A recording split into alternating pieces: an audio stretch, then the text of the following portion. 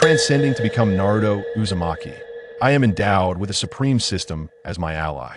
Right from the outset, I have mastered the reanimation jutsu and flying thunder god technique. You might assume my battles consist of mere fisticuffs and kicks, a back-and-forth exchange. In truth, I command a legion of invaluable, costless manpower, all of whom possess unparalleled combat prowess. First Hokage Hashirama Senju remarked, "Tsunade, do not challenge Lord Naruto. Your obstinacy makes things difficult for your grandfather. It would be wise to abandon your dark path and embrace the light." Uchiha Madara interjected, "What are you prattling about? Behold my power. Limbo, border jail."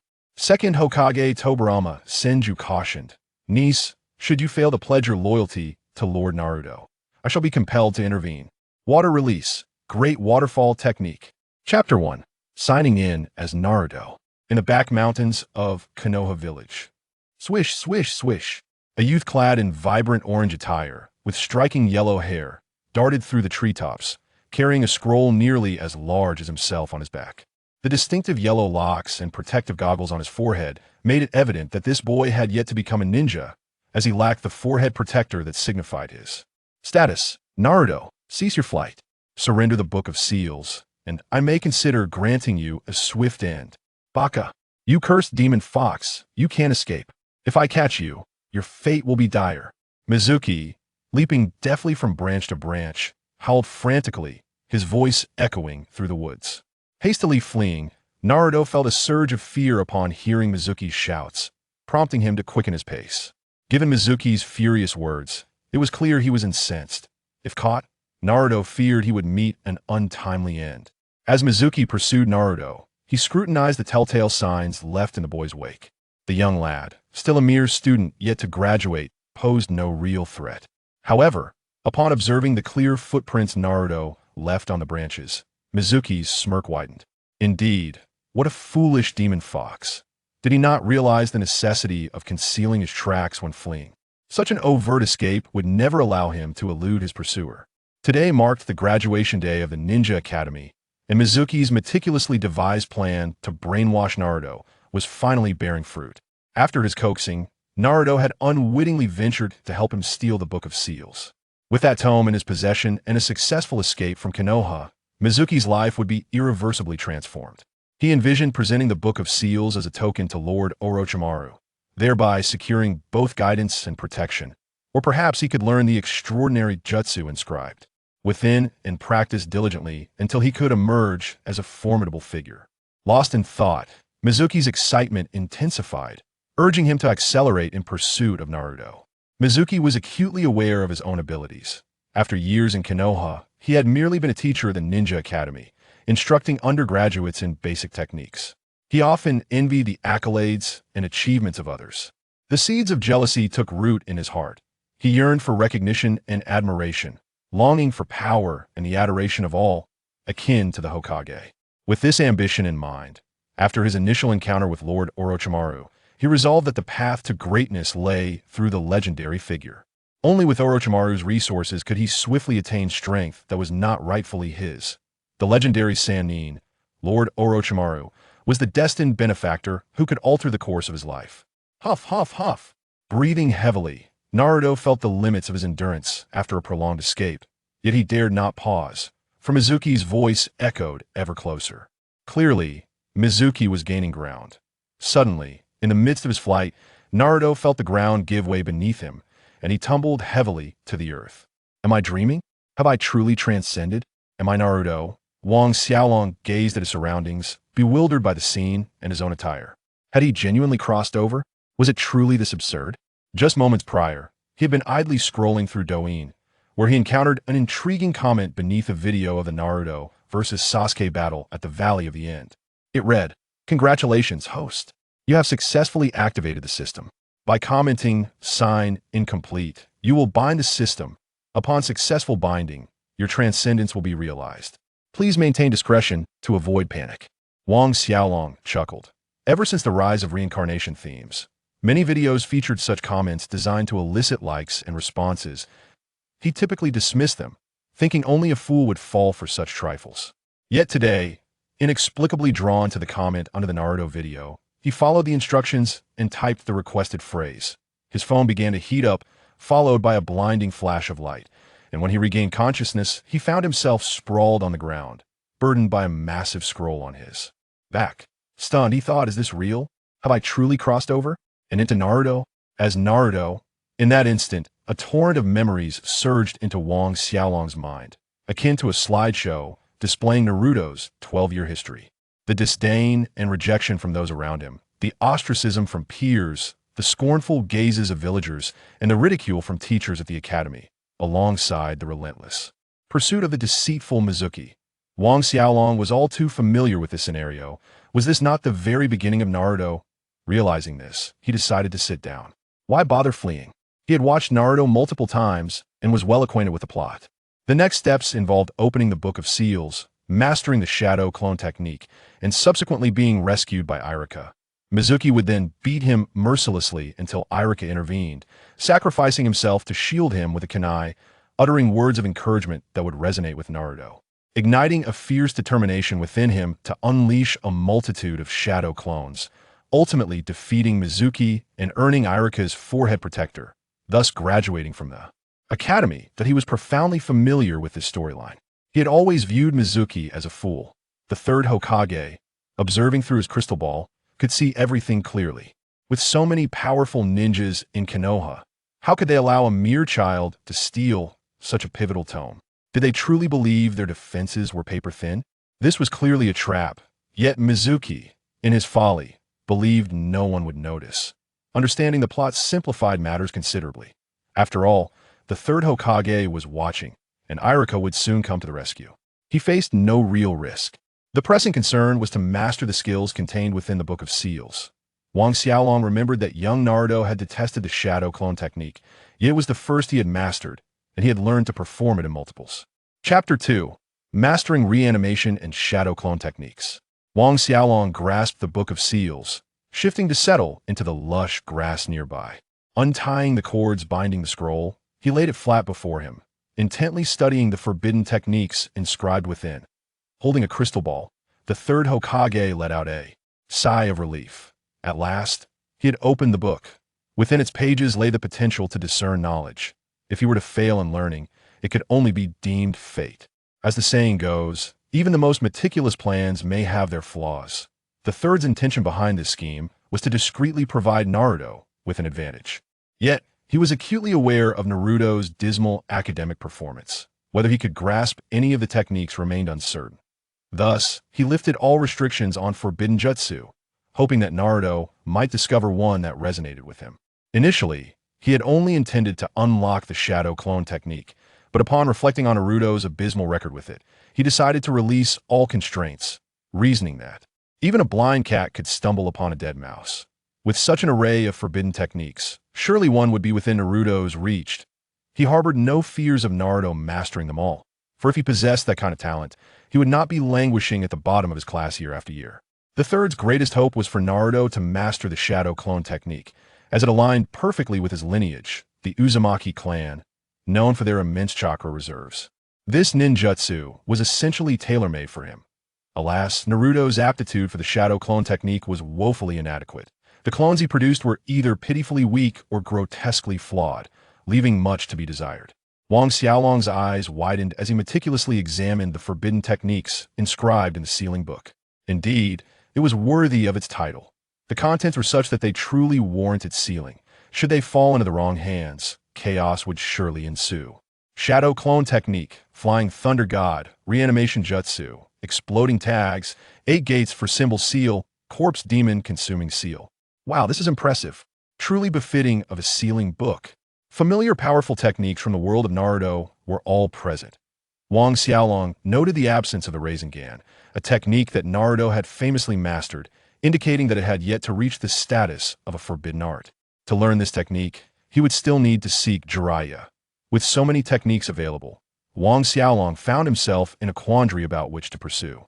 Mastering even a few of the formidable ninjutsu listed could ensure his dominance in the ninja world. Imagining mastering them all led to a singular conclusion. Summon Uchiha Obito. I demand his presence. According to the narrative, one ought to start with the shadow clone technique, especially since he planned to confront Mizuki shortly, and the third Hokage was observing through. The crystal ball. However, as a seasoned fan of Naruto who had traversed into this world, Wang Xiaolong was determined to forge his own path. Having grown accustomed to being underestimated, he refused to adhere to the script. I'm a narrative. I will learn as I please. In the story, Naruto only managed to grasp the shadow clone technique. However, Wang Xiaolong was resolved to master all. After all, he had been a top student back in the 3rd grade, securing 3rd place in the midterm exams. Gazing at the hand seals for the shadow clone technique, a smile crept onto his face, and oh wonder Naruto managed to learn it so easily. It required merely a single hand seal. Deceptively simple. The basic clone technique demanded 3 seals, yet the shadow clone required only 1. Who could possibly fail at that? Upon reviewing the notes, he suddenly understood. The distinction lay in the fact that the shadow clone technique was suited for those with a vast chakra reserve.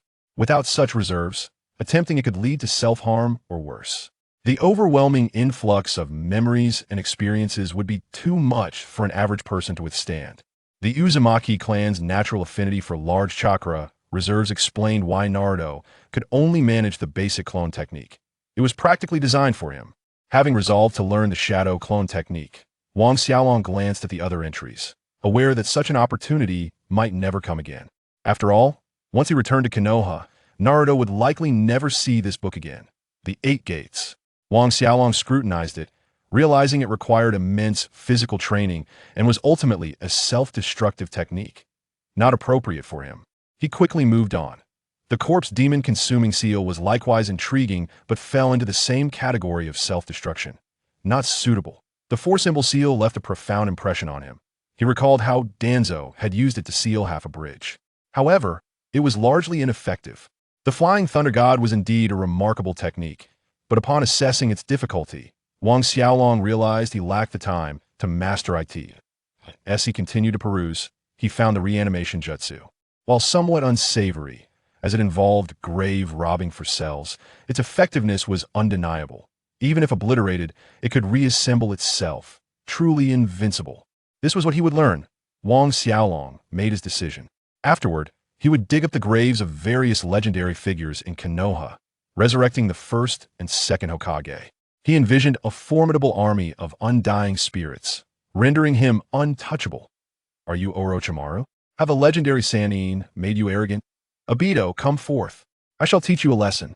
3rd Hokage, are you hoarding the compensation left for my family?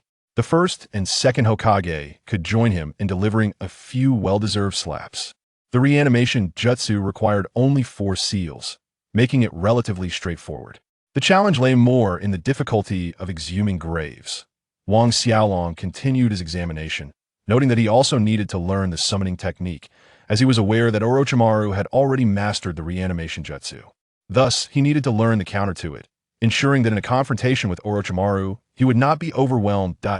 In total, 6 seals were required for the summoning technique, 2 more than the reanimation. Fortunately, they were not overly complex, and he committed them to memory. He mentally reviewed the intricate details of the shadow clone technique and the reanimation jutsu, ensuring he grasped every nuance. Having completed these tasks, he scratched his head, feigning a look of deep struggle, for the 3rd Hokage was still peering through the crystal ball.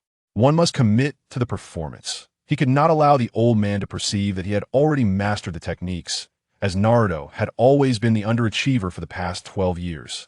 Chapter 3. System Sign in Naruto. I know you are here, you wretched fox. Come out at once. Damn you, give me the Book of Seals. A shadow suddenly descended onto the tree branch near Naruto, revealing Mizuki with a face twisted in malice, his venomous words pouring forth incessantly. He had been fixated on the footprints on the branch, tracing them to this very spot, but now they abruptly ended, leaving no further trace. He refused to believe that Naruto had successfully eradicated the tracking marks. If that were the case, he would have done so much earlier. He knew that Naruto must have grown weary and hidden himself nearby. That foul fox was undoubtedly lurking in the vicinity. He could surely hear my words.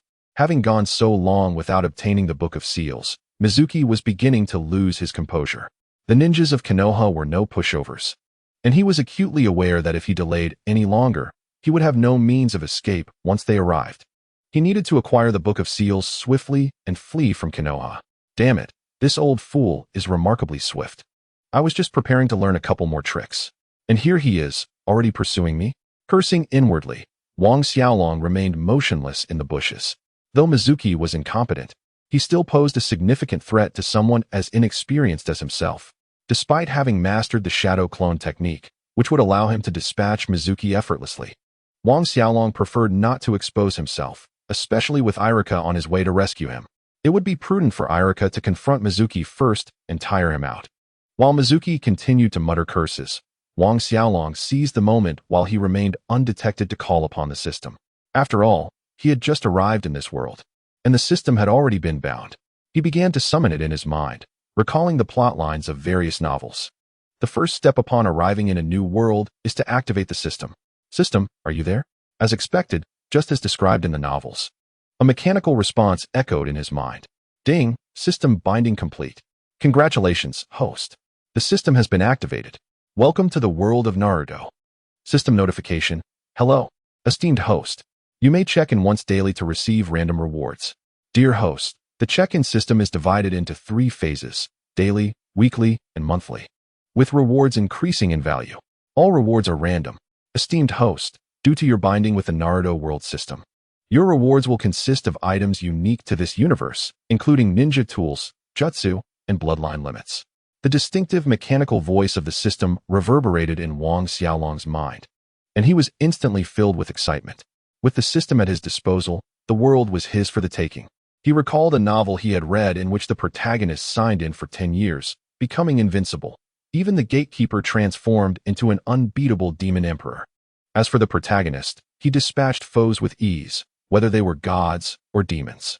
Commencing today's check-in, Wang Xiaolong silently recited. This was perfect. He had arrived and activated the system to check in.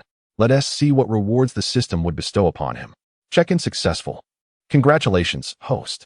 You have received your check-in reward, Kunai X5, Explosive Tags X5. Upon hearing this, Wang Xiaolong's face fell. Was this system even reliable? Other systems offered unparalleled techniques or extraordinary cultivation levels. At the very least, they could provide magical weapons. Yet here he was, merely receiving a handful of kunai and a few explosive tags. Speaking of explosive tags, Wang Xiaolong felt a twinge of regret. Had he known, he would have learned the technique for multiplying explosive tags earlier. He could have slapped one onto Mizuki and triggered a localized explosion. He could have placed it right on his. Well, one could imagine the consequences, though it was merely a fictional scenario.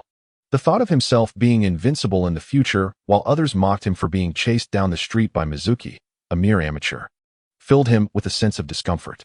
He finally understood why the Jade Emperor became agitated whenever his past exploits were mentioned. The weight of past failures could tarnish a lifetime. Naruto, I see you. Come out and surrender the Book of Seals, and I shall spare your life. Otherwise, do not blame me for being merciless. As Wang Xiaolong pondered these thoughts, Mizuki's voice echoed once more in his ears. Turning his head, he peered through the bushes and saw Mizuki, resembling a fool, holding a kunai and scanning the area for his whereabouts. Mizuki was certain that Naruto was nearby, but the dense foliage made it difficult to locate a small boy. Calculating the time, Mizuki grew increasingly anxious. The Book of Seals had been stolen for some time now. Even a pig would have realized it by now and started tracking. Moreover, given that Konoha was a top-tier ninja village, even if he retrieved the Book of Seals from Naruto, he feared he might not escape. With this thought, Mizuki's expression darkened further. Wang Xiaolong glanced once more at Mizuki, who was still searching for him.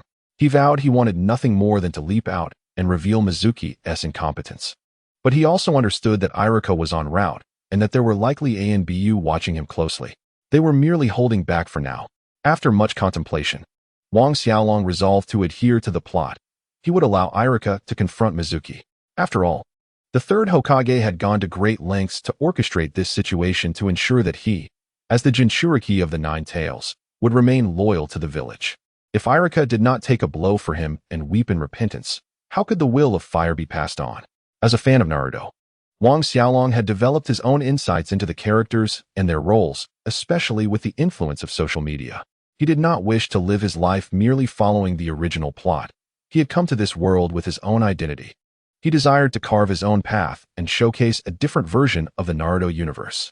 System, upon first binding and crossing over, are there any special rewards apart from signing in? While Mizuki remained oblivious to his presence, Wang Xiaolong attempted to inquire within his mind. As a seasoned reader of novels, He was well acquainted with the tropes and rules of such narratives. Some rewards and rules would remain undisclosed unless asked. Ding, esteemed host. In light of your first binding with the Naruto world system, a special storage space has been granted to you. The area is limitless. Please check your inventory. As expected, a triumphant grin spread across Wang Xiaolong's face. I knew it. These systems are notoriously tricky. They never reveal anything unless prompted, but once you ask, they provide substantial rewards. Chapter 4. Acting what happened? Where did Mizuki go? Wasn't he just here? Just as Wang Xiaolong had extracted some benefits from the system, he noticed that Mizuki, who had been frantically searching for him moments ago, had vanished. Whoosh! A figure descended from the sky, landing before Wang Xiaolong, startling him with a chilling voice. Hey, Naruto! Recognizing the distinctive nose, Wang Xiaolong immediately identified the figure as Irika. Surprisingly, while Mizuki had failed to locate him, Irika had swooped down from above. Could this be the unique NPC ability to find others? Instantly, Wang Xiaolong realized the plot was unfolding. He chuckled. Well, you found me. Irika-sensei, I just learned a new jutsu. Wang Xiaolong feigned embarrassment, scratching his head with a sheepish grin adorning his face. He was aware that, according to the narrative, at this moment, Mizuki should be observing him from the tree behind Irika. Mizuki's sudden disappearance must have been due to his awareness of Irika's pursuit. Wang Xiaolong carefully scrutinized Irika's demeanor. It was abundantly clear from his expression that the third Hokage and the Umbu had not informed him of the fact that he was being hunted by Mizuki. Irika, caught off guard, was bewildered by Naruto's claim of practicing ninjutsu. What sort of ninjutsu could be practiced in this eerie place? Irika-sensei, I want to show you an incredibly powerful ninjutsu. If I master it, will you let me graduate? Irika was even more perplexed. Who told you that? Who said performing a ninjutsu would grant you graduation? Wang Xiaolong began displaying his acting skills, leaving the third Hokage, observing through the crystal ball, equally bewildered. Wait a minute. Mizuki was just pursuing you, and now you suddenly claim to be practicing ninjutsu upon seeing Irika? Do you take me for a fool? Or has that cunning little fox been deceiving us all these years? Thankfully, my remote monitoring via the crystal ball allows me to keep track of him. He likely has no idea that his every move is under my control. The third Hokage stroked his chin, deep in thought. If he has been pretending all along, then we could be in serious trouble. Irika, who told you that performing a ninjutsu would allow you to graduate? Irika asked urgently, sensing something was amiss. It was Mizuki-sensei. Mizuki-sensei revealed the location of this scroll and told me that if I learned a ninjutsu from it and performed it for you, I would graduate. Wang Xiaolong responded cheerfully, animatedly gesturing with the sealed book in hand. Upon hearing this, Irika's face was filled with shock, and he immediately thought, this is bad. Mizuki has set a trap for Naruto. I didn't expect this kid to fall for it so easily, and even bring out the sealed book. Watch your back. At that moment, Wang Xiaolong cautioned Irika. Irika, quick to react, had sensed something was off the moment Naruto mentioned Mizuki, and combined with this sudden warning, every hair on his body stood on end. Without a second thought, Irika pushed Naruto aside. Before he could even turn around, he heard a flurry of whistling sounds approaching from behind. Swish, swish, swish. He barely managed to evade a few critical strikes.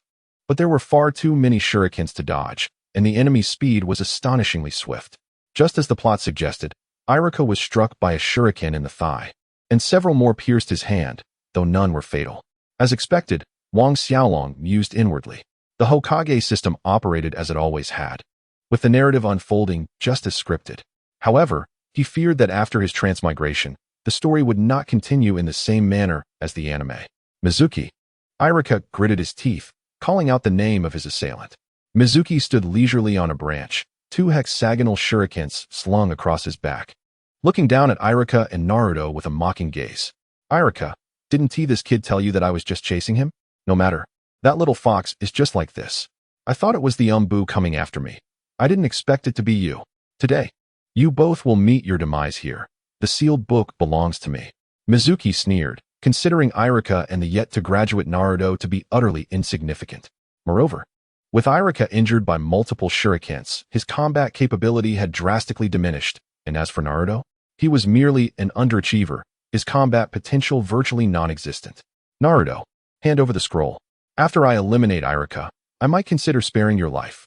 Mizuki declared from his perch, a sinister grin plastered across his face. I see. Irika. Gritting his teeth, extracted the shuriken from his thigh and tossed it aside. He struggled against the pain, saying, "Naruto, whatever you do, don't give him the sealed book. It contains many dangerous ninjutsu, and if Mizuki gets his hands on it, the entire Hidden Leaf Village will be doomed. Mizuki used you to gain access to the sealed book. You absolutely cannot give it to him, not even if it costs you your life." Wang Xiaolong rolled his eyes inwardly, thinking, "Of course, I know I shouldn't give it to him. Can you stop following the script for a moment? Hurry up and take a hit for me, so I can use Shadow Clone to take him down. This guy is unbearable. Don't listen to his nonsense. He wants the sealed book too. Naruto, Iruka has been deceiving you. Let me reveal the truth," Mizuki said with a playful demeanor, ready to drop a bombshell. As Mizuki began to speak, Iruka immediately sensed the impending danger. "Stop talking nonsense. Don't say a word. Naruto," Mizuki continued, 12 years ago, the Hidden Leaf Village established a rule, but you are the only one in the entire village who must remain unaware of it," he proclaimed triumphantly. "What rule?" "It was merely that the Nine Tails invaded the village and killed Iruka's parents." The fact that he harbored such a destructive force within himself was hardly a revelation worth claiming as explosive news. Internally mocking Mizuki, Wang Xiaolong had to feign shock and disbelief, putting on an expression that could earn praise from any professor at a prestigious academy for its authenticity. "Silence! Mizuki!" Iruka shouted, desperate to prevent the truth from being revealed. Mizuki, with a sinister smile, articulated the words that would shatter Iruka in an instant. "You must never mention that you are the Nine Tails." Wang Xiaolong couldn't help but roll his eyes again, thinking, "Come on, are you suffering from amnesia? You were shouting Nine Tails the whole time you were chasing me. How can you forget so easily? Don't project your foolishness onto others. Are you senile? Or do you think I'm too young to hear you call me Nine Tails repeatedly? You've mentioned it countless times. And now you tell me there's a rule against mentioning it? You're actually saying this in front of me." Chapter 5. Triggering the mission. The third Hokage, observing through the crystal ball, couldn't help but cradle his head in disbelief at Mizuki's revelations. The subordinates Orochimaru is gathering are becoming increasingly brainless. How could someone so intelligent in childhood end up recruiting such foolish minions after a few years? Meanwhile, the only person truly shocked in the scene was Iruka, who never anticipated that Mizuki would so brazenly disclose the secret, especially in front of Naruto.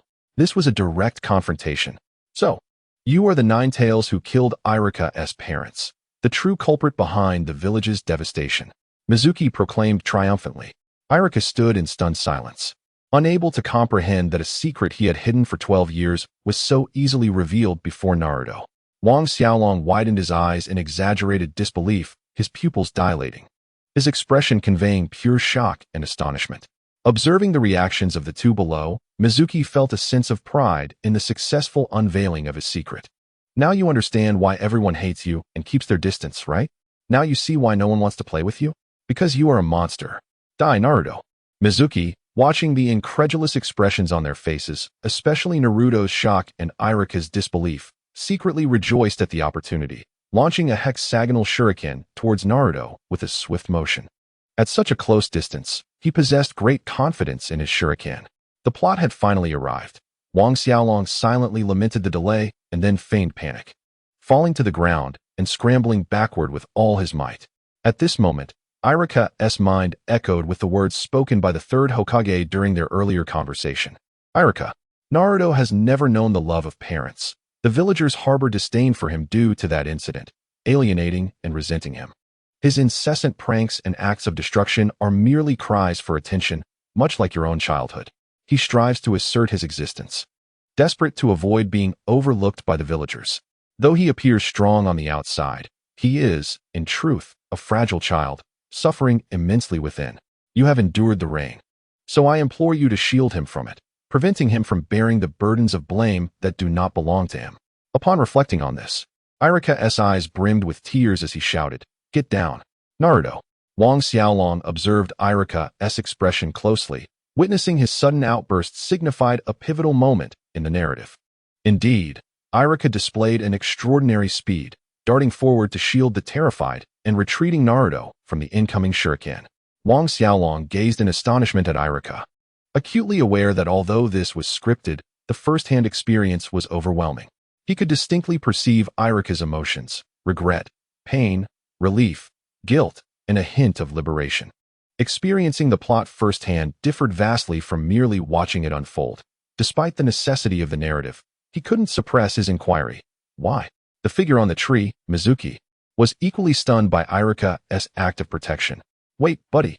This demon fox is responsible for your parents' demise, and yet you still defend him? Have you been bewitched? As anticipated, Iruka's emotional monologue was about to unfold. Following Naruto's inquiry after Wang Xiaolong's arrival, Iruka began to weep profusely, expressing, "We are of the same kind. Everything you are experiencing now, I endured in my youth. I empathize with your pain, just as you are in anguish now. Naruto, you too are suffering, aren't you?" "I am sorry, Naruto." Tears streamed down Iruka's face. His sorrow was genuine, as he felt remorse for Naruto. The third Hokage was correct, having weathered storms himself. Why should he not offer a protective umbrella to Naruto, who faced similar downpours?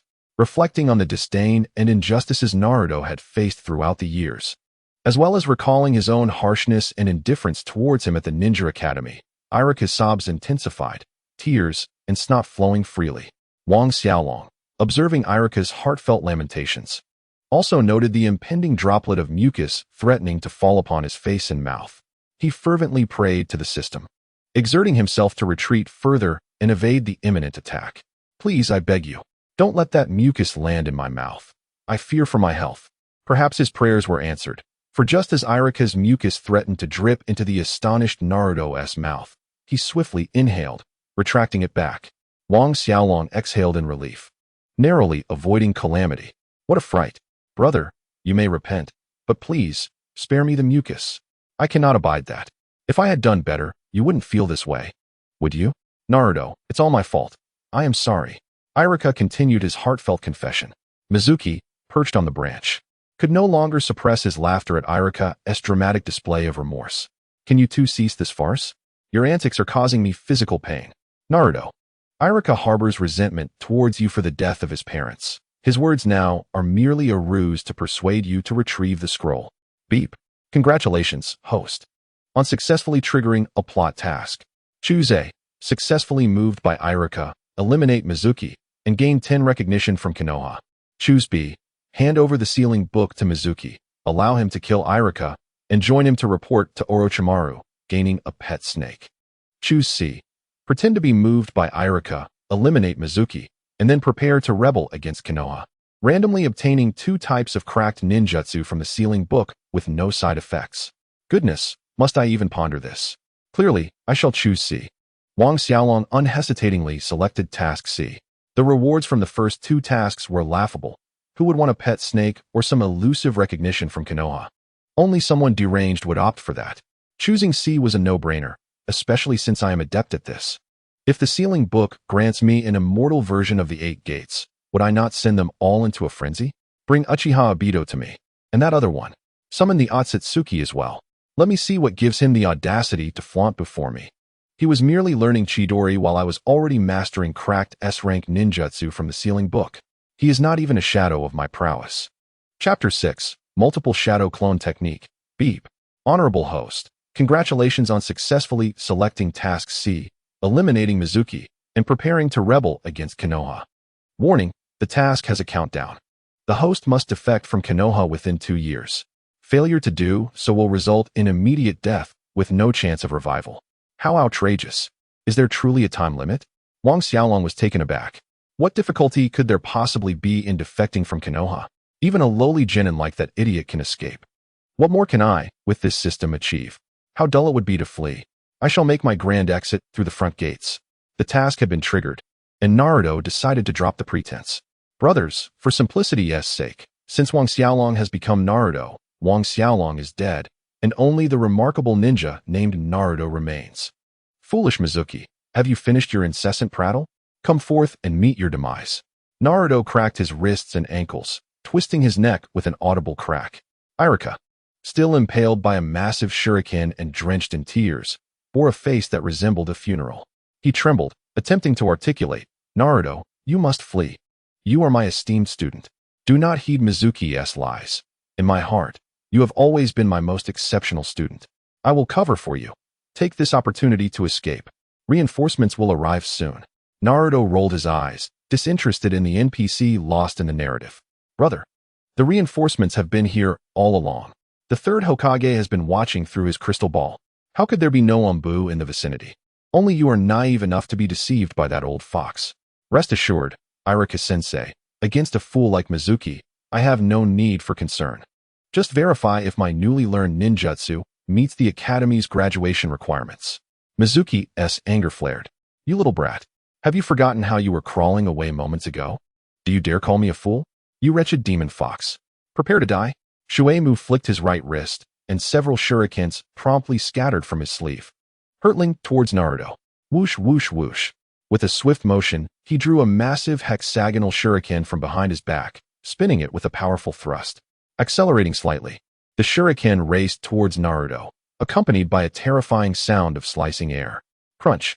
The sharp hexagonal shuriken, akin to a high-speed rotating fan, mercilessly cleaved through every tree in its path, sending fragments raining down. Surrounded on both sides, Naruto, the target, found himself with no escape. A sly smile crept onto Shueimu's lips. After eliminating Naruto, he would finish off the severely injured Irika, then flee with the sealing scroll. Upon his return, who could possibly rival him? Surely, Lord Orochimaru would be delighted with this gift. Ha ha ha. Shueimu's heart was filled with glee. As the saying goes, pride precedes a fall, calamity follows hubris. Just as Shueimu was about to revel in his triumph, he sensed something amiss. The imagined scenario of Naruto being pierced by shurikens and decapitated did not unfold. Instead, the Naruto before him shattered like paper. With a loud bang, he transformed into a cloud of smoke and vanished. This situation left Shueimu in utter astonishment. This was most definitely not a mere substitution technique. Substitution techniques always have a physical replacement, typically wood. The only thing that could dissipate into smoke was the shadow clone technique. Shueimu's pupils constricted. It had to be shadow clones. As the thought crossed his mind, before he could relish his anticipated reward, Naruto's voice rang out from the nearby bushes. Foolish Shueimu. You think I would die so easily? Today, I'll make you wish you never crossed paths with me. Multiple shadow clone jutsu. In the blink of an eye, the bushes beside Shueimu began to rustle, revealing one after another of Naruto, clad in orange attire with yellow hair. Suddenly, the surrounding trees, branches, and the nearby underbrush were filled with countless yellow-skinned, yellow-haired Narutos. Shueimu turned around in shock, his face a mask of disbelief. What? How can this be? Multiple shadow clones? In an instant, all around him, there were thousands of Narutos, at least 3,000 or 4,000. Shueimu was utterly dumbfounded. It felt as though he had been ensnared by an overwhelming force. What should he do when surrounded by 3,000 to 4,000 foes? Effective answers rewarded handsomely. Shueimu, weren't you just boasting about killing me? Well, here I am right in front of you. Go on, make your move. Don't hold back. Thousands of Narutos surrounded Shueimu, their faces adorned with taunting smiles. Naruto did not rush to strike. The prey was firmly in his grasp, a certain demise. No one could escape, let alone flee. If anyone dared to defy him, they could step forward and test their luck. Fox Spirit, what are you so proud of? Even if you've mastered the shadow clone technique, what does it matter? You must know that certain individuals could dispatch you with a mere finger. Despite his eyes betraying terror, Shueimu shouted defiantly. Oh, my temper. You pursued me relentlessly, yet I refrained from overwhelming you. Now that the tables have turned, you still speak so boldly? You dare to threaten me? Naruto's anger flared. He knew exactly whom Shueimu referred to. Was it not that slippery snake? Come on. If you have the guts, summon him. I'll finish you off, then him. The closest Narutos rolled up their sleeves and approached Shueimu. Say, you foolish idiot. Are you still considering killing me? If not, I may just have to kill you instead.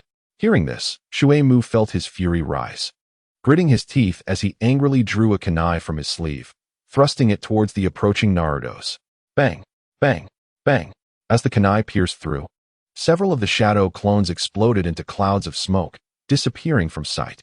Naruto's taunts echoed around him. Oh, well done. 3 of me have already perished. Keep it up. There are still about 3,000 more to go. Good luck, foolish Shueimu. With over 3,000 clones, even if I don't attack, just having you stab each one will tire you to death. Naruto cast a disparaging glance at Shueimu. Recalling the last time someone wielded a kunai so ineffectually, it was Danzo. What was the difference between stabbing a Susanoo and stabbing multiple shadow clones? It seemed there was no distinction. Both actions stemmed from a lack of intellect. Shaking his head, Naruto mused that the individuals in the Hokage office must possess rather low intelligence. Meanwhile, Iruka stood in shock, still pierced by the hexagonal shuriken, unable to think of removing it. The scene before him was simply unbelievable. Was this truly the same Naruto who had always lingered at the bottom of the class? Chapter 7. Mission accomplished. Rich rewards not far away. Two masked individuals perched in the branches of flourishing trees observed the spectacle unfold before them. They, too, were astonished by the scene. Is this really Naruto? That kid struggled to master the shadow clone technique, with his clones often looking crooked and unsteady. How did he suddenly become this formidable? There must be over 2,000 of them. No, at least 3,000. I dare say it could be 4,000. Just look at the sheer numbers. Had we been a bit closer, these clones might have been able to crush us under their weight.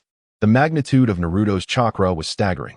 The only one capable of employing the shadow clone technique to such an extent was likely the second Hokage himself. The two Umbu members exchanged glances, each reflecting the astonishment mirrored in the other's eyes. They could hardly believe that the Naruto who had consistently ranked at the bottom of his class possessed such remarkable talent for shadow clones.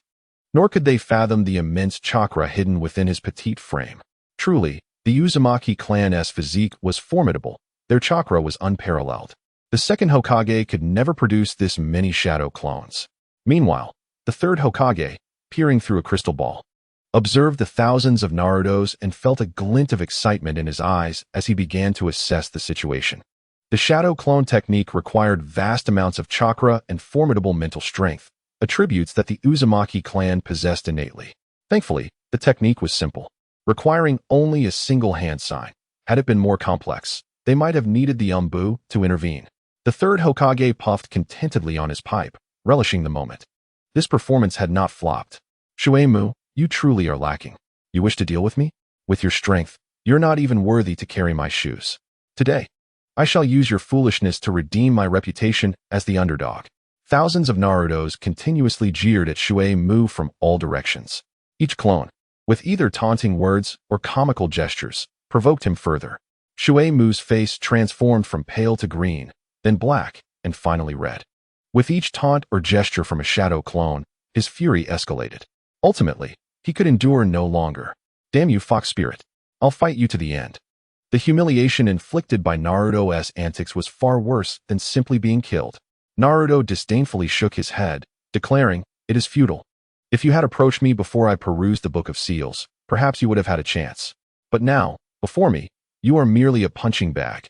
Over 3,000 shadow clones surged forth, and the frail Mizuki found himself akin to a solitary leaf tossed in a tempestuous sea, swaying helplessly amidst the tumult. The sound of fists and feet striking flesh reverberated like thunder, punctuated by wisps of green smoke that occasionally spiraled upward. Mizuki was relentlessly struck by the clones, his body flailing through the air like a deflated ball, darting from east to west and then south to north. In the midst of the countless Narutos surrounding him, it was easy to mistake the frantic movement for Mizuki weaving through them. Yet, if one were to listen closely, beyond the cacophony of blows, faint cries for mercy and pleas for reprieve could be discerned, though their feeble volume was drowned out by the sounds of combat. How tragic! Surely, Mizuki's bones must be shattered. Indeed, I dare say, if you were to present him before me without revealing his identity, I would not have believed it was Mizuki. He is unrecognizable. I would believe you if you said he was merely a lump. Two Umbu guards perched atop the treetops, concealed amidst the lush foliage, were oblivious to the turmoil below. The Umbu, renowned for their prowess in tracking and stealth, ensured that neither Naruto, who was diligently unleashing his attacks, nor Iruka, who was on the brink of collapse, noticed their presence. As for Mizuki, battered beyond recognition, who has ever seen a punching bag on the verge of death possessing the strength to scrutinize his surroundings? The two Umbu observed the unfolding scene with keen interest, meticulously documenting Naruto's actions. They had been dispatched by the third Hokage to covertly monitor Naruto, primarily to prevent Mizuki from absconding with the sealing technique he had stolen from the young ninja, and to record which jutsu Naruto could master after glimpsing the Book of Seals. "I'll beat you so badly your mother won't recognize you. Now go back and ask her if she knows who you are. And it seems I'll need to continue until I make you soil yourself. Wait. I can do it myself. I'll do it right now." Mizuki, resembling a swollen pig, with every inch of his body bruised and battered, could barely muster the strength to beg for mercy when he realized Naruto was poised to resume his assault. All he desired was for the Leaf Guards to arrive swiftly and whisk him away for a thorough interrogation, anything to escape the torment inflicted by this relentless fiend. As Mizuki felt the sting of his plight, he longed to weep, but his swollen eyes betrayed him, leaving no room for tears. He had never experienced such a beating. Was that truly Naruto? And the figure with the six-pointed shuriken embedded in his back? Wasn't that Iruka? I saw him earlier today. Indeed, it was Naruto and Iruka. Hastening to the scene were Aoyama, Ebisu, and Kanji, characters of minor significance in the grand narrative. To be frank, sending Ebisu to deal with Mizuki was a gross underutilization of his talents. After all, he was an elite jonin, and Mizuki was hardly worthy of his attention. Congratulations, host. You have successfully completed the task of defeating Mizuki. The prerequisites have been met, and rewards will be dispensed shortly. The system's mechanical voice echoed in Naruto's mind as he glanced at Mizuki, who lay on the ground like a defeated beast, barely clinging to life. A smile spread across Naruto's face, brimming with anticipation for the rewards. 2 versions of the Book of Seals containing super jutsu. As he observed the arrival of Aoyama, Ebisu, and Kanji, Naruto's shadow clones dissipated instantaneously. With the reinforcements from the Leaf Village present, there was no need for pretense, lest they find themselves without standing room. Rising from Mizuki's prostrate form, Naruto felt it was imperative to deliver a few final kicks himself, for this arrogant fool had pushed him too far. Ding! Congratulations, host. You have successfully comprehended the modified versions of Edo Tensei and Flying Thunder God technique. Eagerly, Naruto examined the descriptions of these 2 jutsu, and upon reading them, he couldn't suppress a sharp intake of breath. Goodness! How can others compete? Edo Tensei no longer requires living sacrifices. Shadow clones can summon. In future battles, why should I even lift a finger? Madara, you shall come forth and witness the dance of mortals. The Flying Thunder God's universal applicability is revolutionary, allowing him to utilize markers created by the 2nd and 4th Hokage without regard for spatial constraints. In one moment, he could be asleep in the land of fire, and in the next, deliver a resounding slap to the 8 tails. The mere thought was exhilarating. This is what true teleportation entails, divine. As Aoyama and the others arrived, they initially overlooked Naruto, who stood off to the side as if in a trance. Instead, they hurried to Iruka, who bore the shuriken embedded in his back. Where's the medical team? We need them now. 2 members of the medical squad, clad in white attire and masks, promptly emerged, unceremoniously extracting the shuriken from Iruka's back without preamble. The pain elicited a muffled groan from Iruka, who internally lamented. Could they not offer a word of warning? As healing light emanated from their hands, Iruka's injuries gradually began to mend, and his complexion improved. With renewed vigor, Iruka momentarily set aside his grievance regarding the rough treatment he had received and excitedly grasped Ebisu's arm, exclaiming, Ebisu, look. The one lying there like a defeated dog is Mizuki. Do you know how he ended up like this? It was at the hands of my student Naruto. I witnessed the entire battle. Naruto moved like a blur, exchanging blows with Mizuki in the blink of an eye. That left hook he delivered to Mizuki's right cheek was tremendous. I saw his teeth go flying. The scream he let out resembled that of a pig in distress. Iruka's face was alight with excitement as he animatedly recounted the battle to Ebisu. At the height of his narration, Ebisu's eyebrows twitched, and he smirked knowingly. If that is how you describe it, then I understand. That punch's force simply divine. Ebisu's demeanor was decidedly lecherous. I don't quite comprehend, Kanji interjected, looking bewildered. Why are you 2 holding hands and suddenly calling me over? Not you. Keep quiet and listen. Iruka and Ebisu retorted in unison, casting disdainful glances at the perplexed Kanji. Continue. Brother, we missed the action and arrived after the battle had concluded. Ebisu wore a look of intrigue, aware of Naruto's previously lackluster reputation. Now witnessing such prowess, he was eager to uncover the mystery behind this transformation. Had he, too, found some miraculous enhancement in the heat of battle? With a single punch, Shuemu was propelled through the air like a cannonball. A resounding crack echoed as he collided with 3 mighty trees, splintering them upon impact. The onlookers gasped in astonishment. No way are you pulling my leg. How can the tail end of the class be so formidable? Those trees required at least 2 people to wrap their arms around. And he shattered them with a single blow? Was Shuemu possibly a pawn of Naruto? Let me tell you, that punch marked a turning point. After being struck, Shuemu was sent flying, while the shadow clone landed firmly and delivered a powerful kick, sending him spiraling back before he even touched the ground. He was like a ragdoll soaring through the air. Did you notice how few teeth he had left? Most of them must have fallen out during that aerial display. Incredible. Ebisuzawa and the others raised their thumbs in admiration. Shuemu, despite being a teacher, was an officially recognized ninja from Konoha, and yet he was being tossed around like a lightweight by a student who was at the bottom of the class. This was truly a rarity. If it were a genius student beating him up, it would be understandable, but to be so thoroughly defeated by a student considered the weakest? Few would believe it. Is it true that even the tail end of the class is this impressive now? The quality of this year's students is remarkably high. What happened next? Gongzi asked. His curiosity piqued. What transpired after all that? But there was no further story to tell. Irika shrugged his shoulders, innocently replying. That's it. Gongzi exclaimed in disbelief. Indeed, when you arrived, Naruto had just been riding on him, delivering heavy blows. If you had arrived a moment later, you might have found yourselves bringing back a corpse. I must say, the shadow clone technique is rather formidable. Irika glanced at Naruto, who was scratching his head and grinning foolishly. This boy had indeed delivered a tremendous surprise today. That technique was personally created by the second Hokage, and while the multiple shadow clone technique has high requirements, it isn't impossible to learn, as long as one is not completely incompetent. But how could Shuemu, as a ninja, be defeated in such a manner by Naruto? 2 fists cannot contend with 4 hands, and a lone tiger cannot withstand a pack of wolves. Ebisuzawa chimed in. Remember, Shuemu is merely a teacher at the Ninja Academy. His strength is limited. His theoretical knowledge may be strong, but that doesn't equate to actual combat prowess. Take this year's top genius, Sasuke Uchiha. Although he hasn't graduated yet, he could easily overpower Shuemu. Never underestimate the strength of a genius. Of course, Naruto has indeed provided us with a significant surprise. Whenever the multiple shadow clone technique is inscribed in the Forbidden Scroll, it signifies a jutsu of great renown.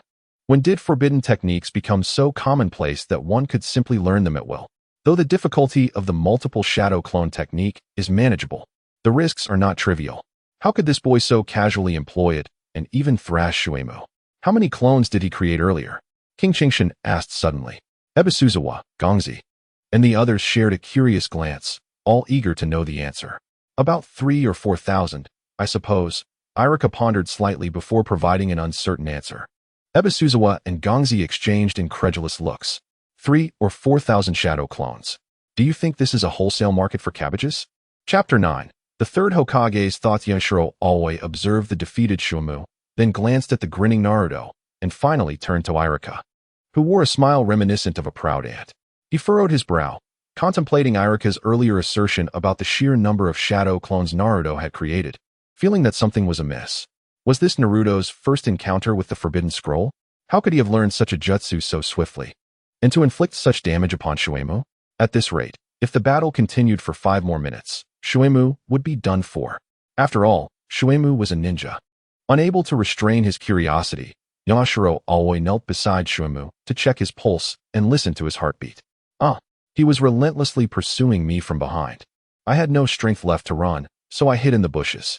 Just as I peeked out, Irika-sensei arrived, and then Shuemu ambushed me. Naruto recounted without withholding any details. Why didn't you warn Irika that Shuemu was chasing you?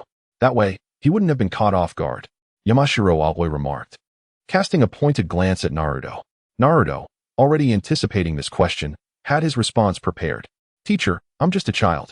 Shuemu was on my tail the whole way, and I was so flustered. The moment I saw Irika-sensei, all I felt was excitement. Of course, it's my fault too. I was so busy reporting my progress to Irika-sensei that I forgot to warn him. By the time I remembered, Shuemu had already launched his attack. I'm so sorry. Teacher. Naruto lowered his head, tears welling in his eyes. It's not your fault. It's the teacher's slow reaction. Irika interjected. Aoi, don't blame Naruto. When I found him, he did indeed try to warn me. But my own strength was inadequate, and my reflexes were too slow, which led to Shuemu's ambush. Moreover, if it weren't for Naruto, by the time you all arrived, Shuemu would have likely seized the scroll, and you would have only found our corpses. Irika quickly patted Naruto's head in a gesture of comfort. He placed all the blame upon himself. To be saved by a student, especially one considered the bottom of the class, was utterly humiliating. How would he ever show his face among the teaching staff after this? Damn it. Yamashiro Aoi cursed under his breath. Could you stop asking questions? Are you deliberately trying to make me look foolish? It was only natural for a child to react this way. When a teacher arrives, it feels like a shield against danger. After all, nobody expected the teacher to be so weak. Ebisuzawa stepped in to ease the tension, stating, "It's just that kind of situation." No one enjoys hearing it said like that. Damn it, Ebisuzawa. Are you trying to undermine me? Irika snapped, momentarily forgetting his injuries, leaping to confront Ebisuzawa. Yamashiro Aoi observed the commotion among the group, his brow furrowing slightly, but he chose not to delve deeper. Upon reflection, it was quite reasonable. He turned to Naruto and inquired about the whereabouts of the Forbidden Scroll. Where's the scroll, Naruto? Where did you put it? Naruto turned, retrieving the scroll from the bushes, which was nearly the same size as him, and placed it before Yamashiro Aoi. Here it is. I only took a glance. Yamashiro Aoi scrutinized Naruto closely, asking, this scroll contains dozens of jutsu. Aside from the multiple shadow clones, what else have you learned? The contents are too complex. Only the multiple shadow clones were easy to remember and learn. As for the other seals, they're filled with all sorts of convoluted requirements, many of which I can't even comprehend. Naruto shook his head, feigning exasperation, as if the material were too difficult to grasp. Irika, Ebisuzawa, Aoi, please don't press him further. This boy truly only learned the shadow clone technique, and he had very little time to study it. He had barely opened the scroll before you found him. You've already seen what transpired. To master a single forbidden technique in such a short time is already impressive. You must understand that forbidden techniques are not common. They are not something one can learn just by looking at them. Many individuals may only master one or two in their entire lifetimes. Two masked ninjas descended from the trees. Unmistakably the Umbu who had been keeping watch on Naruto under the third Hokage's orders. Ah, I see. Ebisuzawa and the others nodded, indicating their understanding. Irika and the Umbu had both confirmed the situation, suggesting it was indeed trustworthy. Yamashiro Aoi reflected on this. After all, while Irika might lie, the Umbu operated solely under the authority of the Hokage. Since you are here, does that mean the Hokage is already aware of what has transpired? Ebisuzawa, ever the astute Jonin, connected the appearance of the Umbu with other implications. One of the Umbu took a step forward, shaking his head as he spoke. No, we were executing other tasks and merely happened to pass by, witnessing this scene. Of course, after consulting with Lord Third, our mission has now changed. Our current task is to escort the Book of Seals back. He turned to Naruto. You, young man, are a genius. I don't know much, but to master the shadow clone technique with just a glance is remarkable. In this regard, even the second Hokage, who created this technique, pales in comparison to you. To be honest, it feels as if this ninjutsu was tailor-made for you. The two Umbu did not speak the whole truth.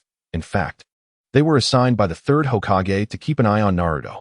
Their mission was to intervene if Naruto was about to be eliminated by Mizuki, eliminating Mizuki themselves, and then finding a way to have Naruto open the Book of Seals and learn any ninjutsu contained within.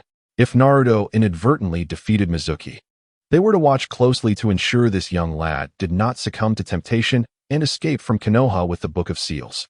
Of course, there was a third scenario they did not mention.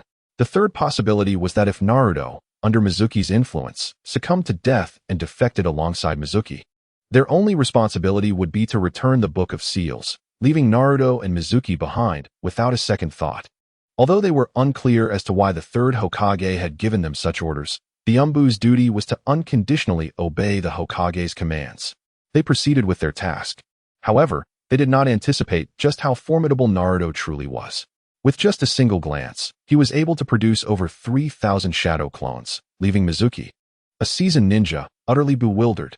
One must admit, this boy possesses a certain talent for the shadow clone technique. Could this be the third Hokage's intention? To orchestrate such a scenario with the Book of Seals, allowing the underperforming Naruto to learn the multi-shadow clone forbidden technique that suited his talents? After all, forbidden techniques are not something just anyone can learn, and there is a distinction between the shadow clone and the multi-shadow clone. But what could be the purpose behind this? Why set up such a scheme for a mere 12-year-old child? Is it solely because of his identity as the Nine-Tails vessel? Or is it due to that person? Regardless, let us first return the Book of Seals.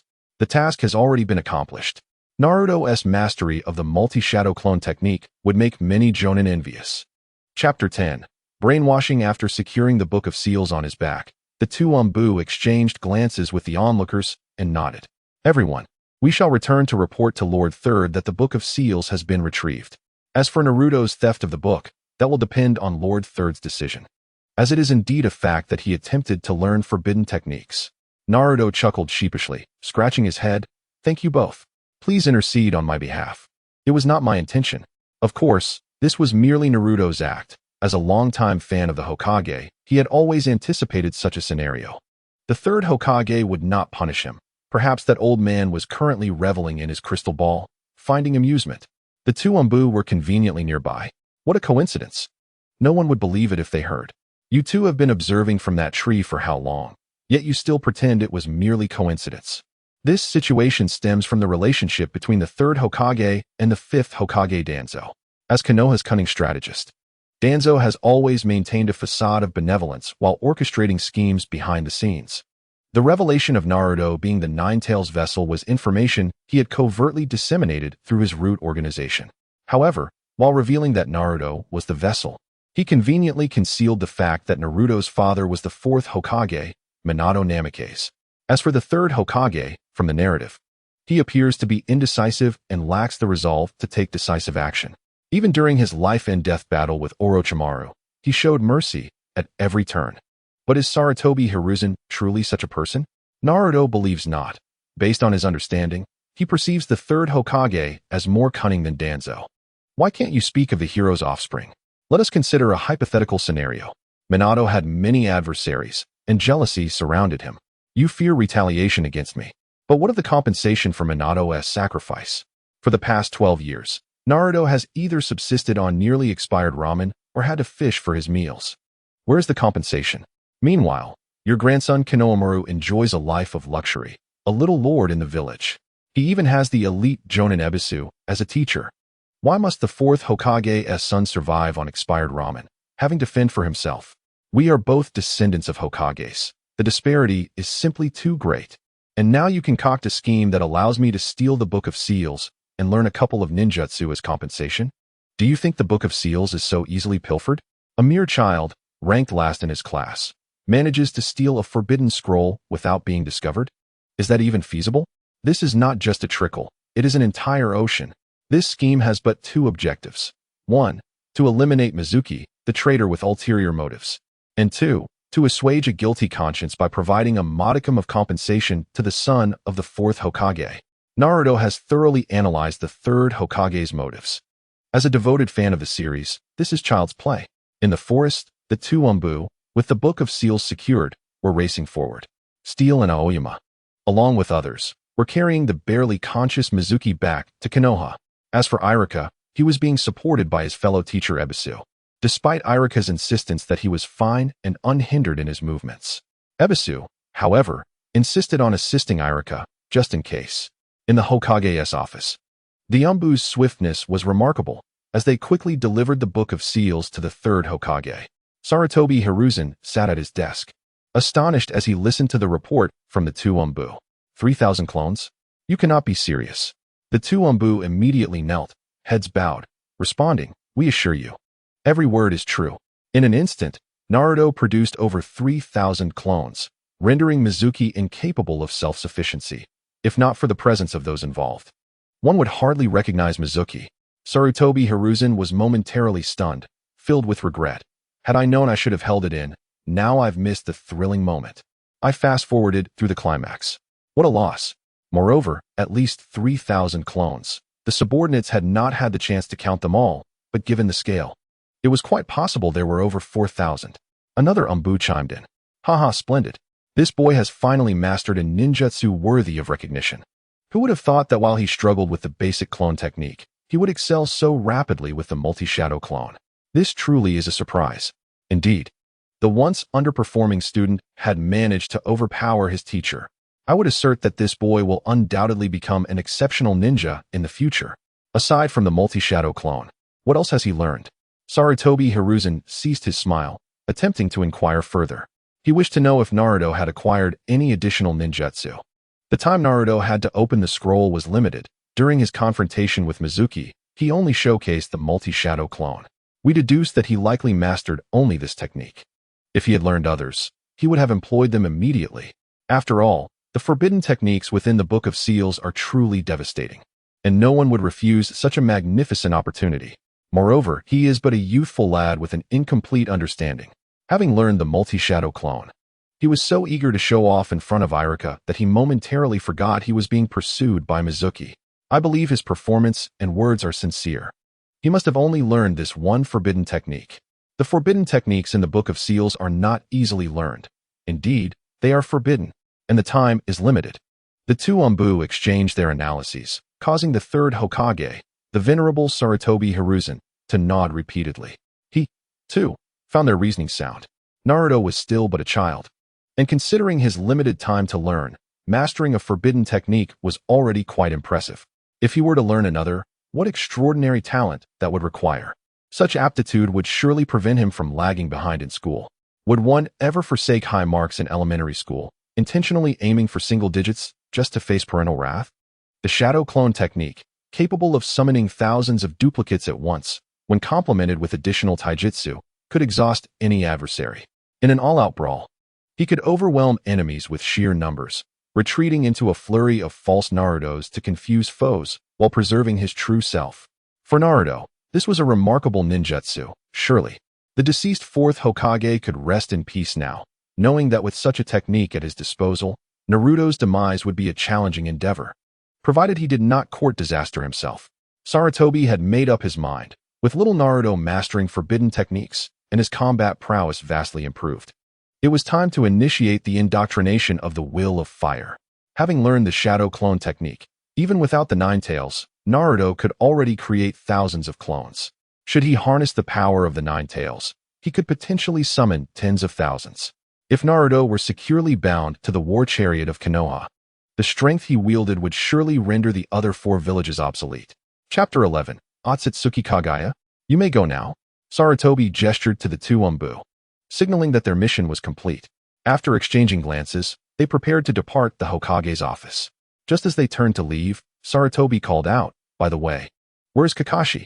Find him and bring him to me." The two Umbu acknowledged their task with a salute to the third Hokage before vanishing in an instant.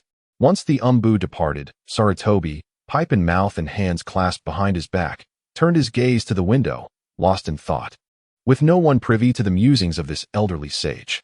As the sun descended, Irika and his companions leisurely made their way back to the village after the Umbu had left with the sealing scroll. Among them, Yama and Ebisu escorted the battered Mizuki to the designated interrogation facility, while Ganji returned to guard the entrance. Irika and Naruto exchanged glances, both at a loss for words. Finally, Irika broke the silence. "Naruto, it has been ages since I treated you to ramen. How about I treat you today? It can be a celebration of our survival and your mastery of the powerful shadow clone technique. What do you say?" Irika patted his chest, his eyes sparkling with delight. "Yay, Irika-sensei, I'm going to eat my fill." Naruto beamed, thrilled at the prospect of a free meal. At the entrance of Ichiraku Ramen, Naruto marveled at the once televised establishment now standing before him, feeling a sense of disbelief. "What's wrong, Naruto? Long time no see. Are you missing Uncle Ichiraku?" "Not at all. I was just pondering how many bowls I should devour to bankrupt Irika-sensei." Naruto cheekily replied. "Haha, go ahead and eat. Irika-sensei has plenty of ramen money." Irika boasted, slapping his chest. "How much could a few bowls possibly cost? Today, I will cover the tab." Two figures, one tall and one short, swept aside the curtain of Ichiraku Ramen and settled into two vacant seats at the counter. As a regular patron, Naruto was well known to Uncle Ichiraku, who greeted him with warmth. "Welcome, little Naruto. What flavor of ramen would you like today?" Uncle Ichiraku inquired with a smile. "Uncle, I'll have 10 bowls of chashu ramen, please," Naruto declared with a mischievous grin, recalling how the Naruto from the series could devour ramen in large quantities. He wondered if he had inherited that same talent. If he couldn't finish, he could always save some for tomorrow. 10 bowls today? Is little Naruto not feeling well? Uncle Ichiraku was momentarily taken aback by the order. "Not at all, Uncle. I just want a hearty start. Irika-sensei is treating, so don't worry. Today, I won't budge from my seat until I'm done." "All right, no problem." Uncle Ichiraku chuckled, recognizing the appetite of this young glutton. "Hey, Naruto is here." A bowl of noodles was brought out by Ayum, Uncle Ichiraku's daughter, as she spotted Naruto and Iruka. Yes, I am Nichin. Please ensure you give me extra chashu today. Don't worry. Little Naruto, have I ever skimped on the chashu when you visit? She replied with a smile. Both she and her father had kept a watchful eye on Naruto, aware of his struggles and the disdain he faced from others in the village. Many times, when Naruto had no food, he would come to their ramen shop for a meal. They had never charged him, allowing him to eat freely, never judging him by the opinions of others. To them, he was simply a mischievous yet kind-hearted child. Iruka, however, felt a pang of despair upon hearing Naruto's order.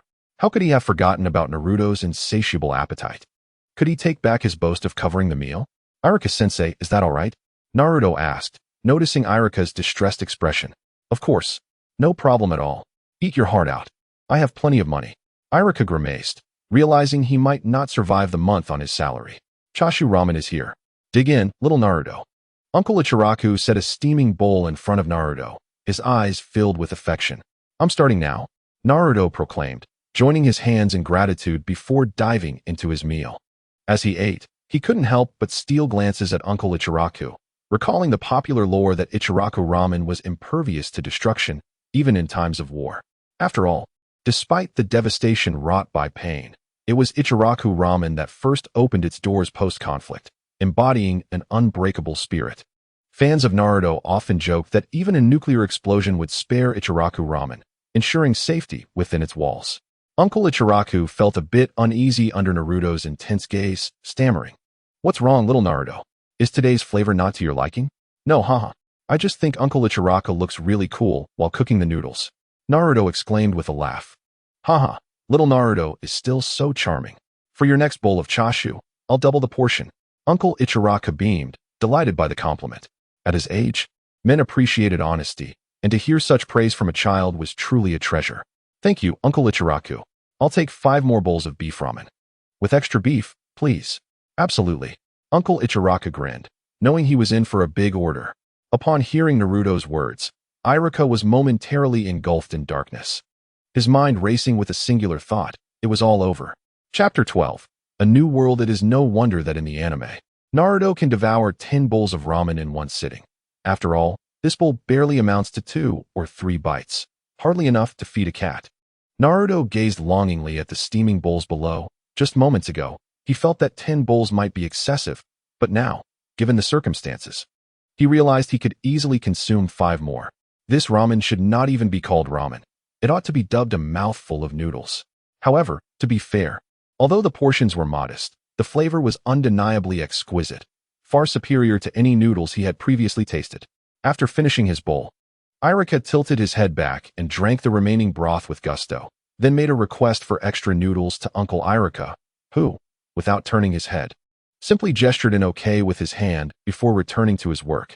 Iruka then turned to Naruto, who was stretching his neck in anticipation of more noodles, and, after a moment's contemplation, he removed his forehead protector from his brow and tied it around Naruto's head.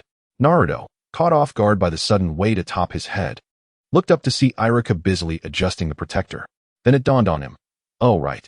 In this episode, Iruka gifted his protector to Naruto to commemorate his graduation from the Ninja Academy. It was a moment for Iruka to showcase his acting prowess. Naruto's face was awash with excitement, tears brimming in his eyes. Little Naruto, from this moment forth, you are a true ninja. Iruka beamed at Naruto, his expression filled with pride. In the past, I may have been somewhat harsh on you. Reflecting on those days, I feel a deep sense of remorse. I want to sincerely apologize. During those times, I failed to fulfill my duties as a teacher. Iruka spoke slowly, his initial joy gradually transforming into heartfelt regret. Please, Iruka-sensei, don't say that. You have always treated me well. I am truly happy to have your recognition. Naruto replied, feeling a bit awkward. Truth be told, he felt that his own acting was riddled with flaws in the face of Iruka's earnest gaze. He could hardly bring himself to meet Iruka's eyes. I'm sorry, Naruto. I was indeed influenced by the villagers and held an unjust perception of you, even treating you differently, like they did. But after today, I've come to realize that you are my student, and you too are a victim. You are truly remarkable. Naruto, I am proud to have you as my student. I am elated that you have finally mastered a powerful jutsu, a forbidden technique written on a scroll, and you learned it so effortlessly. In the future, you will undoubtedly be an outstanding ninja of Konoha. just as you have always dreamed. Perhaps in the not-so-distant future, you might even become Hokage, the hero of the village." Naruto's face involuntarily twitched. Had he not crossed over, the script would have remained unchanged. Naruto would ultimately become the 7th Hokage, marrying the perfectly developed Hinata, and leading a fulfilling life with a son and a daughter. Yet now, having traversed into this world, he could not guarantee the title of Hokage, nor could he envision himself as the hero of Konoha. After all, he harbored an ulterior motive, to defect from Konoha. If he did not defect, time would simply erase him. However, gazing at Iruka's hopeful expression, revealing his true feelings, Naruto felt a twinge of reluctance. After all, human emotions are tender. Though Iruka had once been among those who disliked Naruto, following the conclusion of the Water and Wood arc, he had grown to genuinely cherish Naruto, a sentiment that remained unchanged even through Naruto's wedding. In truth, many fans of the series hold a fondness for Iruka. After all, during several of Naruto's moments of despair, it was Iruka's kindness that guided him back to the right path. Unfortunately, Naruto was no longer the same boy he once was. "Congratulations on becoming a ninja of Konoha," Iruka exclaimed, his face alight with a genuine smile as he placed a steaming bowl of noodles before Naruto. "Thank you, Iruka-sensei. I will definitely become an exceptional ninja." Naruto nodded tearfully, addressing Iruka. Yet, deep down, he silently uttered an apology. He was no longer focused on becoming Hokage or safeguarding the village. His thoughts were now consumed with the notion of becoming a rogue ninja, departing from the village. "You are no longer a child. You are a ninja, and ninjas do not cry." Iruka placed the ramen before Naruto, affectionately ruffling his hair. "Now eat up. Our village's future star, the shining hope of tomorrow, great ninja Naruto Uzumaki." Naruto lowered his head and devoured the noodles ravenously. But amidst the usual disdainful memories of the village's adults, Iruka's kindness resurfaced in the depths of his mind. "They say that once you've weathered a storm, you will hold an umbrella for others." Naruto felt that Iruka was precisely that kind of person. However, the 12 years of memories weighed heavily on Naruto.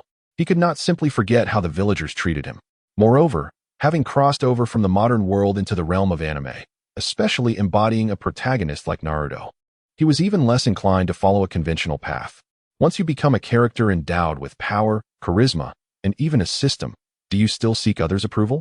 No, rather. It is this world that must seek my validation. After all, the battles in Naruto are cataclysmic. One-tailed beast bomb can obliterate half the village. And the Moon Eye plan threatens to annihilate the entire ninja world. Not to mention the numerous beautiful kunoichi of the Hokage era. Who could adhere to monogamy? It must be a world of multiple wives. If this were a world of monogamy, then my arrival is to rectify the entire system. Only I, Naruto Uzumaki, am the architect of the new world order. The rules of existence can only be dictated by me. Others may choose monogamy or polygamy. But as the bearer of a system and the strongest force, I must not be bound by such limitations.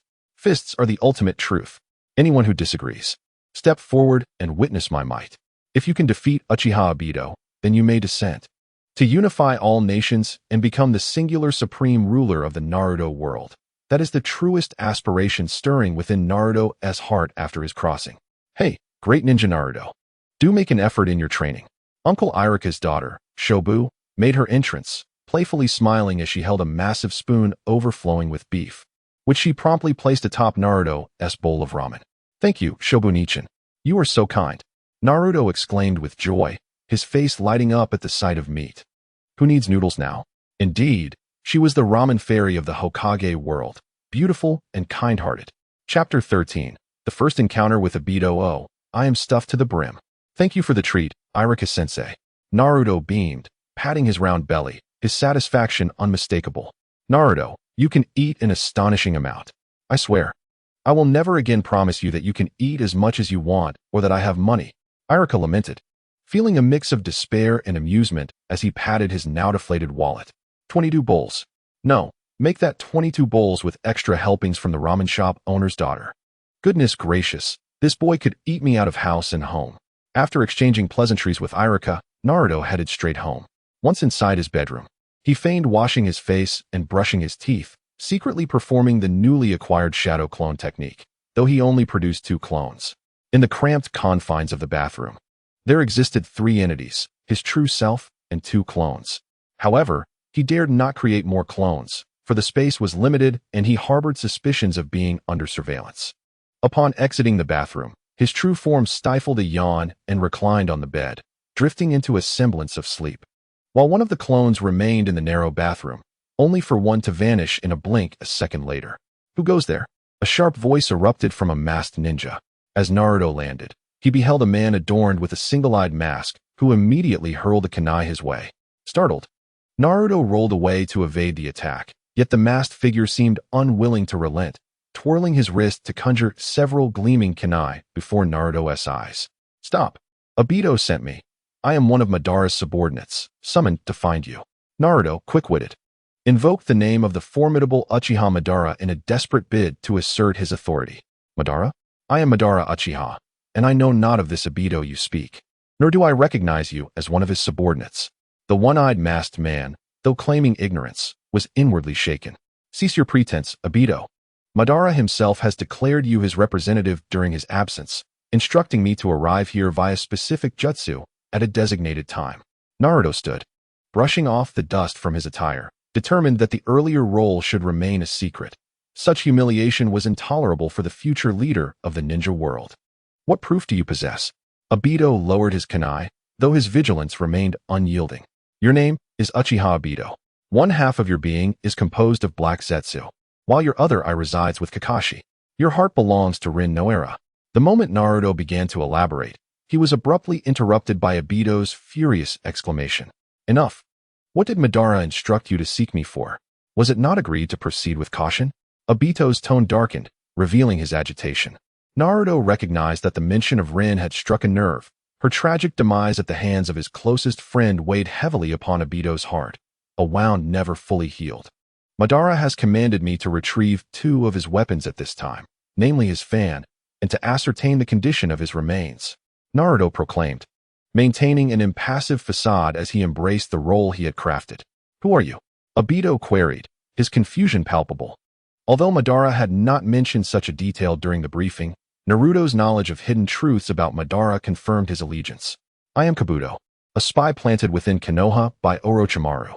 However, unbeknownst to Orochimaru, I serve Madara.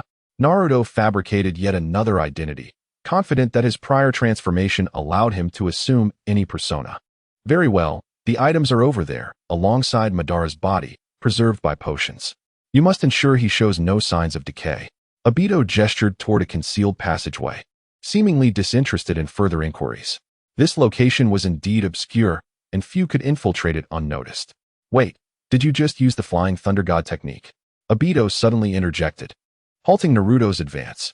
That is absurd. The Flying Thunder God is a technique unique to the 2nd and 4th Hokage. I lack the prowess to master such forbidden arts.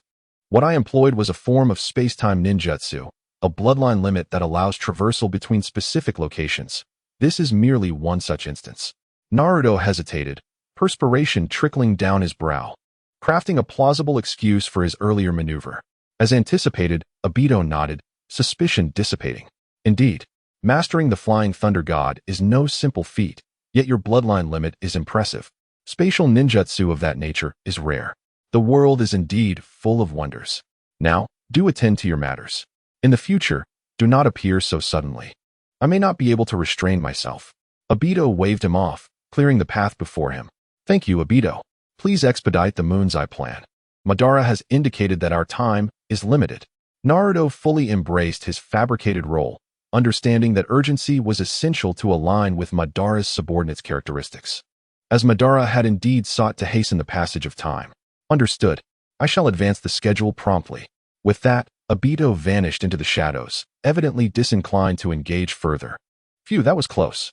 Naruto exhaled, relieved. In his haste to reach Obito using the Flying Thunder God, he had forgotten to prepare an excuse. Thankfully, his composure remained intact, and he was fortunate that Madara had been deceased for several years. Let us proceed to retrieve Madara's relics. The moment Naruto had used the Flying Thunder God to seek out Obito, he had resolved that the first person he would summon would be none other than Madara Uchiha, the one whom even the 5 Kage could not defeat. With him at hand, one might boldly ask, who would dare to raise their voice against him? Step forward if you dare. Chapter 14. Kabuto as he traversed the passageway. He arrived at a wall. Upon activating the adjacent mechanism, a vast array of weapons and a colossal body submerged in formaldehyde greeted his gaze. The man within, with hair cascading to his waist and a visage aged by time, was unmistakably Uchiha Madara, just as depicted in the anime. Could this indeed be formaldehyde? The hue resembled that of the potions in Orochimaru's lair. Surely, these concoctions were the work of that cunning serpent. Naruto marveled at the sight of the verdant liquid, reflecting upon the boundless possibilities of science. Nevertheless, he dismissed such thoughts, eager to complete his mission and depart. Rolling up his sleeves, he lifted the lid of the container enveloping Madara's body, suppressing his revulsion as he excised a piece of flesh from the shoulder. The body had been preserved for quite some time.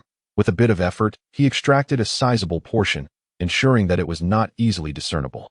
After casually placing it within the confines of the system's reward space, Naruto turned his attention to the plethora of weapons adorning the walls. Clearly, Obito had overlooked this treasure trove, for he had not touched a single item.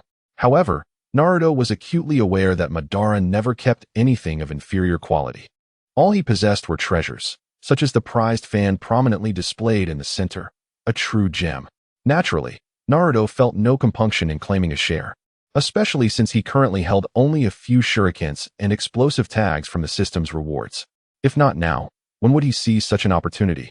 Moreover, with Madara poised to become his subordinate, and Obito as Madara's subordinate, it was only fitting for him to take what belonged to his subordinate.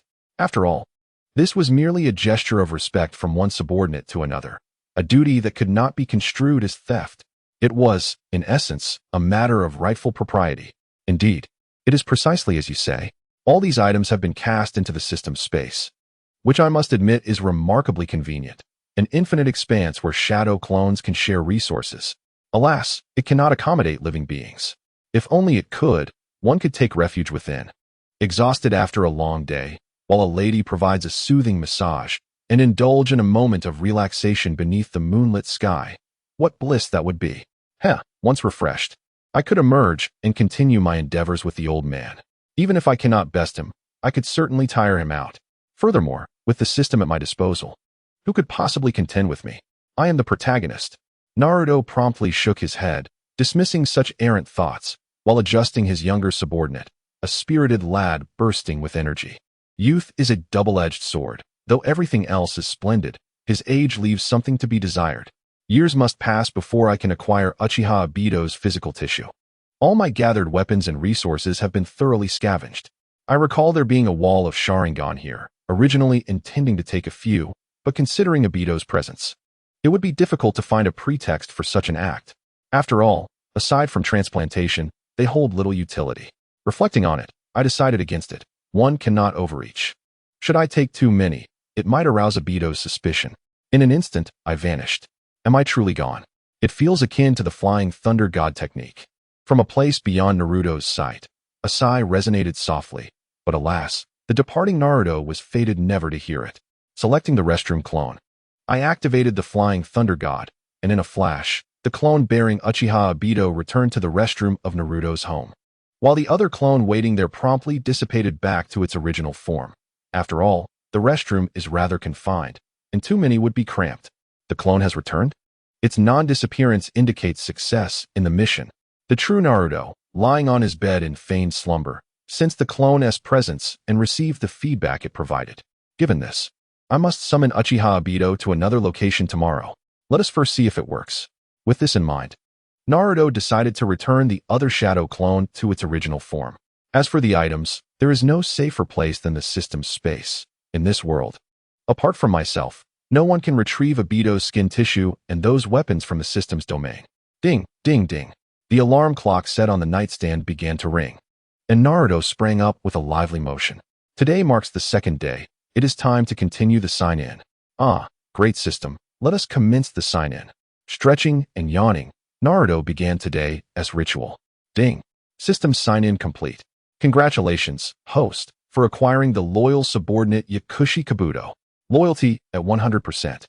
The system has detected that Yakushi Kabuto's allegiance is to the legendary Sannin Orochimaru and has automatically brainwashed him for you. At this moment, Yakushi Kabuto is now under your command. Would you like Yakushi Kabuto to publicly request to renounce his loyalty to Orochimaru? The system's reward left Naruto momentarily dazed.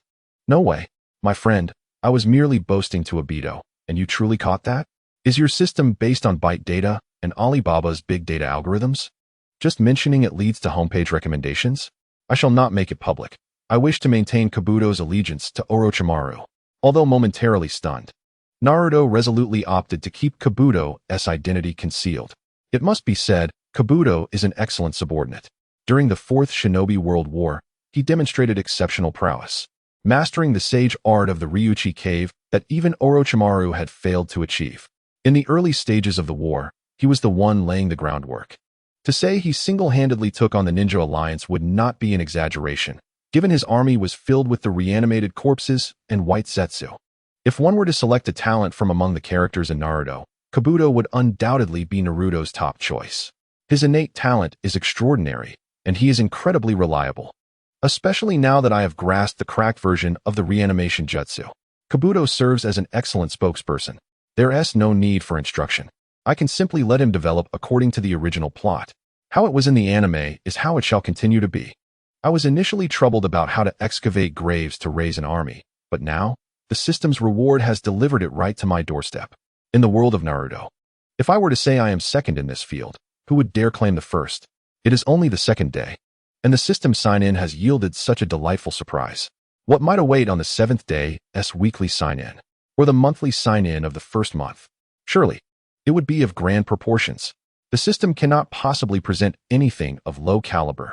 Great system, do you not agree? Presenting inferior items would only diminish your reputation in the eyes of the readers. How about this? Reward me with a well-versed Hinata Hyuga or the multifaceted Mizukage Meiterumi. Either one will suffice, as I am not picky. I make a wish. Great system, I promise to chant daily. How about you fulfill my desire? Chapter 15. The conversation between the third Hokage and Kakashi. How was it? Were there any unusual occurrences last night? On the rooftop, two Umbu exchanged information, their gazes occasionally sweeping over the target under surveillance, seemingly unconcerned, for after all, the subject was merely a child. No unusual occurrences. After finishing ramen last night, he returned to wash his face, brush his teeth, and went to sleep.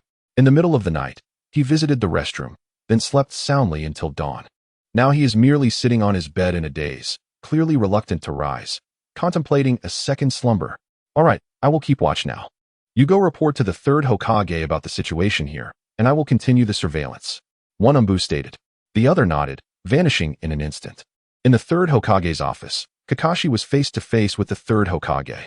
Yesterday, while on a mission, Kakashi received word from Umbu that the third Hokage was seeking him. Fortunately, it was not a high-stakes task. Upon handing over to Umbu, he leisurely made his way back to Konoha, where he comfortably took a hot shower and enjoyed a restful sleep before arriving at the office of Sarutobi Hiruzen, the third Hokage, that very morning. Why me? Kakashi was somewhat taken aback. He had not anticipated that the third Hokage would assign him such a challenging task upon calling him back. Had he known, he would not have returned. This matter is far more troublesome than any mission, because it can only be you. Logically, you hail from Umbu, and your years of combat experience will enable you to guide these few young ones effectively and teach them how to be ninjas. Emotionally, the boy with yellow hair is the orphan of your teacher. They perished in that great war, leaving only this child behind. For all these years, while he has been mischievous, he still bears the legacy of his father. He learned the multi-shadow clone technique after just one demonstration. In terms of talent, he is not inferior to that Uchiha boy. He requires a good teacher. The third Hokage puffs on his pipe, inhaling deeply, releasing a plume of smoke that gracefully curves through the air. Turning to Kakashi, he solemnly stated, one whose entire clan has been slaughtered, whose parents were village heroes. Yet the child is regarded as a demon fox by the villagers. These two children, if placed in anyone else's hands, should they fail to be taught well, could become the village's most feared adversaries. Sarutobi Hiruzen spoke lightly, yet the weight of his words was unmistakable. I have never taught anyone. I fear I may not be able to manage this, and besides, I dwell in darkness. Kakashi replied nonchalantly, truly reluctant to take on this messy situation. Precisely because you have experienced darkness and have not lost your way, you are the most suitable teacher. You can lead them out of the shadows and towards the light. Where the leaves dance, the fire persists. The flame shall continue to illuminate the village and foster the sprouting of new leaves. Do you comprehend the essence of this statement? The third Hokage's thoughts seemed to drift into the distance, his gaze suddenly becoming vacant and hollow. May I visit him? Kakashi spoke after a prolonged silence.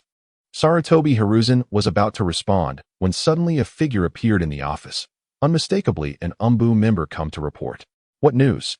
Sarutobi inquired, showing no surprise at the Umbu's abrupt entrance. Kakashi felt the same. Having originated from the Umbu himself, he was well accustomed to such matters. Moreover, the surroundings of the Hokage's office were heavily guarded. Who but the Umbu could traverse freely? There is nothing unusual. The Umbu replied in a hushed yet firm voice. They have already departed for the academy. Sarutobi nodded, indicating his understanding, and the reporting Umbu quickly vanished from sight. Once again, only Kakashi and his current master, Sarutobi Hiruzen, remained in the Hokage's office. Sarutobi said nothing. He rose and walked out, casting a glance at Kakashi, who immediately understood and silently followed suit. In the slums. At Naruto's home. Is this the residence of that child? Kakashi observed the open carton of expired milk on the table and the pile of greasy dishes stacked high in the sink. His expression remained unperturbed as he surveyed the surroundings, where flies buzzed about amidst the clutter of discarded shoes and remnants of instant ramen packaging. Indeed, this is the abode of the orphan son of the fourth Hokage. Sarutobi seemed to discern Kakashi's thoughts and confirmed what was in his heart with a calm statement. I can hardly believe it. He is the child of Sensei Minato. Kakashi sighed, his eyes filled with disbelief, which soon morphed into disappointment. Thus, I assert that it is most fitting for you to watch over this child. Sensing Kakashi's emotional turmoil, Sarutobi promptly shifted the topic. He wished to prevent Kakashi from becoming entangled in this matter. Because you are astute and clever. Well, you also have a Uchiha child in your class. Let us go and pay a visit. Sarutobi rose and opened the door, slightly turning to look at Kakashi, who remained rooted in place. What are you pondering? Upon seeing the third Hokage, Sarutobi Hiruzen, narrow his eyes, Kakashi felt a flicker of wariness, but years in the Umbu had trained him to maintain an air of nonchalance. Oh, nothing. I merely noticed that this milk expired over a year ago. If consumed, it would surely cause a stomach ache. Nothing to worry about. Let us be on our way. Our time is limited. Sarutobi stepped outside, saying no more. Kakashi hastily set down the half-empty carton of milk and followed Sarutobi out. This truly is troublesome. As perceptive as Kakashi is, having spent so many years in the Umbu and possessing a considerable reputation, how could he fail to notice the oddities here? He harbored doubts about the third Hokage and was deeply suspicious, yet he dared not voice them. Sarutobi Hiruzen was not merely the Hokage, he was also lauded as the strongest Hokage in history. This old man, others may be oblivious, but he knew all too well. Being proficient in all 5 elemental ninjutsu, earning the moniker, the Professor of Ninjutsu. Invincible. These 3 words echoed in Kakashi's mind. The scene shifted, and Kakashi, alongside the third Hokage, arrived at the residence of the last surviving Uchiha, a grand villa situated in the affluent district. After surveying the meticulously arranged interior, Kakashi could not help but sigh. In stark contrast to Naruto's dwelling, it was worlds apart. Children with homes are treasures, while those without are akin to weeds. Truly, the ancients do not deceive. Uchiha Fugaku was a strict man, and his approach to his children's education was equally stringent and successful. Sarutobi remarked while observing the Uchiha Sasuke's abode. He adjusted the brim of his Hokage hat, attempting to scrutinize the layout and environment within. I recall that his brother Itachi worked under your guidance back in the day. Now, his younger brother is also under your care. What a coincidence. Indeed, a rather troublesome situation. Chapter 16. Clothes make the man. Meanwhile, on Naruto's side, although he had acquired the perverse SSR subordinate Yakushi Kabuto during the morning attendance, the excitement from the previous night, combined with the morning's overzealous enthusiasm, had swiftly drained him, returning him to his former state. Initially considering a quick nap, he soon realized the time was nearly upon him, prompting a hurried wash and brush before heading to school, as today was the day of class division. Regarding the division, he was already aware, and without suspense, he would be in the same class as Sasuke and Sakura. The leading teacher was Hatake Kakashi. Yes, that Kakashi, known for his Sharingan and the moniker Copy Ninja. It was said that he performs poorly against the weak but excels against the strong, his combat prowess remaining a mystery. Regardless of who arrives, he can always engage in a fair fight. His father, Hatake Sakumo, was known as White Fang of the Leaf. Had it been the old Naruto, the news of sharing a class with Sakura would have sent him into a frenzy of excitement. However, in his current form, he felt no ripple of emotion. What good could come from being in the same class as that two-faced Sakura? That girl would rather have Naruto risk his life to bring back the traitorous Sasuke. Each time he witnessed Sakura pleading with Naruto to ensure that Sasuke returned, he felt an overwhelming urge to smash the television. Damn it!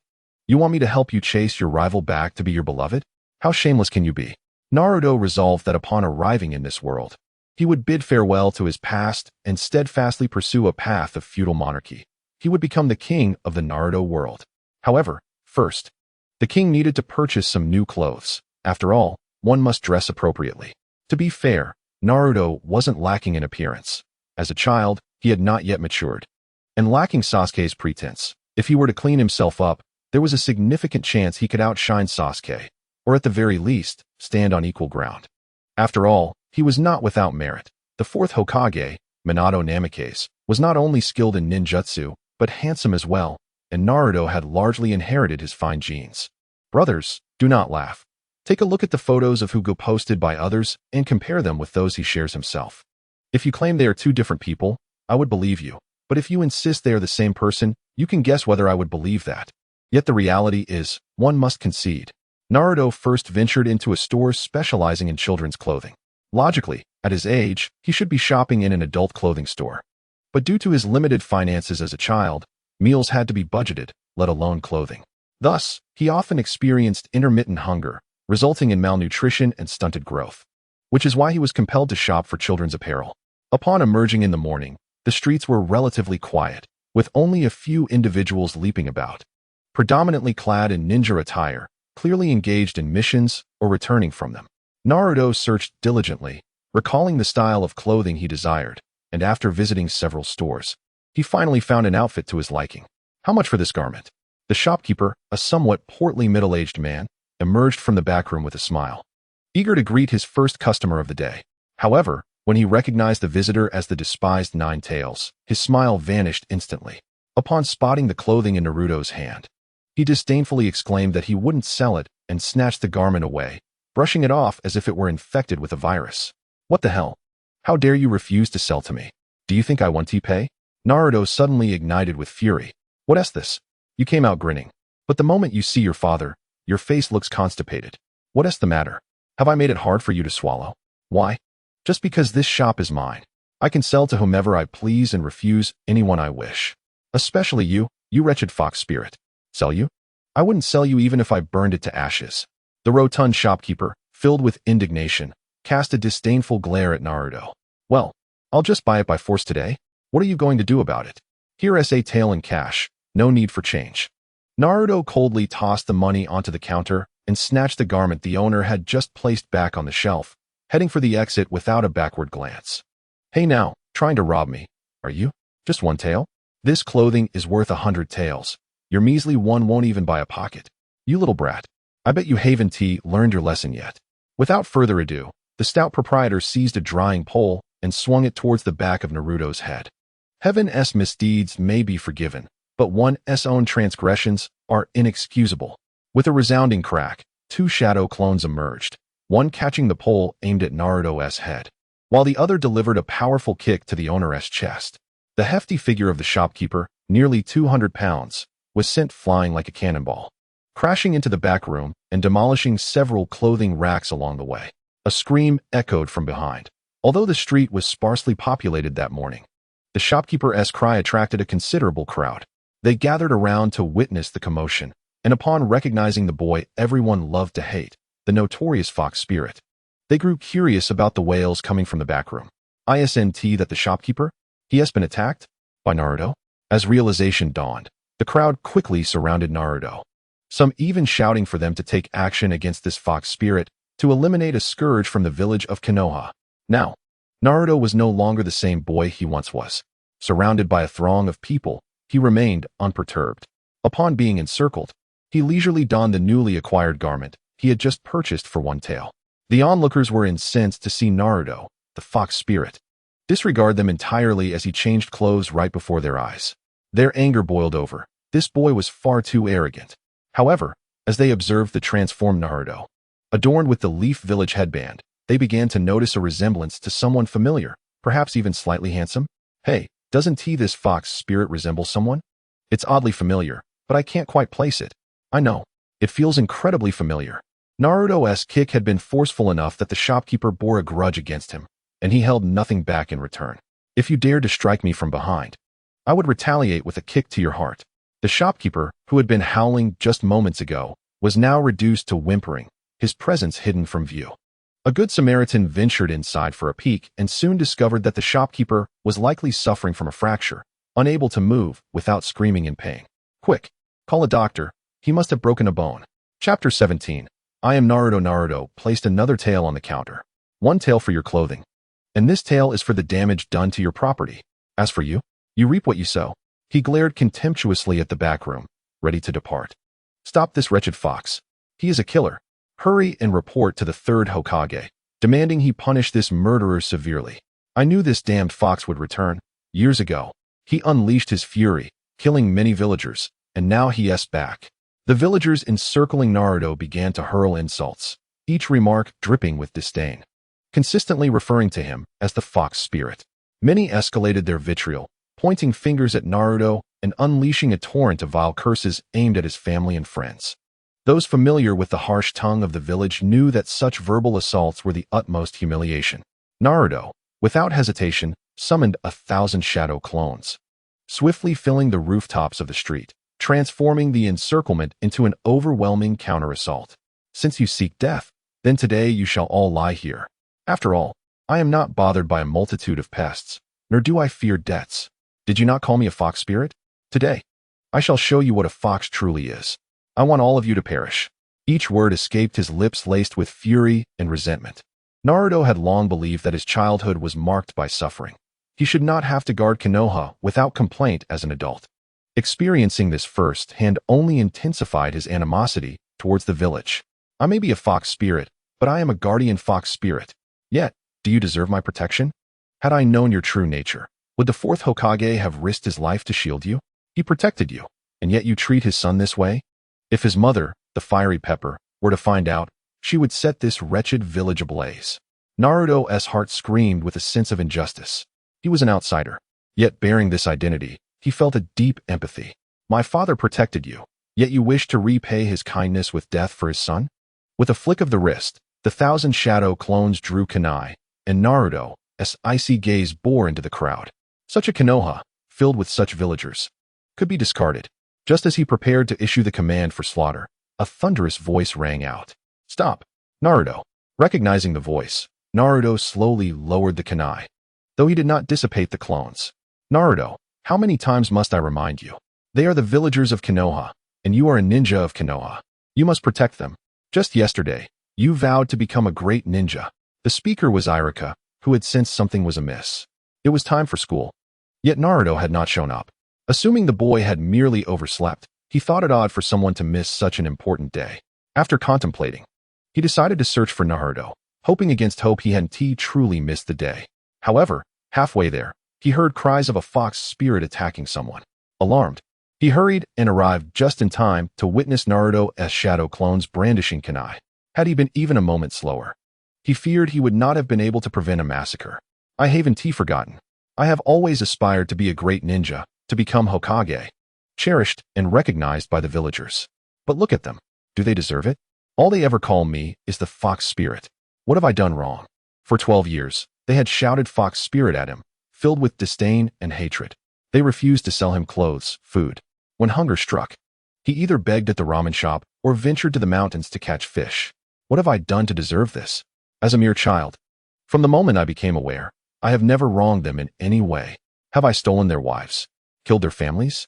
How could a child like me do such things? Why me? Why the discrimination? Why the insults? Naruto's grievances, his resentment, and his fury all erupted at this moment. The actions of the Nine Tails were not solely his doing. He too was a victim.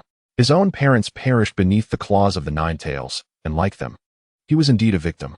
Yet, this victim had endured a childhood of relentless torment at the hands of those who were also victims of the Nine Tails, suffering for a full 12 years. 12 years. Iruka bowed his head in shame, fully aware that Naruto spoke the truth, unable to refute it. As Naruto rightly asserted, he was not at fault. Rather, he should have been hailed as a hero within the village. The blame lay with the Nine Tails, not him. But such is human nature. People tend to bully the weak and fear the strong. If the Nine Tails were to stand before them, who would dare confront it? Would they truly dare? When one led the bullying of Naruto, everyone else followed suit, learning to torment him in unison. If 100 people witnessed it, 100 would join in. If the entire village saw, they would all begin to harass the defenseless Naruto. This is the essence of humanity. However, Iruka could not voice his thoughts. Just as he understood Naruto's plight, he could only remain silent. He lacked the authority to speak out, and he was afraid. I am Naruto Uzumaki. Anyone who dares to challenge me, come forth. But be warned, next time, I shall not hold back. The Naruto of the past is no more. From this moment on, whoever dares to obstruct me shall face my wrath. Whoever dares to insult me shall suffer the consequences. Those who are unconvinced, feel free to test me. With a cold and commanding presence, Naruto addressed those encircling him. As he spoke, the shadow clones he had summoned dissipated instantly, clearing a wide space around him. He regarded the gathered crowd with a steely gaze, declaring, "Now, I shall leave this place. Whoever is not afraid of death may step in my way." Upon hearing Naruto's resolute words, the onlookers sensed an ominous air surrounding the venue, tinged with a palpable aura of menace. Iruka, standing nearby, felt a profound shift within him. He recognized that Naruto was indeed harboring murderous intent. The intensity of his aura mirrored that of his confrontation with Mizuki the day before. However, there was a subtle distinction. Yesterday's aura bore a hint of pleasure and provocation, while today's was entirely saturated with a desire for bloodshed. He had no doubt that should anyone foolishly block Naruto's path now, the boy would not hesitate to strike. Chapter 18. Shock Report to the Hokage. On his way to school, Naruto had a confrontation with a shopkeeper while buying clothes. The shopkeeper was left with broken bones and has since been taken to the hospital. His life is not in danger. The surrounding neighbors, witnessing Naruto's violence, contemplated attacking him. Naruto, having divided himself into thousands of shadow clones, was poised to retaliate when Iruka arrived to intervene. He was now en route to the school for the class division ceremony. Sarutobi Hiruzen rubbed his temples, feeling a headache brewing. Just as he returned to work, he was greeted with such alarming news. Was this the transformation that came with newfound power? The third Hokage lit his pipe, taking a few deep puffs before furrowing his brow and murmuring, "Naruto seems different from before. Does he truly wish to eliminate those villagers who surrounded him? Yes, I would not dare deceive you, Lord Hokage." Naruto had summoned thousands of shadow clones, each brandishing kunai, and his gaze was devoid of warmth, regarding the villagers as if they were corpses. I have no doubt that if not for Iruka's loud admonition, Naruto would have unleashed a massacre within the village. This is a matter that requires caution, Lord Hokage. Naruto is the Jinchuriki of the Nine Tails, if he goes berserk. The Umbu agent who came to report expressed his concerns. To be honest, he was taken aback by Naruto's drastic change. How could such a young child harbor such murderous intent, ready to kill at the slightest provocation? Was this still the same Naruto who had quietly endured the villagers' insults just days prior? Could power truly alter a person's character? Relay my orders. The villagers must be vigilant in their words and actions, showing Naruto more tolerance and refraining from provoking him. Additionally, provide compensation to the shopkeeper who was sent to the hospital to soothe his emotions. Advise the villagers who reported the incident to disperse, urging them to be more mindful in the future. Assign Iruka to handle this matter. He can submit a report, and I will sign it. Sarutobi Hiruzen shook his head in resignation. This was the only way to handle the situation. With Naruto now capable of using multiple shadow clones and housing the Nine Tails within him, Sarutobi could not afford to lose Naruto. With proper guidance, he could become a formidable asset to the village. He even envisioned that once Naruto completed a few impressive missions, he would have the perfect excuse to let him study the sealing techniques further, perhaps even acquiring a few extraordinary jutsu along the way. If he inadvertently mastered some extraordinary ninjutsu, such as the explosive tag multiplication or the Reaper Death Seal, or even the Flying Thunder God technique. After all, those were his father's specialties. If Naruto inherited his father's talent, Konoha would once again boast a yellow flash. What village would dare challenge Konoha with such power? It is quite normal for young people to become a bit hot-headed after gaining strength, especially when being insulted by others. If it were me, I would have acted too. Saratobi shook his head, thinking of the impudent boy who stirred up trouble everywhere. And as for the shopkeeper, why not just sell him the clothes? What difference does it make who you sell to? Now look where he ended up. Hospitalized. Come here. Saratobi cast aside his chaotic thoughts and called out into the air. Your command. A moment later, an Umbu appeared, kneeling before Saratobi, awaiting his orders. Inform Kakashi that Naruto has become quite powerful, and his temper has flared as well. He enjoys playing pranks, so it is crucial for Kakashi to guide him properly. We cannot allow this child to stray from the right path. Understood. The Umbu responded swiftly before vanishing in an instant. As Naruto walked out from the crowd, those villagers who had once dared to confront him now fell silent, stepping aside to create a path for him. They stood quietly, not daring to breathe. Iruka was left utterly bewildered. Wait, weren't you all so bold just a moment ago? You were shouting about wanting to kill Naruto and execute him on the spot. How has everything changed now? Come on, Iruka-sensei. Naruto turned back, inviting the astonished Iruka, whose jaw had dropped in disbelief. His smile was as radiant as ever as they walked towards the school. Side by side, Naruto and Iruka made their way to school, with Iruka occasionally glancing at the carefree Naruto, who had his hands clasped behind his head, whistling merrily. Naruto, you look exceptionally cool today, especially in that little cloak. Iruka exclaimed, admiring Naruto's outfit. Upon hearing Iruka's compliment, Naruto beamed with pride. Right? Iruka-sensei, I specifically chose this outfit. I feel it suits me perfectly. His eyes sparkled with delight as he reveled in his appearance. This ensemble was the very one he had worn during his grand entrance when Konoha was devastated by pain.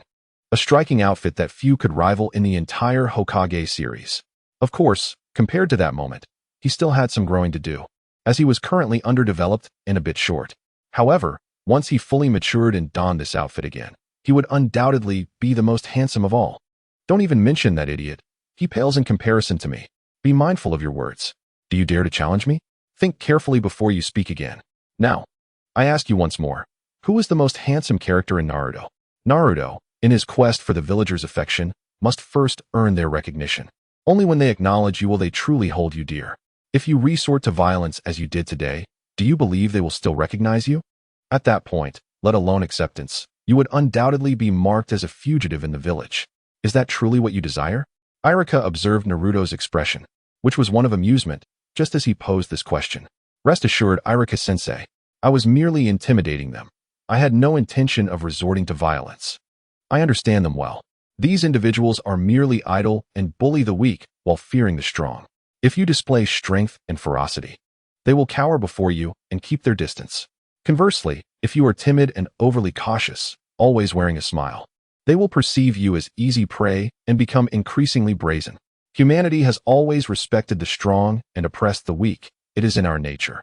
Naruto chuckled, patting Iruka's arm, reassuring him and explaining his earlier actions. Isn't this situation rather favorable?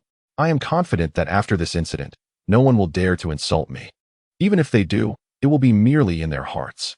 When confronted, they will be forced to smile in my presence. No one is inherently contemptible. I refuse to believe anyone would seek their own demise by provoking me. Chapter 19. Class Allocation. Iruka was profoundly astonished. He could not fathom how a child of Naruto's age could possess such insights. His understanding of human nature was astoundingly shrewd. Iruka pondered for a long while and could only summon these four characters to encapsulate his view of Naruto. Are you perhaps thinking, Iruka-sensei, how could Naruto, at such a young age, comprehend these matters? Shouldn't such wisdom be reserved for adults? Naruto, noticing the deep astonishment in Iruka's eyes, could not help but chuckle. Iruka awkwardly nodded, surprised that his inner thoughts had been so easily discerned by Naruto. Since he had seen through it, he decided to acknowledge it openly. Indeed, Naruto, in my understanding, children like you should not grasp these concepts. Your comprehension of human nature resembles that of formidable ninjas. Even a few jonin have voiced similar sentiments. Thus, I am taken aback by your words. This is not something a child of your age should know. Just days ago, you were a mischievous child, and now, it seems as if you've transformed overnight into a mature ninja, seasoned by experience. Your change feels remarkably swift. Iruka expressed his thoughts, feeling both curious and somewhat concerned. There's nothing strange about it, Iruka-sensei. Once you have faced life and death, you will understand. Perhaps it is a wisdom reserved for children. Since the incident with Mizuki, I have realized that in the face of life and death, there is little that cannot be compromised, yet some things are non-negotiable. Naruto replied with a faint smile, articulating his understanding. As they spoke, the two arrived at the school. When Iruka led Naruto to the classroom, the class had already been divided, leaving only 3 individuals inside. Upon seeing them, Naruto immediately recognized who they were. Familiar faces. Leaning against the window was a silver-haired man with a headband resembling a one-eyed pirate, Kakashi Hatake, the master of the 50-50 chance. Seated in the center of the classroom, resting his chin on his clasped hands, was a boy with a fan design on his back, Sasuke Uchiha, often referred to as Duju by fans of Naruto, and closely watching Sasuke with starry eyes. Completely oblivious to the new arrivals was none other than the lovesick Sakura Haruno. Iruka led Naruto to stand before Kakashi, smiling as he said, "Kakashi-sensei, here is your last student." Kakashi, who had been dozing, only noticed their arrival when Iruka spoke, reluctantly opening his eyes to respond with a lazy, "Oh, good." Iruka chose not to engage further. He understood that Kakashi was notoriously late, often even keeping the Hokage waiting. Today, however, it seemed the tables had turned. As Kakashi was now waiting for Naruto, Naruto was also aware that this was due to the excessive time he had wasted at the clothing store. Sakura felt quite distressed. When class allocation occurred, and she discovered she was placed with Sasuke, her heart soared with joy. Finally, she had the opportunity to be close to the handsome Sasuke. Leaving Ino, that wild girl, with no chance against her, she would have ample time to spend with Sasuke every day. Yet, the universe is always fair. When it opens a window, it inevitably closes a door. While Sakura was granted the most handsome Duju, she was also paired with the troublesome and unremarkable Naruto. Upon realizing that Naruto would be in her group, Sakura's expression soured instantaneously. Just moments ago, she was elated. Now, she wore the face of someone who had just lost a loved one, her displeasure evident. Naruto, noticing her disdainful gaze directed at him since his entrance, thought to himself, "What a shallow girl, Sakura. Can you not possess a bit more depth?" However, today, Sakura was unlike her usual self. Though she despised Naruto, when Iruka brought him into the room, she was momentarily taken aback. Had it not been for Iruka's announcement that he was handing Naruto over to Kakashi, she would not have believed that the somewhat handsome boy before her was indeed the same mischief-maker Naruto. Is this real? How has he suddenly become handsome? He seems to rival Sasuke now. This is splendid. Our group has 2 attractive boys. How will Ino cope? Sakura mused internally. Noticing Sakura's reaction, Naruto realized that she was once again lost in her thoughts. The early version of Sakura in the anime had always been a double-standard character, with her outward demeanor contrasting sharply with her inner thoughts. The prospect of being in a class with the likes of her and the pretentious Ino, led by the eternally tardy and dubious Kakashi, made Naruto sigh deeply. If only I could team up with Hinata. Sakura found it peculiar that Naruto did not rush over to her as he usually did, displaying his typical infatuation. Has he changed? He usually hurries to be near me. Why is he acting indifferent today, and does it seem like he even looks at me with disdain? Sakura was bewildered. Was it her makeup today, or was her outfit inappropriate? She struggled to comprehend Naruto's unusual demeanor. In the office of the 3rd Hokage, a member of the Umbu, wearing a tiger mask, inquired with uncertainty, "Hokage-sama, are you suggesting we withdraw half of the Umbu monitoring Naruto?" "Yes." With Kakashi overseeing him, Naruto can hardly escape his watchful gaze during the day. Thus, it is unnecessary to waste Umbu resources. We shall retain only the night surveillance. The remaining personnel should focus on observing Danzo. That old fool has been quite restless lately, and I suspect he is up to something. The 3rd Hokage, Sarutobi Hiruzen, exhaled a plume of smoke, voicing his concerns. However, given the commotion Naruto caused today, I fear 2 Umbu may not suffice to monitor him.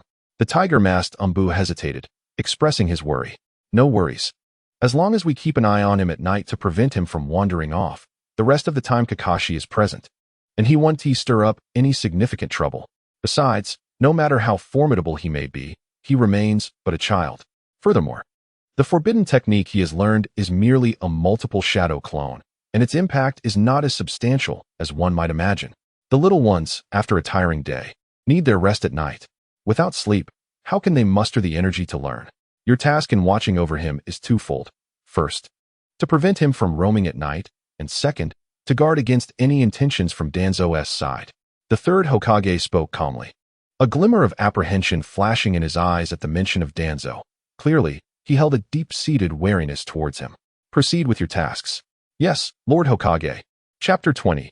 Ingenious ideas. Naruto now had more pressing matters to attend to. He had no time to deal with this green tea. After all, if it came to brewing this green tea, wouldn't it be an effortless task? Green tea is notoriously easy to brew, yet equally notorious for the trouble it brings. The immediate priority was to locate Kabuto and have him handle the corpses. After all, during the Fourth Great Ninja War, this fellow had amassed countless bodies without ever being discovered. Even Kishi was oblivious to the circumstances. Although it's also possible he was simply too lazy to write about it. Moreover, he needed to prepare a few capable subordinates, for at present, he only had Uchiha Obito at his disposal, who couldn't be summoned at will. This guy had a notorious temper, while others emerged from their coffins. He was the one who kicked the coffin lid to shatter it. Renovating his home would be a monumental task. Let us put it this way. Securing a door that could withstand Uchiha Obito would be akin to rendering a death knell inaudible. As the class concluded, Kakashi led Naruto, Sasuke, and Sakura to the riverside. The customary self-introductions and sharing of dreams ensued, as Kakashi gathered the necessary information and formed a rough understanding of each individual. His task neared completion. With the command to disperse and the agreement for the next day's assessment, the four of them parted ways. Naruto cast a sidelong glance at the overly eager Sakura, who was fawning over the icy Sasuke, before departing alone. Kakashi, lacking any motivation, vanished the moment the dispersal command was uttered, likely sneaking off to an unknown location to indulge in Jiraiya's questionable literature. However, this was fortuitous for Naruto, who preferred a quieter environment. Glancing around, Naruto strolled through the village, whistling with his hands behind his back. His goal was to find Kabuto, yet he was uncertain of Kabuto's whereabouts.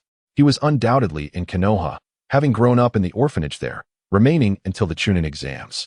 Wait a moment, the orphanage? Suddenly, Naruto smacked his forehead, berating himself for being so foolish. Where else could he find Kabuto but at the orphanage? This was his home after all. Although he had become a ninja, he was still a Konoha ninja. The orphanage was indeed his residence in Konoha. With urgency, Naruto dashed towards the orphanage, harboring no intention of concealing his whereabouts. After all, the current Umbu forces were beyond his capabilities to evade, unless he employed the Flying Thunder God technique. Unfortunately, Naruto was unaware that the third Hokage had discreetly withdrawn the Umbu monitoring him, leaving only nighttime surveillance. Is that the direction of the orphanage? What could he be doing there? Kakashi mused from his perch in the tree, slightly perplexed by Naruto's departure. At the orphanage entrance, Naruto inquired, "Is he not here? When he returns, could you kindly inform him that a boy named Uzumaki Naruto came by today, looking for Senior Kabuto?" He gazed at the orphanage director with wide eyes, feigning innocence. "What do you want with him?" The director asked with a warm smile, her patience with children evident. "Senior Kabuto once helped me catch fish to eat. I expressed my desire to become a ninja like him and contribute to the village. Today, I was assigned to a very strong ninja as a student. I came to tell Senior Kabuto that I will continue to work hard and always look up to him as my role model," Naruto declared earnestly, clenching his tiny fists in determination, his expression radiating sincerity. "Oh dear, I never imagined your late teacher's orphan would have a day of fishing for sustenance. Such an unfilial student." Kakashi, listening from the tree, felt a surge of emotion. He had known Naruto's living conditions were dire, but this was even worse than he had anticipated. "How much compensation did the third Hokage withhold from my teacher?" After relaying his message, Naruto initially intended to connect with Hinata Hyuga to strengthen their bond, considering she was meant to be his official partner. However, as the sky darkened, he realized he needed to return, for he still had a plan to execute. Time waits for no man. It seemed that nurturing his relationship with Hinata would have to be postponed. A man must prioritize his ambitions. After accompanying Naruto back home and watching him change into more comfortable attire and head to the washroom, Kakashi vanished, for his mission concluded here, leaving the subsequent tasks to the Umbu. Upon entering the washroom, Naruto immediately produced 2 shadow clones. Throughout the day, aside from the class division and introductions, he had spent his time wandering Konoha, subtly leaving numerous Flying Thunder God marks during seemingly inconsequential moments. He had devised an excellent plan, awaiting the arrival of nightfall.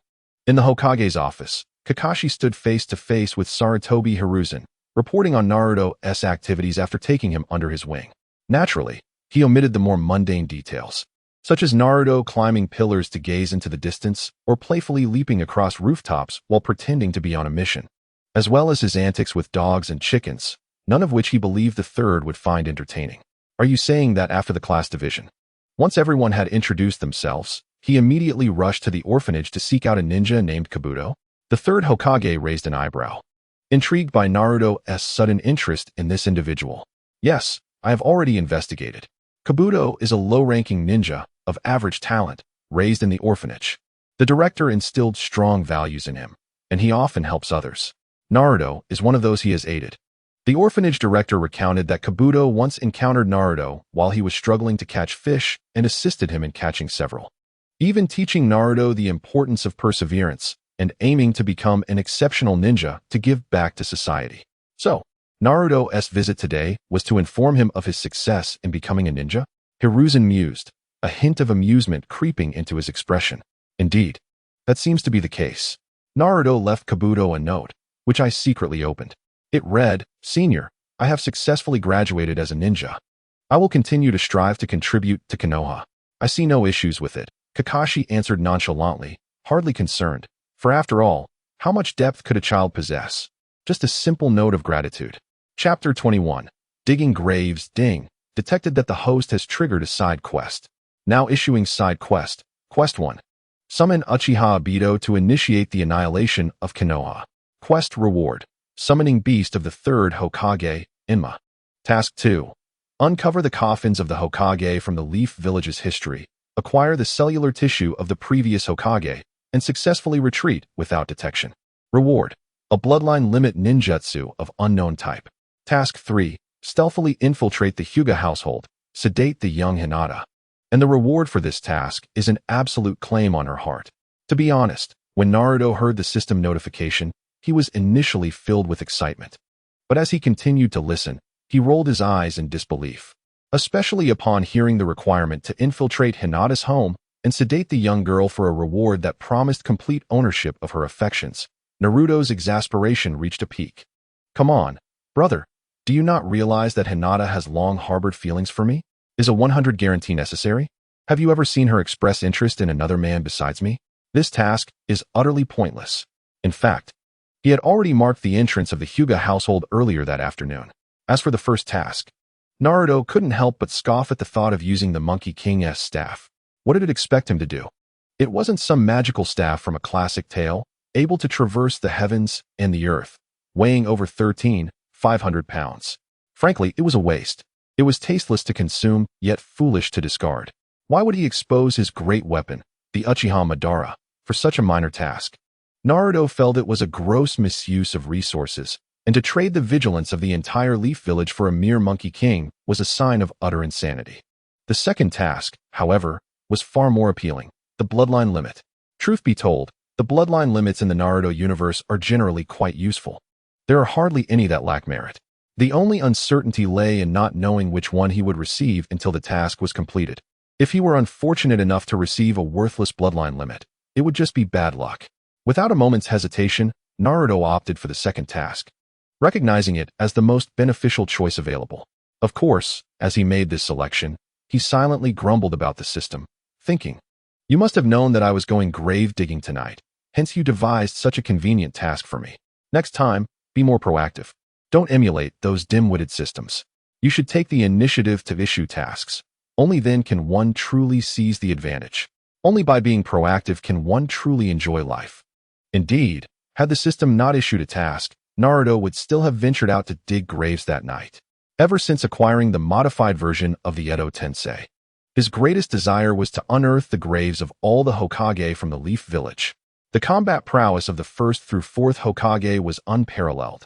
This formidable combination could easily annihilate several smaller nations or single-handedly challenge other ninja villages. An immortal body. They would tire you out before you could even blink. Moreover, each of them possessed extraordinary combat abilities. Naturally, Naruto had no intention of disturbing the 4th Hokage's south resting place, for he was, after all, his nominal father. While he occupied Naruto's body post-reincarnation, the consciousness was not that of the original, Yet there remained a connection by blood. When contemplating the act of disturbing the grave of one's own father, he pondered whether the system might punish him for such filial impiety. Engaged in a profound internal struggle, he ultimately resolved to proceed with the endeavor. Of course, he intended to avoid summoning his father if at all possible, as he wished to maintain a degree of decorum. As for the first and second Hokage, he felt no such reservations. They were of no consequence to him, and he intended to summon them to serve his purposes without hesitation. And please, don't lecture me on the third Hokage still being alive. I am well aware that the timing is not right. He would await the opportunity to have Orochimaru eliminate him during the Chunin exams. This was merely a matter of time. The meat was already on the chopping block. No need for concern, my friends. Retrieving a black cloak from the system space, Naruto draped it over one of his shadow clones. Given the perilous nature of the night, it was essential that his true self remain concealed. The clone could advance or retreat as necessary. Naturally, he had already employed the transformation technique. The form he assumed merely resembled a passerby he had encountered during the day. After a quick assessment, he was satisfied that the disguise was sufficiently convincing. No one would recognize him as Naruto. Opening the system interface, he directed the clone to select the Flying Thunder God technique markings. Observing the cluster of markings, Naruto nodded in approval, recognizing them as the result of his afternoon's labor. Certainly, some belonged to the second Hokage and his father, the fourth Hokage, which he had carefully categorized separately to avoid any mix-up during use. With a swift motion, the clone vanished from sight. Meanwhile, the real Naruto exited the bathroom and strode confidently out the door, lying down on his bed, covering himself with a blanket, and beginning his pre-sleep meditation. At precisely 9:35 p.m., Naruto settled into bed, noting no irregularities. On the rooftop nearby, an ANBU member with a fox mask reported to another ANBU member with a dog mask, who nodded in acknowledgement and promptly produced a small notebook to record the details. At that moment, within the Konoha cemetery, Naruto stealthily entered the hallowed grounds. He had spent the day meticulously preparing, marking the vicinity with Flying Thunder God technique seals. After all, the resting place of Konoha's renowned ninjas was sacred ground. Undoubtedly, there were lesser-known ninjas among them, but anyone who had perished in service to Konoha lay interred here, making this site a monument to the village's heroes. Naruto paid little mind to the smaller gravestones, focusing solely on the first and second Hokage. Should conditions permit, he had another candidate in mind who was also a must-dig. Producing a shovel, Naruto began his excavation.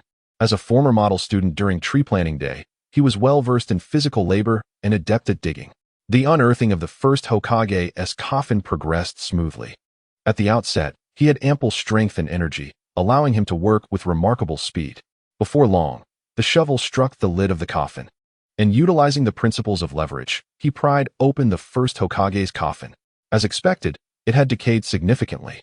Even the god of shinobi could not escape the ravages of time. Fortunately, the skeletal remains were intact, avoiding the fate of becoming mere roots. Naruto let out a sigh of relief, mumbling quietly to himself. Suppressing his nausea, he snapped off a piece from the rib cage of Hashirama and swiftly tossed it into the system space. Nothing could provide greater security than this location. Task 1 was now complete, and only the second Hokage's remains were left to retrieve. Rolling up his sleeves and wiping the sweat from his brow, he realized that this physical labor was indeed exhausting. Initially, he felt it, but constantly bending over made his joints crack audibly. With a heave, Naruto tossed the shovel out of the pit, bracing himself with both hands, and leaped out. He had closed the lid of Hashirama's coffin earlier, and as for the soil, there was no time to refill it now. Prioritizing the excavation of Tobirama's grave was essential. He vowed that if time permitted after completing the task, he would ensure everything was filled properly. No project should be left unfinished. This was the least expected of a contractor. Chapter 22, The Northern Faction. Xiang Yunfeng with a vigorous motion, Naruto prepared to knock on the second Hokage's door. Following his usual routine, he delivered a swift kick to the second Hokage's gravestone as a form of greeting. I come seeking your assistance.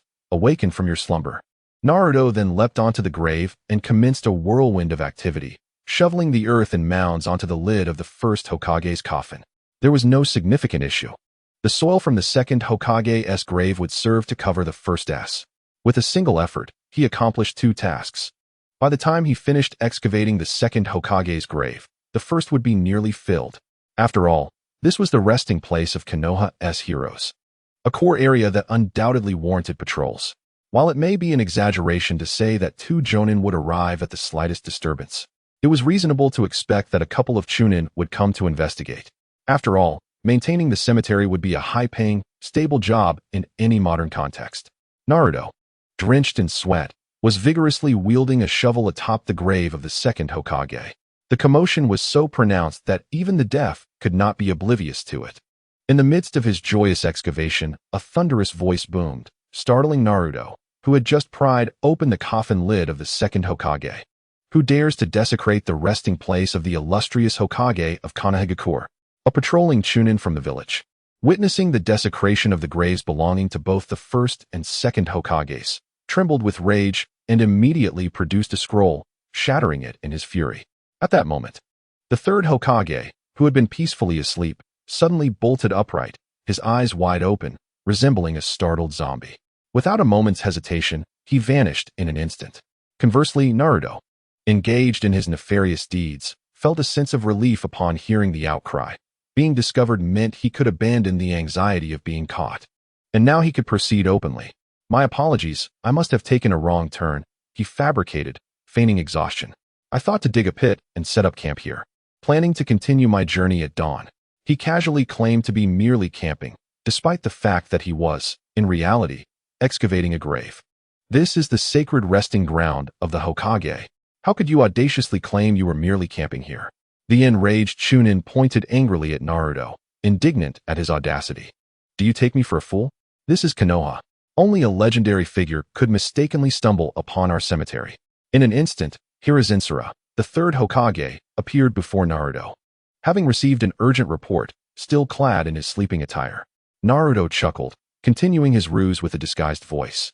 Showing no fear as he leisurely lifted the coffin lid of the second Hokage, Senju Tobirama. Even a man as formidable as Tobirama had succumbed to the ravages of time. What was once a renowned master of forbidden techniques was now reduced to a mere heap of bones. Tell me, third Hokage, what is the purpose of life? Naruto asked with a sinister grin. This matter is not for us to deliberate at this moment. You have 2 choices. First, return the remains of the second Hokage intact and properly restore the grave, while recounting your origins truthfully, and I may show you mercy. Second, I will eliminate you on the spot and use your blood to quell the second Hokage's wrath. Hiruzen calmly outlined his demands, though his eyes burned with fury. He harbored no doubts that this cloaked figure would escape under his watch. Why complicate matters? To be frank, I am merely a traveler passing through, without funds for lodging. Hence I sought a place to camp. I never anticipated this would be the resting place of the Hokage, Naruto cheerfully explained, while discreetly stashing away the leg bone of Tobirama, for this relic was of utmost importance tonight. Upon noticing the swift disappearance of the bone from Naruto's grasp, the third Hokage understood that this individual had no intention of returning the remains of his predecessor and had audaciously initiated a provocation. Oh, it's been years since I've encountered a bold soul who could mistakenly wander into the Konoha cemetery. This is Konoha, child. It is not a place you can simply enter and exit at will. Forgive me, esteemed elder. I am compelled by circumstances, as I have a task to fulfill. How about I take my leave now? Naruto, unfazed by Hiruzen, was merely a shadow clone, with his treasures secured in a safe space. Defeating a mere clone was of little consequence. What can you do?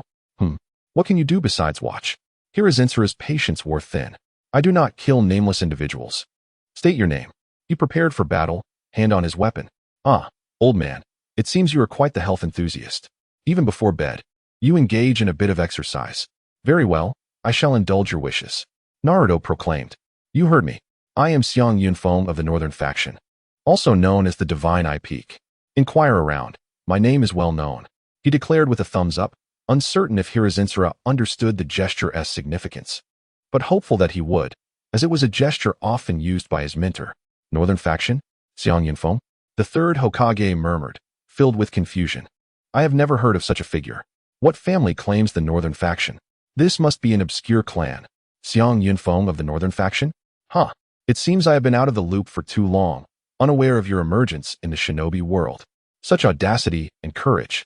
Hiruzen showed no skepticism. After all, ninjas in the world often took pride in their names, unlike others. Naruto nearly burst into laughter, suppressing the urge to smile broadly. This naive old man actually believed his fabricated name. Searching for him would be futile. Xiang Yunfeng? You'd be hard-pressed to find him unless you venture into the underworld. If you do happen upon him, remember to bring a rattle. He has a peculiar fear of it. Naruto mused to himself, convinced no one could locate the mythical figure. Chapter 23. Divine I peak regardless of your youthful prowess or the formidable background of your northern faction. To disturb the slumber of Konoha's Hokage and desecrate the hallowed grounds, you deserve death. Upon learning of Naruto's origins, Hiruzen decided to cease the idle chatter and promptly launched a shuriken towards him, swiftly following up with a series of hand seals, unleashing a torrent of shurikens that rained down like locusts. Shuriken shadow clone technique. You play dirty, old man. Naruto, no novice in the ways of combat, recalled the techniques of the third Hokage when he noticed the hand on his waist, confident that the opening move would be this very technique. He was unsurprised when it unfolded as he anticipated. Knowing the nature of the attack made it easier to counter. Without wasting words, Naruto kicked the coffin lid of the second Hokage away, using it as a shield against the onslaught of shurikens. Such fine craftsmanship, repurposed to block shurikens. What a clever use. As the shurikens proved ineffective, Hiruzen was not surprised. After all, Naruto had confidently revealed his identity upon arrival, indicating a certain assurance in his abilities. This realization sparked Hiruzen's anger. After years of inactivity, did he truly believe that his title as a master of ninjutsu was merely for show? With a decisive hand seal, he spat an old phlegm onto the ground. Earth Style, Earth Flow River. Earth Style, Earth Dragon Bullet. The two powerful earth techniques were unleashed in rapid succession. Within the confines of Konoha's cemetery, abundant with earth elements, and augmented by the formidable chakra of Hiruzen Sarutobi, a river of mud swiftly took shape, engulfing everything in its vicinity. Naturally, the graves of the first and second Hokage were deliberately avoided by Sarutobi, should their resting places be disturbed. Even if he emerged victorious from the battle, he would be forever branded a sinner. Danzo would undoubtedly seize the opportunity to exploit the situation. While the graves of the first and second Hokage were spared, the graves of other Senju clan members entombed nearby did not share such fortune, as they were reduced to a torrent of mud and debris hurtling towards Naruto. Simultaneously, at the feet of the third Hokage, a dragon's head emerged from the swiftly flowing river of earth, revealing another ninjutsu. Earth Release, Earth Dragon Bullet. Truly, Hiruzen Sarutobi proved himself worthy of the title of ninjutsu professor. Such advanced techniques would require considerable time for a typical jonin to execute, yet for him, it was nearly instantaneous. The Earth River constrained my movements, while the Earth Dragon Bullet sought my demise. Hiruzen Sarutobi, you are indeed formidable. Either refrain from action, or unleash a deadly strike. As Naruto observed the two ninjutsu unleashed by Sarutobi, he had prepared himself when the battle commenced. Yet he had underestimated the combat prowess of a Hokage. An A-rank ninjutsu, executed instantaneously. The old man's reputation as a ninjutsu professor is no exaggeration. Young one, your combat talent is remarkable. You discern the essence of my combined ninjutsu in an instant.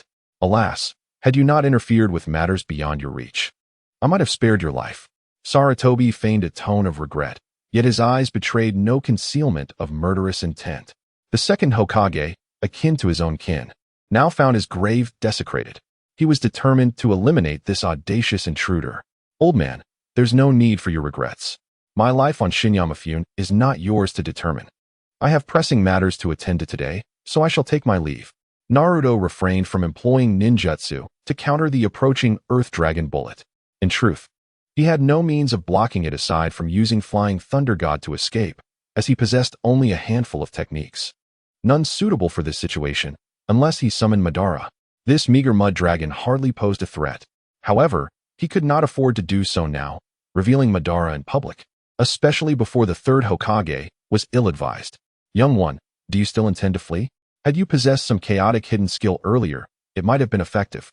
But now, bolstered by the Earth River, the Earth Dragon Bullet will lay you low, even if you possess strength akin to a Kage. Sarutobi's disdain was palpable, boasting was easy. Yet one must possess the requisite strength to back it. Old man Sarutobi, I intend to depart from Shinyamafune. and you cannot hinder me. Until we meet again. Naruto wasted no time in idle chatter, for the Earth Dragon was already upon him. Should he linger a moment longer, it would surely penetrate his very being. Fortunately, he had employed a shadow clone. As the ferocious Earth Dragon bullet struck, it dissipated into a cloud of white smoke, vanishing without a trace. Sarutobi's expression darkened instantly. In that moment, he comprehended why his opponent had dared to speak of future encounters with such confidence. It turned out he stood before a mere shadow clone. He had remained vigilant against his adversary, his mental acuity heightened, anticipating the use of a substitution technique or a movement ninjutsu to shift position. However, after successfully ensnaring his foe with the Earth River, he had relaxed his guard slightly, yet not completely. He never anticipated that his opponent would resort to a shadow clone. Each ninja from every village possessed unique characteristics. While clones existed, a shadow clone was a hallmark of the Hidden Leaf. At that instant, countless faces flashed through Sarutobi's mind. Danzo, Itachi, Orochimaru, Tsunade, and even Naruto, who had recently perused forbidden texts. However, he swiftly dismissed the notion. That child had merely mastered a multi-shadow clone technique. What purpose would he have for a corpse unless he had learned the reanimation jutsu? After all, that technique was indeed inscribed within the scroll. But on further reflection, the likelihood seemed slim. The requirements of the reanimation jutsu were exceedingly stringent, and it demanded a capable practitioner. Should one lack sufficient strength, the summoned ninja would become uncontrollable, leading to potential backlash. Thus, generally speaking, one could summon only those beneath their own level, or those within their control. Although Naruto possessed an ample chakra reserve, thanks to his mother Kushina Uzumaki's legacy, inheriting the extensive chakra of the Uzumaki clan, it did not imply that he could wield the reanimation jutsu. This technique was notoriously challenging to master. Furthermore, it necessitated the sacrifice of a living person, and not just any individual, only those possessing chakra. Such demands were extraordinary. Report, sir. I have observed that not only has the grave of the second Hokage been disturbed, but that of the first Hokage as well. The third Hokage was interrupted from his contemplation by a cautious report from a subordinate. Upon hearing this, he turned to witness the unsettling sight of the graves.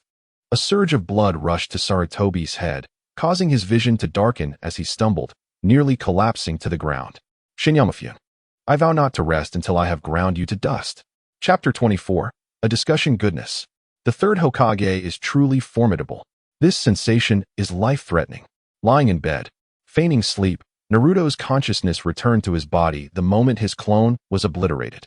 Experiencing the moment firsthand, he realized the gravity of underestimating the power of a Kage. Glancing at the space housing the cells and bones of Uchiha Madara, the first Hokage, and the second Hokage, Naruto understood he had yet to receive his task reward. It was clear he would need to excavate the grave of his nominal father. After some contemplation, he recalled a clone waiting in the restroom, initially intended for another task. However, it seemed a change of plans was necessary. He would have to return to Konoha's cemetery, though not immediately. The third Hokage, just now enraged by the realization that he had battled a mere shadow clone, would likely be furious if he dispatched another clone. That would be akin to searching for death. The clone did take flight, but not towards the cemetery. Instead, it soared to a lush tree trunk in the forest behind Konoha. Upon utilizing Flying Thunder God to arrive at this location, Naruto's shadow clone noticed a figure silently emerging from behind. A person whose glasses gleamed even in the darkest of nights. Unmistakably Orochimaru's subordinate, Kabuto. Greetings, Lord Naruto. I have long desired to meet you, but alas, your shadow guards made it perilous for me to approach. I could only await an opportunity to encounter you, and I am surprised you found me first. Kabuto adjusted his glasses, a hint of excitement in his voice. He had been waiting for Naruto for quite some time.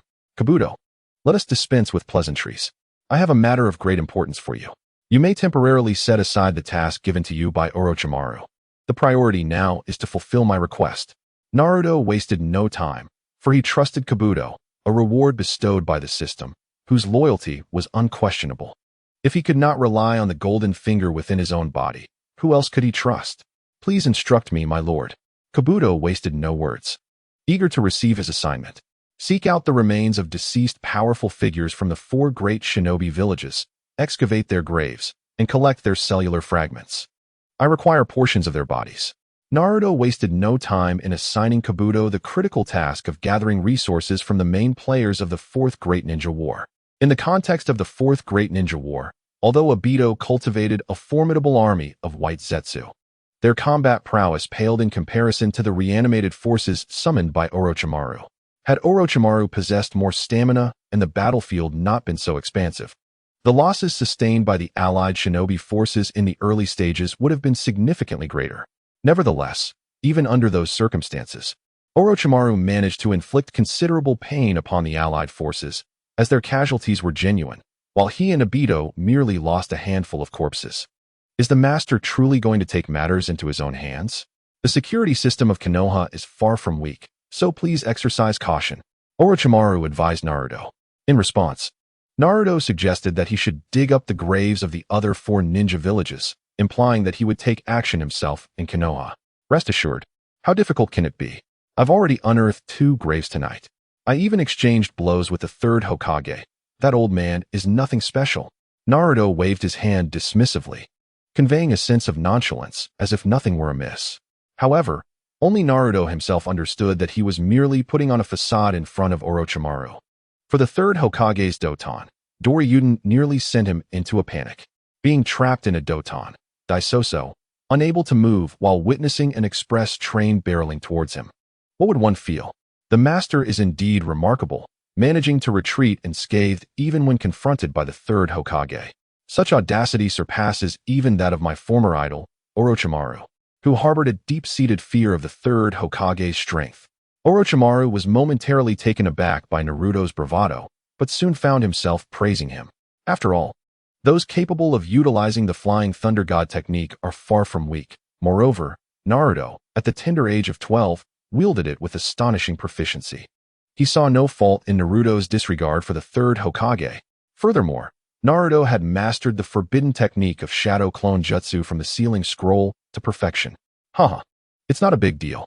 By the way, when you go, do exercise utmost caution. Here, take my long-distance communication talisman, should you require assistance.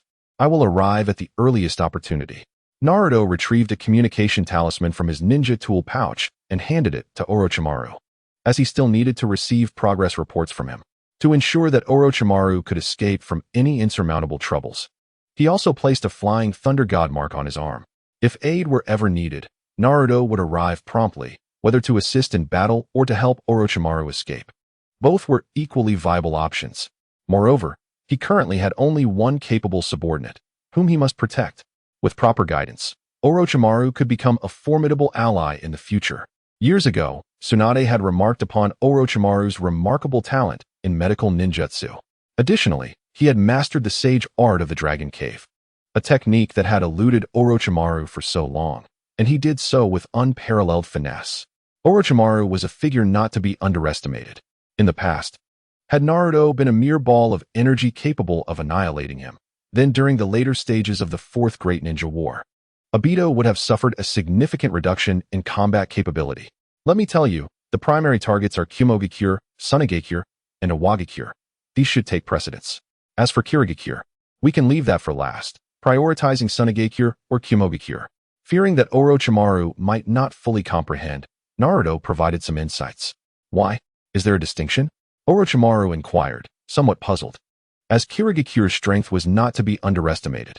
After all, it was known as the village hidden in the blood mist, and many renowned assassination-type ninjas hailed from there. Moreover, the pursuit squads of Kirigakure were considered the finest in the world. There is a significant difference. The earlier Raikages of Kumogakure possessed incredible combat prowess. The 3rd Raikage was no mere human. He battled the 8 tails to exhaustion. Can you believe that? What kind of good person can tire a tailed beast? As for Sunagakure, they have recently produced a rather eccentric young man named Gaara. You must know that his father dabbled in gold sand. If we can procure his father's corpse, we shall never lack for funds. He could even craft a golden bed for you.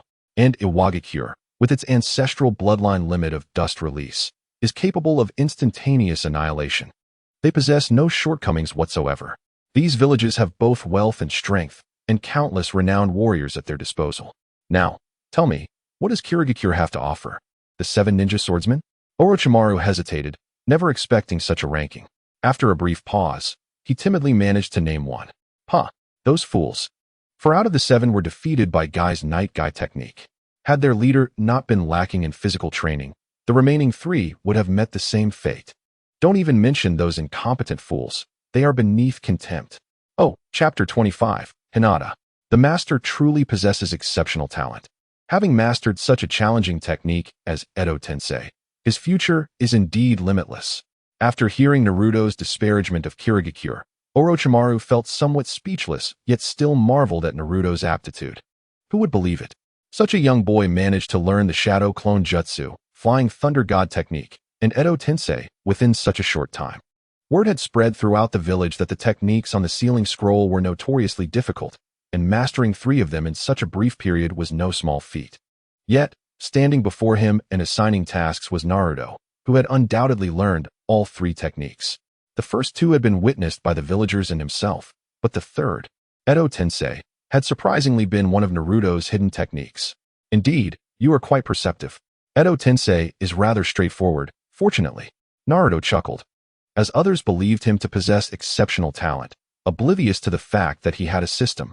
The outside world assumed that the master only knew the Shadow Clone Jutsu. However, when the master eventually showcases his true strength, unifying the ninja world will not be a daunting task. Orochimaru recognized Naruto's potential. This leader was far more formidable than Orochimaru himself. But, Master, every summoner of Edo Tensei requires a sacrifice. Where shall we procure such individuals? Orochimaru raised a valid concern, for even if he managed to collect the corpses, without sacrifices, it would be futile. Would they need to seek out wandering ninjas? The ninjas from other villages are not so easily captured. You need not worry. The Edo Tensei I have modified no longer requires any concerns regarding sacrifices. Just focus on gathering corpses. Naruto waved his hand dismissively, indicating that he already had a solution in mind and was not worried about Orochimaru betraying him, unless the system itself were to turn against him. Upon hearing Naruto mention his modifications to Edo Tensei, Orochimaru respectfully replied. Orochimaru possesses the bodily cells of all past Hokages from Konohagakure. However, his current strength is limited. The reanimated ninjas possess only 1/3 of their former combat capabilities, and the technique is not very stable. Improvements are underway, albeit at a slow pace. Naruto nodded, understanding that Orochimaru had utilized the modified Edo Tensei during the Fourth War. Of course, this was his own improvement as well. This lad was like a jack of all trades, digging graves, revising assignments, practicing medicine, teaching, and even managing a hospital. He excelled at everything. Truly an individual of many talents. All right, it is getting late. I must return. The task of excavating graves in the 4 great ninja villages can be undertaken gradually. There is no need to rush. Always remember, survival comes first. Naruto reiterated his advice to Orochimaru. Currently, he possessed the cells of both Madara and Hashirama. There was no need for stealthy grave robbing. Even if he did so before others, they could only watch helplessly. Who would dare to express discontent? Discontent? Would you challenge the might of a god or the legendary Senju? With the arrangements for Orochimaru to excavate graves firmly in place, he could simply await news. Orochimaru was indeed a capable worker. Back in the day, he was more industrious than anyone else before the war and had never been detected. Xiafengfeng often finds himself pursued by the pear blossom drum, whereas Yashidu is the kind who digs graves and unearths corpses without leaving a trace, appearing and vanishing like a wisp of smoke. In terms of stealth, he is undeniably formidable. Having infiltrated Konoha for so long without being discovered speaks volumes of his skills. Assigning him the task of grave digging is as simple as asking a child to retrieve money from underwater. The following morning, Naruto awoke unusually early. After meticulously arranging the plans for the night before, he pondered extensively. Besides hastily obtaining the system rewards from his father, the 4th Hokage's grave, he needed to prepare for the future. It was essential to communicate with his future wife, as a love that flourishes in mutual pursuit is far more beautiful. Thus, upon waking, he promptly washed his face and brushed his teeth, then eagerly dashed into the streets, glancing around before heading toward the Hyuga residence.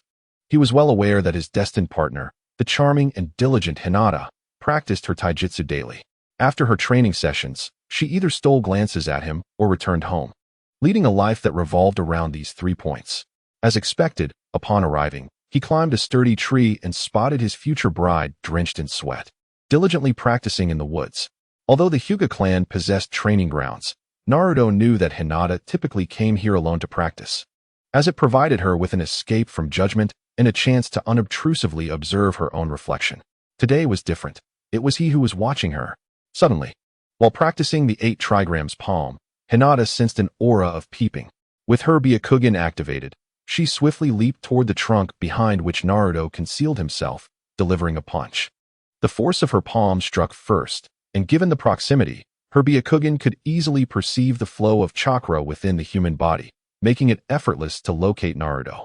Realizing it was Naruto who had been spying on her, Hinata instinctively wished to retract her power, but it was too late. The distance was minimal, and with her training in taijutsu, her explosive power was substantial. Just as she panicked, fearing she might injure her beloved, Naruto adeptly dodged the attack with a swift leap backward. In truth, according to the principles of the 8 trigrams palm, the moment one strikes, the follow-up moves are already conceived, including points for evasion and subsequent attack strategies. However, given that the target was her beloved, how could she pursue him? In that moment, Hinata nearly forced herself to alter her focus, vowing that even if her waist ached today, her palm must not strike her dear Naruto. "Ah, Naruto-kun, what brings you here?" Hinata stammered, her face flushed crimson, resembling a ripe tomato. Overwhelmed with embarrassment, she could scarcely believe her beloved had suddenly appeared before her. Was she dreaming? She longed to pinch herself, but feared that if she awoke, her beloved might vanish. "Ha, Hinata, you're amazing. You detected me hiding behind the tree. You are truly impressive," Naruto exclaimed, his grin wide as he unreservedly praised the bashful Hinata, who was on the verge of fainting. Hinata's mind raced with a singular thought. She wanted to flee. Aside from the time Naruto saved her in childhood, this was their first conversation. She had no idea how to face him. "Ah, how embarrassing. I almost struck my beloved. What will he think of me now? Was he actually complimenting me? Oh no, my head feels dizzy. I can't believe my beloved praised me." Chapter 26. Hand in hand, seeing Hinata sway as if about to faint, Naruto realized her shyness had struck again, a classic case of blood rushing to the head. If she calmed her excited heart, she would be fine. "Hinata, I came specifically to find you." Naruto quickly expressed his intentions, hoping to prevent the little girl from fainting. "I heard you were assigned to Team 8, alongside Inuzuka Kiba and Yamanaka Ino. Yesterday I was late and didn't get the chance to congratulate you, so I came today to do just that. By the way, I've also become a ninja. I'm on Team 7, Naruto said cheerfully, extending his thumb in praise of Hinata. "Wow, Hinata, you've become so skilled. I'll need to find time to learn from you. I want to grow stronger too." Hearing such compliments from her beloved turned Hinata's already flushed face an even deeper shade of red. She couldn't discern whether he was genuinely praising her or teasing her, given her family often criticized her abilities. Yet, it mattered little. Her beloved had praised her, a first for her. She cursed herself internally, banishing any negative thoughts from her mind. "Naruto-kun, how did you know I was here?" Hinata timidly inquired, her voice barely above a whisper. "What did you say? I didn't catch that. Could you repeat it?" Naruto feigned ignorance, deliberately cupping his ear. After all, Hinata's voice was naturally soft. And now that he was not the same as before, he intended to pursue her with fervent affection, melting her heart with his passion. As Naruto leaned closer, pressing his ear near her cheek, Hinata's previously calmed face flushed again, an involuntary reaction. She could feel the breath he exhaled rebound toward her. "I said, how did you know I was here?" Hinata mustered the courage to speak, her voice barely audible, fearing that a louder tone might startle him. This time, Naruto heard her clearly. After all, it was their first meeting, and he couldn't afford to scare her off. "I've always known. I knew you practiced here, but didn't realize how strong you had become. I was just hiding far enough away that you didn't notice me. Now that I'm this close, it's only natural you discovered me." Naruto's words stirred a tempest of emotions within Hinata. She could hardly believe her beloved had been watching her all along. "But Naruto-kun, you're amazing too. The village is abuzz with tales of how you've mastered the shadow clone jutsu created by the second Hokage and even defeated the traitorous Mizuki who tried to steal the scroll." Hinata fidgeted with the hem of her clothes, stealing a glance at Naruto, only to find him gazing back, causing her to shyly lower her head once more. In the past, she had been too shy to approach him, merely observing from a distance. Now, as she beheld the adorably charming Hinata, Naruto realized that his affection had blossomed not solely for her later physical attributes, but also for this shy girl who had captivated him all along. How could I have overlooked such an adorable and beautiful Hinata, who will eventually possess a magnificent figure? I owe an apology to those who criticized Kishimoto for his choices.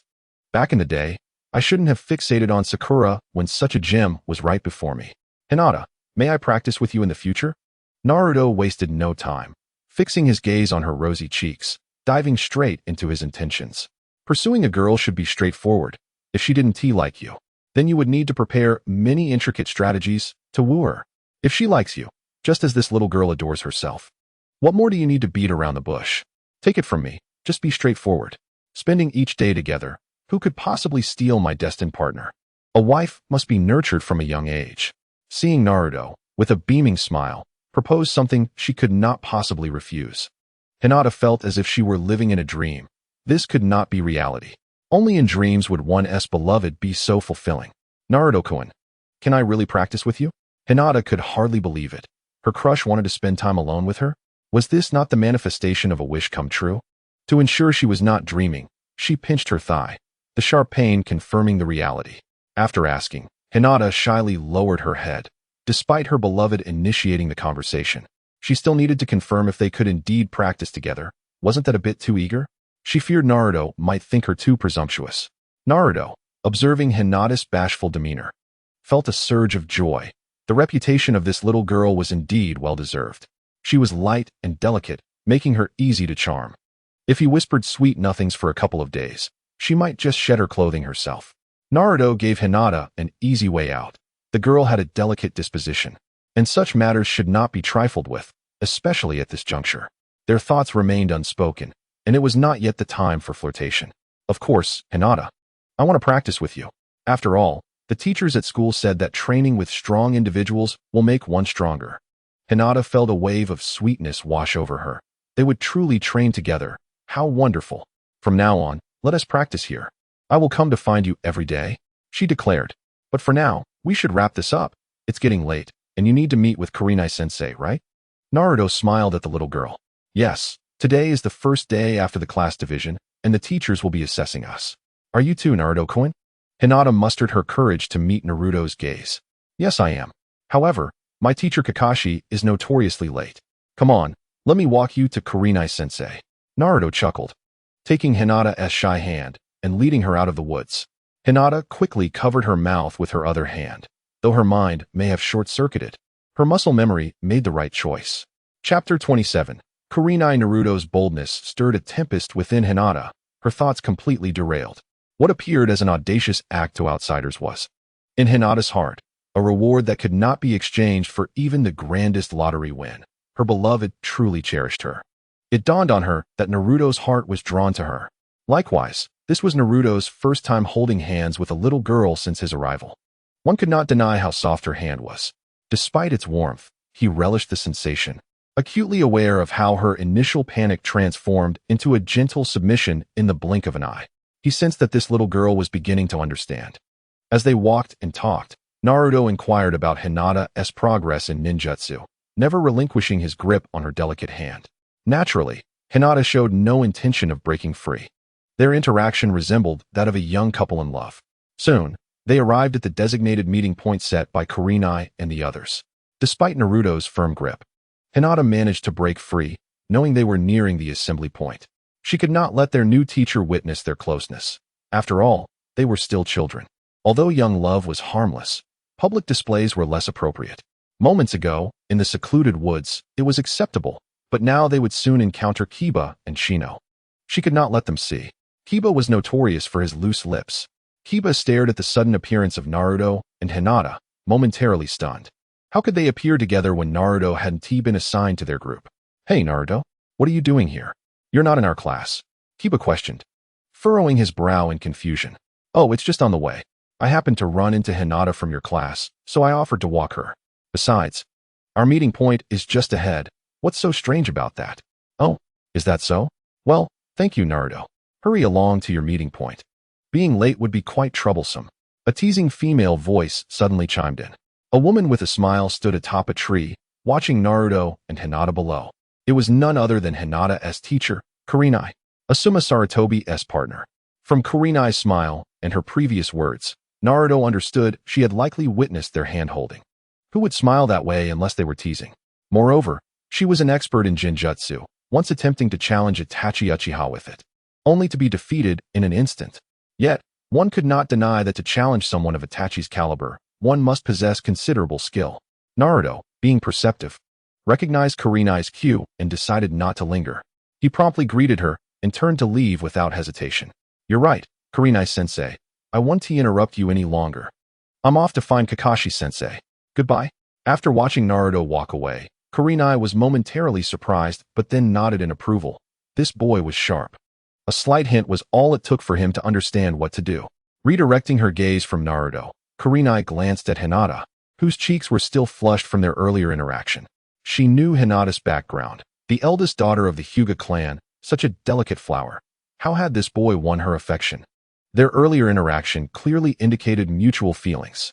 Kurenai was certain there was more to their story, having been informed about each student prior to class division. She had learned that Hinata was the family's chosen heir, and her protection was paramount. Her life was typically dull and sheltered. She had never heard of any prior connection between Hinata and Naruto, nor had they ever spoken. It would not be an exaggeration to say they were practically strangers. What puzzled her most was that Hinata, usually reserved around unfamiliar faces, was now blushing and holding hands with Naruto. Who would believe there was nothing amiss? Kurenai felt she had stumbled upon a juicy secret. At that moment, Hinata's heart raced uncontrollably. After watching Naruto walk away, her mind replayed the moments of their hand-holding like a lantern show, each memory more delightful and nerve-wracking than the last. Her heart pounded with excitement. Kurenai noticed this but chose not to reveal anything. Such juicy gossip was best enjoyed in silence. If she made it known, what fun would that be? She resolved to keep a close eye on Hinata, convinced she had uncovered a delightful secret. Returning to Naruto, at this moment, he found himself with nothing to do as he turned away. Kakashi, on the other hand, was the quintessential latecomer. It would take him quite a while to arrive. Surely, the pretentious Sasuke and the scheming Sakura were already present, but Kakashi was the sort who had no sense of time. To put it bluntly, every time Kakashi was late in the anime, Naruto imagined him in a restroom or some obscure corner, engrossed in the book Ica Paradise written by Jiraiya. If that were not the case, how could a good-natured person be perpetually tardy and appear so lackluster? Surely, excessive indulgence must have drained his vitality, leading to a lack of spirit and a decline in memory. Moreover, he was severely lacking in chakra. Earlier, discussions on various platforms were rife with the topic of Kakashi's chakra deficiency. Most conjectured that it was due to the eye bestowed upon him by Obito, which, once opened, could not be closed, resulting in a relentless drain of chakra. Thus, Kakashi often found himself out of chakra mid-battle. However, Naruto believed otherwise. That old man Danzo had an arm full of Sharingan, yet he wasn't from the Uchiha clan and could not close them either. But when had Danzo ever shown signs of chakra deficiency? That old man could outpace Kakashi any day. Hence, Naruto firmly believed that Kakashi's lethargy, tardiness, and lack of enthusiasm were unequivocally due to his excessive reading. With this thought, Naruto couldn't help but shake his head in pity for Kakashi. What an excellent opportunity it was to charm the ladies. Why settle for the fifth girl, when he had removed his mask to enjoy a bowl of ramen? The ramen chef had been captivated, her eyes filled with hearts. Alas, it was such a shame. Chapter 28. Kakashi's tricks. Naruto strolled leisurely toward the meeting place Kakashi had designated the day before, feeling no urgency at all, for it would be a while before Kakashi arrived. The first assembly of Team 7. He was quite familiar with this episode. In the anime, during this episode, Kakashi, that sly fox, not only arrived several hours late, but also employed the infamous 1,000 Years of Death technique on Naruto for the very first time. In that episode, Naruto soared high into the air. That accursed Konoha ultimate technique, the 1,000 Years of Death. As fate would have it, during their introductions yesterday, Kakashi had set another trap for Naruto and the others. Naruto vividly recalled how that old trickster had mysteriously advised them to eat little the next day. Preferably not at all, lest they end up vomiting everywhere. Sakura, ever the naive one, believed that Kakashi was assigning them a mission to clean toilets or garbage piles, given that the village was rife with lower-ranking ninjas who performed such tasks daily. Thus, she looked utterly horrified, for such a foul-smelling and unpleasant job would be catastrophic for young female ninjas.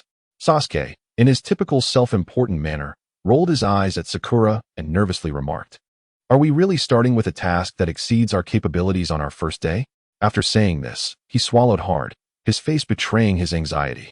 Sasuke's words caused Sakura to panic. She rushed forward and tugged at Kakashi's sleeve, asking, "Kakashi-sensei, are we really going to engage in combat on our first day?" To be honest, Sakura was nervous. It was only their first day after graduating from the academy, and she had heard tales of the ninja world's brutality. Surely, it was unnecessary to dive into conflict right away? Or was it customary for students under a jonin to endure such trials by fire?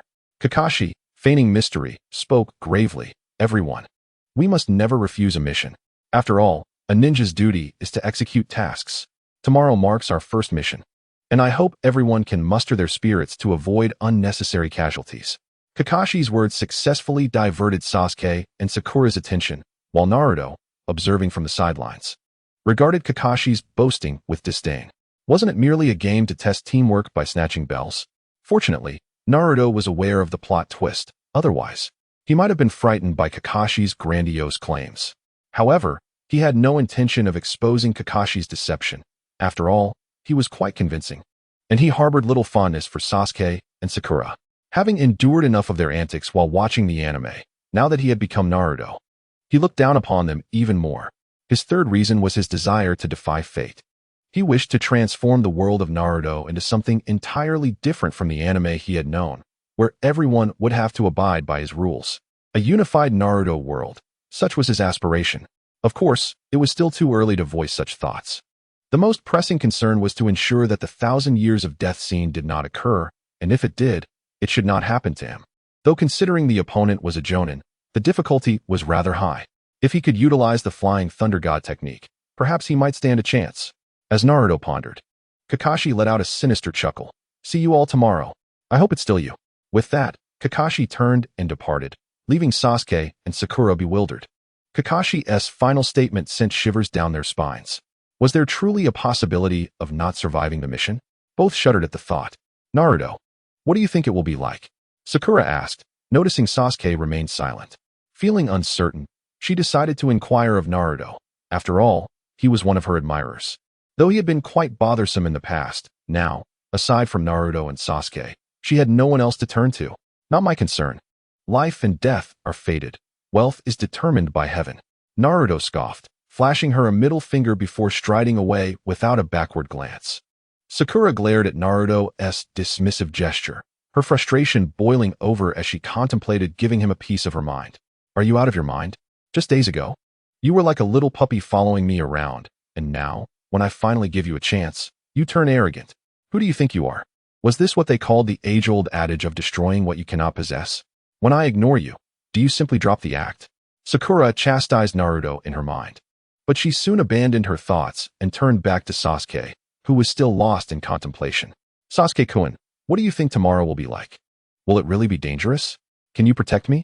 she implored, gazing expectantly at her idol, hoping for a reassuring response. However, it was evident that the self-important Sasuke had no intention of acknowledging Sakura, the scheming girl. He neither spoke a word nor raised his head, simply shoving his hands into his pockets and turning away, leaving a bewildered Sakura behind, utterly flustered. At Kakashi's home, Naruto had just delivered Hinata into the care of Kurenai Yuhi when Kakashi finally awoke. He was in no rush, having already intimidated those youngsters the day before. He assumed they had hardly eaten, or perhaps not eaten at all. Should he go easy on them this time? If he was too harsh, it might affect their future interactions. Surely, they wouldn't harbor any ill feelings toward him? Well, he would treat it as a way to teach them a lesson. Kakashi contemplated his approach, deciding to toy with them rather than subject them to cruelty. After all, it was a matter of a seasoned jonin taking on 3 freshly graduated genin. Having donned his attire and gear, Kakashi inspected his reflection in the mirror. Mindful that it was his first day as a teacher, he could not afford to embarrass himself. After confirming everything was in order, Kakashi stepped outside, leisurely making his way towards the designated meeting point established yesterday. Meanwhile, at the meeting location, Sasuke and Sakura had already arrived. Sakura was the first to arrive, waiting on the bridge for only a short while before the ever-dawdling Naruto strolled over with his hands in his pockets. When faced with Sakura's enthusiastic greeting, he offered no response, instead leaning against the railing, closing his eyes to indulge in a moment of tranquility. Although Sakura felt disheartened by his indifference, she maintained her composure on the surface, choosing not to show her anger. She stood next to Sasuke, her gaze fixed on him, appreciating his presence. If you want to talk to me, I'll simply admire you in silence, she thought. Thus, while Sasuke meditated with his eyes closed, and Sakura unabashedly stole glances at him, our protagonist Naruto, resembling Kakashi in demeanor, ambled along. However, having just seen Hinata off, he found himself at the meeting point on the small bridge before Kakashi. Chapter 29. The cliché test. Sensing a presence, the meditative Naruto opened his eyes, recognizing his teammate. Naruto. He promptly closed them again, continuing his pretense. Sakura cast a glance at Naruto but chose to remain silent, still recalling yesterday's confrontation when he had insulted her. She had no desire to engage with this persistent nuisance. As for Naruto, he had spotted Sasuke and Sakura on the bridge before approaching. He recognized the unmistakable pose of Sasuke, while Sakura's unyielding gaze, brimming with a hint of mischief directed at Sasuke, was particularly noteworthy. Observing this, Naruto couldn't help but sigh. How foolish had he been in the past to be attracted to such a woman? They often say that beauty lacks brains. Yet this one seemed devoid of both. What had he ever found appealing about her? With only two people present on the bridge, Naruto realized he had underestimated Kakashi's propensity for tardiness. Perhaps he was still just leaving his house. Internally mocking Kakashi, Naruto resolved that in the future, he could afford to leave later and still arrive on time. Not wishing to engage with Sasuke or Sakura, he found a spot at the edge of the bridge to lean against, contemplating when he could acquire the remaining fourth Hokage cells to expedite the completion of his task. Suddenly, with a loud bang, a cloud of smoke erupted from the bridge, and a figure emerged, perched on the railing adorned with lanterns. Before anyone could clearly see who it was, a voice resonated through the air. My apologies, everyone. The village is quite large, and I got a bit lost, Kakashi said, squinting his eyes with a smile. Naruto couldn't help but scoff inwardly. Ugh, you've used that excuse 1,000 times. Day after day in the Hokage office, he was either late or helping an elderly lady cross the street, or assisting an old man with water. Thankfully, this place was free of consequences. Helping the elderly didn't come with strings attached. If this were in another country, he would have had to sell his house to compensate. Don't say it wasn't your fault. Don't say you were just being kind. Don't say you're a ninja. If it wasn't your fault, why help? You'd be swindled otherwise. What a liar. Sakura was the first to lose her composure, launching into a tirade. Sasuke, who had been pretending to meditate, let out a cold huff, clearly unimpressed with Kakashi's pathetic excuse. Naruto took a couple of steps forward from his previous position, approaching Kakashi with an indifferent expression. He had long been aware of Kakashi's habitual lateness and anticipated such a flimsy excuse, so his disappointment was minimal. Sasuke was relatively unfazed as well. Upon arrival, he had been resting his eyes, and the gentle breeze on the bridge was quite soothing, akin to a brief nap. Only Sakura was genuinely upset. Despite having shamelessly gazed at Sasuke for an extended period, relishing the sight of his striking features, she was still frustrated at having waited so long. After all, it was never right for a girl to wait for a boy. Seeing Sakura on the verge of anger, Kakashi shamelessly interjected, "All right, since everyone is here, let us cut to the chase and quickly discuss today's task. It's crucial that you all pay attention. I will only explain it once." Kakashi skillfully redirected the conversation, reclaiming the initiative with a serious demeanor. Upon hearing this, Sasuke abandoned his pretense, and Sakura stood at attention, ready to listen earnestly. Only Naruto remained unchanged. Despite being next to Kakashi, his expression remained indifferent. Naruto was well aware of Kakashi's intentions. Wasn't the task simply for the three of them to try and seize the two bells hanging from his waist? Those who succeeded would earn their meals, while those who failed would be left hungry. Anyone daring enough to share food with the person tied to a tree would be eliminated together. Of course, this was merely a ruse. Those familiar with Naruto knew that it was the lack of food that led to elimination. The exercise was, in essence, a test of teamwork and cohesion. After all, once on the battlefield, the trio would need to support one another to enhance their chances of success and survival. Focusing solely on oneself would lead to failure and peril. Even the legendary second Hokage, who valiantly held off the pursuing brothers, met a tragic end. What chance did others have? Indeed, Kakashi solemnly announced that today's task was to snatch the two bells from him. Those who obtained the bells would officially become ninjas, while those who did not would be eliminated, faced with the choice of returning to the academy or abandoning the ninja path altogether. "What?" Sakura exclaimed, jumping up in disbelief. This was far too ruthless. She was acutely aware of her own abilities. Previously, at least Naruto had provided some support, but after recent events, she understood that among the trio, Sasuke was undeniably the strongest. After all, he was a top graduate from the academy. As for Naruto, he was no slouch either. Capable of creating thousands of shadow clones, a technique learned from a forbidden scroll, he had even rendered their instructor, Iruka, incapable of independent living. What about her? Excluding regular school assessments, her skills were decent, but realistically, facing off against a renowned jonin like Kakashi for the bells, she had no chance whatsoever. On the other hand, Sasuke showed no sign of trepidation. While Sakura was still caught in her thoughts, he coldly fixed his gaze on Kakashi, declaring, "Is that so? Then those bells will be mine." He held that confidence, for the Uchiha clan was renowned for their prowess, and although his clan had been decimated, as long as he remained, the Uchiha legacy endured.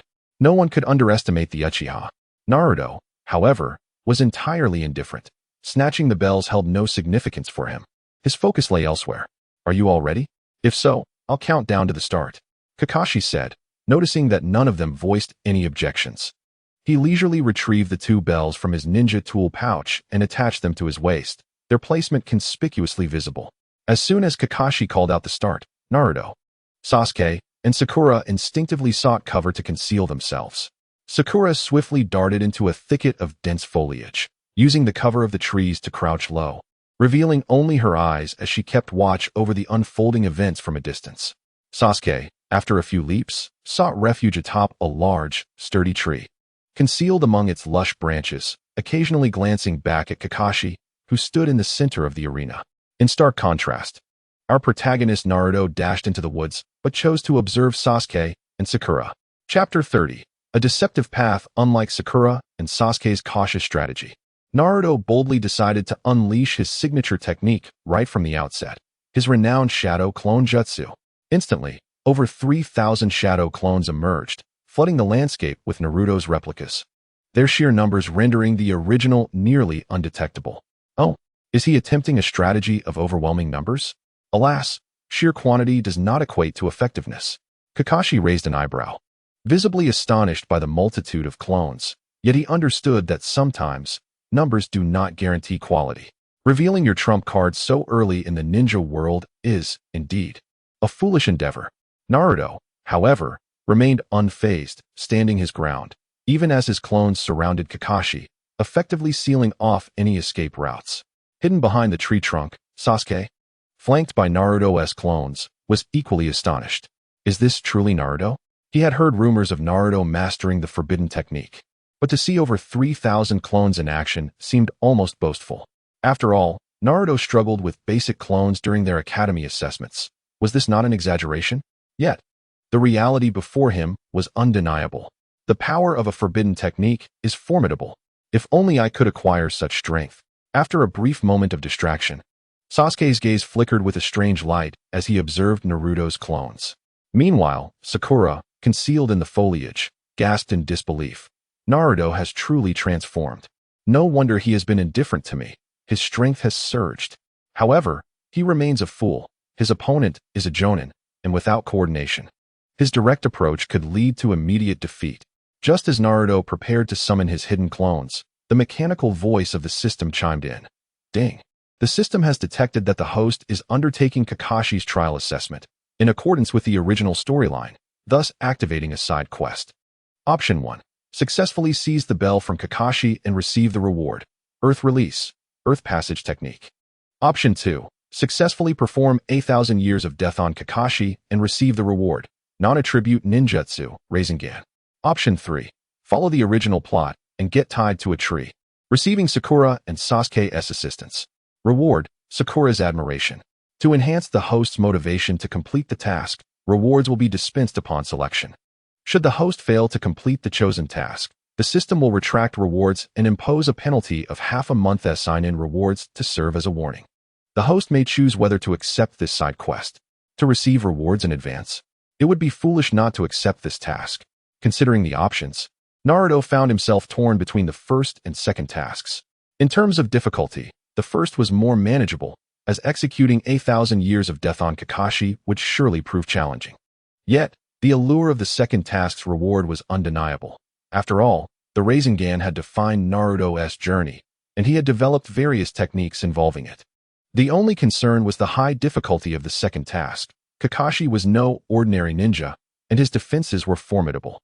After witnessing the death of his friend Rin and the subsequent loss of his trust in others, Kakashi had become a master of self-preservation. After some contemplation, Naruto made his decision. He chose option 1, seize the bell. Congratulations, host, for making a choice. The task reward has been dispensed. Please check your inventory. With the system's confirmation, Naruto felt a rush of excitement as the details of the reward filled his mind. Earth Release, Earth Passage Technique. Upon reviewing the technique's description, he could hardly contain his joy. While its effectiveness compared to the Rasengan remained uncertain, it was precisely what he needed at this moment. Earth Passage Technique. Within the Earth element, this technique allows for unrestricted movement, free from terrain or spatial barriers, enabling the user to breathe freely underground. Was this not reminiscent of the legendary Sun Wukong's abilities? With this skill, in any battle upon solid ground, how could he possibly be outmatched? To put it bluntly, one could simply burrow underground and evade capture. Unless one were to obliterate an entire continent or engage in battle at sea, this technique would render him virtually invincible. Naruto's grin widened. In the ninja world, what is most essential? Certainly, it is the art of survival. As the saying goes, if the Green Mountains remain, one need not fear the absence of firewood. With this jutsu, who could hope to defeat him? His resolve strengthened. This newfound power refined his earlier strategy. If there had been any flaws or risks in his prior plan, the acquisition of this jutsu rendered it impeccable. Now, he was ready to engage without reservation. Nevertheless, a twinge of regret lingered in Naruto's heart. Had he learned the Earth Passage technique earlier, he might have been able to undertake the second task and emerge directly beneath Kakashi to execute the Rasengan. But all was not lost. Although he couldn't obtain the system's reward, this technique could still be learned. He could always seek out Jiraiya for guidance in the future. After all, the myriad techniques he developed were uniquely his own. What was there to fear? Hey, Kakashi-sensei, prepare yourself. Naruto shouted, and thousands of shadow clones drew forth their kunai and shuriken, launching an assault on Kakashi, who stood defiantly in the center of the arena. Ninjutsu, technique of shuriken from all directions. Countless Narutos hurled their weapons from every angle. And from an observational standpoint, Kakashi had no means of evading, as he stood in an open space devoid of cover. Bang! In the blink of an eye, Kakashi remained motionless, allowing the barrage of shuriken to pierce him. However, with a resounding crash, his form transformed into a wooden stump, a testament to the substitution technique employed by ninjas. His true self had vanished without a trace. Humph, old fox. Did you think I wouldn't know where you are? A sly smile crept onto Naruto's face. He was well acquainted with Kakashi's tactics and was aware of his likely hiding spots. If he truly wished to bait Kakashi out, it would be a simple matter. But not now. Naruto needed time. He preferred for Kakashi to remain hidden just a little longer to gain the upper hand. The reason was simple. While the shuriken rained down upon Kakashi, a lone clone had silently vanished into the depths of the forest. Chapter 31. A hidden maneuver. Observing the battle from their elevated position behind the tree trunk, Sasuke and Sakura, who lay concealed in the grass, each cursed silently in their hearts after witnessing the futility of Naruto's attack. Did he truly believe he could force a jonin like Kakashi to yield with such a tactic? Now, he was left clueless about Kakashi's whereabouts, transitioning from light to shadow.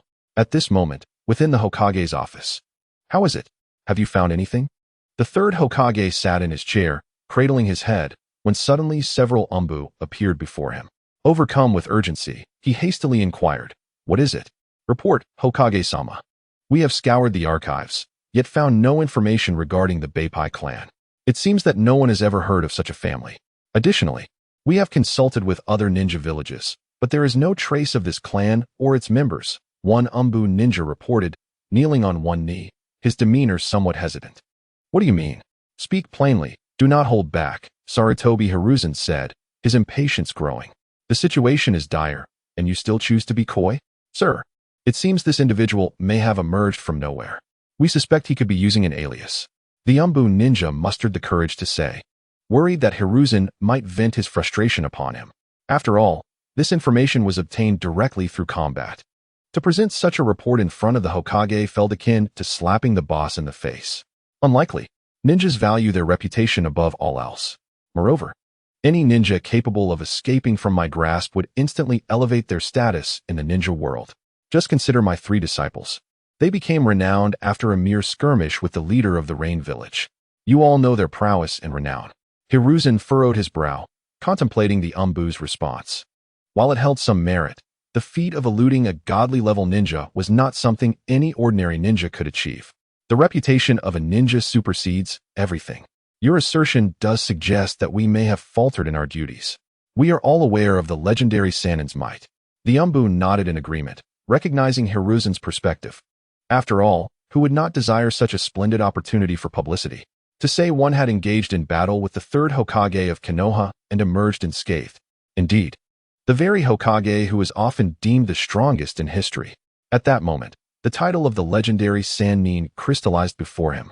He understood. This was the essence of contrast. You may boast of your strength, which I may not fully grasp. But if a universally acknowledged figure of great renown attests to your prowess, then I can ascertain your true might. It is quite possible that this individual hails from a hidden, ancient clan, one that has remained unnoticed until now. If such a clan exists, it likely dates back to the era of the first Hokage's founding of the village.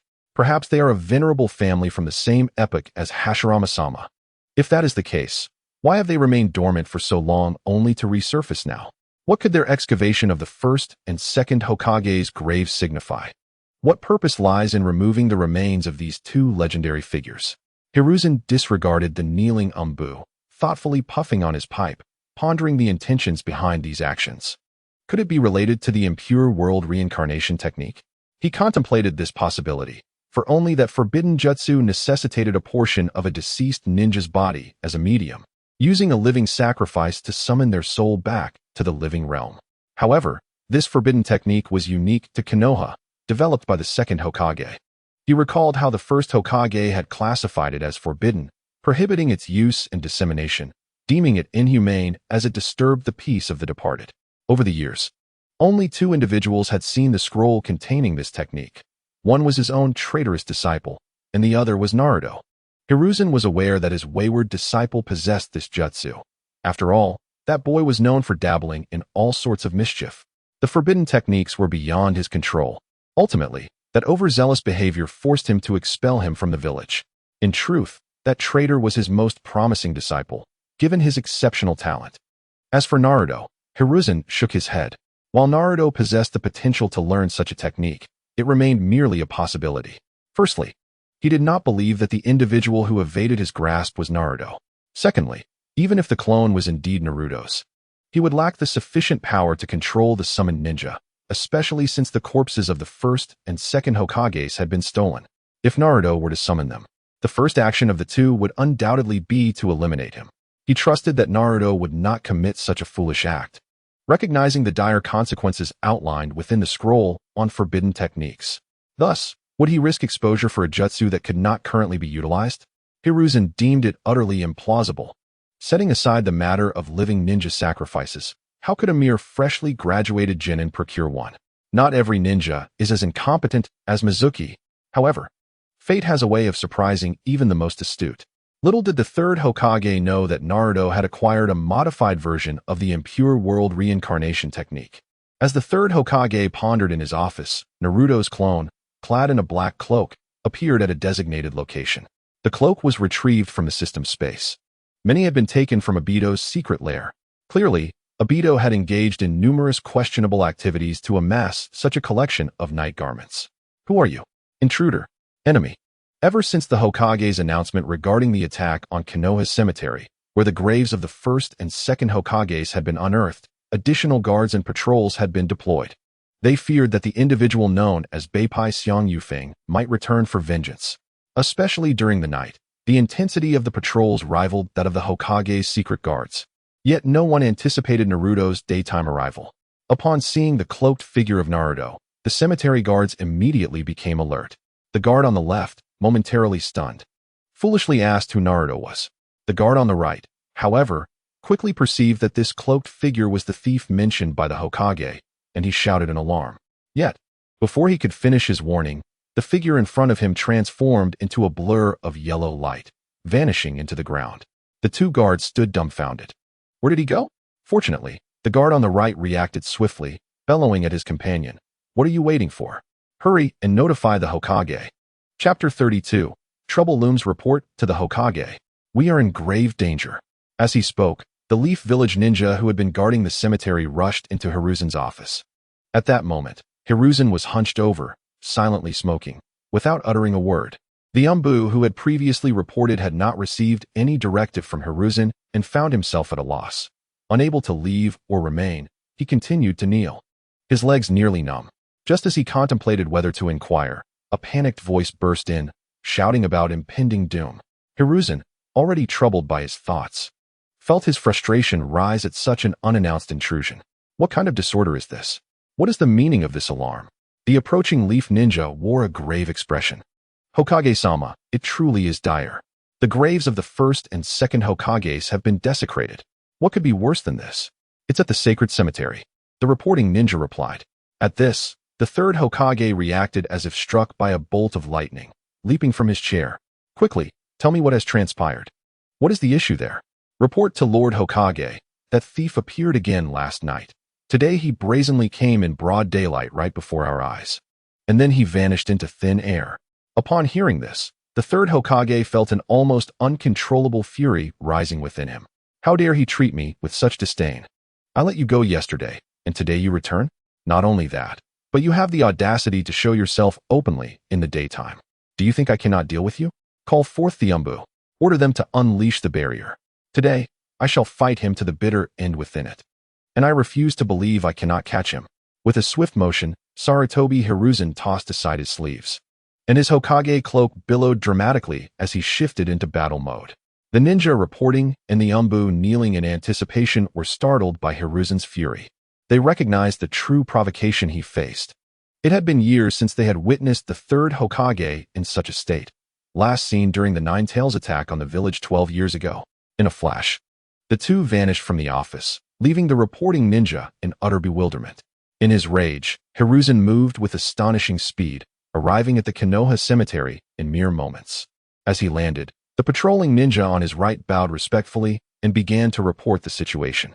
Umbu positioned nearby swiftly sealed off the area. The intruder was surely still inside, likely underground, as the subordinate had witnessed him disappear in a flash of yellow light. If all went as expected, this individual was proficient in Earth-style ninjutsu. Earth-style ninjutsu, indeed.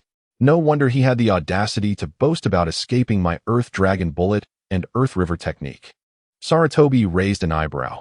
Realizing this explained why his opponent felt so emboldened. Young man, come out. Hiding is pointless. Do you believe you can walk away from here today? Hiruzen took a step forward, his voice booming like thunder, echoing throughout the Konoha cemetery.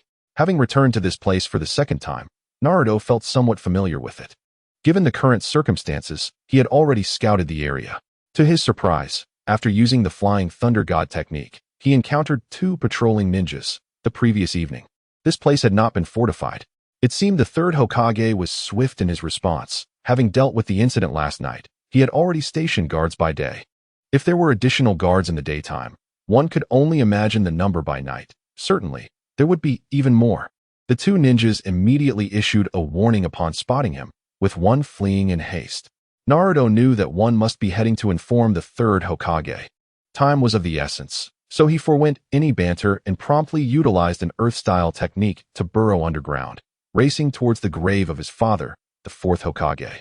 One's status dictates one's social circle. Civil servants naturally associate with fellow officials, while the privileged often mingle among the wealthy. The layout of the Hokage's cemetery mirrored this. Most powerful shinobi were buried in proximity to one another. Naruto's father, the fourth Hokage, rested beside the second Hokage, as the space had initially been reserved for the third, who, fortunate enough to remain alive, left the site occupied. Moreover, since Naruto's parents perished at the hands of the Nine Tails, their resting place was a combined grave. Having come this far, he resolved to excavate both his father, Minato Namikaze, and mother, Kushina Uzumaki. After completing this task, he soon heard the familiar mechanical voice of the system ringing in his ears. Ding! Congratulations, host, you have completed the task. Rewards have been granted. Please check your inventory. Naruto paused, astonished. Didn't you say that task rewards are only granted upon successful withdrawal without being detected? I am still underground. And the third Hokage is on his way. It seems you have unwavering confidence in me, dear system.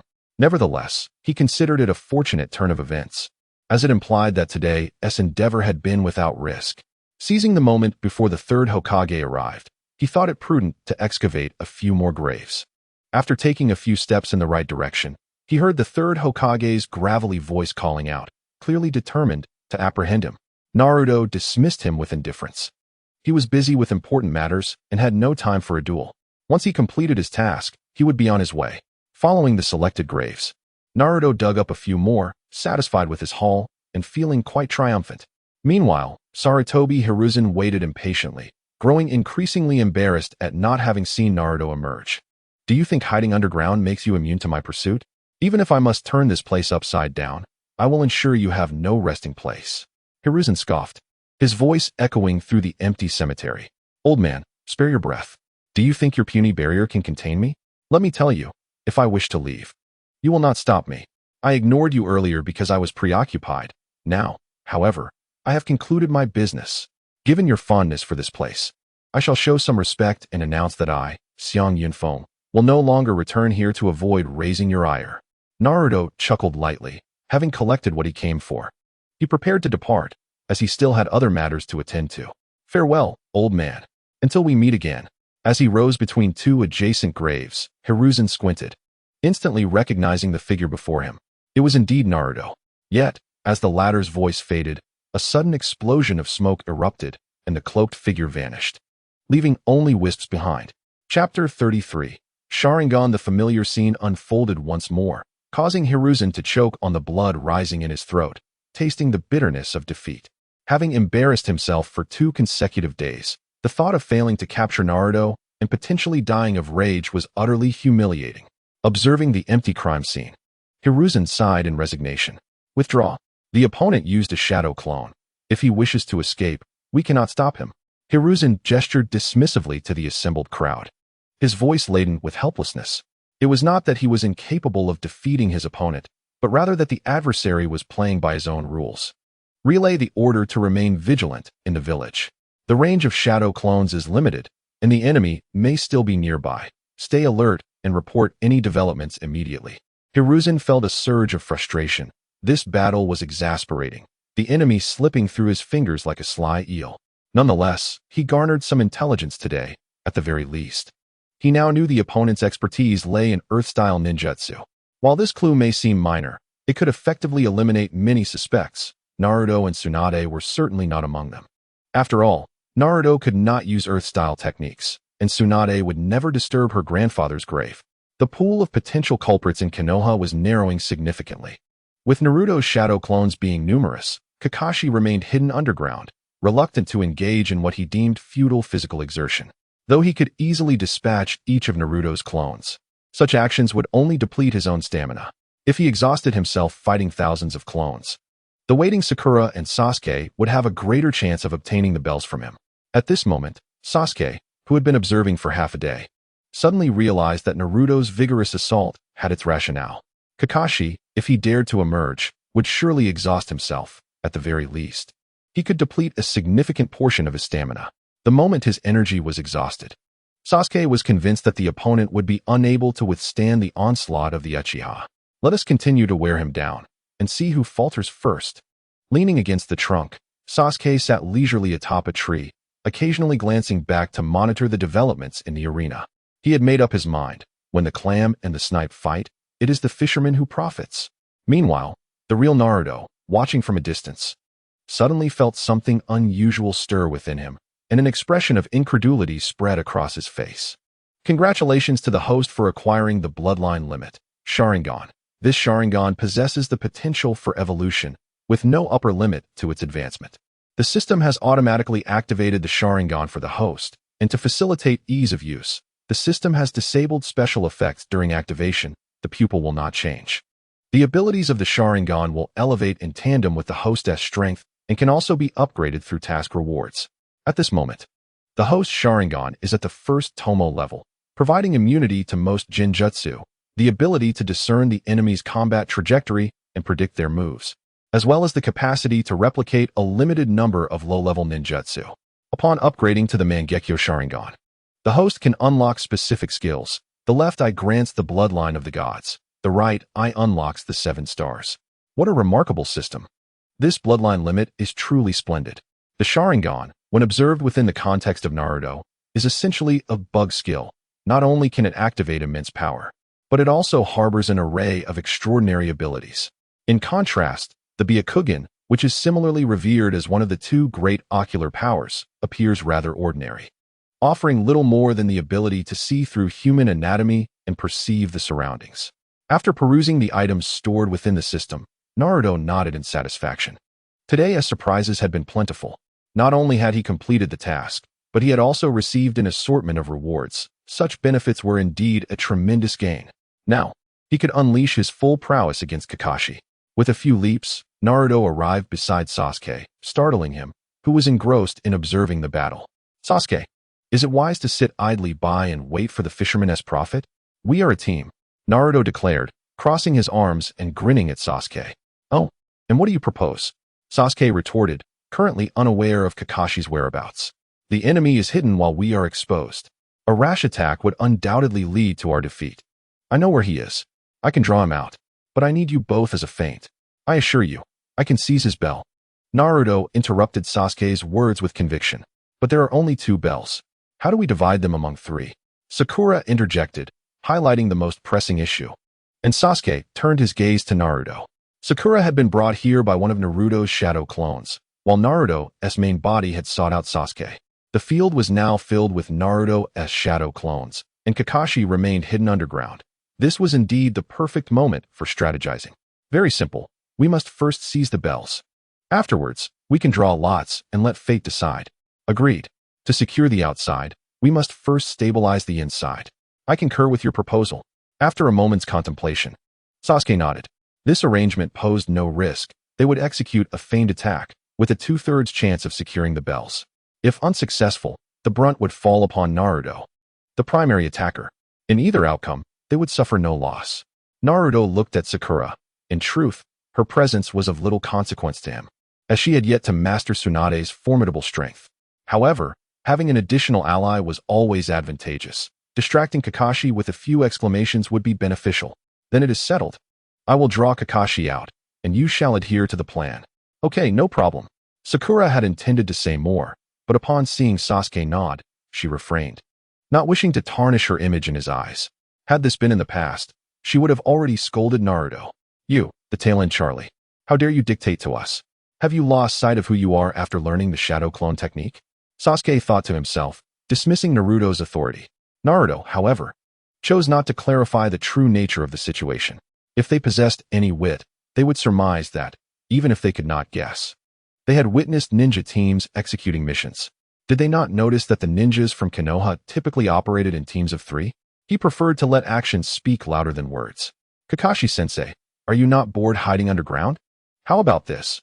I will reduce the number of shadow clones and refrain from using overwhelming tactics to exhaust your stamina. Let us engage in a fair duel, shall we? Naruto leaped down from the tree trunk, followed by Sasuke and Sakura, as the 3 stood together to declare war on Kakashi. I always thought this suggestion would come from either Sasuke or Sakura. I never expected it to be you. Naruto, how did you manage to persuade them to follow your lead? This is rather uncharacteristic of Sasuke. Kakashi, holding his familiar book, Make Out Paradise, slowly emerged from the ground. Chapter 34, Flying Thunder God. You lack patience. Always remember, patience is a fundamental quality of a ninja. An overly eager goal will alert the enemy to your intentions, thereby increasing the risk of mission failure. Kakashi smiled as he tucked away his book, waving at the 3 before him. Truth be told, I am not afraid of your shadow clones. After all, a wolf among sheep will always prevail. I was merely avoiding you earlier because I was engrossed in a crucial part of my book, which I could not put down. Now, having read enough, I believe it is time to engage with you. Kakashi spread his arms, casually revealing his previous actions. To Sakura and Sasuke, Kakashi's explanation sounded as flimsy as the excuses he had given for being late that morning. They scoffed at his words. perceiving him as someone reluctant to expend energy against so many shadow clones. Naruto, however, held a different perspective. He recognized the validity of Kakashi's reasoning. He understood Kakashi's obsession with Makeout Paradise, a precious record obtained through countless peepings into women's baths. Rather than a mere novel, it could more aptly be titled The Years I Spent Peeping. Naruto, do not cancel your shadow clones. Utilize all your abilities. I shall show you what true cruelty entails. Kakashi cracked his neck and extended his pinky finger towards Naruto and his companions, a clear challenge in his demeanor. To be frank, your shadow clones are indeed impressive in number. It is hard to imagine that just a few days ago, you struggled to perform the clone technique. Kakashi was well aware of Naruto's recent adventures, as news had spread throughout the village that the young fox had learned astonishing jutsu from the Forbidden Scrolls. Let us go. Naruto, unhesitant, accepted the challenge. Since Kakashi boasted that he could handle the shadow clones, Naruto would oblige, taking advantage of the chaos, especially with the waters so muddied. Thousands of shadow clones brandished their kunai, surging towards Kakashi en masse. Bang, bang, bang. Kakashi adeptly maneuvered within the circle formed by Naruto's shadow clones, leaping and dodging, unleashing strikes that obliterated clones with each movement, causing their numbers to dwindle rapidly. Reflecting on Kakashi's side, Naruto, wielding the newly acquired Sharingan as a reward from his recent mission, could distinctly perceive each of Kakashi's movements. Every action was executed with near perfection, strikes and evasions that exuded efficiency, devoid of any superfluous force. In simpler terms, Kakashi was dismantling each approaching shadow clone with the most flawless and effortless technique. This could not continue. If it did, the shadow clones would soon be eradicated. Without their assistance, Naruto would be left in a more precarious situation. After a moment of contemplation, Naruto made a decisive choice. He glanced at Sasuke beside him, nodding vigorously. As if sharing a silent understanding, Sasuke, despite not having activated his Sharingan yet, could deduce the dynamics of the battle from the alarming reduction in Naruto's clones and Kakashi's near-phantom speed. In that instant, as Naruto nodded, he too realized that they could not delay any longer. It was time to execute their plan. Kakashi continued to weave through the clones, each punch and kick resulting in another clone dissipating into a wisp of white smoke. However, Naruto's clones seemed boundless, surging toward Kakashi like an unstoppable tide. Such ninjutsu, when wielded by one with abundant chakra, truly posed a challenge. Kakashi muttered to himself. It was rare to encounter a ninja capable of summoning over 100 shadow clones. Most ninjas utilized them as decoys or for reconnaissance, and few, like Naruto, employed them as a primary offensive force. Naturally, there were also very few with chakra reserves as vast as Naruto's.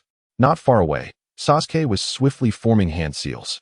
Against someone of Kakashi's caliber, he could only resort to his most adept jutsu, aiming for a decisive strike. If this attack was evaded, the chances of success in the future would diminish significantly. Fire style, great fireball technique. After completing the seals, Sasuke puffed up his cheeks, chakra surging within him, and unleashed a torrent of flames that coalesced into an enormous fireball before him. This was the signature skill of the Uchiha clan, the great fireball technique. The first jutsu learned by nearly every member of the Uchiha. In a heartbeat, this fireball was ready, and despite its simplicity, its destructive and intimidating power was undeniable. He was confident that Kakashi would not dare to confront this fireball head-on.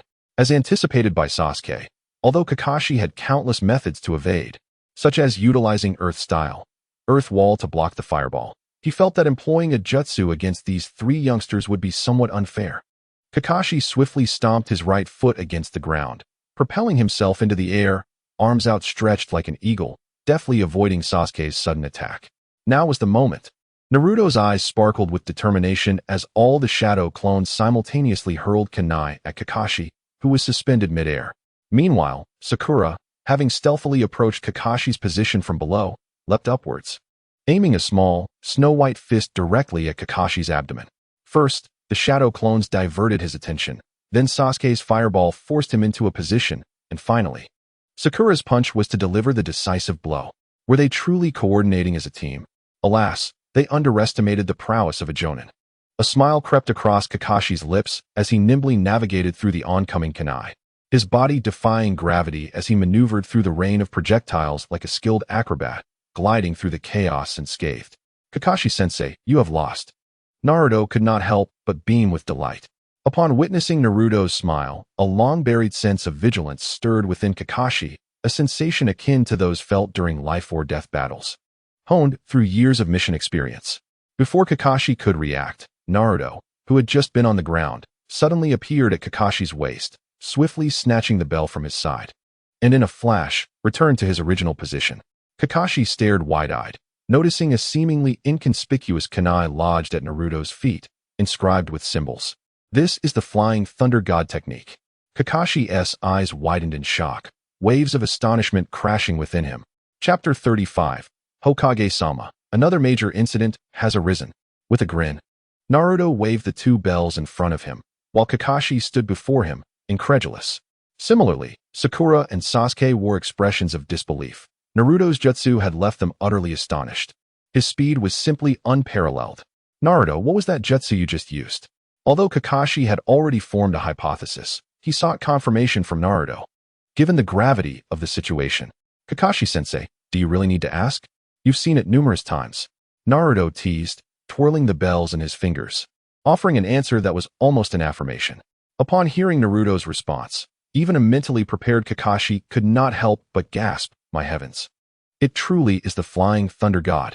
Not only had Naruto learned the Shadow Clone technique from the Forbidden Scroll, but he had also mastered another jutsu, the Flying Thunder God technique, a technique considered to be of extraordinary caliber. This shouldn't be possible. You only glimpsed it that day. How could you have learned the Flying Thunder God? Unlike the Shadow Clone, this jutsu isn't easily mastered. Even if you grasp the theory, executing it in practice is an entirely different matter. This jutsu requires extensive practice. And since you glanced at the scroll, it has only been 3 days, right? You learned the Flying Thunder God in just 3 days? Kakashi's jaw nearly dropped to the ground. This was utterly outrageous. In these 3 days, apart from sleeping and fighting, you've done nothing productive. Where did you find the time to practice the Flying Thunder God? Moreover, from your earlier performance, you clearly have delved deep into this technique. It is not something that can be casually picked up. To be honest, I just gave it a shot. That day, I took a glance and thought it was quite challenging, so I didn't hold much hope. When I saw you evade our planned attack, in a moment of desperation, I decided to give it a try. What did I have to lose? I never expected it to actually work. Perhaps this is just talent. Naruto chuckled, waving the bells in his hand. Kakashi-sensei, the bells are now in our possession. We have completed your test. Kakashi, however, was no longer concerned about the bells. His mind was solely focused on one thing. A major incident had transpired. Stay here and do not wander off. I need to step out for a moment. When I return, I will discuss your matters. Kakashi's mind was racing as he hurried off to report to the third Hokage, aware that this situation was of utmost significance. Meanwhile, in the Hokage's office, the third Hokage, Hiruzen Sarutobi, sat in his chair, scratching his head, feeling as though his mind might explode. The northern faction Xiang Yunfeng had appeared for the second time, and both times, even under his direct intervention, the opponent had left with ease. Currently, their understanding of the enemy is limited to mere names and origins, as well as their adeptness in earth-based ninjutsu. Beyond that, they remain utterly in the dark. Such a mysterious adversary, if their origins remain unclear, poses the grave threat of being able to hold a knife to the throat of any resident of Konoha at any moment. The thought of confronting such a terrifying foe leaves Sarutobi Hiruzen feeling powerless and exasperated. The crucial aspect is that this matter cannot be publicly disclosed, lest it incite unnecessary chaos within the village and provide certain individuals with an opportunity to exploit the situation. My lord, I have examined the barrier we set up, and there are no signs of abnormalities, indicating that the enemy may be immune to it, or their strength is such that the barrier cannot even detect their presence. Sarutobi waved his hand, signaling his understanding. The opponent must possess shadow-level strength. At this level of combat power, you likely cannot intervene. They surely hail from a remarkably ancient hidden clan. Just continue your investigation and report any findings. Yes, my lord. The messenger vanished after delivering the report. To be candid, this situation is quite vexing. What is more frustrating is that this is the second time such an exasperating event has occurred, and it has come in rapid succession, leaving no room for respite. Lord Hokage, we have a grave situation. At that moment, a familiar voice broke through. Sarutobi, already feeling a headache from his previous frustrations. Failed to identify the source of the voice and chose not to look up. He was indifferent to who it was. Is it not possible to deliver a piece of good news? Why must every announcement be of dire importance? Is this place merely a venue for lamentations? Can we not have a single day of pleasant news? Why is it that you lot seem to be plagued with so many crises? What now has transpired that is so catastrophic? Could you not exhibit a modicum of composure? After all, this is the Hokage's office. A knock on the door would suffice. Must you all burst in unceremoniously? Is this a restroom? You come and go as you please. Is that you, Kakashi? As Sarutobi was venting his frustrations, he raised his gaze to find it was Kakashi, and he felt a bit embarrassed. He coughed to cover his discomfort and hastily inquired about Kakashi's presence. Shouldn't he be occupied with his genin evaluation at this hour? What brings him here? Wait, was it Kakashi who just mentioned a grave situation? What has happened, Kakashi? Sarutobi inquired in a serious tone. He recognized Kakashi's experience. The young man had faced numerous life-threatening situations, and if he claimed that something was amiss, it warranted serious consideration. During my evaluation of Naruto, Sasuke, and Sakura, Naruto created 3,000 shadow clones to execute a strategy of overwhelming numbers against me. Then Sasuke unleashed a jutsu that forced me into the air, and as I narrowly dodged their attacks, Sakura struck from below, successfully seizing 2 bells from me. Kakashi recounted the events, his expression grave. Ha ha ha, what is so alarming about that? Naruto possesses remarkable talent. Shadow clones are practically tailored for him. 3,000 clones are hardly surprising. The fact that they managed to take bells from you indicates their coordination is commendable. Sarutobi laughed heartily, his face filled with satisfaction. To snatch bells from Kakashi signifies a bright future for the trio. I said, Naruto employed a jutsu to take bells from me. I barely had time to react. Kakashi reiterated, noticing Sarutobi had overlooked the crux of the matter. Oh, what jutsu was it? Sarutobi asked nonchalantly. Let them take it. Should we not allow them to excel? Flying Thunder God. Kakashi pronounced each word with unwavering conviction. Uft. What did you say? Repeat that. Sarutobi coughed, smoke choking him as he spewed 2 plumes from his nostrils. His eyes wide in disbelief, questioning whether he had misheard. Chapter 36. Sarutobi's contemplation. Sarutobi and Kakashi were engaged in a discussion regarding Naruto's mastery of the Flying Thunder God technique, both wearing expressions of astonishment. How is this possible? Sarutobi murmured.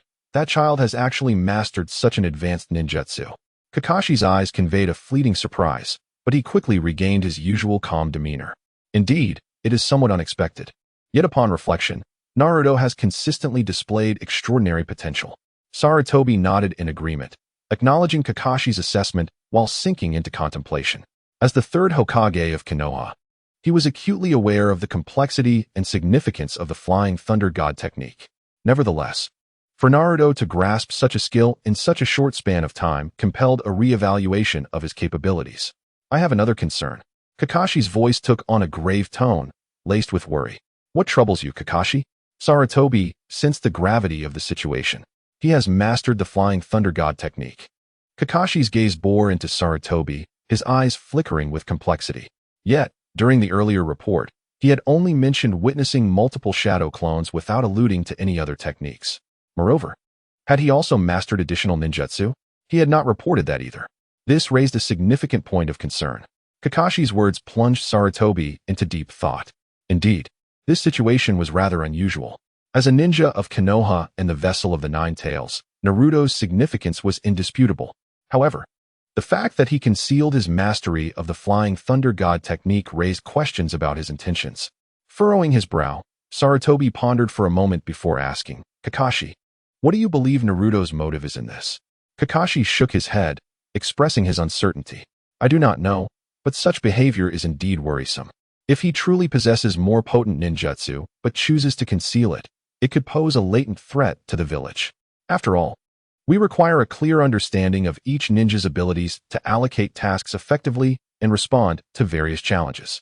Sarutobi nodded in agreement, fully aware of the harsh and intricate realities of the ninja world, where any oversight could lead to dire consequences.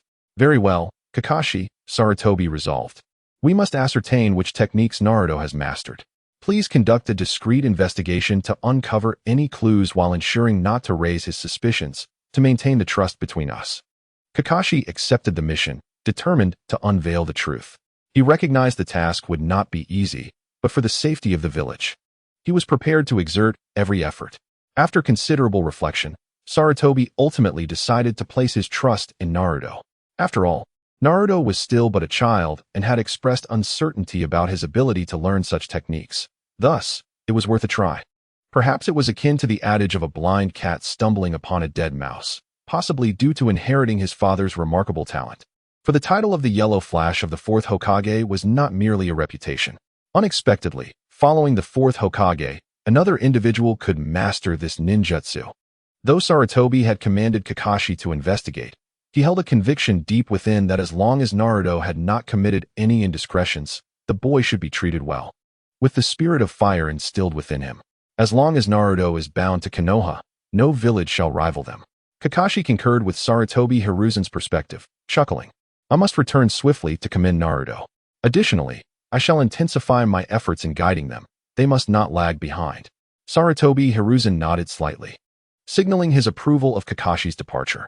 Upon Kakashi's return, he beheld Naruto, Sasuke, and Sakura patiently awaiting him, a faint smile of satisfaction gracing his lips. He then swiftly turned his gaze to converse with Naruto. Naruto, he began, there is something of utmost importance I must share with you. Lord Third Hokage holds you in exceedingly high regard. Kakashi's tone was infused with emotion as he continued. You possess remarkable talent. If you persistently delve into the Flying Thunder God technique, you are destined for greatness. Thus, strive diligently. Do not let the third Hokage's expectations go unfulfilled. Kakashi then shifted the topic to the bells Naruto had seized. Moreover, you have successfully claimed the bells. Truly commendable. This signifies that you have passed my test. His eyes shone with affirmation and admiration for Naruto, as if he envisioned boundless possibilities for this young ninja. Since you have acquired the bells, be prepared to accept punishment. Kakashi feigned a stern expression, uttering words of threat. Sasuke and Sakura were struck with horror. Could it be that both of them would be sent back to school? Was it not stated that only one would be required to retake the course? At that moment, Naruto sprang into action. Swiftly, he placed one bell each into Sasuke and Sakura's hands, leaving them bewildered. Kakashi-sensei, now that they both have bells, if one must return to school for remediation, it should undoubtedly be me. Naruto proclaimed loudly, his tone resolute. Sasuke and Sakura were taken aback by Naruto's unexpected choice, their eyes widening in disbelief. Previously, when Naruto approached them, he had spoken of a fair competition after seizing the bells, yet now he had gifted one to each of them, leaving himself without any. Sharing a glance, Sasuke and Sakura were overwhelmed by complex emotions. They understood that Naruto was shielding them, willing to bear the consequences himself to spare them punishment. This act stirred both gratitude and shame within them, leading them to realize that their prior assessments of Naruto may have been biased. Perhaps he was not the impulsive, immature individual they had imagined, but rather someone with his own convictions and principles. Observing the scene before him, Kakashi's lips curled into a slight smile. His initial intention was merely to test these students, yet he had not anticipated Naruto's unique resolution to the dilemma. He silently approved, feeling immense satisfaction with Naruto's performance. Perhaps this seemingly mischievous lad could indeed evolve into an exceptional ninja in the future. Sasuke broke the silence first, gazing seriously at Kakashi, his eyes resolute with a hint of defiance. I do not require such a patronizing reward, Kakashi-sensei. This bell was not earned through my own merit. If retraining is necessary, then Uchiha is prepared. Sasuke's words pierced through the slightly tense atmosphere like a sharp blade. Meanwhile, Sakura stood to the side, embroiled in her inner turmoil. Gripping the bell tightly, her fingers trembled as she fought to suppress her anxiety and hesitation. After a moment of struggle, she finally mustered the courage to speak. Her voice quivering, I can also accept retraining. Her gaze flickered uncertainly, but ultimately, she fixed her eyes ahead with determination.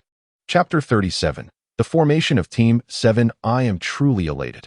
Kakashi's face bore a gentle smile, his voice now notably softer. What brings me joy is not solely that your team successfully collaborated to seize the bells from me. It is the realization that, through this process, you have subtly grasped the essence of true companionship. Those ninjas who willingly sacrifice for their comrades are the ones deserving of the title ninja. With that, Kakashi paused momentarily before continuing earnestly. There exists a profound adage. Those who dare to defy the established rules of the ninja world are destined to become inconsequential. However, if one fails to cherish the companions by their side, they are even more wretched than the so-called useless ones. I hope you engrave these heartfelt words in your minds. No matter the time or place, you shall always be inseparable partners. Always respect and value one another. Kakashi's gaze was piercing, particularly focused on Sasuke and Sakura, while he harbored no significant concerns for Naruto. After all, just moments ago, Naruto had unhesitatingly shared the bell he clutched tightly with them. In contrast, Kakashi's greater worry lay with Sasuke, burdened by the deep-seated vendetta of his clan's annihilation, and Sakura, whose heart was solely fixated on Sasuke. After all, Sasuke exhibited excessive coldness, while Sakura consistently overlooked Naruto. Sasuke, noticing Kakashi's occasional glances in his direction, felt a surge of irritation. He furrowed his brow tightly, attempting to suppress this vexation, but to no avail. Sasuke had always been the focal point of admiration within the academy, celebrated for his exceptional abilities and innate talent. Yet, recent events had left him troubled.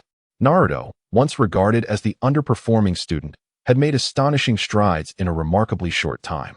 Not only had Naruto mastered the Shadow Clone technique, but to his astonishment, he had also grasped the advanced Flying Thunder God technique. Sasuke understood the difficulty and significance of these two jutsu. While the Shadow Clone technique may not rank among the elite, its proficient use attests to an individual's strength. The Flying Thunder God, however, is an immensely powerful space-time ninjutsu, enabling instantaneous traversal through dimensions, delivering surprise assaults upon adversaries. Possessing such a technique allows one to stride confidently through the ninja world. Sasuke found it intolerable to accept this reality. He had always believed himself to be the one destined to become a great ninja. Yet now, Naruto's rise instilled within him unprecedented pressure. He began to envision a future where Naruto would bask in glory, becoming the center of attention, while he himself risked fading into obscurity. Sasuke's mood grew increasingly somber as he resolved not to let Naruto surpass him. He vowed to train harder, to enhance his strength, and reclaim the glory that was rightfully his. He believed that with sufficient effort, he could once again ascend to the pinnacle of the academy and the entire ninja world. Meanwhile, Sakura's heart was tumultuous, akin to a tempestuous sea, turbulent and restless. She could scarcely fathom that the Naruto she had often underestimated and ridiculed had transformed into such a formidable force. The Flying Thunder God technique. What a hallmark of the fourth Hokage, Minato Namikaze. Witnessing Naruto execute this technique to seize the bells from Kakashi was nothing short of magnificent. Particularly at the moment he secured the bell in his hand, Sakura felt her heart race, sensing an aura of masculinity emanating from Naruto. Unable to restrain herself, Sakura glanced at Naruto once more, her heart swelling with a peculiar emotion that seemed to be quietly fermenting. At that moment, she suddenly perceived Naruto as increasingly handsome. This feeling left her bewildered, yet inexplicably exhilarated, filled with anticipation for what lay ahead. Naruto dismissed Kakashi's words with disdain. Had it been the Naruto of old, he might have been swayed by Kakashi's so-called will of fire. However, the current Naruto would never succumb to such influence. Konoha is certainly not everything to him. On the contrary, it is merely a minor waypoint along the vast journey of his life. He harbors grand aspirations within his heart. How could the suffering Naruto has endured over the past decade be so easily overlooked? Moreover, as a man standing in this world, how could he remain perpetually subservient to others, stifled and unfulfilled? The despicable Danzo and Sarutobi Hiruzen are the true culprits who have ensnared him in this predicament. One spreads malicious rumors that tarnish his reputation, while the other audaciously embezzles the compensation that rightfully belongs to his parents. Kakashi clapped his hands firmly, pulling the three scheming individuals from their reverie back to reality. Well, today's evaluation has concluded, and everyone has performed exceptionally well. I am quite pleased. Tomorrow morning, we shall gather beneath the Hokage office to embark on our genuine ninja careers. This time, it will be no jest or drill, but rather authentic missions. Therefore, I urge you all to be fully alert and devote yourselves wholeheartedly to the battles ahead. Of course, ample rest is also essential. Return home early tonight. Enjoy a good night's sleep to rejuvenate, and prepare thoroughly for tomorrow's challenges. Among them, Sakura could no longer contain her excitement and leapt up, exclaiming, "Oh yeah, I've finally become a ninja." No more worries about being sent back to school. Noticing Naruto and Sasuke regarding her with peculiar expressions, she stuck out her tongue in embarrassment and lowered her head. Naruto shook his head helplessly, while Sasuke cast a cold glance, offering no further response as he departed, whether to dine or to rest, for it was only 11 o'clock, leaving plenty of time. Naruto retraced his steps, his thoughts lingering on Hinata, pondering what her assessment might entail. As far as he remembered, Yuhi Kurenai was not as tedious as Kakashi and was rather easy to converse with. He decided to check in. If Hinata was free, they could walk together and perhaps share a meal to foster their bond. If Kurenai was still lecturing them, he would have time to attend to his other affairs, as he still had unfinished business to wrap up. Chapter 38. Summoning in Swift Strides. Naruto hurried to the earlier meeting point where Kurenai was addressing the team. Although he could not hear her words clearly, he noticed Hinata attentively listening. So he chose not to interrupt and veered off in another direction. He settled at a familiar dining spot, ordering a buffet meal. During this time, he made his usual trip to the restroom, where he created shadow clones and swiftly utilized the Flying Thunder God technique to escape. This time, he chose a dense forest far from Konoha. The Flying Thunder God marks in this location had been placed by his loyal subordinate, Kabuto. When Kabuto departed, he had given him several kunai marked with the Flying Thunder God seal, instructing him to find remote and desolate places away from Konoha to drop the kunai and establish the marks, which would prove invaluable later. Kabuto executed this task promptly, as it was a convenient errand. In truth, Naruto could have traveled using the Flying Thunder God marks left by the second Hokage or his father, the fourth Hokage. However, based on the coordinates in the System S space, most were occupied or situated in perilous areas, so he temporarily abandoned that idea. Summoning individuals did not need to be fraught with bloodshed. Observing the dense, towering trees around him, Naruto nodded in approval of Kabuto's work. Having a capable subordinate certainly made things easier. In such a secluded area, even if he caused a considerable ruckus, it was unlikely anyone would come, given its distance from Konoha. Without hesitation, Naruto produced 6 shadow clones. However, upon further reflection, he recalled 2 of them back to his main body. For personal and emotional reasons, he was reluctant to summon those 2. After all, they were his parents. To call upon them as mere tools would be utterly sacrilegious. If word of that got out, he would surely face the ire of the readers. After arranging Uchiha Madara, Senju Hashirama, Senju Tobirama, and another piece of ninja remains he valued in order, Naruto directed the remaining 4 shadow clones to stand before the respective remains, took a deep breath, and began to form hand seals. Earth, dog, pig, dragon. Feeling an inexplicable surge of excitement, Naruto could not help but shout, though he was unsure why he felt compelled to do so. Impure world reincarnation. Layers of earthy seals swiftly emerged from the remains at the feet of the shadow clones, transforming into countless small mud dragons that enveloped the clones, which exhibited expressions of anguish as they began to struggle. Agonizing howls echoed, and shortly thereafter, a flash of light illuminated the scene, and 4 familiar figures stood before him. Uchiha Madara, reporting for duty. Senju Hashirama, reporting for duty. Senju Tobirama, reporting for duty. Hatake Shigeru, reporting for duty. Indeed, the 4th mysterious figure was Hatake Kakashi's father, the legendary ninja known as the White Fang of Konoha. His mastery of short blade techniques was unparalleled. Had he not faced scorn from Konoha for abandoning a mission to save a comrade, leading to his shame and subsequent suicide, the White Fang might well have become Hokage. His name was once resounding throughout the land. Seeing the 4 legendary figures standing before him, Naruto nodded in satisfaction. The system's version of the impure world reincarnation was indeed impressive. Offering shadow clones as sacrifices proved remarkably convenient. Madara, who would have thought that we were once adversaries, later united to establish Konoha, and now find ourselves once again serving Lord Naruto together. Senju Hashirama remarked to Uchiha Madara, I have awaited this day for a long time. Let us engage in battle. Uchiha Madara retorted, eager to test his peak strength against Hashirama's. Do not presume that your Rinnegan grants you the power to defeat me. Our most pressing concern now is not infighting, but to assist Lord Naruto in battle. Let us not forget our purpose. Watching Uchiha Madara and Senju Hashirama bickering, Naruto could hardly contain his delight. The system's version of impure world reincarnation was truly remarkable. Summoned figures automatically recognized their master.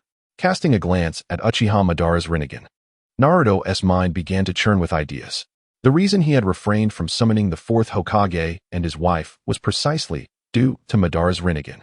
Previously, Madara's Rinnegan had been within Nagato's possession, who wielded it with the fundamental techniques of the Rinnegan, such as the outer path and the samsara of heavenly life.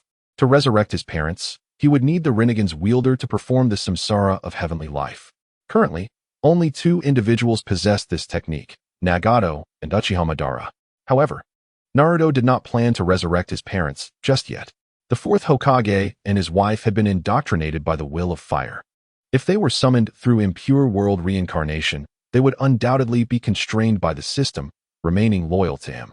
But should he use the samsara of heavenly life to resurrect them, free from the system's control, their deep-seated affection for Konoha might compel them to become mere pawns serving the village.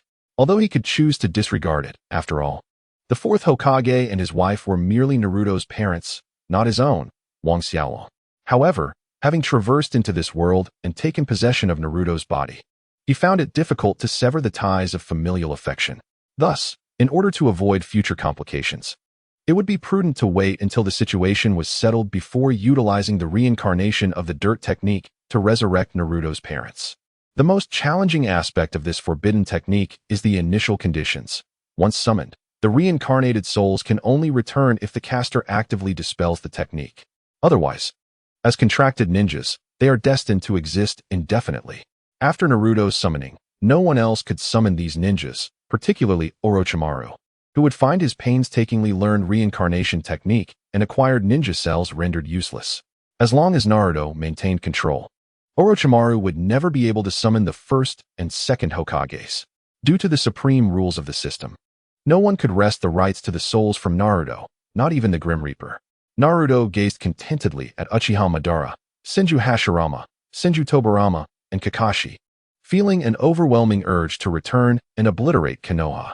However, upon reflection, he restrained this impulse. Konoha possessed numerous talented individuals that he needed, for while seizing power is a straightforward endeavor, governing it is an entirely different challenge. He could easily destroy Konoha, yet he did not desire a ravaged village. He wished for a thriving Konoha, one that would willingly submit to him. Chapter 39. Naruto's thoughts. The news of Naruto mastering the Flying Thunder God technique swiftly spread throughout Konoha, evidently orchestrated by the third Hokage, Hiruzen Sarutobi. Only 2 individuals were privy to this information, him and Kakashi. Kakashi, however, had no time to gossip. He preferred to focus on the next chapter of Ika Paradise rather than spreading rumors about Naruto's newfound abilities. What? The fourth Hokage's Flying Thunder God technique. He has mastered it? With only a handful of techniques detailed in the Forbidden Scroll, how is it that I learned 2 at a glance? Is there no justice left in this world? The news was indeed reliable, originating from the Hokage's office. According to the cleaning lady, the third Hokage had a grin that was almost crooked while administering acupuncture to a voluptuous female medical ninja. Wait, is it possible that the Hokage is the one being treated? Shoo, keep your voice down. If others catch wind of this, you'll be reported. Groups of ninjas congregated on the streets, chattering excitedly. The news of Naruto mastering a forbidden technique, particularly the legendary Flying Thunder God, set the entire village ablaze with excitement.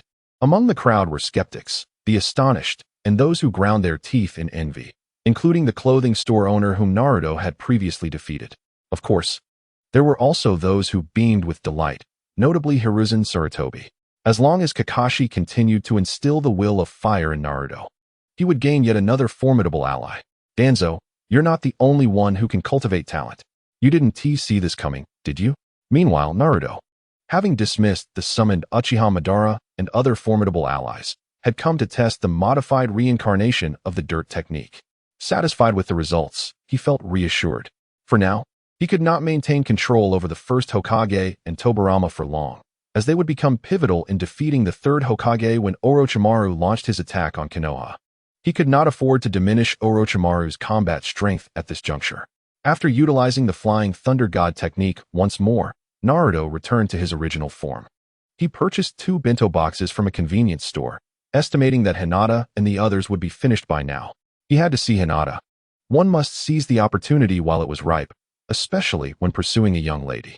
As expected, when he arrived at Yuhi Kurena's location with the bento, Hinata and her team were just wrapping up their session. Naruto beamed as he spotted Hinata in the distance, cherishing the thought of this adorable girl becoming his devoted follower, and perhaps a lovely companion in the future. Hey Hinata, are you hungry? I bought some bento for us to share. Naruto called out joyfully, waving his hand. Hinata had never encountered such enthusiasm. Her cheeks flushed crimson as she shyly lowered her gaze, uncertain whether to greet Naruto, especially with her teacher, Kurenai, and teammates. Kiba and Shino, present. Naruto, you're so biased. Why did you only buy for Hinata and not for me? I haven't eaten either. Kiba exclaimed, feeling left out as Naruto had only purchased 2 bento boxes, one for himself and one for Hinata. That's because I didn't prepare one for you, Shino remarked. Adjusting his glasses, Kurenai raised an eyebrow, surprised by Naruto's directness. It was evident that he harbored feelings for Hinata. However, she did not intervene. Young love was a natural phenomenon, and it was harmless. She had sensed something between them since Naruto had escorted Hinata earlier that day. Kurenai smiled knowingly at Hinata, whose head lowered further, her face growing even redder. Naruto, you've become quite the sensation lately. With your ability to produce so many shadow clones, you've certainly made a name for yourself in Konoha. Unaware that Naruto had also mastered the Flying Thunder God technique, Kurenai praised his shadow clone technique instead. Naruto, however, chose not to boast, focusing instead on the intent of sharing a meal with Hinata in a secluded location. Kurenai-sensei, please don't jest. I'm merely a genin. There are countless others far more skilled than I. Kiba and Shino joined in, with Kiba suddenly throwing an arm around Naruto's shoulders. You're not being fair. Next time, buy an extra one. What about our brotherly bond? Kiba, Shikamaru, and Shoji were notorious for skipping classes during their school days, often escaping through windows. Consequently, their camaraderie was strong, having grown up together despite the stigma surrounding Naruto.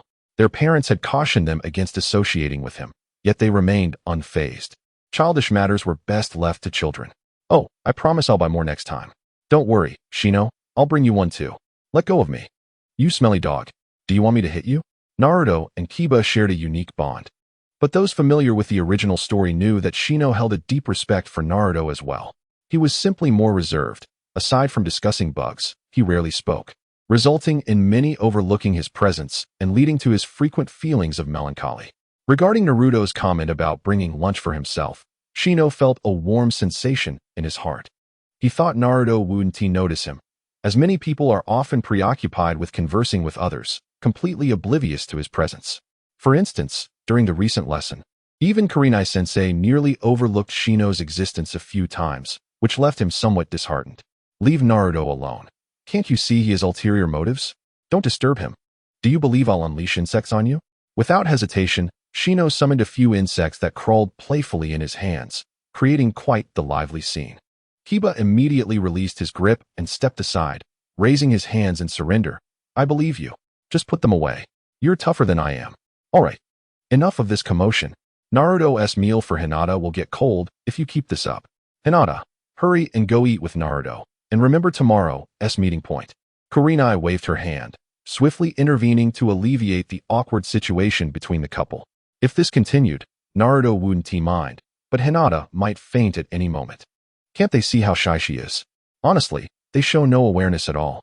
Chapter 40. Hinata's love. Naruto grasped Hinata's hand firmly and pulled her outside.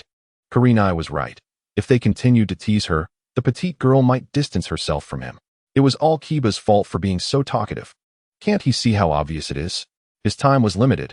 Unless unforeseen events occurred, he would be departing tomorrow. After all, the storyline dictated it. And he had precious little time to woo the adorable Hinata. Although Naruto knew that, even if he did nothing, Hinata had already developed feelings for him. Who wouldn't he want to savor the moment sooner rather than later? He aimed to charm the sweet girl within the limited time he had. As Naruto walked slowly through the woods, holding Hinata's hand, he savored the softness radiating from her palm. He couldn't help but marvel at how true the ancients were. Little girls really are enchanting. Naruto-kun, are we far enough? Hinata shyly spoke, her cheeks still flushed. Just moments ago, Naruto had brought her lunch in front of everyone, and the impact was overwhelming. They all understood what his actions signified. It was akin to a bold confession. In the world of ninjas, relationships between men and women remain relatively innocent. Hinata harbored an immense infatuation for Naruto. Growing up in a strict household, she constantly felt the weight of her father's expectations. which stifled her spirit. While other children enjoyed carefree childhoods, Hinata faced relentless training and reprimands, burdened with the future of the Hyuga clan on her shoulders. At the tender age of 4, on a day when snowflakes fell like feathers from the sky, Hinata, mesmerized by the beautiful scenery, couldn't resist sneaking out of her home to explore. However, as fate would have it, she soon became lost. To make matters worse, a group of neighborhood bullies cornered her, taunting her as a little monster. The Hyuga clan, alongside the Uchiha, is renowned in Konoha for their unique ocular abilities. The Uchiha possess the Sharingan, while the Hyuga are known for their Byakugan, which is easily recognizable due to its distinctively pure white pupils that set them apart from others. The bullies, noticing Hinata's unusual eyes, began their cruel taunts. Hinata, being kind-hearted, chose not to engage with them. But her timid nature prevented her from standing up for herself. The harassment left young Hinata feeling miserable and helpless, tears welling in her eyes. Until Naruto descended like a hero from the heavens. He appeared before her like a warrior. At that time, Naruto was not much stronger than Hinata, having grown up with malnutrition and a frail physique. However, witnessing Hinata being bullied ignited a fierce anger within him, and he charged at the group. The cost of his heroic act was a bruised face, as he learned the hard way that one's fists cannot combat a crowd. Yet, Naruto had always been a mischievous child, adept at fighting, and he knew how to hold his own. He climbed onto the back of the leader and unleashed a flurry of punches upon him. Ignoring the blows raining down from the others, Naruto focused solely on his opponent. His ferocity intimidated the bullies, who, after regaining their feet, fled in terror. After all, Naruto fought with reckless abandon, his reputation as the demon fox making them think twice before confronting him. With his eyes swollen from the fight and his beloved red scarf torn to shreds, Naruto stood before Hinata, who was still sobbing. Like a beacon of light, he illuminated her heart, gently asking if she was hurt and praising her beautiful eyes, declaring them the loveliest he had ever seen. His heartfelt compliments chased away the shadows of despair from little Hinata's heart. From there, Naruto took her hand, escorting her back home while reassuring her to disregard the bully's words. Since that day, Naruto's image became etched deeply into Hinata's heart. As time passed, both Hinata and Naruto enrolled in the Ninja Academy, where Naruto developed a crush on Sakura, often trailing her. Hinata, aware of Naruto's affections for Sakura, felt a profound sense of loss, but chose not to interfere. To love someone is to support their happiness, and since Naruto liked Sakura, it seemed their paths would never cross. From that point onward, Hinata secretly observed Naruto from a distance, never daring to disrupt his life. However, their serendipitous encounter that morning and Naruto's deliberate visit to see her filled Hinata with joy. Especially the way he acted in front of Kurenai and Kiba made her feel that perhaps, just perhaps, Naruto held feelings for her. Though she hesitated to be certain, they had held hands and ran together in public, and he had bought her lunch exclusively. This could hardly be mere coincidence, could it? In that moment, Hinata's heart succumbed to the whims of love. She believed that Naruto liked her. Despite his changed demeanor, Hinata found herself drawn to the present version of Naruto, especially when he sought her out. "Hey, Hinata, don't daydream. Hurry and eat." Naruto's voice rang in her ears. "I handpicked this bento. It's best enjoyed while warm. If it gets cold, it won't taste as good." Unable to resist, Hinata turned to glance at Naruto, her cheeks flushing anew. She lowered her head, her fingers involuntarily fidgeting. "Thank you, Naruto-kun." Naruto was aware of Hinata's thoughts. After all, he had spent so long pursuing Sakura, leaving little room for interaction with Hinata. To suddenly bring her lunch and draw her out was a miracle in itself, making the situation all the more perplexing for anyone involved. This is Hinata. If it were someone else, it would be unimaginable to be so close. Chapter 41, Alone. Hinata, there are words I cannot express at this moment, but you must trust me. After all, time reveals strength, and prolonged acquaintance unveils one's true character.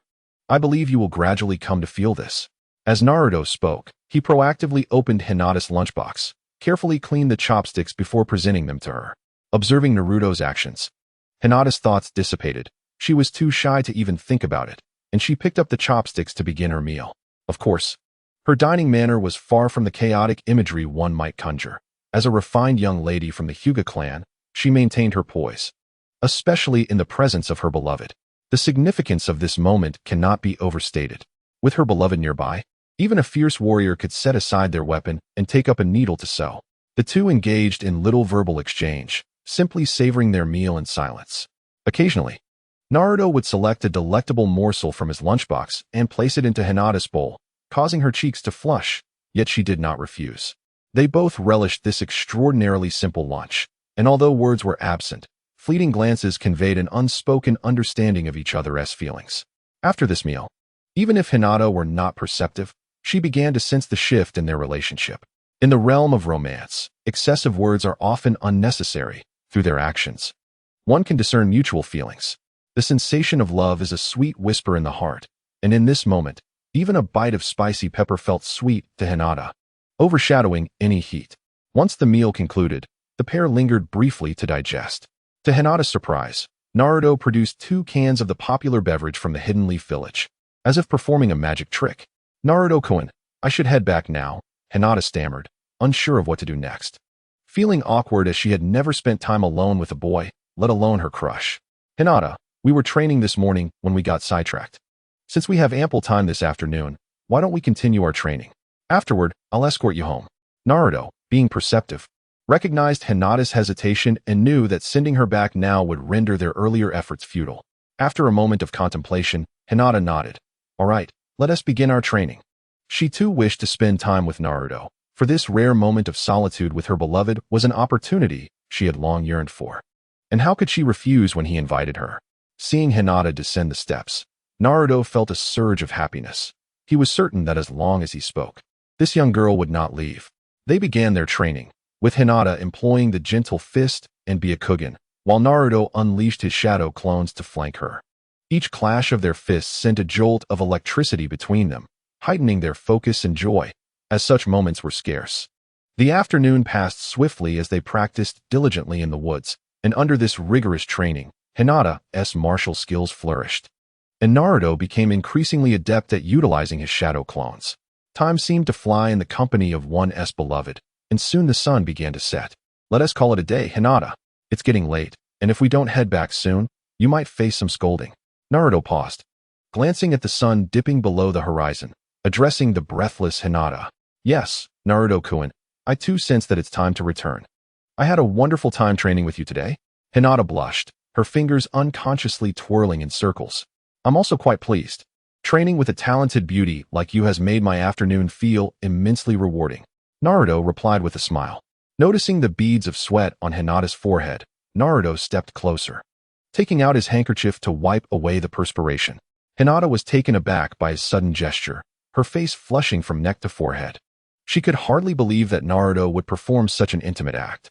The hand-holding in the morning and the shared lunch had already felt significant, but this gesture was beyond her expectations.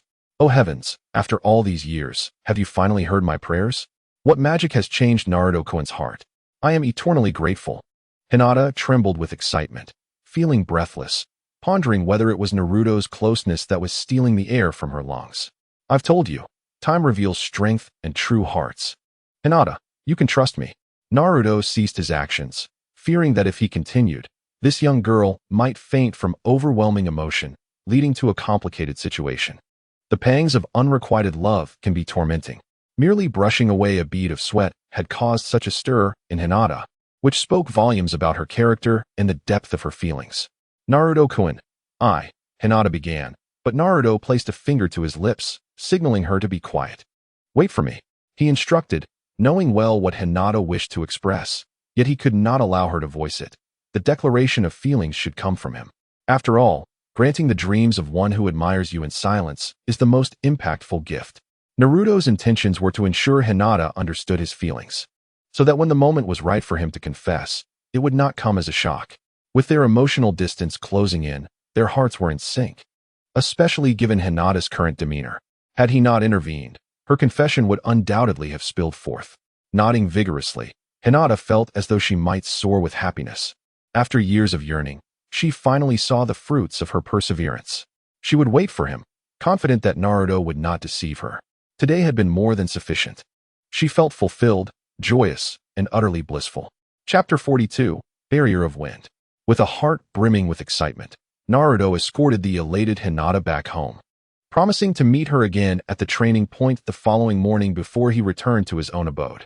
After a quick preparation of instant noodles nearing their expiration date, Naruto had his dinner and promptly fell into a deep slumber. Ding! The next morning, the alarm clock rang punctually. Naruto opened his sleepy eyes and stretched lazily. What a delightful day it promised to be. After a restful night, with the powerful recuperative abilities of the Uzumaki clan, any fatigue felt trivial, and a brief nap was all he needed to feel rejuvenated. System, I am here to sign in, Naruto declared inwardly, eager to discover what rewards awaited him today. Ding! Sign in successful. Your rewards for today are being processed. Please stay tuned. Congratulations, host, you have received a sign-in reward. 5 explosive tags, 10 shurikens, and the wind release, wind barrier ninjutsu. The system's mechanical voice resonated in Naruto's mind. He automatically disregarded the explosive tags and shurikens, as they held little significance for him at this moment.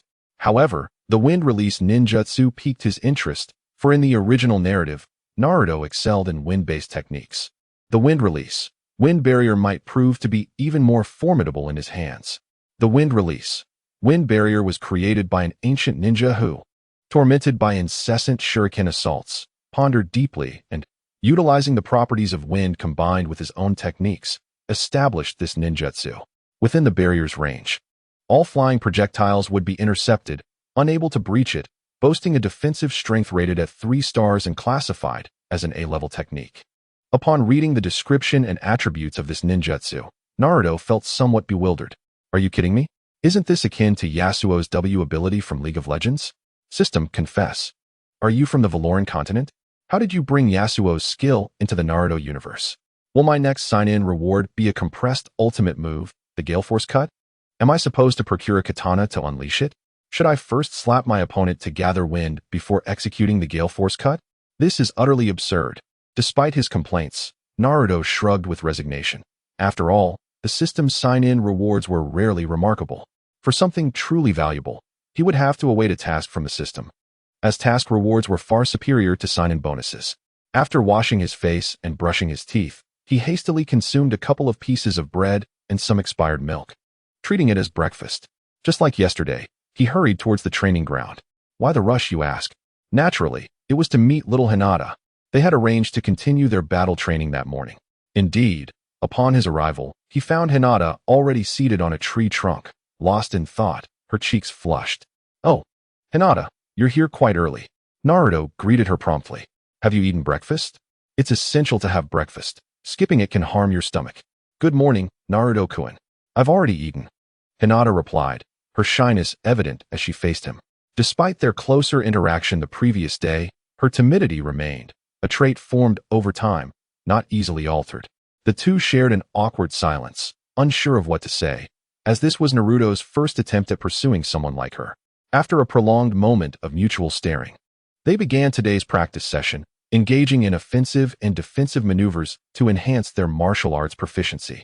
Hinata focused on refining her Byakugan's application and mastering gentle fist techniques, while Naruto trained his shadow clone coordination and reaction speed. With the aid of her Byakugan, Hinata forced Naruto to create multiple clones to defend against her attacks, and on several occasions, she nearly landed a blow with her gentle fist. Hinata, I've developed a new ninjutsu. I'm uncertain of its effectiveness. Would you help me test it? Naruto shamelessly claimed the system's reward as his own creation, asking Hinata to evaluate its strength. Without hesitation, she agreed, viewing Naruto as exceptionally talented. The creation of a new ninjutsu seemed entirely plausible, given that he was the finest ninja in their school, and indeed, all of Konoha. You can attack from various angles with shurikens to see if you can breach my defense.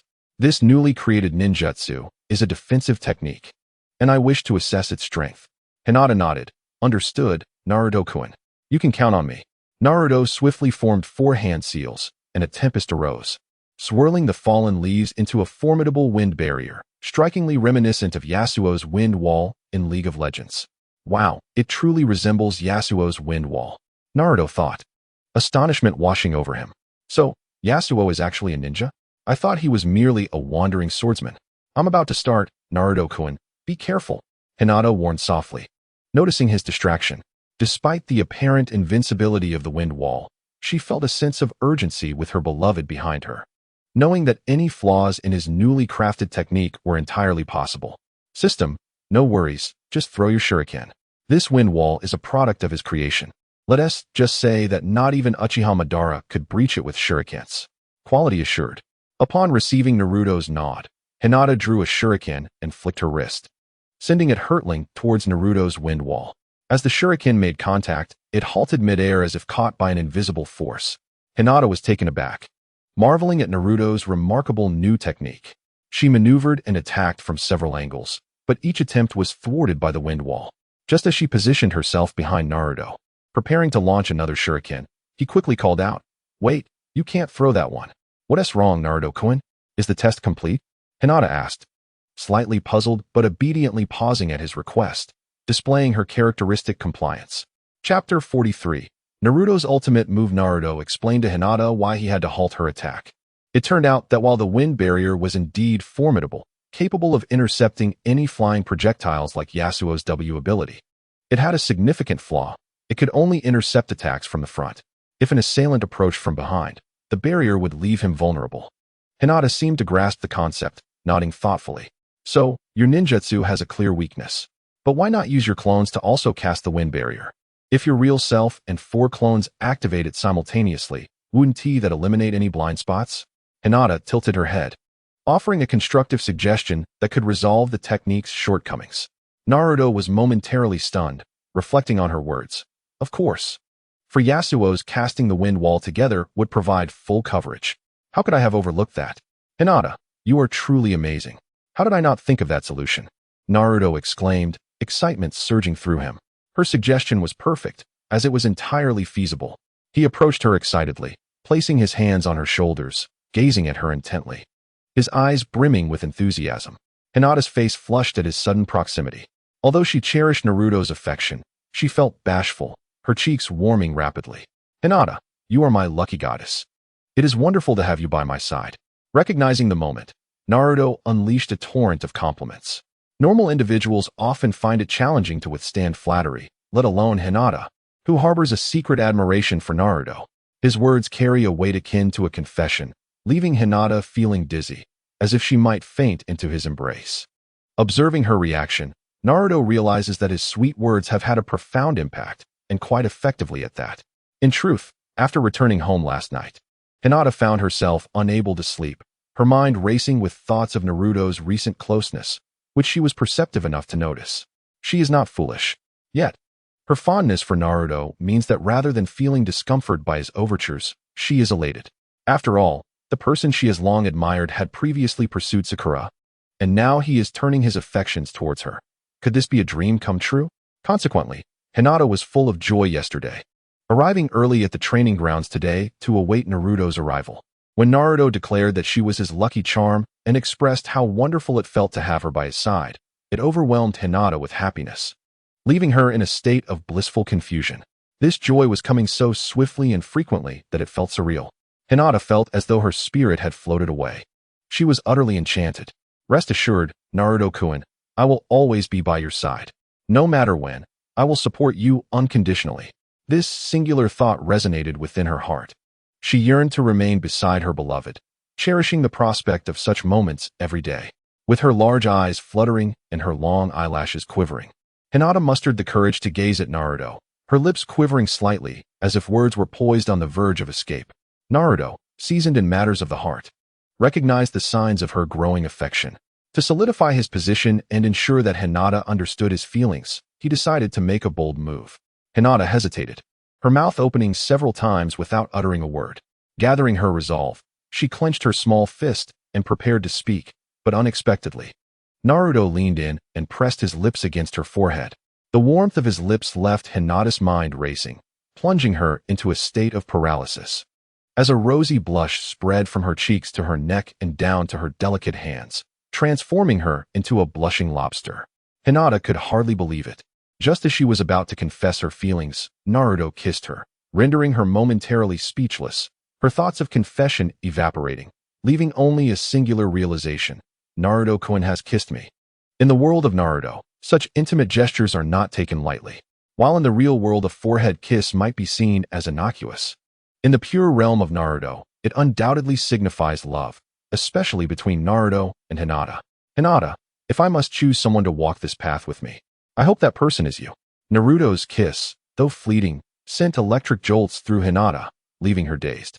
As she gradually regained her composure, Naruto's heartfelt words caused her to sink deeper into infatuation. At that moment, her mind was a blank slate. She would have willingly accepted any request from Naruto, even if he asked her to leap into the abyss. My beloved kissed me and expressed a desire to share a lifetime together. She thought in a state of euphoric disbelief. Who could withstand such a profound gesture from their secret crush? Naruto, well versed in the art of courting, understood that after expressing affection and sharing sweet words, it was wise to retreat, granting Hinata ample time to ponder and savor the moment. There is a saying, too much of a good thing can be counterproductive. Holding Hinata's hand, he noted her dazed expression. She was still reeling from the impact of his kiss and tender words. Hinata, today is the day I have a mission. It's time for me to leave and attend to my duties. Work hard with Iruka-sensei and wait patiently for my return. Hinata nodded instinctively, still in a stupor. In the wake of his heartfelt confession, any further words from Naruto would only be absorbed and stored in her mind, awaiting the moment when her thoughts would align once more. Seeing her in such a state, Naruto recognized that nothing more could be said. She was utterly enchanted. He gently guided her to sit upon a nearby log, where he planted a kunai marked with his name into the ground. The characters Naruto inscribed in a somewhat crooked manner. Having completed this gesture, he departed towards the Hokage building, as the assembly time was approaching, and he needed to be on his way.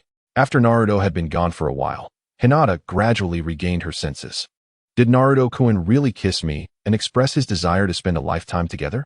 Is this what it feels like to be courted? She pondered, her cheeks flushing with embarrassment.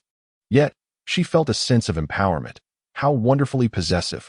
As she recalled the moment when Naruto kissed her forehead, she blushed anew. Looking down to find the kunai he had left behind, delicately wrapped in thread, its craftsmanship exquisite despite the somewhat distorted inscription of his name. Hinata cherished it like a treasure, for it was a gift from her beloved, a token of their blossoming relationship, an emblem of their deepening bond. Reflecting on the day's developments, she felt as though she were dreaming, as everything unfolded so quickly and felt almost surreal. Just as Hinata was lost in her sweet reverie, Naruto had already arrived at the meeting point beneath the Hokage's office, where the third Hokage, Hiruzen Sarutobi, resided. At the entrance of the office building, two familiar ninjas awaited. One was Aoi, who had come to assist during the battle with Mizuki, and the other was a lesser-known character, Inuzuka Rado, whose name many might not recognize. However, if one recalls the Flying Thunder God technique from the original series, they might remember that he was among those who had been taught by the fourth Hokage, Minato Namikaze.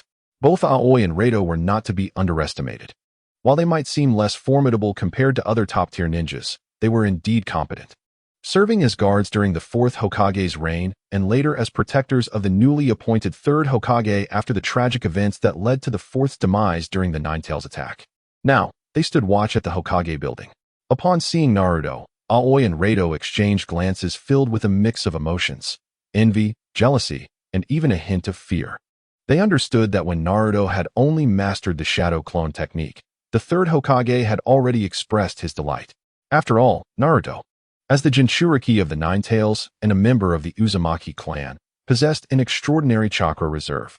Without the Ninetales' assistance, his shadow clones had already reached thousands. And with the Ninetales' power, the clones could number in the tens of thousands. Wasn't he essentially a one-man army? And the best part was that this multitude required only a single ration of food. What a lucrative arrangement. If a conflict were to arise, sending Naruto out would be sufficient. He need only stand against the enemy, consuming their resources and exhausting their national strength, ultimately leading to their demise. Moreover, Naruto has recently mastered the Flying Thunder God technique. This news has surely spread throughout the village by now. It is likely that no villager remains unaware of Naruto's newfound skill. After all, who in the village does not enjoy a bit of gossip? Jingzu Leitong turned to Yamashiro Aoi, commenting, "We are all human, yet there exists a stark contrast.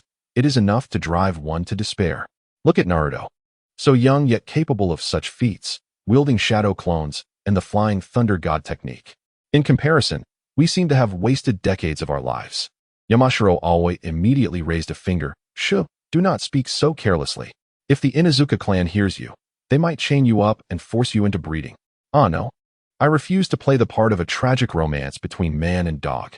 Jingzhu Lei Tong wailed, momentarily forgetting the existence of the dog-loving Inuzuka clan.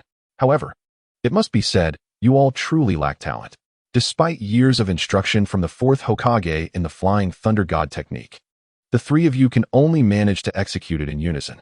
Meanwhile, Naruto, at merely 12 years of age, learned it simply by glancing at the Forbidden Scroll. You all were personally taught by the fourth Hokage, and yet you do not feel ashamed in comparison? Yamashiro Aoi could not help but chastise Jingzhu Lei Tong while using Naruto as a benchmark. The latter felt a deep sense of shame wash over him, wishing to bury his head in the ground. Such words were too hurtful. There is little to be done. After all, our talents are lacking. It is a matter of natural ability. And you, how can you criticize us? Kakashi graduated in the same class as you. Yet he began taking on missions at the mere age of 5, swiftly entering the Umbu and now stands as one of the elite Jonin, nicknamed the first technician of Konoha. And what about you? Here you are, standing guard. Jingzhu Lei Tong refused to back down. So what if you have no dark past? Aren't we all just inflicting wounds upon one another? Come on, who is afraid? Hey, hold on. We should not attack each other's weaknesses. Let us maintain some decorum. Yamashiro Aoi interjected. Nevertheless, it was undeniable that Naruto was indeed exceptional, a true testament to being the child of the fourth Hokage. Yamashiro Aoi sighed, aware that while the ordinary villagers might be oblivious, the ninjas, especially those from the previous generation, understood that Naruto was the orphan of the fourth Hokage, Minato Namikaze. Perhaps this was a matter of innate talent. The fourth Hokage once dominated with the Flying Thunder God technique, and as his child, Naruto likely inherited that prowess. It would be inexplicable otherwise for him to master such a challenging technique so swiftly. Jingzhu Lei Tong reminisced about the past when the fourth Hokage personally guided them in ninjutsu, even teaching them the Flying Thunder God technique hand in hand. Alas, their talents proved insufficient, and even with the fourth Hokage's guidance, they could barely perform the technique together, falling far short of the fourth's effortless execution. Meanwhile, Naruto was lost in the memory of the gentle kiss he had placed on Hinata's forehead, the first kiss he experienced since arriving in the world of Naruto. As he approached the staircase, he noticed that the guards, Yamashiro Aoi and another individual, were staring at him with peculiar expressions. Startled, Naruto quickly touched his face, finding nothing amiss. After all, he had just kissed Hinata, and there was no way he bore any lipstick marks. Why were they gazing at him so strangely? Perplexed, he inquired, "Is there something you need?"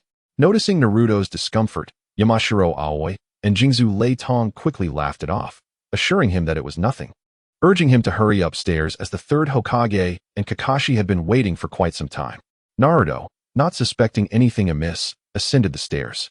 Upon reaching the door, he overheard the voice of Sarutobi Hiruzen, the old man, saying, "Rest assured, I am assigning you the strongest team in Konoha. There will be no issues." Upon hearing this, Naruto's heart sank. Could it be? He had just graduated yesterday, and today he was being sent on a mission to the Land of Waves? Sarutobi Hiruzen, you old rascal. Are you being too harsh? This is not right. According to the timeline, we should not be here yet. As he pushed the door open and stepped inside, he discovered that Sasuke and Sakura had already arrived, and to his surprise, Kakashi was on time for once. Oh no, has Kakashi's spot now been claimed by me? Naruto suddenly realized he was the last to arrive. Sarutobi Hiruzen sat at his desk, cheerfully sifting through a mountain of paperwork, and Naruto could clearly see that the documents in his hands contained their registration information.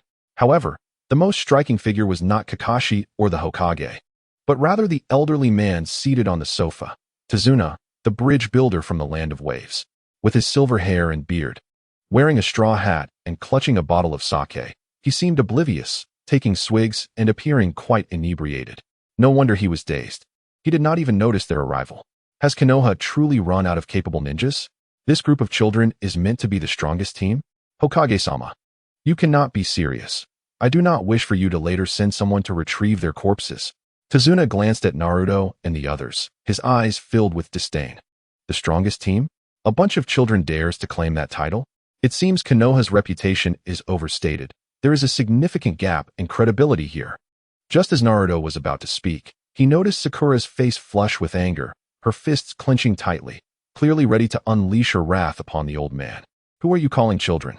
If I were a white tiger, Naruto would have long been drained dry. And as for collecting corpses, I would not be the first to fall. Old man, do not underestimate us. Even if we are young, we are still ninjas. Your age does not equate to strength. Ninja prowess is not measured by years.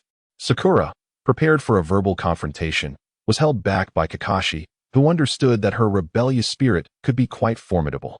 Rest assured, Mr. Tazuna, I guarantee that with this team accompanying you, even if the task's difficulty were to increase twofold, transitioning to an A-rank mission would be entirely manageable. The third Hokage, Sarutobi Hiruzen, stroked his beard thoughtfully, savoring his tobacco pipe before declaring, "Oh? What gives you such confidence, Sarutobi?" Tazuna, attempting to open his eyes wider, still failed to perceive any difference. Sasuke stood silently to the side, hands in his pockets, indifferent to the situation.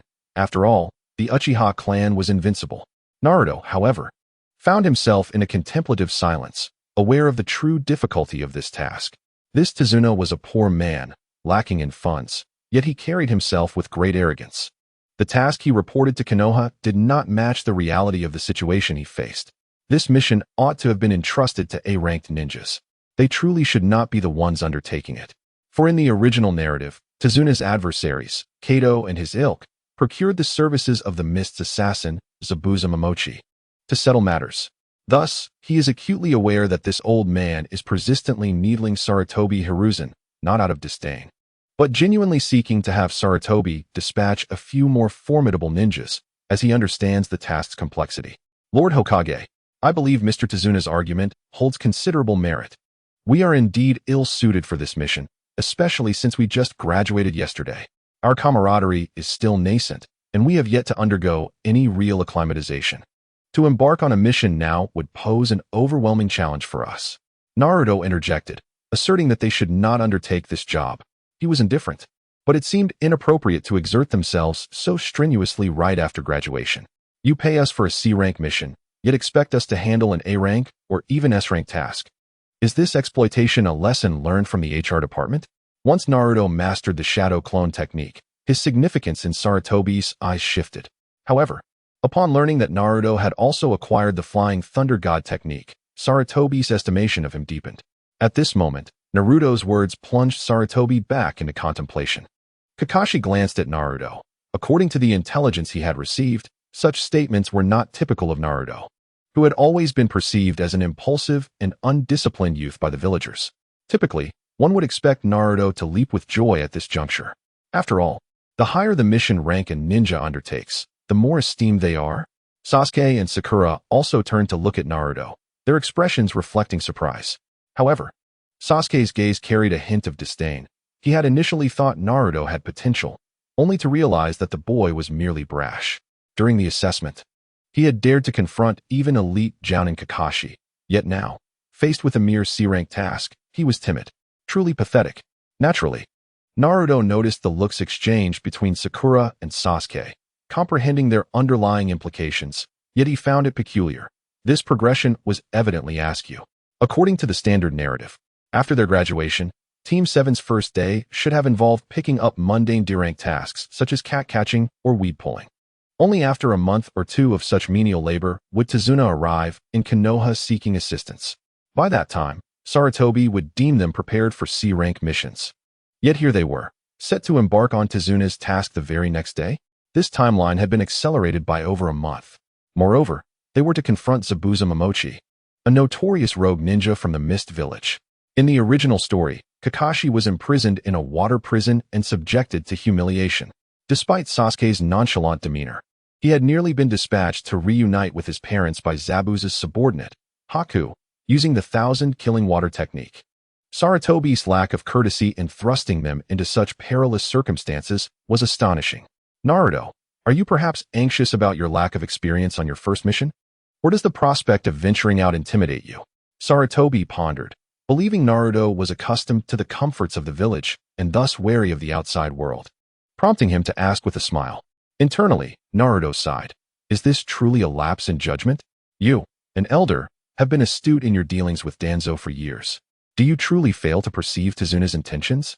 Surely you're not blind to the fact that Tazuna yearns for skilled ninjas. For heaven's sake, clear your smoke-clogged mind. The task's rank is fundamentally misaligned. Look, the ninjas you assigned lack confidence themselves. How am I to trust them? You ought to assign some more reputable names. Although our task's commission is modest, the scenery along the way is breathtaking. Consider it a holiday for some hardworking, illustrious ninjas. Allow them to rest and experience the cultural nuances of our land of waves. A fleeting glimmer of shrewdness flashed in Tezuna's drunken eyes, though it was momentary. Naruto, ever observant, caught it just in time. He was not the only one. Sasuke was also watching intently. Despite his brashness, Sasuke was a genius who had graduated from the academy, and after Naruto's assertion, he scrutinized Tezuna with newfound interest. After all, it was peculiar for a versatile user of the Flying Thunder God technique to decline a mission. Naruto, discerning Sasuke's expression, surmised that he, too, recognized the oddities at play. They exchanged knowing glances, a silent understanding passing between them. Do not worry, Naruto. This time, you have Kakashi leading the charge. Think of it as a cross-rank training exercise. The village requires your rapid growth, and while this task may seem ill-timed for freshly graduated ninjas, it ultimately presents an opportunity for swift development, outweighing any drawbacks. I find no issues with it. Kakashi, what is your opinion? Sarutobi inquired, setting aside the documents in his hands. Having reviewed Tezuna's task list thoroughly, Sarutobi felt confident that it posed no real problem for Team 7. Indeed, he had considered Naruto's concerns. Typically, newly graduated teams executed missions within the village, as the outside world harbored dangers. Only after attaining sufficient experience would they be dispatched on external tasks. Although Kakashi was taken aback by Naruto's remarks, to him, this level of mission was akin to child's play. He had commenced undertaking missions at the tender age of 5, having encountered far greater challenges than this. I see no issue. They could benefit from this experience. I will exert myself fully to instruct them, Kakashi affirmed, nodding at Sarutobi. He had no reservations about the matter. With Kakashi's affirming response, Sarutobi felt reassured. Ultimately, it would be Kakashi who bore the brunt of the task, while the young ones could treat it as a leisurely excursion. With this thought, the third Hokage turned to Tezuna. Mr. Tezuna, have you heard? This mission will be executed by Team 7, led by Kakashi. You can rest assured. While you may harbor doubts about those children, surely you trust Kakashi's esteemed reputation. The finest technician of Konoha. I have assigned you none other than my most competent ninjas. Moreover, do not underestimate these children. Each has been meticulously selected and trained, and they are all exceptional candidates. Not to mention, Team 7 is the strongest class of this year. You are aware of the renown that accompanies each strongest class of Konoha ninjas. Rest assured regarding this escort mission, there will be no issues. Tezuna regarded Sarutobi, who was extolling Team 7, and recognized that the decision had been made. No amount of protest would alter the outcome, unless he revealed the truth and disclosed the actual difficulty of the task. However, that was implausible. He lacked the finances to hire ninjas of that caliber. Very well, I hope they do not let me down. Tezuna took another heavy swig of his drink, not even raising his eyelids. Such behavior struck the others as somewhat lacking in decorum, particularly Sakura, whose veins stood out in agitation, while Sasuke wore a reluctant expression.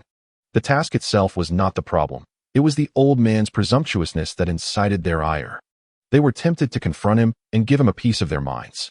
Naruto let out a resigned sigh, cursing under his breath as he realized that the timeline had shifted and an unexpected mission had arrived at this inopportune moment.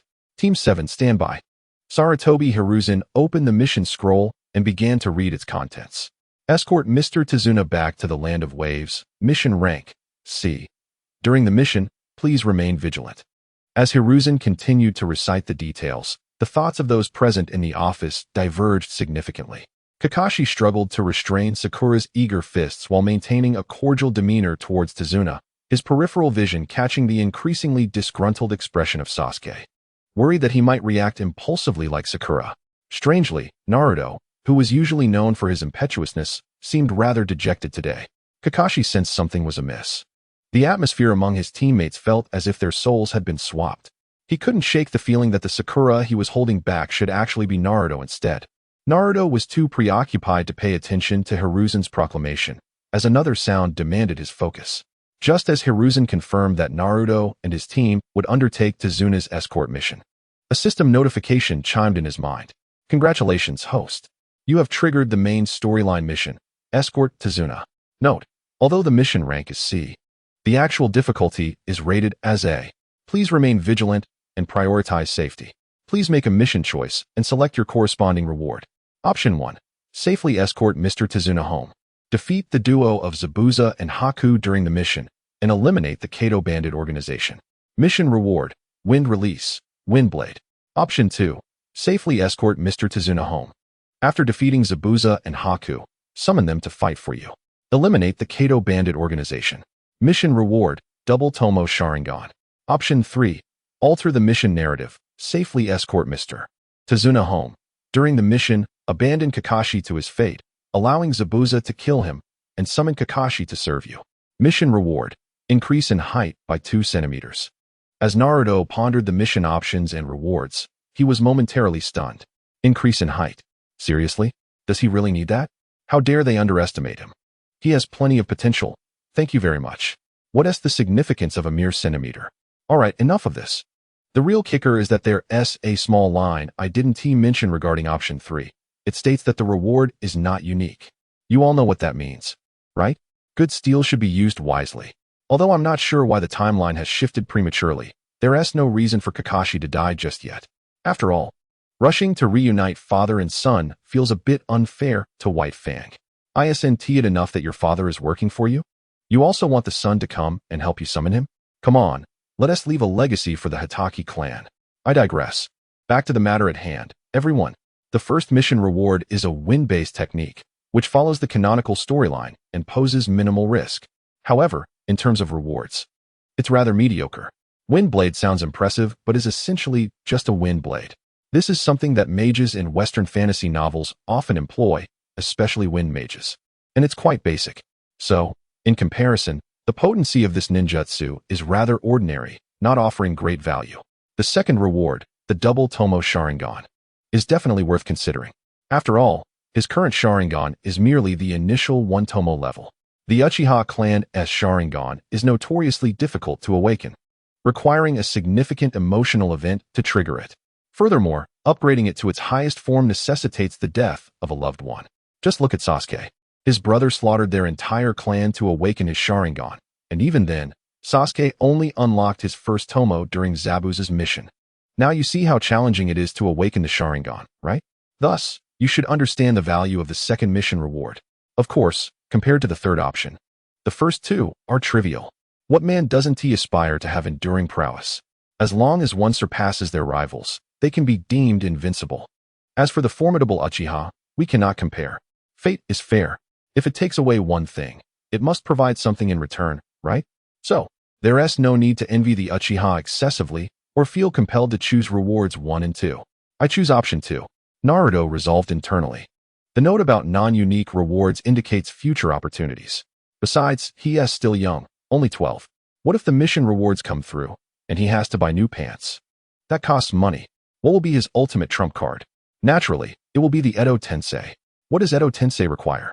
The corpses of powerful individuals. If Zabuza and Haku perish, he will gain the reward of upgrading his Sharingan to 2 Tomo and acquire 2 loyal, immortal soldiers. No matter how one looks at it. Option 2 is the most advantageous. Once Orochimaru returns with his collection from the various ninja villages, and his undead army grows, who in the land of waves would dare to oppose him? Even Madara struggled against the 5 Kage.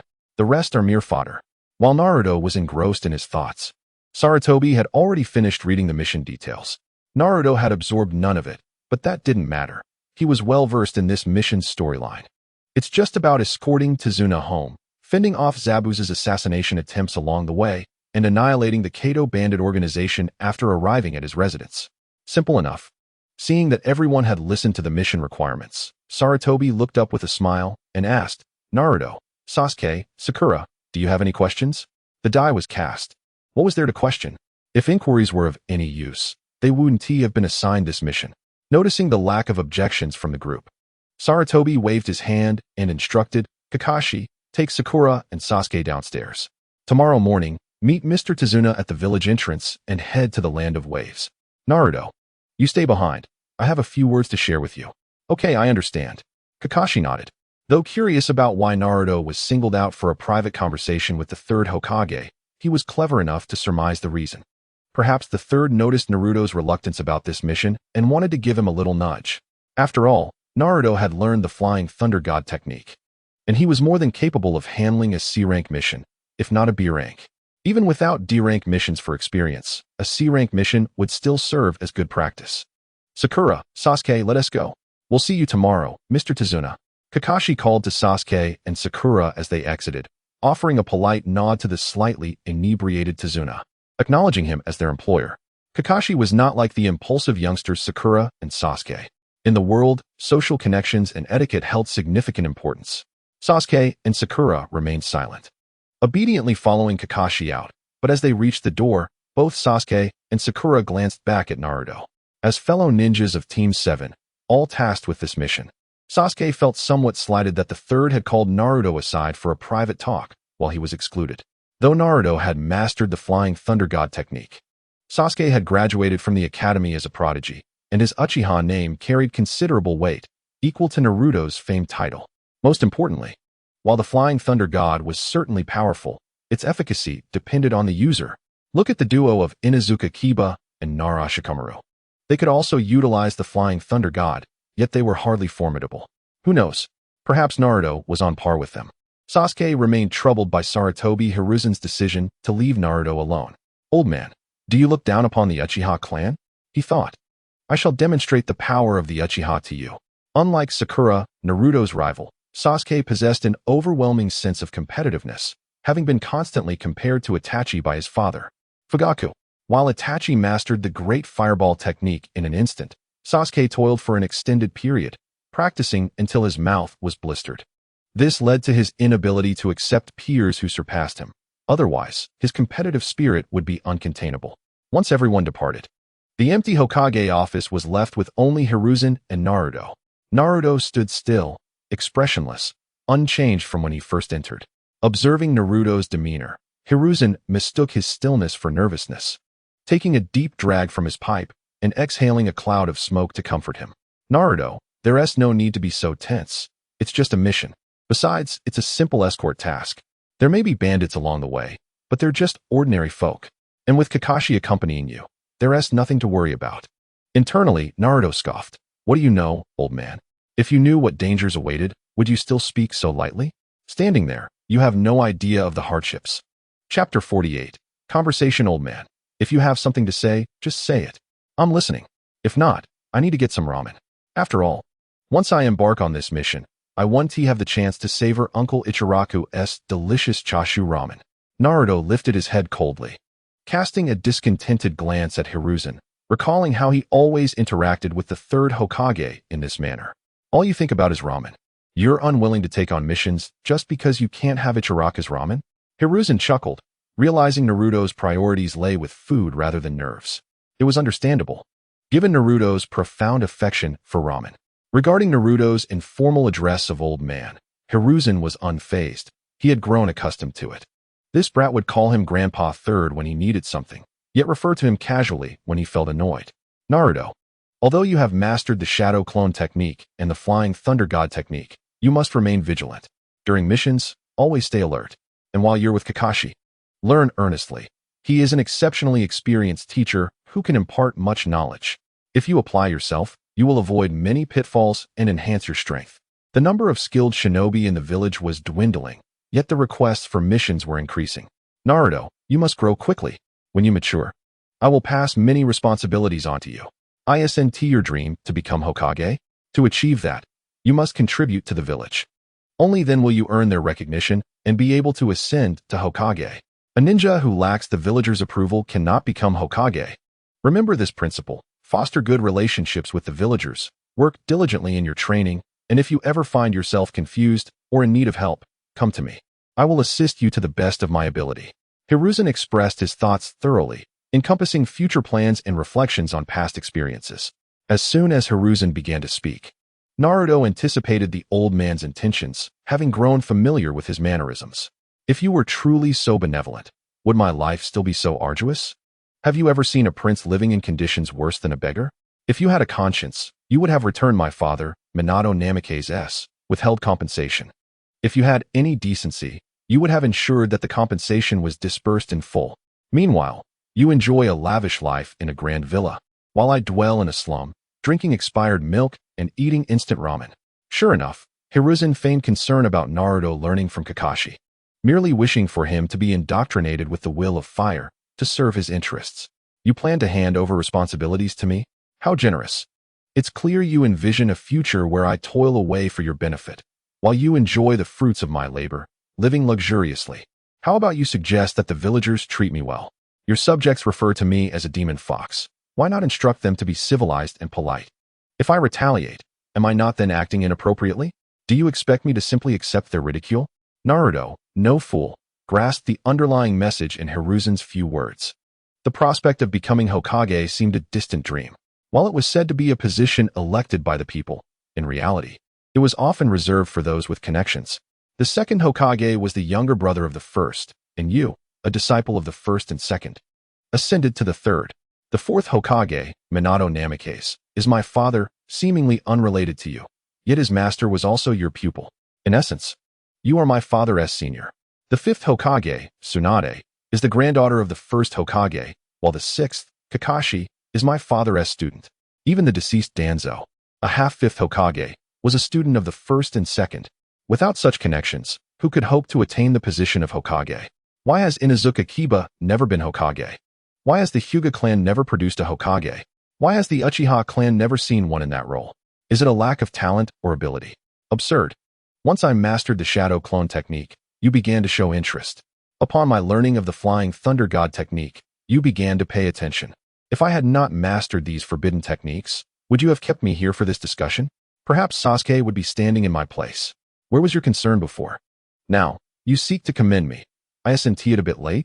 Internally, Naruto vented his frustrations toward the third Hokage, yet his external expression remained unchanged, devoid of any ripple. Rest assured, old man. Should I require your assistance, I shall not hesitate to approach you. Also, try not to hold the villagers too accountable. They know not what they do. The seal of the Nine Tails upon you was inherently unjust. I will work to temper their attitudes, but you must also understand their sentiments. The devastation wrought by the Nine Tails still haunts their hearts. All right, you old man. It's a pity you don't teach at the North Shadow Academy. Your acting skills are exemplary. The term hypocrisy could very well have been coined for you. You present one facade while concealing another. You truly excel at maintaining a dual persona. Those unaware must be overwhelmed with gratitude toward you at this moment. Naruto contemplated whether to feign tears to express loyalty to the old man. But realizing his acting skills were insufficient for such a display, he abandoned the thought. Better to avoid overdoing it, should the old man see through him. It would not end well. Rest assured, I shall train diligently, and when the time comes, I will present you with a surprise. Naruto emphasized the word surprise, uncertain if Hiruzen comprehended its significance, but he felt his message was conveyed. Very well, you focus on your training, I shall handle the rest. Haha, Naruto, my dear grandson. I eagerly await the day you astonish me. To be honest, I can hardly contain my excitement. Sarutobi Hiruzen laughed heartily. Such moments of joy were rare for him. The grown-up Naruto must possess extraordinary strength. Naruto cast a knowing glance at Sarutobi Hiruzen and reassured him, rest assured. A grand surprise is indeed forthcoming. It won't be long now.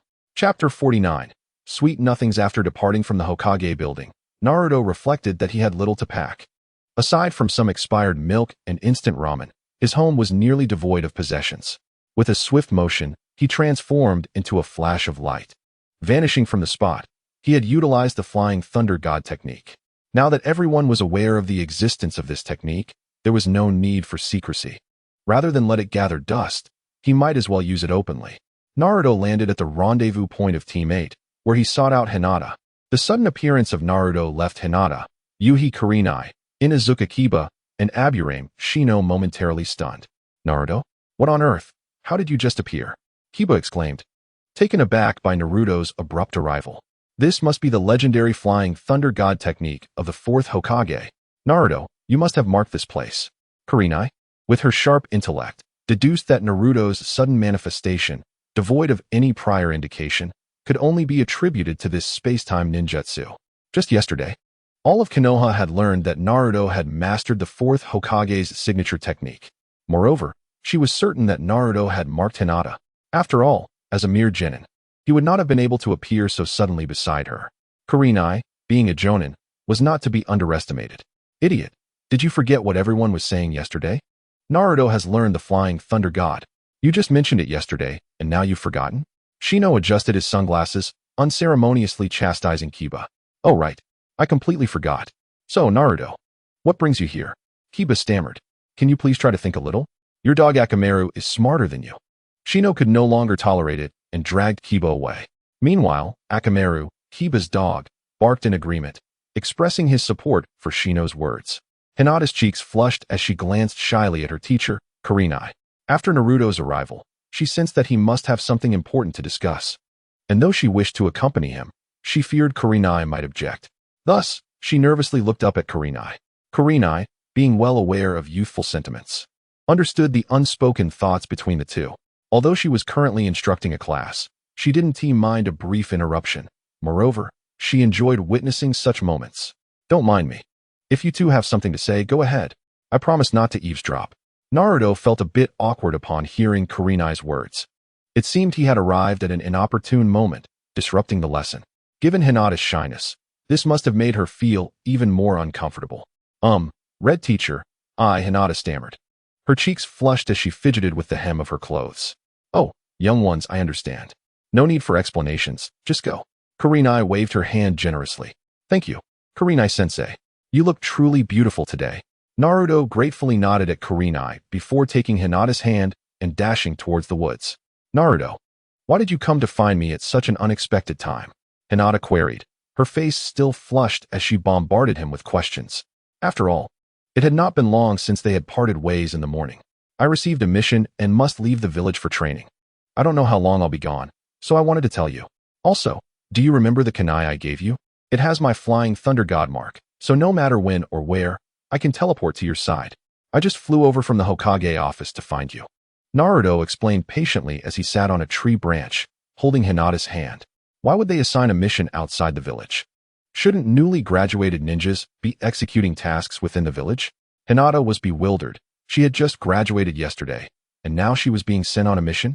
If not for her deep affection for Naruto, she might have doubted his sincerity, wondering if the morning kiss and their previous closeness were merely fleeting whims.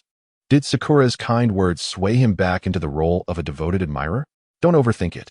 I'm truly going on a mission. If you don't believe me, you can ask Kurenai-sensei, and she'll confirm it with Kakashi. Naruto, noticing Hinata's expression, knew what she was pondering and gently tapped her forehead. Oh, I wasn't overthinking.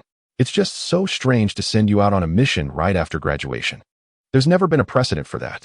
Hinata protested, covering her head. Time is of the essence, and the mission is pressing. We can discuss everything else when I return. Now extend your arm. I need to place a flying thunder god mark on you. This way, if anything happens, I can reach you immediately to protect you. Naruto spoke softly, determined to safeguard his dear Hinata. Is that really necessary? I have your kunai.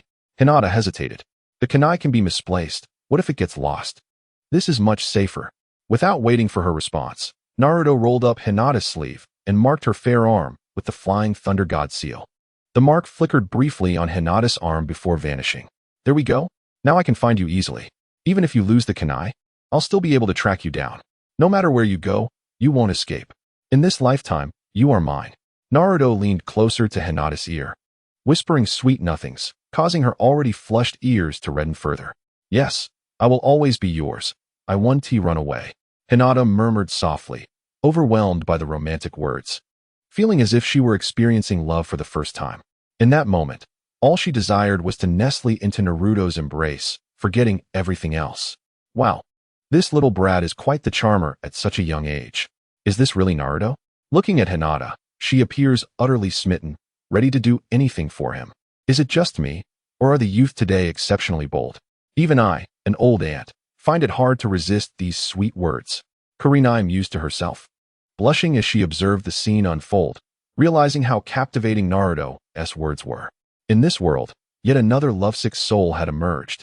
Kurenai couldn't help but sigh, pondering how unexpectedly charming Naruto could be. Indeed, it seems that the old adage holds true. No good man ever goes unappreciated. Chapter 50. Hinata's first kiss. Where are you all going this time? Is it dangerous?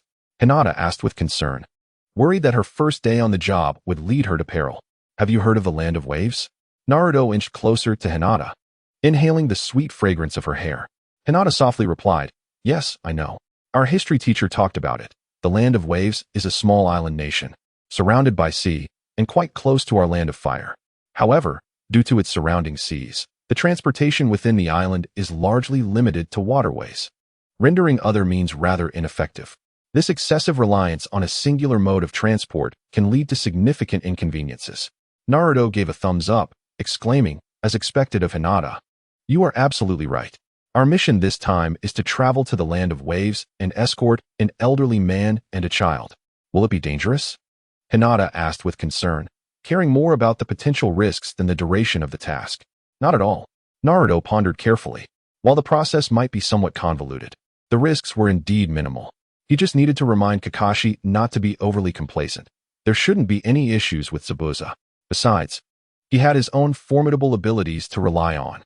If it came down to a life-or-death situation, he could always summon Madara for assistance.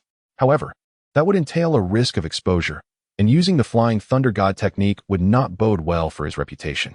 Furthermore, Kakashi had a certain destiny to uphold, and Zabuza's desire for Kakashi's life would pose a challenge. Placing his hand on Hinata's shoulder, he pulled her closer with a reassuring embrace. "Don't worry. I've got the Flying Thunder God technique at my disposal. If we encounter an insurmountable foe, I can teleport right to your side. If we can't win, we can always retreat. A failed mission is just that. I still want to be with you for a lifetime."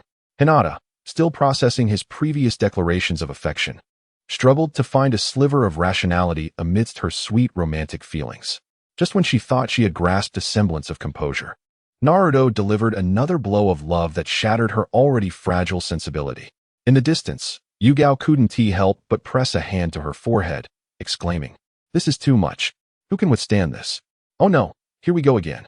Indeed, with that declaration of love, Hinata, who was already inexperienced in the ways of the world and completely enamored, turned beet red, her reason evaporating in an instant. Previously, she had silently harbored feelings for Naruto, feeling a twinge of jealousy whenever he pursued Sakura. Never had she imagined that such overwhelming happiness would one day grace her life. Nor did she anticipate that it could be so sweet. Love, indeed, was a wondrous thing. With her fingers fidgeting in a flurry, her voice barely above a whisper, she stammered, "Naruto, please be careful while you're out there. I'll be waiting for your return." After uttering those words, she instantly lowered her head in shyness. They had only been together for 2 days, yet their progress was undeniably swift. No wonder the old saying goes, like dry kindling to fire. When love strikes, it truly cannot be contained. "Tomorrow, I want to be able to practice with you. When you're alone, make sure you don't slack off. Don't worry, I will definitely work hard." Hinata nodded vigorously, determined to practice regardless of Naruto's encouragement. "Well then, my dear, your boyfriend is leaving for a mission tomorrow. Shouldn't you express something?" Naruto leaned closer, lowering his head and presenting his cheek just within reach of her lips, his finger playfully tapping the spot. Clearly, he had marked his territory. I don't know if this is appropriate." Hinata felt as if she might faint, her face radiating heat. Meanwhile, Yugao, who had been eavesdropping, gasped, "What on earth am I listening to? What are they up to? Is it what I think it is? Are kids these days so mature? No, they are moving far too quickly." Unable to convince herself otherwise, Yugao continued to eavesdrop, curious about the actions of this love-struck couple, hoping they wouldn't be as scandalous as she feared. Hinata, observing Naruto's mischievous grin and the persistent finger poking at his cheek, understood his intentions all too well. Though her heart was already prepared, their pace was astonishingly rapid. After all, they had only been dating for a mere 2 days. Yesterday they were merely holding hands. And today they were at this stage? She repeatedly encouraged herself, and Naruto remained silent. Well aware that he must not rush her, she needed to come willingly. Pushing too hard would only yield adverse results. After what felt like an eternity, a warm breath brushed against his cheek, and Naruto couldn't suppress a smile. He knew what he desired was drawing near. Hinata had been rallying her courage for quite some time. This was her first kiss, and it was destined for her beloved. Although she had envisioned this moment countless times, the reality ignited a whirlwind of nerves, leaving her breathless. Slowly, she leaned in towards Naruto's cheek, her face growing ever redder, her breaths becoming rapid. Finally, she pressed a gentle kiss against his cheek, swiftly covering her face with her hands, and fleeing the scene. Oh my gosh, I can't face anyone now. This is too embarrassing. Naruto watched her retreating figure, a wide grin breaking across his face. Indeed, that little girl had a charm all her own. Yugao, witnessing Hinata's flustered exit, couldn't help but feign ignorance. What's wrong, Hinata? Her expression betrayed her amusement. The smile at the corner of her mouth revealing her true thoughts. Did she really think no one noticed their kiss? She had heard all their sweet nothings and had witnessed it firsthand. Now she pretended to be oblivious while playfully questioning her. Oh, Yugao, how unprofessional of you. As a teacher, how could you spy on young couples in their affectionate moments? Save such scenes for me in the future. I relish watching them. This was indeed too precocious. It felt as though Naruto had transformed into a completely different person. If only he had directed such charm towards Sakura. He would have won her heart long ago. Unable to suppress her musings, Yugao continued to ponder the scene she had just witnessed. The finesse with which Naruto pursued Hinata spoke of experience that could only be acquired over decades. Could it be that he had been practicing on Sakura all along? Perfecting his skills before wooing Hinata? Chapter 51. Departure. After Hinata shyly dashed away, Naruto reminisced, gently touching his face, particularly the spot where Hinata had just kissed him. Feeling the lingering warmth and fragrance. Unable to suppress a chuckle, he utilized the Flying Thunder God technique to leave the area. He decided against bidding farewell, not wanting Yugao to suspect anything, which would lead to an awkward situation. Unbeknownst to him, she had witnessed and heard everything. Upon returning home, where he had previously marked a spot with the Flying Thunder God technique, he found the convenience of this ninjutsu undeniable. It facilitated quicker travel and made transportation far more efficient. Most importantly, if the Umbu were to track or monitor him, it would not be so simple anymore. This was one of the reasons he had revealed the technique to Kakashi during the exam. Even if it was exposed, Hiruzen Sarutobi would not take action against Naruto. After all, Naruto's father was the fourth Hokage, Minato Namikaze. It was hardly surprising that the son inherited his father's talent and mastered the ninjutsu he excelled at. As expected, when the news reached the third Hokage, he was not particularly astonished. However, if Naruto were to use the reanimation jutsu, it would be an entirely different matter. Naruto believed that if he dared to employ the reanimation technique in front of the third Hokage, Hiruzen would instantly deduce his connection to the infamous incident that occurred that night. The day he chose to reincarnate in the land of dirt marked the moment of his defection from Konoha. Naruto casually selected a few articles of clothing and a couple of nearly expired instant noodle packs. Although these items could easily be stored in his system space, rendering a backpack unnecessary, he found himself incapable of explaining the intricacies of the system to Kakashi and the others. It was a closely guarded secret. Thus, after much contemplation, he resolved to maintain a semblance of normalcy by packing a few essentials. Once he completed this task, Naruto reclined, deciding to rest early since there were no pressing matters at hand, an opportunity to recharge. At the break of dawn the following day, his alarm rang, and Naruto promptly began his mental check-in. This time, the rewards consisted merely of a handful of shuriken and several mundane explosive tags. He realized that the rewards from the check-in system were rather meager.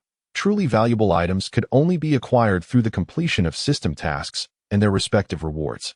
He internally scoffed at the paltry offerings, musing that he could easily purchase such trivialities himself. With that thought, he rose, washed his face, brushed his teeth, and vanished in a flash, utilizing the Flying Thunder God technique. At the gates of Konoha, Steel and Kamizuki were idly watching the entrance when a flash of light heralded the arrival of a figure before them. Steel remained composed, but Kamizuki, without a moment's hesitation, reached for his weapon, only to be swiftly halted by Steel's quick reflexes. "Ah, it's Naruto. Are you heading out on a mission today?" Kakashi's Team 7 had garnered attention as the only freshly graduated squad assigned to a C-rank mission, a fact that had quickly spread through the Hokage Tower after they received their orders. Everyone was astonished by the Hokage's decision and the mission assigned to Kakashi's team, while Naruto's mastery of the Shadow Clone and Flying Thunder God techniques surprised many. It was his immediate assignment to a mission that truly highlighted the third Hokage's faith in him. Who would dare send such a prodigy out unless they possessed absolute confidence in his abilities?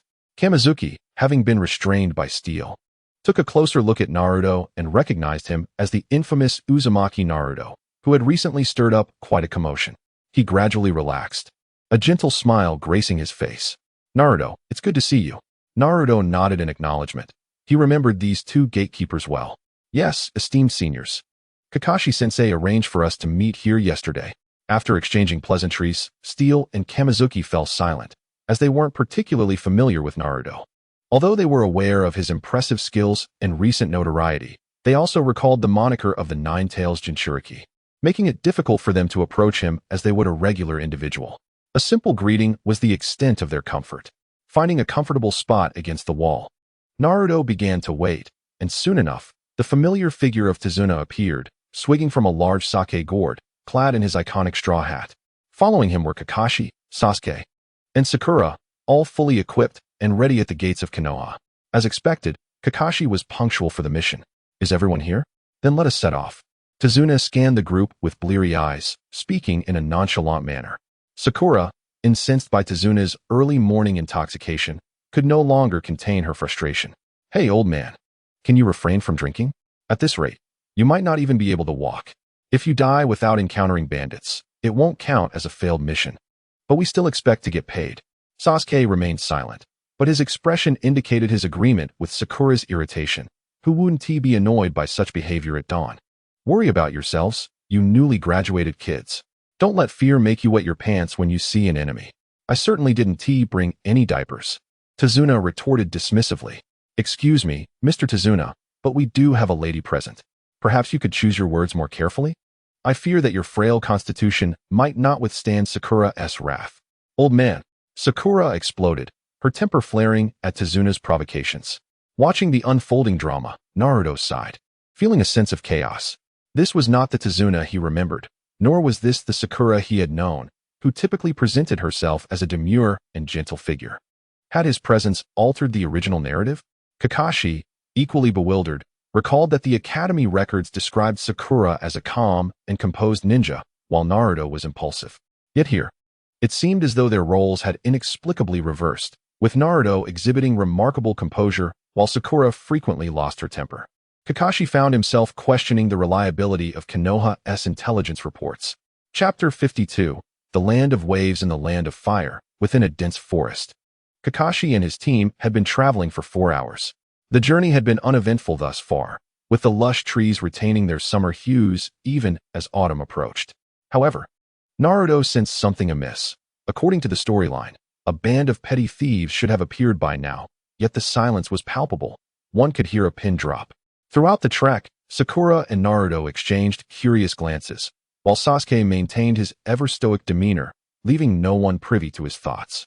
This marked Sakura's first mission outside the village, filling her with boundless curiosity. In contrast, Naruto was vigilant, keenly observing his surroundings and discreetly marking suitable locations for his flying thunder god technique, a potential escape route for the future. Suddenly, they spotted a puddle on the path ahead. Instantly, Naruto's instincts kicked in. The anticipated encounter was upon them. Kakashi, observing the conspicuousness of the puddle, noted its inadequacy as a hiding spot. Come on, it's been sunny for days. Why would there suddenly be a puddle here? Even if you claim it's horse urine, it doesn't match that color. Turning to his students, Kakashi saw this unexpected situation as an opportunity to test their skills.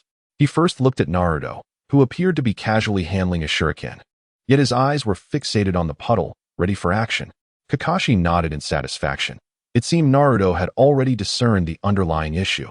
Sakura, however, remained blissfully unaware, still treating the mission like a leisurely outing, flitting around Sasuke, pointing out wildflowers and birds, oblivious to the mounting tension in the air. Kakashi shook his head, realizing that Sakura could not be relied upon. In the upcoming battle, he first needed to ensure her safety.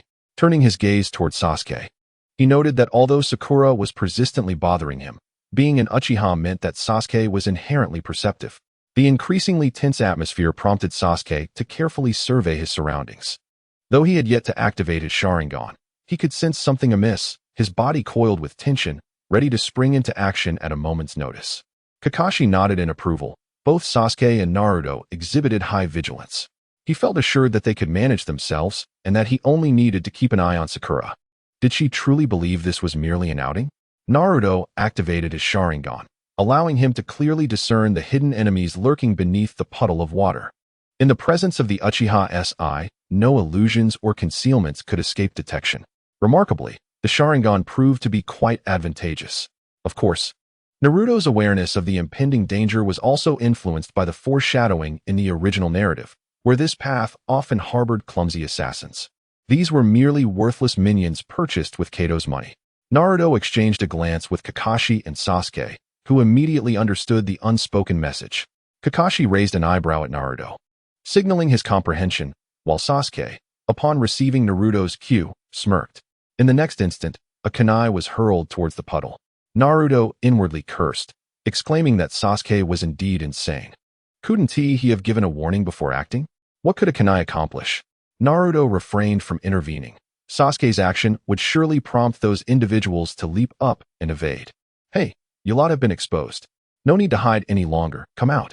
Naruto called out, his expression exuding exasperation. In the sight of all, the puddle began to rise, transforming into two masked figures clad in black robes.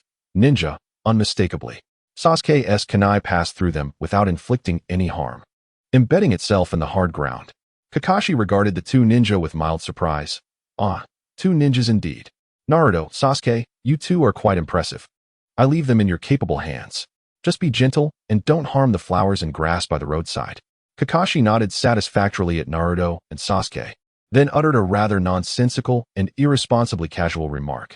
Naruto and Sasuke were instantly engulfed in frustration. Damn Kakashi, even at a time like this, he was still fooling around. Could he not be serious for once and refrain from acting like a carefree Sakura? The two ninja, initially astonished and impressed that these youngsters had uncovered their disguise, soon felt that something was amiss. What is this all about? Brothers, so you've seen through our disguise long before? Are you just toying with us? Can't you at least respect our identities as ninjas and not treat us like mere bandits wielding knives? As their indignation grew, they swiftly retaliated, discarding words. They unleashed an iron chain, thick as a wrist, lined with sharp teeth, aimed directly at Naruto.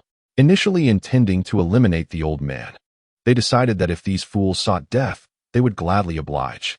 Naruto leaped back, narrowly evading the chain that had been flung towards him. He was positioned somewhat distantly from the attackers, yet Sasuke, being closer, puzzled him. Why had they targeted him first instead? Naruto felt exasperated. It was merely a revelation of their concealment. Was it truly necessary to harbor such a grudge? After all, it was Sasuke who had first launched the kunai at them. Why not retaliate against him? Upon realizing that Naruto had evaded their attack, the two ninjas swiftly shifted their focus. The chains now aimed at the nearer Sasuke. It was as if they could hear Naruto's thoughts. With their chains swirling rapidly, they ensnared Sasuke, wrapping him tightly. In a swift, visible motion, they yanked the chains, and with a sickening crack, Sasuke's body was severed in two. Ah, Sasuke! Sakura shrieked, aghast at the sight. This was Sasuke. How could he have been bisected? She felt as if her soul had departed, collapsing helplessly to the ground. All right, let us take down one brat first. Then it's just the other two and that old man left. We can report back. The two ninjas, reveling in their apparent success, laughed triumphantly. Chapter 53. The 1,000 Years of Pain. Naruto sighed in resignation. Kato was truly a fool with money. How had such ninjas been hired for an ambush? These two were certainly peculiar. Did they not notice something was off? Even if they were blind, surely they could hear the sounds? A person bisected should not merely produce a sound akin to a crisp snap. The dim-witted duo, having dispatched Sasuke, turned their sights towards the motionless Sakura. Believing that now would be the perfect moment to attack her, success was almost guaranteed. They swung their serrated chains towards her. Naruto, witnessing their choice of target, could only shake his head. Although these two lacked intellect, their combat awareness was surprisingly good. They recognized the defenseless Sakura as their target. All right, picking the softest fruit. He shouted, Sakura, get out of the way. Seeing Sakura frozen in place, he felt compelled to intervene. Despite her tendencies, she was still his comrade, and he had to save her. Just then, where the two ninjas had been moments before, Sasuke's bisected form transformed into a cloud of smoke, exploding into a burst of mist. The sound of two heavy thuds hitting the ground jolted the still grieving Sakura from her stupor. She witnessed what had appeared to be Sasuke's severed body morph into two pieces of wood on the ground, clearly a substitution technique. Sasuke was unharmed. Relief washed over her. He was all right, but as fate would have it, she was far from safe. In that fleeting moment, the two ninjas had already surged towards her, their chains ready to ensnare her. At that instant, Naruto sighed once more. He had intended to experiment with the shadow clone technique, but it appeared that he had no choice but to resort to a decisive move.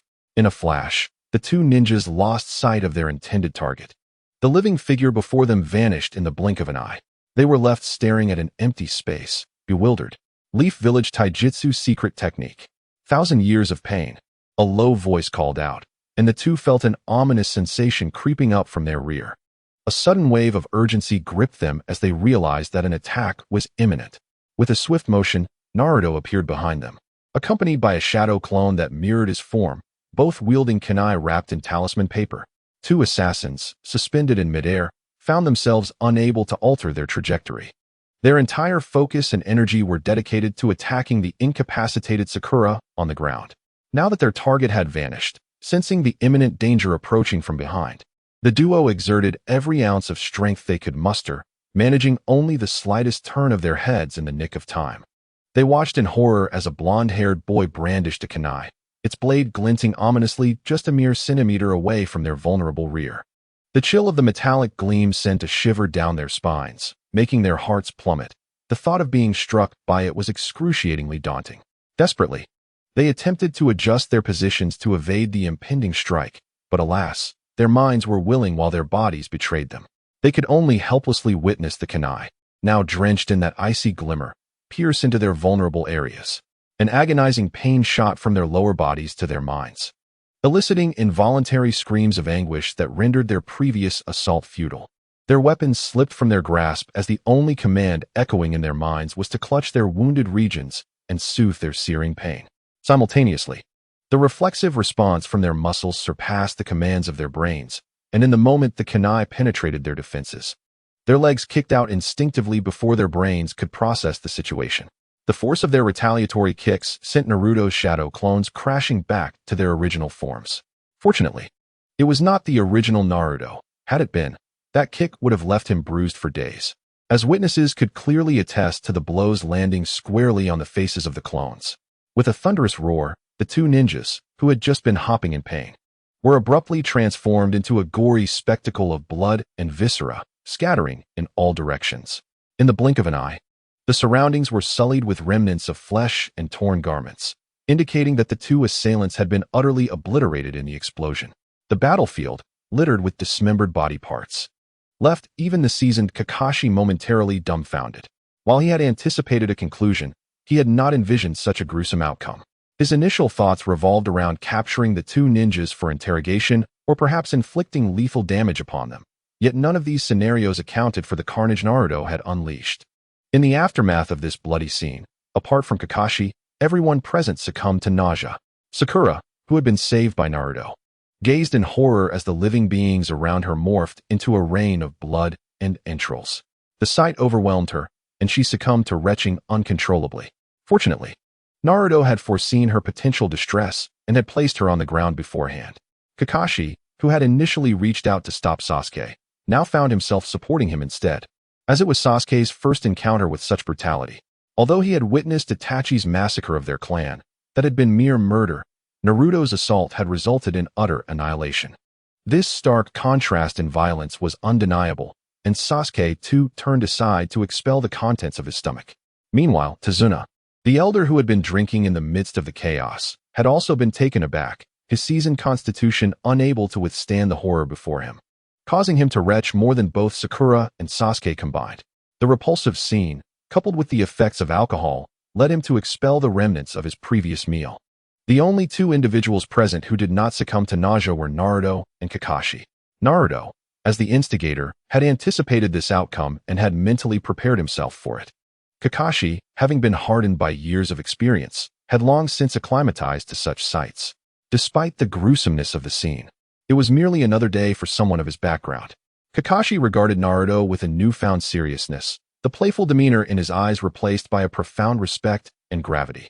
The source of this shift was undeniably Naruto. In Kakashi's mind, he was not surprised by Naruto's actions. Rather, he was taken aback by his composure and demeanor. He had expected even the perpetrator of such a bloody scene to exhibit some semblance of shock or revulsion. These reactions were typical for someone confronted with such visceral carnage. Yet Naruto remained unervingly calm. This chilling detachment from the brutality of his actions was beyond ordinary. After all, Naruto was still a child. The reactions displayed by Sasuke and Sakura were the ones one would expect from Naruto himself. Something about this boy was profoundly unsettling. Chapter 54, Sakura's Defense. Naruto observed the three retching figures with a blank expression. To be honest, had it not been for the unique nature of his previous work, he too would have succumbed to the nausea. The scene was indeed gruesome. As he turned to meet Kakashi's gaze, he gleaned a multitude of emotions from the latter's eyes: confusion, skepticism, admiration, and a hint of coldness.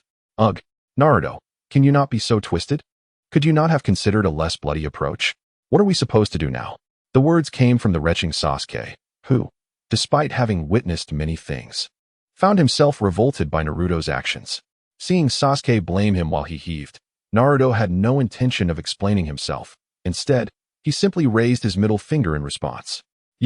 Sasuke, incensed by Naruto's gesture, felt his anger boiling over. After all, he was a genius. When had he ever been openly insulted by someone he considered inferior? Just as he was about to confront Naruto, Kakashi intervened, stepping in front of the furious boy to restrain him. Sasuke turned, puzzled, asking, "Kakashi, why are you stopping me? I need to teach this loser a lesson. Just look at the mess he has created." Kakashi shook his head, feeling a sense of helplessness. "Sasuke, do you know why I am holding you back?" Sasuke huffed in annoyance. "Isn't it to prevent us from falling apart? You've mentioned unity countless times on this journey." Kakashi again shook his head. "No, I am stopping you because you should be thankful to Naruto. What was our mission? To escort Mr. Tazuna safely back to the Land of Waves. Those two were enemies, intent on assassinating him and eliminating us. Do you see Sakura over there?" Kakashi pointed to Sakura, who was still hunched over a tree, retching. Had it not been for Naruto's timely intervention with the Flying Thunder God technique, she would either be dead or severely injured. Naruto merely employed the quickest and most effective method to resolve the conflict. While the scene was indeed gruesome, such is the life of a ninja. We live every day on the edge of a blade. Do you truly believe that a ninja's existence is peaceful and serene? I am thoroughly satisfied with Naruto's performance in this encounter. First, he quickly identified the hidden enemies while on the move. Second, upon discovering the threat, he displayed no panic. Instead, he executed a rapid rescue of his teammate and counterattack, thwarting the ambush and ensuring the safety of our employer and comrades. Third, Naruto has illustrated to us what it truly means to be a ninja. We will inevitably face life and death battles in the future, and those confrontations will be far more brutal than this one. We will not only contend with the severed limbs of our foes, but perhaps even those of our own allies. In extreme circumstances, we may be forced to eliminate our comrades, all in the name of protecting our mission and the interests of our village. As you ponder this situation carefully, can you still bring yourselves to blame Naruto as you do now? In this battle, your performance pales in comparison to his. Kakashi eloquently shared his observations and reflections with everyone, generously praising Naruto. To be frank, he saw a hint of his mentor, the fourth Hokage, Minato Namikaze, in Naruto's recent application of the Flying Thunder God technique. After saving his comrades, Naruto utilized his shadow clone to return to the attacker's rear, striking at their most vulnerable and defenseless points. In a bid for a decisive blow, he even wrapped explosive tags around his kunai. What a seasoned and ruthless mindset it takes to execute such a move. Kakashi shuddered to think how gravely he would have been injured had Naruto unleashed this technique on him during the recent exam. The psychological trauma would have been immense. Only these unfortunate souls met their demise, but had they survived, their suffering would have likely been worse than death. Contemplating this, Kakashi stole another glance at Naruto, who indeed seemed devoid of humanity, capable of devising such a lethal method. As he surveyed the ground strewn with dismembered flesh, he turned to see Sakura and Tazuna. Both utterly nauseated, they must have expelled everything they had eaten recently. Tazuna's pallid complexion made Kakashi wonder if the old man would end up losing his lunch more than the enemies had lost their lives. Standing beside Kakashi, Sasuke felt his pupils involuntarily constrict. Could this underachiever possess such prowess? Was he merely concealing his abilities at school? From a distance, Sakura, cradled in Naruto's arms, finally ceased her retching. She felt utterly drained, lacking the strength to walk. Ordinarily, it would have been Sakura who would have raised her voice in protest, having often expressed her disdain for Naruto. Yet today, Naruto's whirlwind of bloodshed had even riled the usually aloof Sasuke. But Sakura was different. After her bout of nausea, She transformed, becoming unexpectedly serene. Thank you, Naruto. Had it not been for you, I would have surely perished at their hands. I am forever grateful. Sakura approached Naruto, unabashedly expressing her gratitude, much to the astonishment of Kakashi and Sasuke, whose jaws nearly dropped. Seeing Sakura in this state left Naruto bewildered. Could her gratitude truly shift her demeanor so drastically? Was this the same Sakura who had only eyes for Sasuke? Sakura, what is wrong with you? Can't you see the chaos around us? Sasuke remarked, displeased that Sakura, his devoted admirer, was now lavishing attention on Naruto. Sasuke, I understand Naruto. Sometimes events unfold in ways we cannot predict.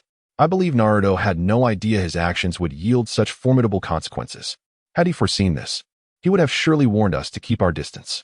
Sakura did not turn back, her gaze fixed upon Naruto with eager anticipation, as if she had already devised a way to repay him. Naruto cast a surprised glance at Sakura, wondering if the world had flipped upside down. Wasn't she always unconditionally aligned with Sasuke? What was this unusual behavior today? Surely, the value of saving a life in the world of ninjas could not alter her loyalty? Was it true what the ancients said about a life saved demanding eternal devotion? Chapter 55. Confession. Naruto nonchalantly shook his head, indifferent to such verbal gratitude, deeming it merely a trifling act. Kakashi-sensei, as ninjas, we must always remain vigilant and observant of our surroundings to avert unforeseen crises, correct? Kakashi, maintaining his stoic demeanor, nodded in agreement. Indeed, Naruto is correct. We must always be attentive to our environment. Then, Kakashi-sensei, why did you not alert us to that large patch of unusual water? Naruto pressed on. For him and Sasuke, whether warned or not mattered little, as they had both noticed it. However, there was still Sakura and Tazuna in their midst. Had Sakura been vigilant earlier, their predicament might have been less dire. I was merely testing you. Your performances were commendable, having detected the threat beforehand. Why did you not communicate this to Sakura? Shouldn't this have been an opportunity to enhance team synergy? Kakashi returned the ball to Naruto, who attempted to ensnare him in his words, but it fell short. It's my fault. I was too careless. How could such a clean road suddenly harbor a pool of water? I shall certainly be more cautious in the future. Sakura interjected, attempting to smooth over the tension, yet her gaze remained fixated on Naruto, filled with admiration. Ding! Detecting an increase in Sakura's affection for the host by 100%. The host has entered the ranks of potential suitors for Sakura. The mechanical voice of the system echoed in Naruto's mind, leaving him perplexed. What was this nonsense? How had he become one of Sakura's suitors? This NPC was not supposed to trigger such notifications. He reminded the system that his designated partner was Hinata Hyuga. System, do remember that Naruto's official pairing is Hinata. Instead of generating these alerts, why not assign me more tasks to enhance my abilities? My repertoire of jutsu is rather limited. Naruto inwardly scoffed, speculating that the system might have peculiar preferences. How curious that it would notify him of Sakura's affection, yet remain silent when he kissed the endowed Hinata. After all, Sakura had not even been a contender. Kid, I must admit, you've got some talent. I misjudged you previously. The third Hokage was right. He truly sent me the strongest team from Konoha. These two ninjas did not even land a hit on you. Excellent. However, next time, could we avoid such brutal techniques? I'm getting old and can't stomach such bloodshed. Tazuna finally regained his composure, suppressing his nausea long enough to commend Naruto, only to be met once more with the gruesome sight of dismembered limbs, which triggered another wave of retching. Let South leave this place. It is far too gruesome for conversation, Naruto suggested, recognizing that everyone felt unwell. Why don't we find a more suitable location to discuss matters? Naruto discerned that Kakashi, Sasuke, and Sakura all had much to express. Without dissent, they assisted each other in hastily departing the battlefield. The ground was littered with remnants of carnage, and only time would reveal what had transpired here. Soon, the forest as carnivores would consume the evidence, leaving no trace behind. After traversing for a while, Kakashi found a tranquil stream where they could rest. Now was the time for dialogue to resume. Speak up, Tazuna-san, Kakashi urged, his brow furrowing slightly, prompting Tazuna to take the lead. What should I say? I can only suggest that everyone rest. Once rejuvenated, we shall continue our journey. Tazuna hastily sought an excuse to divert the conversation, his eyes darting nervously, unable to meet Kakashi and Naruto's gaze. His guilt weighed heavily upon him. He knew that if he revealed too much or exhibited any unusual expressions, it would raise suspicions among Kakashi and the others. This was precisely why he had consistently resorted to drinking throughout their ordeal. Only when intoxicated can one better safeguard secrets. No one would invest time in analyzing the expressions of a drunken fool.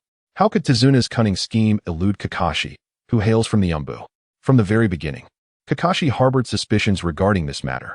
Tezuna persistently requested the third Hokage to assign them a formidable ninja for their escort. Yet the mission was merely classified as an ordinary C-rank task.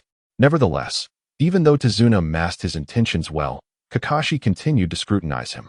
Given the nature of their mission, a rational individual would be concerned about ambushes lurking in the bushes or valleys. However, when they approached the puddles left by the two ninjas, Tezuna inexplicably halted. What does this imply? It suggests that this old rascal must have encountered similar ninjas before. Otherwise, how could an ordinary person stop at the mere sight of a puddle? Mr. Tezuna, I believe you owe us a reasonable explanation. Those two ninjas were clearly targeting you. Our mission is solely to clear the path of marauding bandits and thieves, not to engage with ninjas. Tezuna remained obstinate, attempting to deflect the conversation. Mr. Kakashi, you are overly cautious. Those two ninjas were surely not coming after me. Perhaps it was merely a coincidence. I truly have nothing to explain. Mr. Tezuna, if ninjas are involved, the mission's classification changes. It would no longer be C rank, but would rise to B rank or even A rank. Such a task is beyond the capacity of our team. You misrepresented this mission. Given the current circumstances, we have the right to unilaterally rescind the mission contract. Mr. Tezuna, you breached the agreement first. If you continue to conceal the truth from us, we shall return to Konoha, and you shall traverse the path alone. Upon witnessing Kakashi's resolute demeanor, Tezuna realized his ruse had been uncovered and that he could no longer maintain the facade. With a resigned sigh, he decided to spill the beans. Mr. Kakashi, I was wrong, but please believe me, I have my reasons. Sakura and Sasuke were left bewildered, struggling to comprehend the situation. Was there truly such a rule in Konoha? Only Naruto understood that Kakashi was attempting to deceive Tezuna. Once a Konoha mission was accepted, it must be completed regardless of the peril involved. True to form, Tezuna began to put on an emotional performance, tears streaming down his face. His lamentations were so heartfelt that even the most stoic listener would be moved to tears. Old man, I lived by the river in the land of waves, with a house and fields, yet that Kato gang. He sobbed dramatically, his acting prowess evident as he tugged at the heartstrings of Sakura, who was left utterly dazed. Kakashi-sensei, Naruto, Sasuke, Grandpa Tezuna is truly suffering. Shouldn't we help him? Sakura implored, her delicate hand tugging at Naruto's sleeve. I apologize, everyone. I simply cannot afford to pay for higher-ranked missions. Out of desperation, I resorted to this strategy. I do not blame you if you choose to leave. However, pity my family and the innocent villagers who are at risk of being slaughtered by Kato. Tezuna managed to squeeze out a few tears, dramatically wiping them with his sleeve. Grandpa, are you telling the truth? Sakura knelt before him, offering her handkerchief to wipe his tears. Old man, the situation is not as simple as you claim, but I am intrigued by this Kato gang you speak of. I wish to witness their capabilities. His capabilities involve ending your life. Naruto inwardly cursed Sasuke for his timing. Why did he choose this moment to speak up? Was he unable to contain himself after being triggered? During a fight, he was nowhere to be seen. Yet during such theatrics, Kakashi found it hard to compete with him. Isn't that right, Kakashi-sensei? Indeed. Is this matter also my concern? I never seek the spotlight. My sole focus is on scholarly pursuits, Kakashi replied, stroking his chin thoughtfully. Sasuke provocatively glanced at Naruto. If some individuals are fearful, they may return to the village. The tasks ahead will only become more perilous. Naruto, catching Sasuke's intense gaze, thought, what is wrong with him? Where did he get the notion that I am afraid? If anyone is afraid, it would be Sakura. I have no reason to fear. Holding the legacies of Uchiha Madara, Senju Hashirama, and Senju Tobarama, I fear nothing, not even if the entire Mist Village came after me. Seriously, where did you learn that sidelong glance? Did Kakashi fail to teach you how to properly wield the Sharingan? Should you wear your forehead protector ask you to cover one eye like him? The mission can continue, but only if you, Mr. Tezuna, disclose every detail without reservation. Knowledge of oneself and the enemy ensures victory in every battle. Kakashi reflected before speaking. He had noticed the subtle rivalry between Sasuke and Naruto, but chose not to intervene. Competition was beneficial, fostering growth for both parties. The greatest fear lies in stagnation when one has no rivals. Subsequently, Tazuna continued his act of desperation while recounting the extent of Kato's oppression in the Land of Waves. He spoke of his desire to repair the bridge, connecting his village with the outside world, and leading the villagers to resist Kato, only to face assassination attempts from ninjas sent by him. As Tazuna unraveled his tale, Kakashi and the others began to grasp the situation. Naruto, however, appeared unconcerned. He had known the story since his first encounter with Tazuna. Kato, the head of the criminal organization in the Land of Waves, had been ruthlessly exploiting the impoverished populace. As a member of the lower class, Tazuna was unwilling to remain oppressed, gathering like-minded villagers to embark on the bridge repair project. However, this bridge, intended to connect to the outside, drew Kato's attention. During construction, Kato repeatedly sent individuals to sabotage their efforts. At the height of the conflict, Tazuna's son-in-law, Inari's father, was killed by Kato's men. By the time Tazuna sought assistance in Konoha, the bridge was already mostly complete, yet the final touches proved insurmountable. Completion of the bridge would dismantle Kato's transport monopoly, significantly reducing his financial resources and undermining his power, an eventuality Kato would never allow to transpire. During this time, Kato had invested heavily, recruiting rogue ninjas and thugs to obstruct the bridge's construction, while assassins targeted Tazuna, the project leader. Faced with escalating danger, Tazuna had no choice but to seek protection from the ninjas of the Land of Fire. Yet his limited finances made hiring high-ranking ninjas impossible. Thus, he resorted to deceptive tactics, misrepresenting the mission's difficulty. Tazuna laid bare all the details of his predicament, weaving a tale so vivid that Naruto and his companions could almost visualize the events unfolding in their minds. Sakura, being a woman, was the first to succumb to her compassion, eager to assist Tazuna from the very beginning. After hearing his plight, her resolve to aid him only intensified, rendering her determination impervious. Kakashi-sensei, let us help Grandpa Tazuna. He is truly pitiable. Moreover, in the face of a villain like Gato, we must embody the spirit of a ninja and eradicate evil.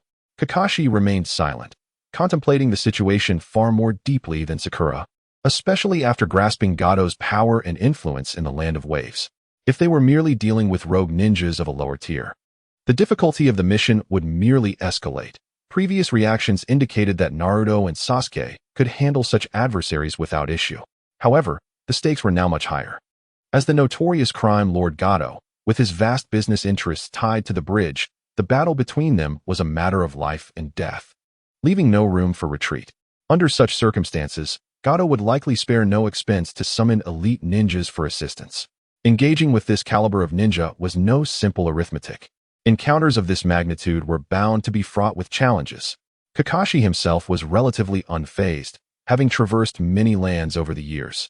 But he was deeply concerned for the safety of his three students, Naruto, Sasuke, and Sakura. Chapter 57, Zabuza now. Naruto, what are your thoughts? Kakashi decided to solicit the opinions of his three students. It doesn't matter to me. I'm fine with whatever.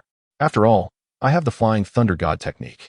If it comes down to a tough fight, I can just take you all back to Konoha. I refuse to believe he would dare pursue us there. But let me be clear, we can only handle some ruffian ninjas and bandits. If we encounter any formidable opponents, don't expect us to help. Remember, we are still just kids. Naruto shrugged nonchalantly, showing no signs of concern. After all, it seemed highly unlikely that things would come to a dire end for him. Kakashi turned to Sasuke. Now it was his turn to speak. Sasuke, meeting Kakashi's expressionless gaze and glancing at Naruto's indifferent demeanor, gritted his teeth and declared, I have no issues whatsoever. Whoever comes will be defeated beneath the Uchiha name. This mission is an opportunity for me to sharpen my skills, and I hope the opponent can provide me with even the slightest surprise. If they are anything like those ninjas we encountered earlier, it will be far too easy. Kakashi nodded, choosing to overlook Sakura, who had been the first to advocate for assisting Tazuna. Asking for her input now would be a waste of time. Then it is unanimously decided, we shall proceed. With the mission's difficulty elevated, everyone must remain vigilant. Tazuna breathed a sigh of relief, grateful that this group had not abandoned him. It seemed that his tactic of evoking sympathy was effective, as there were still many fools in this world. Hooray for Kakashi-sensei! Sakura exclaimed joyfully, jumping with delight. As long as they could assist the pitiable Tazuna, everything was worthwhile. Thank you all. Konoha truly lives up to its reputation as a village of compassion. You are all such kind-hearted individuals. Once I return, I shall erect a monument in your honor so that everyone knows of Konoha's greatness and your bravery. Tazuna wiped the cold sweat from his forehead, recalling how terrified he had been moments ago. If these individuals had chosen to abandon him and return home, his fate would have been sealed. Naruto could hardly contain his frustration. Old man, enough with the theatrics. Instead of wallowing in self-pity, why not prepare us a few hearty meals? I refuse to believe we will be limited to mere vegetables on your turf. We want meat, got it? We are still growing. Tazuna looked embarrassed, rest assured. The fish from the land of waves is renowned for its exquisite taste. When we arrive, I'll have my daughter prepare you all some braised carp, fried small yellow croaker, steamed grouper, and a nourishing soup that will leave you drooling. Tazuna's words instantly awakened the appetites of Team 7, and their stomachs audibly protested. Amidst Tazuna's hearty laughter, the group awkwardly rubbed their bellies and quickened their pace. Kakashi brought up the rear of the group, keeping a watchful eye on Sasuke, who seemed to be harboring an unusual animosity towards Naruto. A team must foster internal competition to progress, but it should always be a healthy rivalry.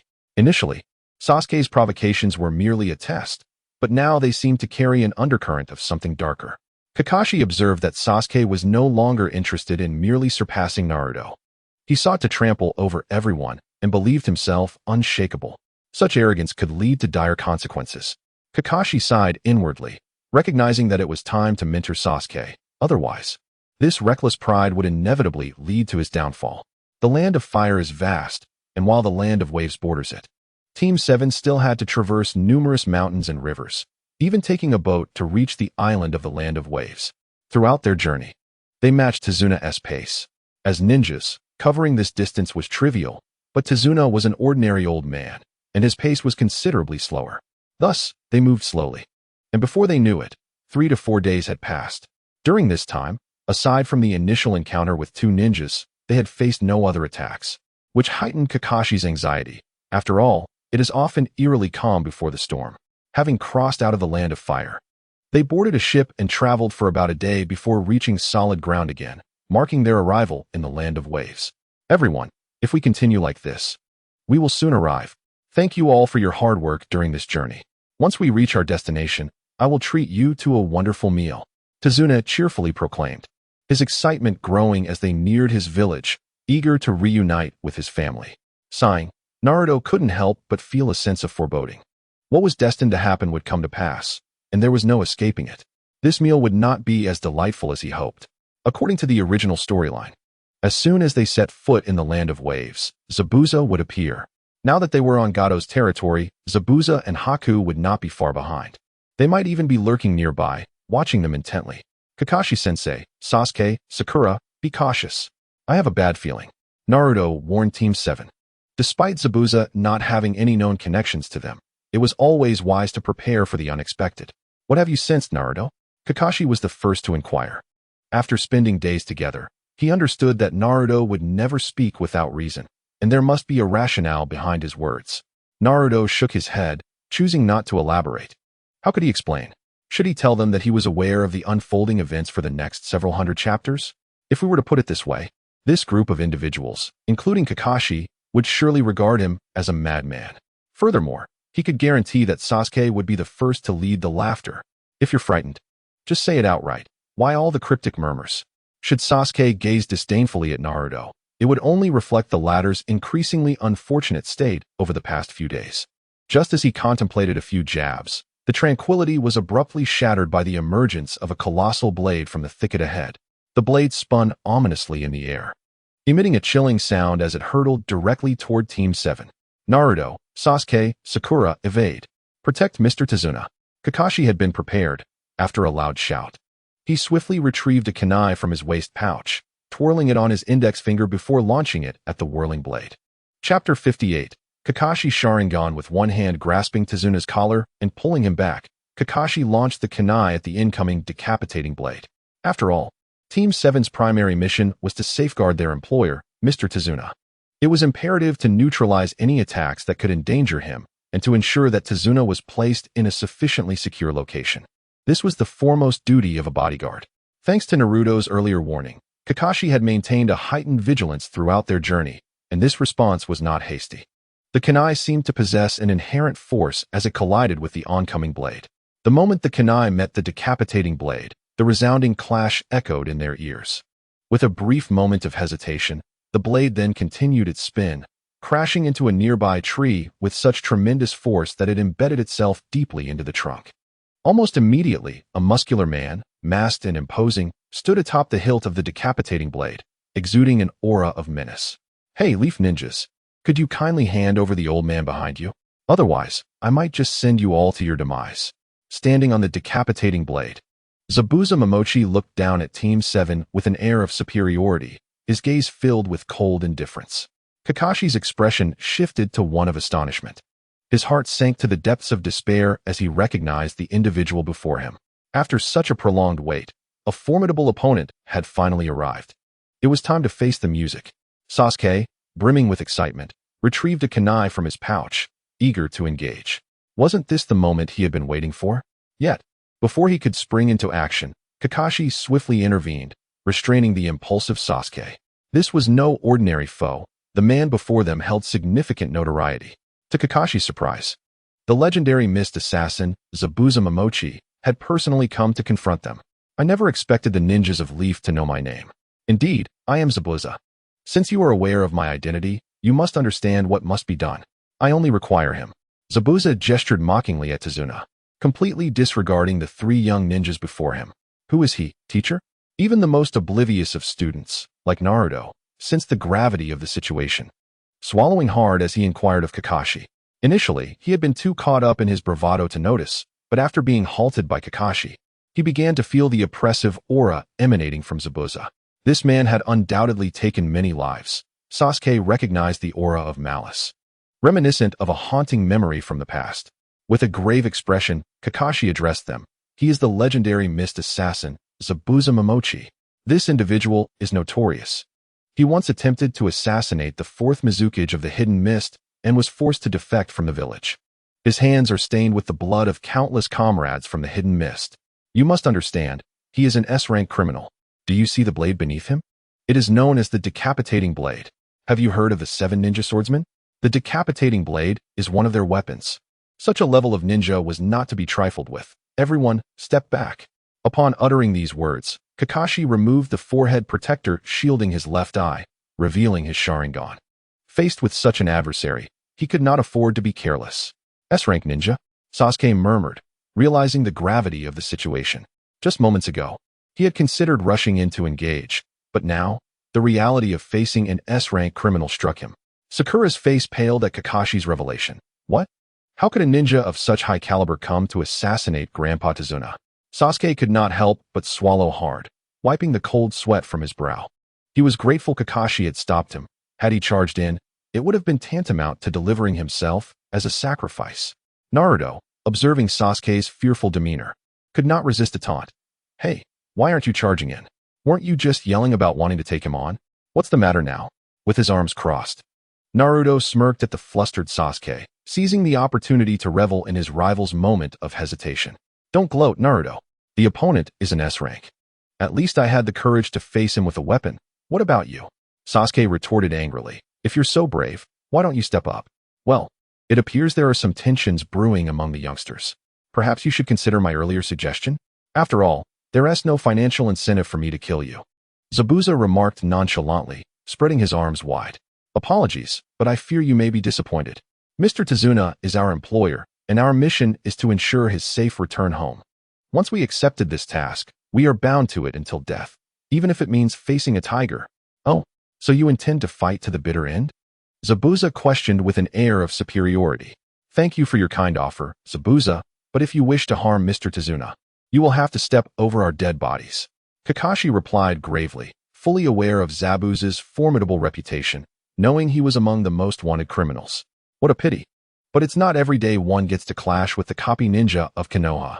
Allow me to experience the prowess of Kakashi's Sharingan, Zabuza said, his tone indifferent. Yet his words dripped with lethal intent that resonated with everyone present. What is happening? How does Kakashi possess a Sharingan from the Uchiha clan? Sasuke exclaimed in astonishment, realizing that it was not just any Sharingan, but the 3-tomo variant, potentially a Mangekyo. What is going on?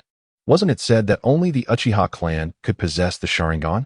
How could Kakashi, of the Hatake clan, have it?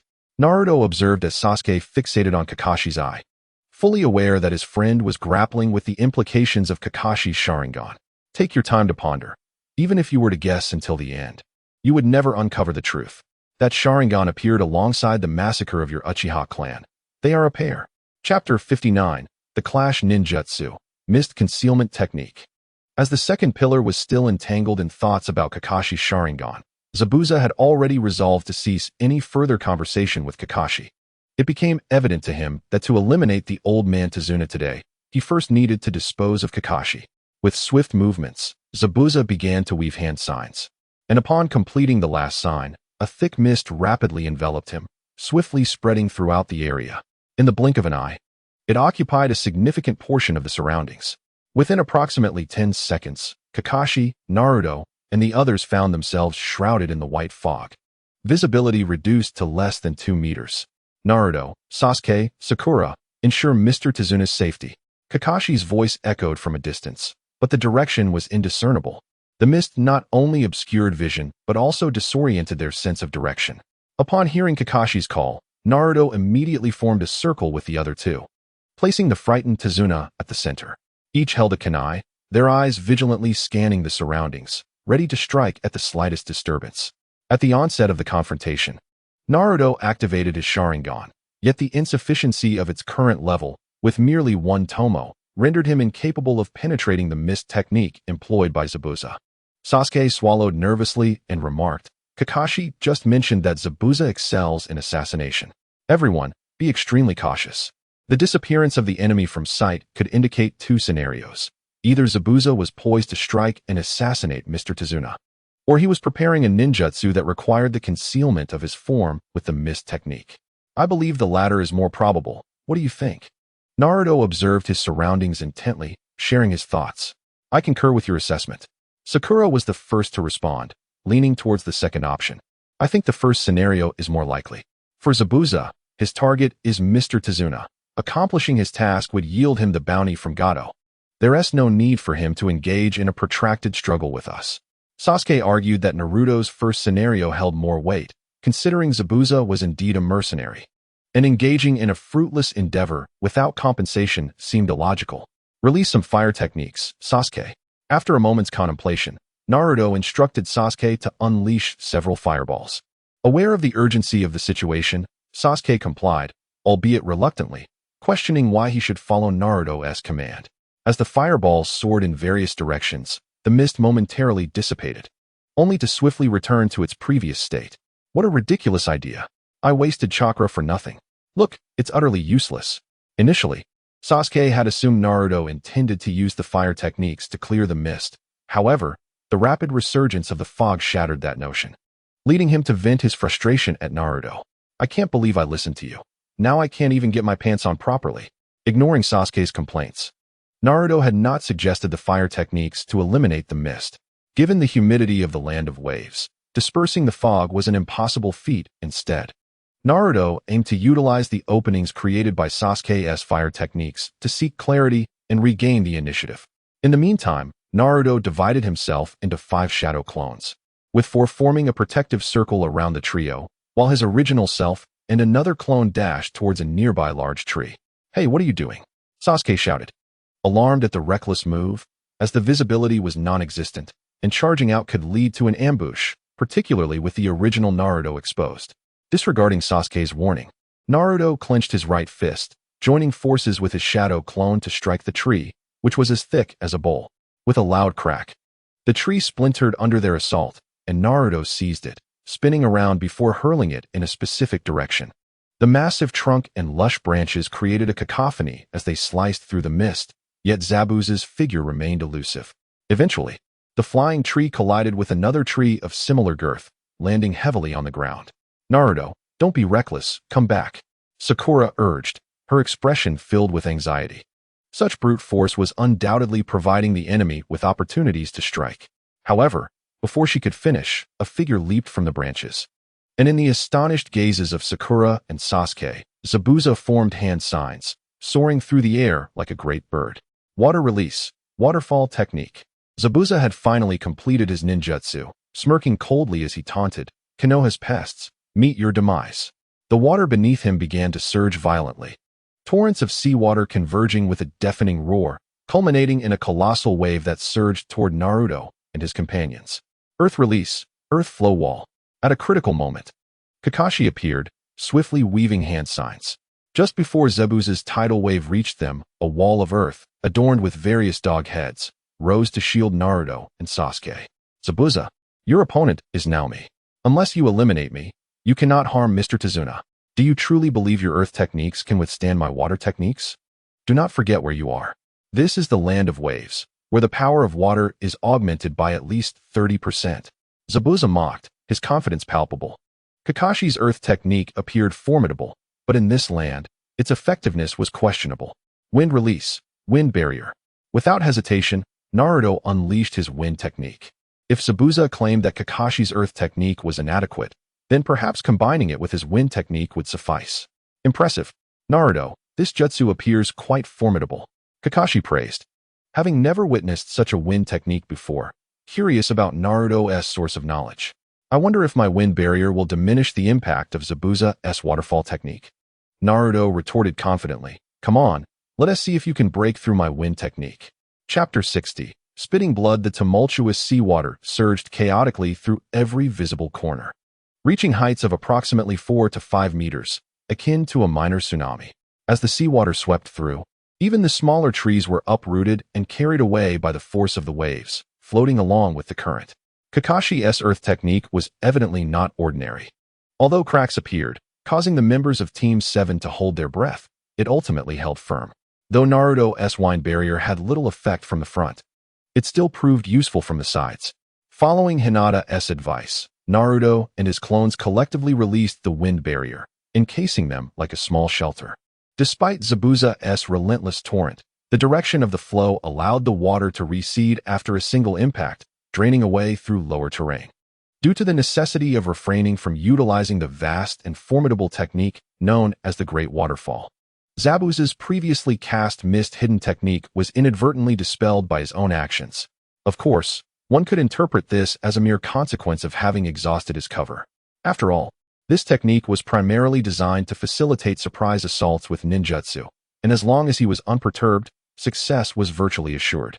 The entire arena was now a waterlogged domain conjured by Zabuza, and should he unleash a potent water-style ninjutsu next, it would undoubtedly yield tremendous results. Water-style, water dragon bullet technique. "Zabuza, do you truly believe I am inconsequential?" Kakashi declared from atop a mud wall, observing Zabuza as he formed his seals. Ignoring Kakashi's banter, Zabuza remained focused on his hand signs. The most formidable single-target attack within the water style was indeed the water dragon bullet. Yet its preparation was notoriously lengthy. "Cho shin, ma, na, hi yo cho go yo na in tatsu inu in me, cho you me in tatsu you na mi, na, in, su, e, na inu, in you, in, e, na, cho hi yo cho." Water style, water dragon bullet technique. Water style, water dragon bullet technique. Kakashi and Zabuza simultaneously shouted the names of their respective techniques, igniting Naruto's fervor. This was indeed one of the most exhilarating moments from the original narrative. A single water dragon bullet required a staggering 44 hand seals, and the manga had even depicted this sequence in slow motion, layering their hand signs for dramatic effect. Following this depiction, numerous devoted fans of the series had taken to practicing it, finding it exceedingly challenging. Witnessing this live is truly a spectacle. You have managed to innovate upon a simple water dragon bullet. I recall the second Hokage performed this technique with far more simplicity. It was more straightforward than this. Naruto critiqued the iconic duel between the two. Though Kakashi was employing a strategy of reactive prowess, his years of dedication to the art allowed him to keep pace with Zabuza, utilizing the Sharingan's replication ability to synchronously unleash their respective techniques. Two colossal water dragons erupted from beneath them, the water morphing into exquisite dragon forms under the concentrated chakra. The two dragons entwined in the air, their immense heads, under the control of Kakashi and Zabuza, opened wide to clash with one another. Though we share a common origin, must we clash so fiercely? As the two water dragons collided, they disintegrated into countless droplets that cascaded down like a torrential downpour, splattering against the faces of both combatants with a cacophony of sound. Seizing this moment, Naruto decided to abandon restraint, as the pace of the battle had been too lethargic. Most importantly, the grand display of the dual dragons had concluded, and Zabuza was nearing his retreat. Naruto swiftly produced two kunai from his pouch and hurled them at Zabuza with precision and speed. "Hey, Blondie, you play pretty dirty. Aiming for the lower regions, are we?" Zabuza chuckled lightly, sidestepping the kunai aimed at him, while tilting his head to evade the other that was directed at his face. Naruto anticipated Zabuza's swift reaction, aware that kunai were unlikely to be fatal. Instead, he sought to create an opportunity with them. In the next instant, Naruto vanished like a flash. As Zabuza had turned to evade the kunai, he barely had time to react before a familiar figure appeared before him. Naruto's powerful right hook landed squarely on Zabuza's chin with unembellished force. The impact sent Zabuza flying, akin to a ragdoll. This kid has truly mastered the flying thunder god technique. The kunai Naruto had thrown were no ordinary weapons. They had been marked with his signature technique. Years prior, his father had bestowed upon this maneuver a flamboyant, albeit somewhat absurd name, the memory of which he preferred not to recount here. After landing a solid hit, Naruto pursued the trajectory in which Zabuza was sent flying, summoning several shadow clones. One clone seized Naruto's arm, executing a Thomas spin, utilizing the momentum to propel Naruto swiftly towards Zabuza.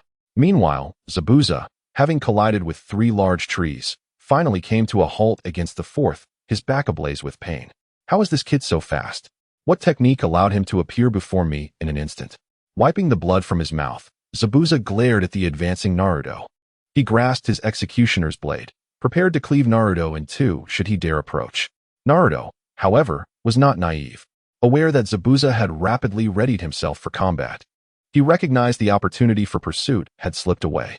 He lamented inwardly, halting his advance, knowing that a direct approach would render him vulnerable to Zabuza's blade. Observing Naruto's retreat, Zabuza expelled a copious amount of blood, not from Naruto's strike, but rather from the subsequent collision with the tree, compounded by a touch of indignation. After all, Zabuza was a renowned veteran. Being struck and sent flying by a mere child was a humiliation he could scarcely endure. The mere thought of such disgrace circulating among his peers was unbearable. Chapter 61. Water Prison Technique. Water Clone Technique. Zabuza formed seals once more as water swirled around him, coalescing into two identical duplicates of himself. "Oh, is this your game? You might be a tad overconfident." Multiple shadow clone technique. Naruto raised an eyebrow, dismissing Zabuza's attempt at duplicity. While he might have been concerned in other scenarios, when it came to clones, even if Zabuza possessed the chakra for 8 more clones, he would still be outmatched. As he spoke, over 200 Narutos appeared before Zabuza, on treetops, trunks, and all around him, a sea of golden-haired figures. What? How can there be so many clones? Zabuza was flabbergasted, questioning the abundance of clones and whether Naruto possessed such vast chakra reserves. Initially, he had intended to create 2 clones to draw fire, allowing for a stealthy attack. However, this multitude presented a conundrum. When had Konoha produced such a prodigy? With such mastery of the body flicker technique and shadow clone technique, was this indicative of Konoha's true strength? Zabuza's confidence in his intelligence reports on Konoha began to waver. Had he focused solely on completing missions for profit, allowing his rivals to ascend in power? Or had his own skills diminished from associating with lowly rogues? Despite his confusion, Zabuza's years of professional integrity compelled him to conclude the battle swiftly. After all, Kakashi was still present. Mist Hidden Technique. Zabuza activated the Mist Hidden Technique once more, attempting another surprise assault. However, having learned from his previous misstep, Naruto was not about to allow him the same opportunity. Over 200 shadow clones charged at Zabuza, ready to engage. Naruto's shadow clones leaped energetically through the forest, and Zabuza's 2 clones stood protectively in front of the original, determined to shield him as he prepared to unleash his jutsu. As the shadow clones engaged in close combat with Zabuza's, the disparity in skill became apparent. Within moments, several of Naruto's clones were swiftly dispatched, dissipating into a wisp of smoke. Lightning Blade. Kakashi, seizing the opportunity after Naruto's clones initiated the attack, unleashed his signature technique, Lightning Blade, to turn the tide. It is said that Kakashi once cleaved through the very lightning in the sky with this technique, earning its name. In an instant, he appeared behind Zabuza, who was fully focused on gathering his strength for a major move. With a hand crackling with blue lightning, Kakashi struck with blinding speed towards Zabuza's back. True to his roots in the Umbu, Kakashi was a master of lethal tactics. If he hesitated now, it would be inexcusable. The blue electric light illuminated Kakashi's face as his hand pierced through Zabuza's heart. However, to Kakashi's astonishment, there was no hint of pain on Zabuza's face, but rather a mocking smile. Kakashi, did you really think I wouldn't see your lightning blade coming? It's a fine technique, but its lengthy preparation is its downfall. Now, take a moment to rest. In an instant, Zabuza's hand shot out to grasp Kakashi's hand, which had penetrated his body, and in the blink of an eye, Zabuza transformed from human form into a water sphere, enveloping Kakashi entirely. Alas, the inevitable had come to pass. Kakashi, my dear teacher, it seems fate has decreed that you must endure this water prison for a while. Naruto, witnessing this turn of events, could only shake his head in resignation. The tactics and flow of battle had deviated significantly from the original narrative, yet Kakashi had nonetheless fallen into Zabuza's water prison. This is the water prison technique. Kakashi's pupils constricted sharply as regret washed over him. He had been too careless. After all this effort, Zabuza had deliberately exposed a weakness for him to walk into. Naruto, run. Seek reinforcements, we cannot win. Kakashi yelled urgently, realizing that if he remained trapped, Naruto and the other two would stand little chance against Zabuza alone. Naruto recognized the gravity of Kakashi's warning. Zabuza's prowess was undeniable. Even with over 200 of his clones battling against Zabuza's two, the odds had swiftly shifted from 100 to 1, and it seemed that in just 20 seconds, his clones would be decimated. Zabuza truly lived up to his fearsome reputation. There was no exaggeration in his title. Sasuke, let's go. Without hesitation, Naruto rallied others. Knowing that even though he could handle it alone, having Sasuke's support would bolster their strength. Sasuke remained silent, unleashing a series of fireballs in response. At this early stage, he had yet to undergo rigorous training. Aside from the family's signature fireball and his self-taught taijutsu, he was akin to other novices fresh from the ninja academy. After all, who teaches you real skills in school? The curriculum consisted of mass-produced knowledge, barely sufficient for practical use. True mastery could only be acquired beyond the classroom. Water release, water formation wall. Sasuke's few water balls were swiftly intercepted by Zabuza's clones using the water formation wall. Now, with the original incapacitated, only the clones were left to fend off the remaining attackers. However, these few younglings were more than enough for Zabuza's clones. Let us not mention the incident where Naruto had been sent flying and spitting blood. Anyone who brings it up will face my wrath. Do you believe I would engage in idle chatter with you while wielding a decapitating blade? As the water formation wall dissipated, Naruto flung several shuriken. He knew that shuriken would have no effect on Zabuza, who would easily evade them. Having learned from previous encounters, Zabuza, though he did not understand how this blonde boy could appear before him in an instant, deduced that it had to do with the shuriken. Thus, as soon as Naruto launched them, Zabuza's water clone stepped forward to intercept. Even if Naruto managed to close the distance, he would still be far from Zabuza himself. Naruto refrained from marking Kakashi and the other two members of Team 7 with the Flying Thunder God seal. Managing too many marks would be cumbersome, and besides, he had a modified version that worked with his father's and the second Hokage's seals. Furthermore, even if he had marked Kakashi, he would only end up trapped in the water prison alongside him. After all, the water prison technique could only be broken from the outside. Those within, no matter their strength, would be powerless. Of course, the effectiveness of high-level jutsu remained uncertain. After all, one could never tell with such unpredictable techniques. Chapter 62. Tactical Escape. Sasuke, the original, cannot move. If he does, Kakashi can break free. Do you understand? Sasuke joined Naruto, standing side by side as they faced Zabuza's two clones. But how do we get past? These two clones are formidable, Sasuke remarked, aware that while strategy might allow for underestimating the enemy, in battle, one must always respect their opponent.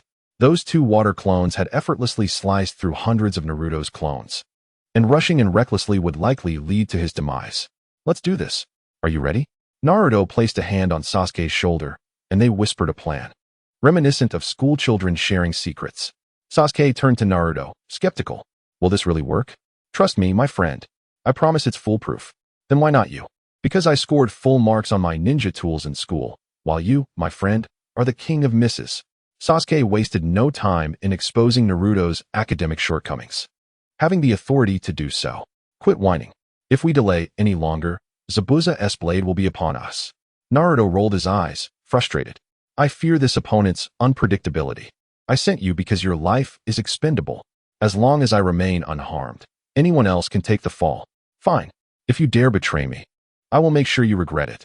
Naruto grumbled inwardly, knowing that should Sasuke fall victim to Zabuza's might, revenge would be futile. Multiple shadow clone jutsu. In a flurry, over 200 clones emerged, and Naruto's forces expanded rapidly. Zabuza, observing the multiplication of Naruto's clones, scoffed derisively. I expected you to be a skilled ninja, but it seems you only know this one trick. Aside from clones, what else do you have? This technique is as common as cabbage. Can you show me something fresh? Zabuza had discerned that these youngsters were likely fresh graduates from the Ninja Academy, lacking in true skill. The only noteworthy technique they possessed was the multiple shadow clone jutsu, which relied heavily on individual capability. For Naruto, the clones he created would be as ineffective as ants challenging an anteater, merely providing a meal for the opponent. Ignoring Zabuza's taunts, Naruto commanded his 200 clones to charge forward. Zabuza's clones, equally relentless, surged forth, and as before, the moment they clashed, numerous shadow clones dissipated into smoke. Kid, have you run out of tricks? Zabuza laughed heartily, finally able to indulge in laughter after such a long time. Naruto, cease your futile attacks and quickly return to seek assistance. Take Mr. Tazuna and protect Sakura. Kakashi urged anxiously from within the water prison, utterly immobile. Run? None shall escape. Zabuza declared menacingly. Kakashi, I want you to witness the demise of these little brats right before your eyes. Especially that blonde-haired one. I intend to chop him into 8 pieces to vent my wrath. He touched the bruised part of his cheek, still aching from the earlier blow. The boy with the yellow hair could not be allowed to escape. If he grew stronger, he would undoubtedly become a formidable enemy. Huh, you think a pathetic creature like you can take my life? If it weren't for the fear of exposing my identity, I would summon the second Hokage to duel you. Let's see if your water jutsu can match the prowess of a master of the sea. Naruto cast a sidelong glance at Zabuza. You think you can chop me into pieces? The entire Mist Village combined wouldn't stand a chance against me. In a matter of moments, over 200 shadow clones were slaughtered, leaving only a handful. As Zabuza swung his blade, the remaining clones swiftly drew kunai and shurikens, launching them toward him in a flurry. If that is your objective, I must say you are woefully naive. Do you think I would not anticipate such a move? Zabuza scoffed, finding the scattered attacks beneath his notice. He leaped into the air, evading the projectiles, which streaked past him like meteors, vanishing behind him. Upon landing, he maintained his firm grip on the water sphere encasing Kakashi, effortlessly dodging such trivial assaults. Is that all you have? If not, prepare to meet your end. Fire style, great fireball technique. Just as Naruto prepared to retort that the one destined to die was Zabuza, Sasuke's voice emerged from behind him, catching Zabuza off guard as he was still mocking Naruto. Nanny, where did this kid come from? Wasn't he beside the blonde? Zabuza's mind reeled as confusion set in. Who was that fire-wielding brat behind me? To be frank, with your intellect, you would be better suited to care for horses in Konoha. Take a good look at who I am. Sasuke taunted, smirking. In an instant, a cloud of white smoke dispersed, revealing that the Sasuke standing before Zabuza had transformed back into Naruto, who stood with arms crossed, grinning mischievously. Ah, I see. You both are the same person, and the kunai behind me was merely a shadow clone's diversion. Quite the clever ruse, Zabuza realized, begrudgingly impressed. However, the situation was dire. He could either relinquish his grip on Kakashi or endure the full brunt of the fire technique. Given his earlier injury, absorbing another fireball would surely be detrimental. In a flash, Zabuza sighed in resignation. As long as I have my life, I can always find more fuel. He chose to release his control over Kakashi, swiftly drifting to the right, narrowly avoiding Sasuke's fireball. Without pausing, he thrust his blade toward Naruto with tremendous force, aiming to eliminate the cunning boy who had thwarted his plans. To think you would dare threaten my student in my presence. How disrespectful. Once freed, Kakashi vanished before Naruto, blocking Zabuza's strike with a kunai, the clash producing sparks that illuminated the dim surroundings. I am furious. Truly I am. Kakashi's gaze fixed sternly upon Zaibu, his demeanor as frigid as the Antarctic, causing the temperature in the vicinity to drop significantly. Chapter 63. Fierce Combat. Kakashi was consumed by rage. Taking 3 freshly graduated students on a mission was already a challenge, but to lose face before them was intolerable. If word of this reaches the village, how could I ever hold my head high? What kind of incompetence is this? The elite Umbu are of such caliber? The renowned copy ninja, Kakashi, trapped like a dog in a water prison, only to rely on his students for rescue. How will I ever live this down? Without further ado, Kakashi charged forward with his kunai, determined to confront Zaibu. Your sword may seem formidable, but I, Kakashi of the Sharingan, am no mere novice. Fueled by a mix of sorrow and fury, Kakashi's combat prowess surged as he engaged Zaibu in a fierce exchange. The sharp clinks of weapons colliding echoing through the air. The two were evenly matched, each unwilling to yield as they clashed. Kakashi's frustration matched Zaibu's determination. The two locked in a battle of strength, neither willing to back down. Sasuke, exhilarated, returned to Naruto's side. That fireball I unleashed forced Zaibu to release Kakashi. How was that for a display? Sasuke challenged Naruto. Without my intervention, Kakashi-sensei would still be trapped. Your kunai could never reach Zaibu. Only my fire jutsu could leave him no room to evade. Indeed, your fire jutsu was invaluable. Do you understand now why I had to launch you first? Only your transformation technique could deceive that old fox. If I attempted it, he would see through it halfway. Naruto refrained from arguing further, acknowledging Sasuke's contribution. The boy had remained silent for too long, and a little praise might stave off his darkening mood. Of course, I am the top graduate from the academy. I've always said you should study ninjutsu diligently, and now you see its importance. Sasuke boasted, reveling in his competitive spirit with Naruto. Let us split into 2 groups and launch our assault from the flanks, providing cover for Kakashi-sensei to take down Zaibu. Naruto proposed, recognizing the stalemate between Kakashi and Zaibu as the perfect opportunity. A coordinated attack from both would leave Zaibu with no means of defense. Sasuke silently agreed, opting for action over words. In a flash, he darted to the right, initiating the attack. Seeing this, Naruto followed suit on the left. Prepare to perish. Zaibu, Naruto and Sasuke roared in unison, fists clenched, ready to strike. Zaibu's pupils widened in realization, caught in a duel with Kakashi. He had no time to defend against the impending blows. As Naruto and Sasuke's fists descended, Zaibu gritted his teeth and stomped the ground, summoning a surge of strength to push forward. Sensing his movement, Kakashi also exerted his force, but unexpectedly, the tremendous pressure that had surged toward him suddenly vanished. Caught off guard, Kakashi continued pushing forward with all his might. Seizing the moment, Zaibu utilized Kakashi's momentum to retreat just in time, narrowly evading the onslaught of punches. However, Naruto and Sasuke's fists, propelled by their forward momentum, collided with tremendous force, marking the climax of their fierce confrontation. Kakashi, perceiving the imminent danger, swiftly withdrew, yet Naruto and Sasuke's fists collided with an undeniable force. Fortunately, it was merely a brief clash, resulting in no significant injury. Kakashi's timely retreat prevented a potentially grievous outcome, as his kunai might have inadvertently struck either Naruto or Sasuke. Old man, if you have the skill, don't run, Naruto exclaimed, pointing accusingly at Zabuza. You make such grandiose claims, yet you flee without a word. Zabuza, upon hearing Naruto's complaints, felt a surge of frustration. How dare you, with such a large fist before my face, expect me to dodge? Are you oblivious to your own strength? He scoffed, dismissing Naruto's words. With that, he resheathed his executioner's blade and leaped back several paces. Once assured of a safe distance, he began to form hand seals with remarkable speed. Kakashi, observing Zabuza's actions, quickly advanced a few steps, activating his Sharingan. He mirrored Zabuza's hand seals, both ninjas entering into a synchronized sequence. Zabuza, astonished to see Kakashi replicating his seals, felt a surge of dread. Could it be that their jutsu were identical once more?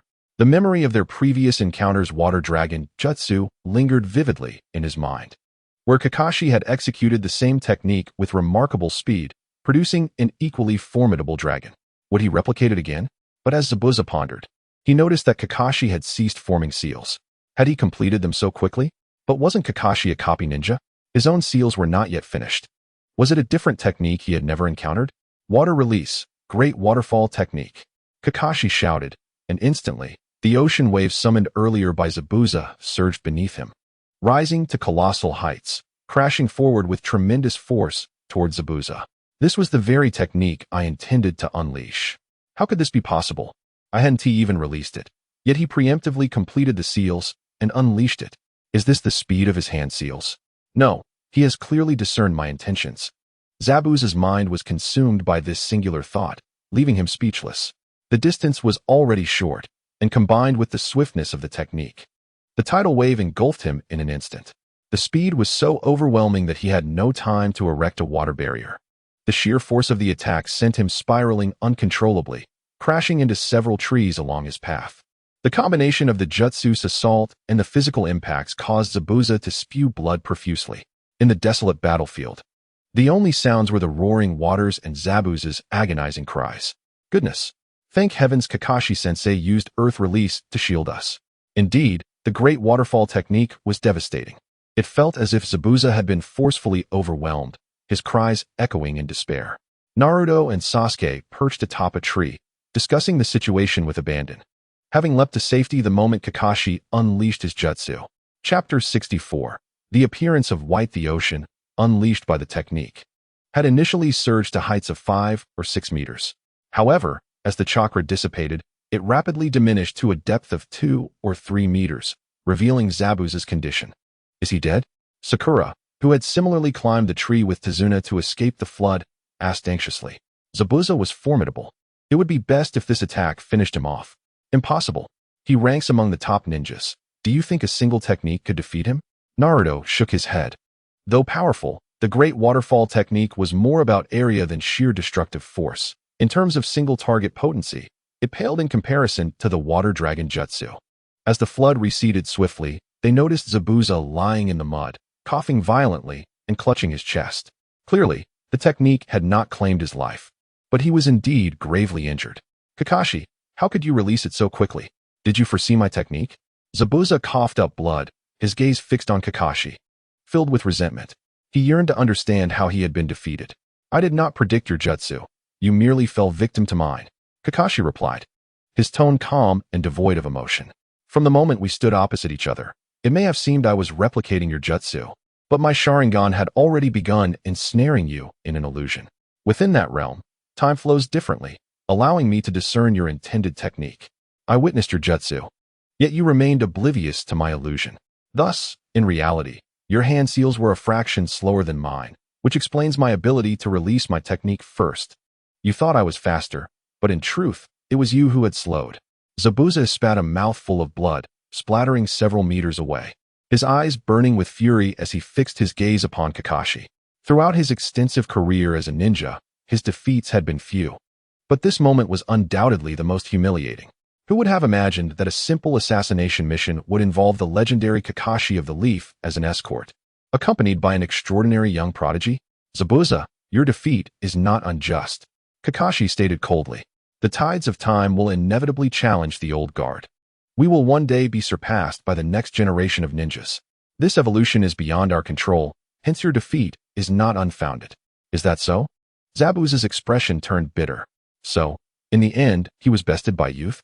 Sasuke and Sakura approached, excitement gleaming in their eyes as they regarded Zabuza in the mud. This was their inaugural mission, and they had vanquished the infamous Zabuza. Truly a remarkable feat. Time will ultimately discard the antiquated. Clinging to the past makes failure inevitable, Sasuke declared, surveying Zabuza from above. In his eyes, Zabuza's reputation seemed excessively inflated. He could easily surpass him, thanks to Naruto and Sasuke. Especially Sasuke's powerful fireball jutsu that forced Zabuza to abandon his water prison technique. I was able to escape. Your teamwork was commendable, Kakashi praised, placing a hand on Naruto and Sasuke's shoulders, his face beaming with pride. I had truly underestimated these two youngsters.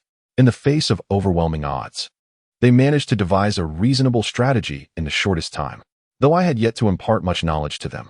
Their seamless cooperation hinted at the emergence of a formidable team. Kakashi-sensei, don't forget about me. I'm here too, Sakura chimed in, eagerly clinging to Kakashi's arm with a playful demeanor. Indeed, Sakura, your performance was commendable as well. You protected Mr. Tazuna admirably. Keep up the good work. Kakashi affectionately ruffled Sakura's hair, showering her with praise. In the end, victory and defeat are part of the game. Proceed as you will. As Zabuza steeled himself, closing his eyes as if resigned to his fate, Sasuke retrieved a kunai from his waist and approached with a cold demeanor, raising both hands to aim for Zabuza's heart. Just as Sasuke was about to strike, Naruto intervened with a kick that sent Sasuke stumbling. What are you doing, you fool? Sasuke shot an angry glare at Naruto. If you're here, stop hiding and show yourself. Naruto offered an apologetic smile to Sasuke, refraining from answering his question, and called out to the desolate wilderness surrounding them. Are there more enemies? Sakura pondered, startled. Has the Kato organization sent more people? Kakashi observed Naruto intently. He felt no unusual presence from him until now. However, upon further scrutiny, he realized, come out. If you don't, I'll send him to the afterlife with a single blow. I will count to 3. Sasuke quickly recognized Naruto's words as a signal indicating more presence nearby, likely Zabuza's accomplices, and pressed the blade against Zabuza's neck. If they did not reveal themselves, he would send Zabuza back home with a swift strike. I am quite curious as to how you discovered my presence. A figure gradually emerged from behind a large tree. A masked ninja clad in a green robe. You must be his accomplice, huh? I never expected this fool to have allies. Sasuke tightened the grip on his kunai, the blade now cutting into Zabuza's skin, blood seeping forth. You wish to save him? I think that is impossible. You are not taking him anywhere. Instead, how about this? You stay here with him as company, and I will kindly send you both to the afterlife together. The arrogant voice of the newcomer echoed, his gaze fixated on the masked ninja in the tree. You are mistaken. I am not here to save him. Firstly, I am not the accomplice you speak of. Secondly, my objective aligns with yours. I am here to kill him. I am an Umbu ninja from the Mist Village, and I have been pursuing him. My mission is to eliminate him and return with his corpse. The mysterious figure continued. After all, he is a rogue ninja from our village.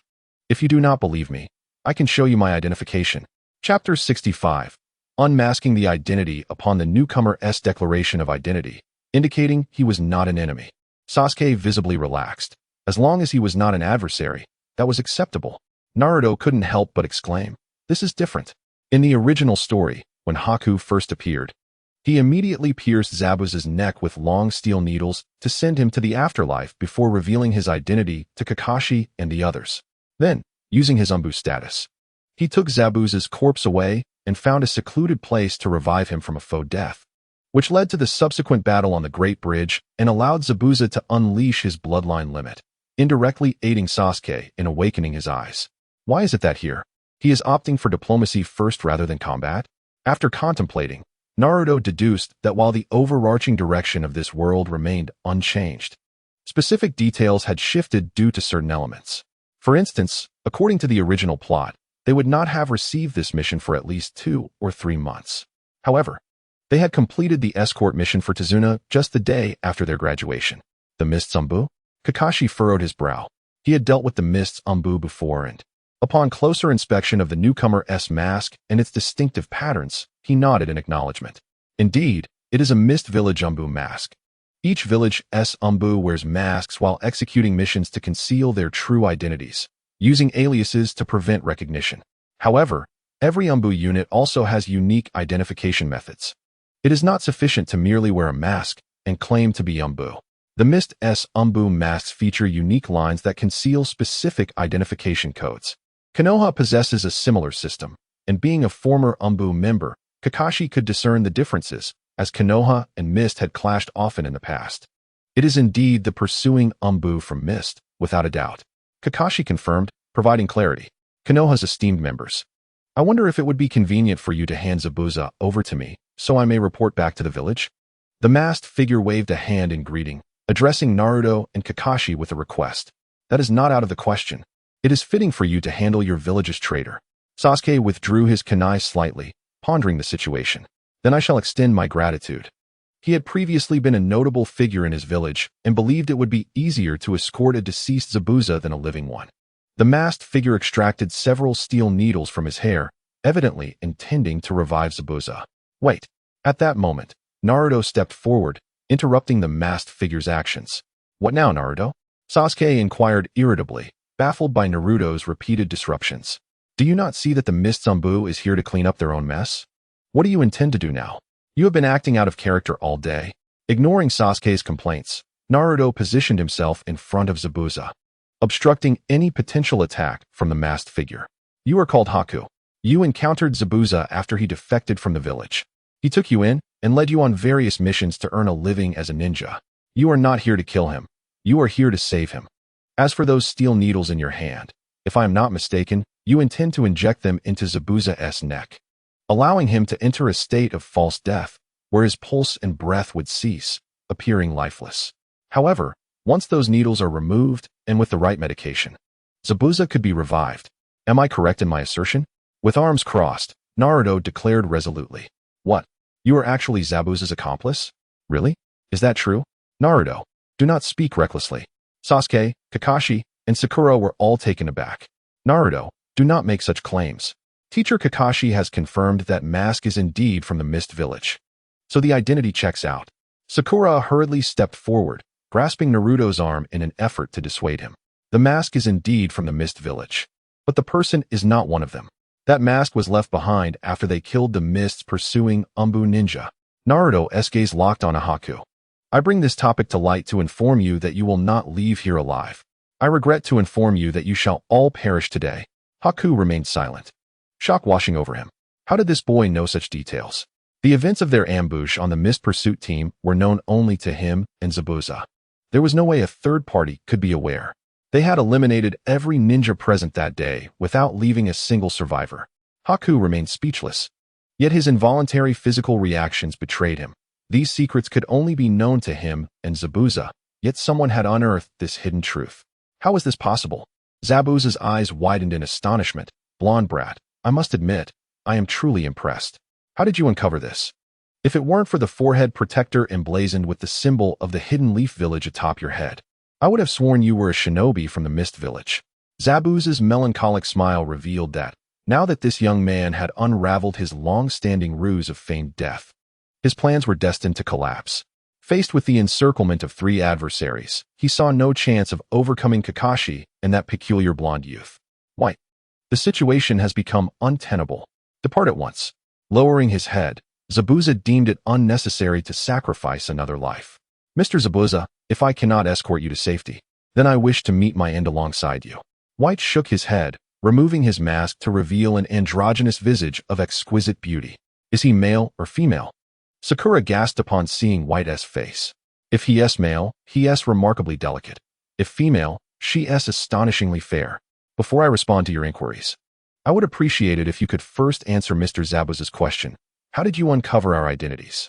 The events of that year had been executed with such precision that, aside from the higher-ups in the Mist Village, no one else could possibly know about the fallen Umbu. Judging by his earlier demeanor, Kakashi was oblivious, and that young brat should have still been in diapers at the time. How could he possibly know? Could he be the reincarnation of one of those fallen ninjas? White pondered this possibility, though it primarily stemmed from Naruto's tender age. Chapter 66. Numerous doubts and explanations. Are you the reincarnated soul of those from that era? White cautiously broached the question, which mirrored Zabuza's own thoughts. It was the only plausible explanation they could conceive. I am not. Naruto shook his head. Such notions of reincarnation are mere fabrications. When one dies, the soul returns to a tranquil realm, a world of serenity. Naruto lamented, a realization he had only come to after witnessing the conclusion of the Hokage saga. How do you know this? Kakashi began to speak, but Sasuke interjected, causing Kakashi's frustration to mount. These 3 students are incredibly difficult to manage. One is always vying for the spotlight, and the other for conversation. Do you 2 comprehend the values of respect and reverence for your teacher? It's bad enough that you've usurped my chance to shine. Now you're even stealing my questions. Among us, who is the teacher and who are the students? Could you not show me, your esteemed instructor, a modicum of respect? If the teacher failed to recognize the imposter, and the students exposed him instead, how could I continue to guide you? Apologies. But I too am unaware of your true identities. My deductions regarding you are merely conjectures, Naruto admitted with a shrug, presenting a rationale that seemed utterly absurd. Upon hearing his explanation, not only White and Zabuza, but even Sakura and Sasuke regarded him with skepticism. Tazuna shot Naruto a look of disdain. If you don't wish to speak, then don't. Is deceiving others really entertaining? Very well, I shall temporarily entertain your explanation. But how do you account for my name? This is our first encounter, is it not? To know my name must surely be a guess? If you can guess so accurately, you ought to abandon the path of a ninja and take up fortune-telling on the streets, where you'd surely earn more. White remarked dismissively, clearly unconvinced by Naruto's answer. Naruto felt a pang of anxiety at White's inquiry regarding his knowledge of his name. Oh, how do I explain this? He thought, realizing that this was indeed information only Zabuza had known upon his arrival. After a moment of contemplation, a wry smile crossed Naruto's face. This situation is rather ludicrous, and I fear you may not believe me when I recount it. Go on. We have encountered even more absurdities than this. What could possibly be more ridiculous? Zabuza shook his head. You were just acting so absurd that it's hard to imagine anything more ludicrous than you. Naruto glanced at the others, noting their unified expressions of disbelief, indicating that they had formed a collective front against him, while he, due to his outrageous behavior, found himself on the opposing side.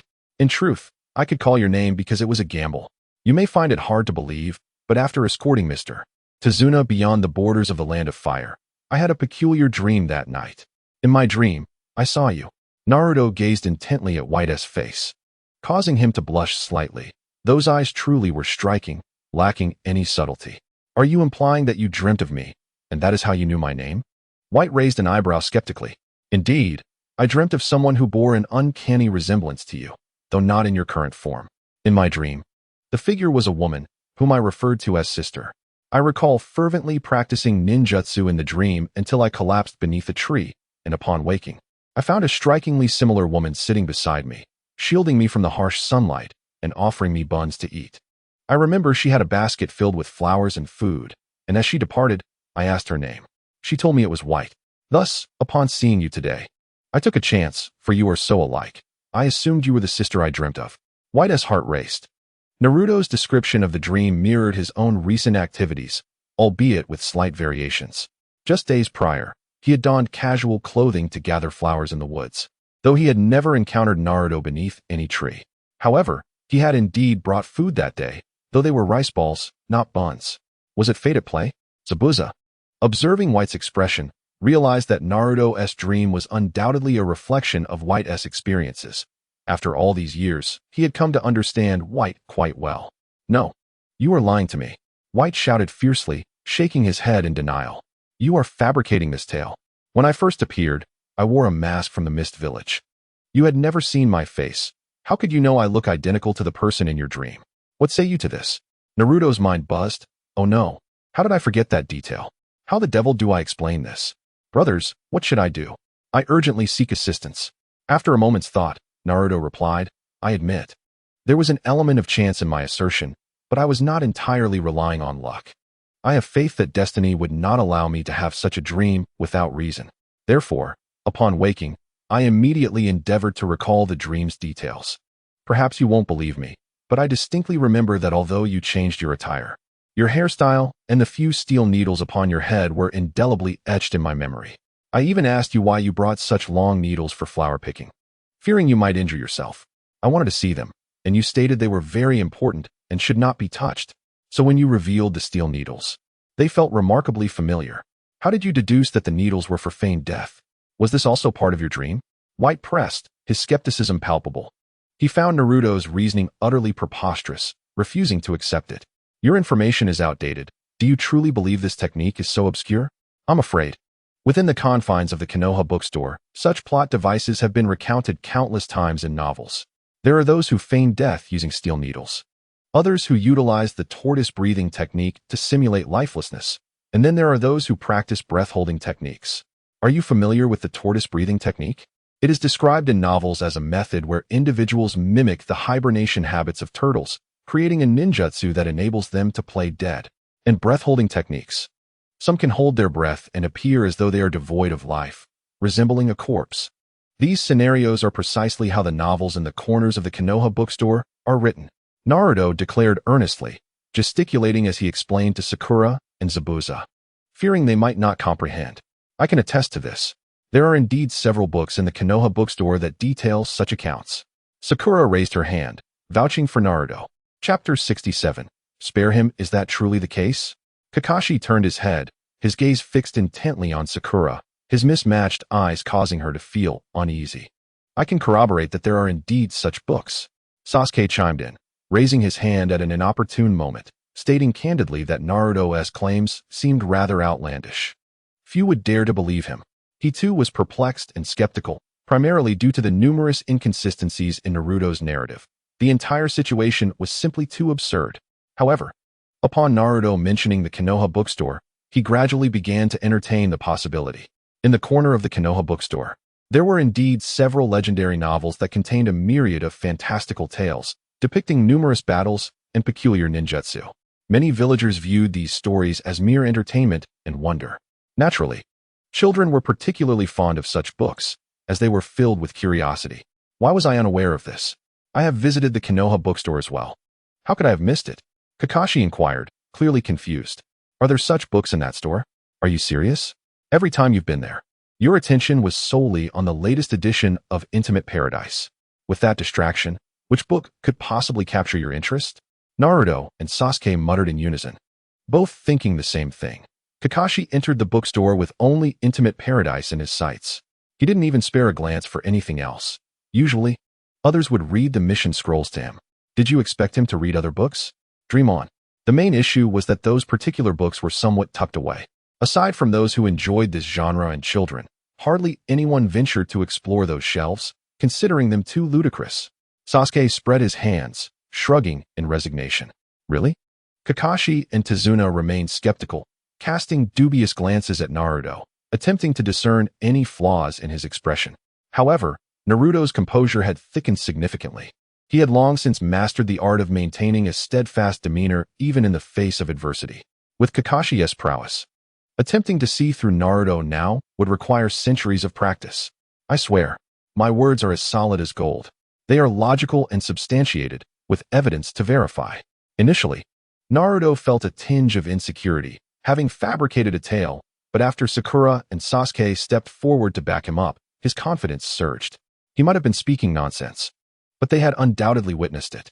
Kakashi nodded in silence. However, his skepticism had only intensified since the incident involving the stolen sealing book. Naruto had become increasingly enigmatic, as if shrouded in a layer of mystery that was thickening with each passing moment. What secrets does this child conceal from us? A spark of insight flickered in Kakashi's eyes, swift as a flash, almost imperceptible to anyone else. Unfortunately, while Kakashi scrutinized Naruto, Naruto was also subtly observing Kakashi, instinctively sensing that he might have overplayed his hand regarding the revelation of Haku's identity. Though the glimmer in Kakashi's eyes was fleeting, Naruto, who shared the same ocular prowess and had his focus entirely on Kakashi, seized upon this opportunity. He keenly perceived that even if Kakashi believed his excuse, he would undoubtedly investigate further, and even if he unearthed the truth, doubts would likely persist. Internally, Naruto sighed deeply. This was a pretense he ought not to have engaged in.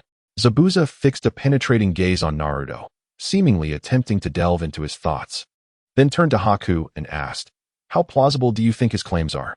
Haku remained silent. Naruto's excuse was too far-fetched. To be frank, he found it hard to believe. Equally, he was hesitant to accept it. I have heard tales of individuals who can foresee the future, thus evading calamities. I suspect this boy has encountered such an extraordinary experience. Fate has revealed part of the truth to him. For us, it is calamity, but for him, it is fortune. Heaven aids him, but not me. What can I do against fate? Alas, Zabuza, perhaps this is our destined path. I resign myself to it. Haku shook his head, a bitter expression on his face, realizing that his life might very well end here today. Little did he expect that despite the numerous experts from the Mist Village, they would fall victim to a few mere children from Konoha. The whims of fate are unpredictable, a grand irony indeed. I believe it is half destiny and half meticulousness. This boy will undoubtedly become a significant figure. Hey kid, do you play Pai-Gao? Zabuza called out to Naruto. I am not Hey, nor am I kid. I have a name. Uzumaki Naruto is who I am. If you are familiar with me, call me Naruto. Without turning around, Naruto waved his hand dismissively. I have heard of Pai-Gao, but never played it. I once read a line that advised against gambling and promiscuity, suggesting that one should cherish life and steer clear of vice. Oh, so you prefer indulgence over gambling, huh? At your young age, have you matured enough? Zabuza chuckled. momentarily taken aback. Huh, vile. Sakura exclaimed, her cheeks flushed as she spat in disgust, the thickness of her spit reflecting her disdain for Naruto. Brother, I usually urge you to read more, yet you insist on feeding the pig. This phrase does not imply you should choose between gambling and promiscuity. It originally meant to advise loved ones against the perils of gambling. The suggestion against promiscuity means to refrain from meddling in others' affairs, for you will receive no gratitude in return. Naruto cast a scornful glance at Zabuza, lamenting the lack of culture. In that moment, he also glanced at Kakashi. Instantly, Naruto's expression mirrored Sakura's disdain. Although Kakashi did not engage in promiscuity, his taste for adult literature was hardly commendable, and he claims to be a role model? Vile. Kakashi, caught off guard by Naruto's gaze, was bewildered. What did that mean? Wasn't he criticizing Zabuza? Why was Naruto directing disdain at him? What business is it of mine? Kakashi thought, feeling wronged. He prided himself on maintaining a clean reputation, free from scandal. Ha ha ha, very well. Naruto, it seems we have formed an unexpected bond. Heroes emerge from youth. If I were to perish at the hands of a youthful hero such as yourself, I would not consider it a loss. I have but one request. Should you choose to kill me, spare Haku. He is still young, with little blood on his hands, and he has acted solely at my behest. I implore you to let him go. Zabuza gazed at Naruto and Kakashi with pleading eyes, fully aware that only they held the power to decide his fate. Although Naruto was just a child, logic dictated that if Naruto refused, appealing to Kakashi would be futile. Mr. Zabuza, do not speak further. If you perish, I shall not live on without you. Haku declared resolutely, having committed himself to living only for Zabuza since the moment he was saved. Look, do you see? It is not that I wish for him to die. He has made his own choices. Naruto turned to face Zabuza, who sat slumped on the ground, extending his hands in exasperation. Chapter 68. Is love in the air? Am I not dead, and yet you are already causing a ruckus? Haku, I deeply dislike your presumptuousness. If you truly wish to follow me, you must heed my words. Now that the situation has become irreparable, why sacrifice a life in vain? I do not wish for my remains to lie exposed in the wilderness after my death. You should consider, at the very least, living on as my undertaker. Remember to arrange for a scenic resting place for me, one with mountains and rivers, and preferably less sun. Having lived under shadows throughout my life, the glaring sun would be too blinding and uncomfortable for me. Zabuza, resigned to his fate, sat down on his knees, tears streaming down his face as he wept inconsolably. Sakura, feeling a surge of compassion, turned away to wipe her tears, unable to restrain herself from speaking. Sasuke, glancing at Sakura's sorrowful visage, remained silent. After all, life and death are commonplace in this world. To weep so freely would flood the Pacific. Could Naruto truly allow them to depart? Their emotional display was overwhelming. Perhaps we are being too cruel? Sakura approached Naruto, tugging at his sleeve, tears still glistening in her eyes as she sobbed. She was moved by the bond between Zabuza and Haku, pondering if this was what true connection meant. If you die, I shall not live on alone. We are both considering one another's well-being. All we seek is for the other to survive. Wait, what? Naruto turned to Sakura, his gaze fixated on her, causing her heart to race. Kakashi also turned his attention to her, as did Tazuna, his mind swirling with questions. Are you out of your mind? Just a while ago, you were fighting fiercely, and now you plead for him? Do you even remember who he is? He came to kill me. Do you think asking for mercy will save him? Using my head as a bargaining chip. Do you think he is on holiday here? His mission is to bring my head back. Tazuna, exasperated, thought to himself how absurd this team was. A teacher relying on his students for rescue. One student fiercely aggressive, another cold and aloof, and yet another seemingly out of touch with reality. Saratobi Hiruzen, what kind of ridiculous team have you assigned me? Is there not a more competent group in Konoha? This girl is clearly deranged. Moreover, she cannot distinguish friend from foe. I suggest you all engage in some serious political education upon your return. As the eyes of the team turned toward Sakura, the icy stare seemed to awaken her senses just a bit. Blushing, she stubbornly spoke. What if we reconsider? After all, her voice trailed off, realizing her request might be a bit excessive, and she gradually withdrew her hand from Naruto's sleeve. Observing this, Naruto turned back, contemplating Zabuza and Haku for a moment. He then stepped toward Kakashi, gesturing for him to lean in closer, wanting to share something in private. Whispering into Kakashi's ear. Naruto's words were too soft for anyone else to hear, and he shielded his mouth with his hand to prevent lip reading. Kakashi bent down, listening intently, occasionally nodding in agreement. And after exchanging a peculiar glance with Sasuke, they continued their discussion. Sasuke felt a chill run down his spine as he noticed the strange looks Kakashi and Naruto exchanged, as if they had stumbled upon a rare treasure. These two were undoubtedly up to no good, probably plotting something sinister. The duo conspired for what felt like an eternity. Even Zabuza, who awaited his fate, began to feel puzzled. Was such prolonged discussion necessary for a single execution? Was it not a matter of merely drawing a blade? What? Were they contemplating an elaborate torture? Hey, are we killing or not? Why the delay? Can't we expedite this process? Zabuza shouted, his patience wearing thin.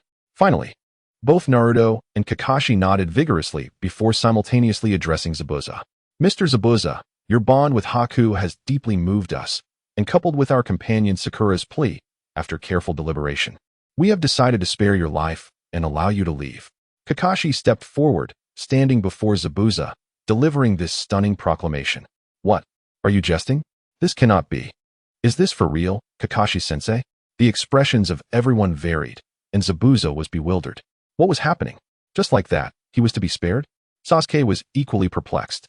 While Sakura's sentimental antics could be excused, it was baffling that Kakashi was also acting irrationally. Were they truly releasing a lethal enemy? Had Kakashi lost his mind? Tazuna leaped up in disbelief. What madness is this? You intend to let a ninja who seeks my life go free? Is this how you protect someone? Do you underestimate them or overestimate yourselves? I am doomed to suffer with such an unreliable team. Initially believing that the students might be a bit daft, he now saw that even the teacher had lost his senses. Heaven help me. Who can rescue me from this madness? Among the group, the only ones truly elated were Sakura and Haku. Sakura was astonished that Kakashi had genuinely agreed to spare both Haku and Zabuza, while Haku was overjoyed that Zabuza would not meet his end. He would willingly trade his own life for it. Kakashi-sensei, I knew you were the best, Sakura exclaimed, stepping forward to embrace Kakashi's arm affectionately. Kakashi, you fool. Do you even comprehend what you're doing? Sasuke cursed silently, questioning Kakashi's judgment. Allowing such a formidable enemy to escape would surely lead to dire consequences when he returned, fully healed. He was convinced this was somehow linked to Naruto. Though Sakura's words had weight, Kakashi was not obliged to heed them. After all, Sakura lacked the influence to sway him significantly.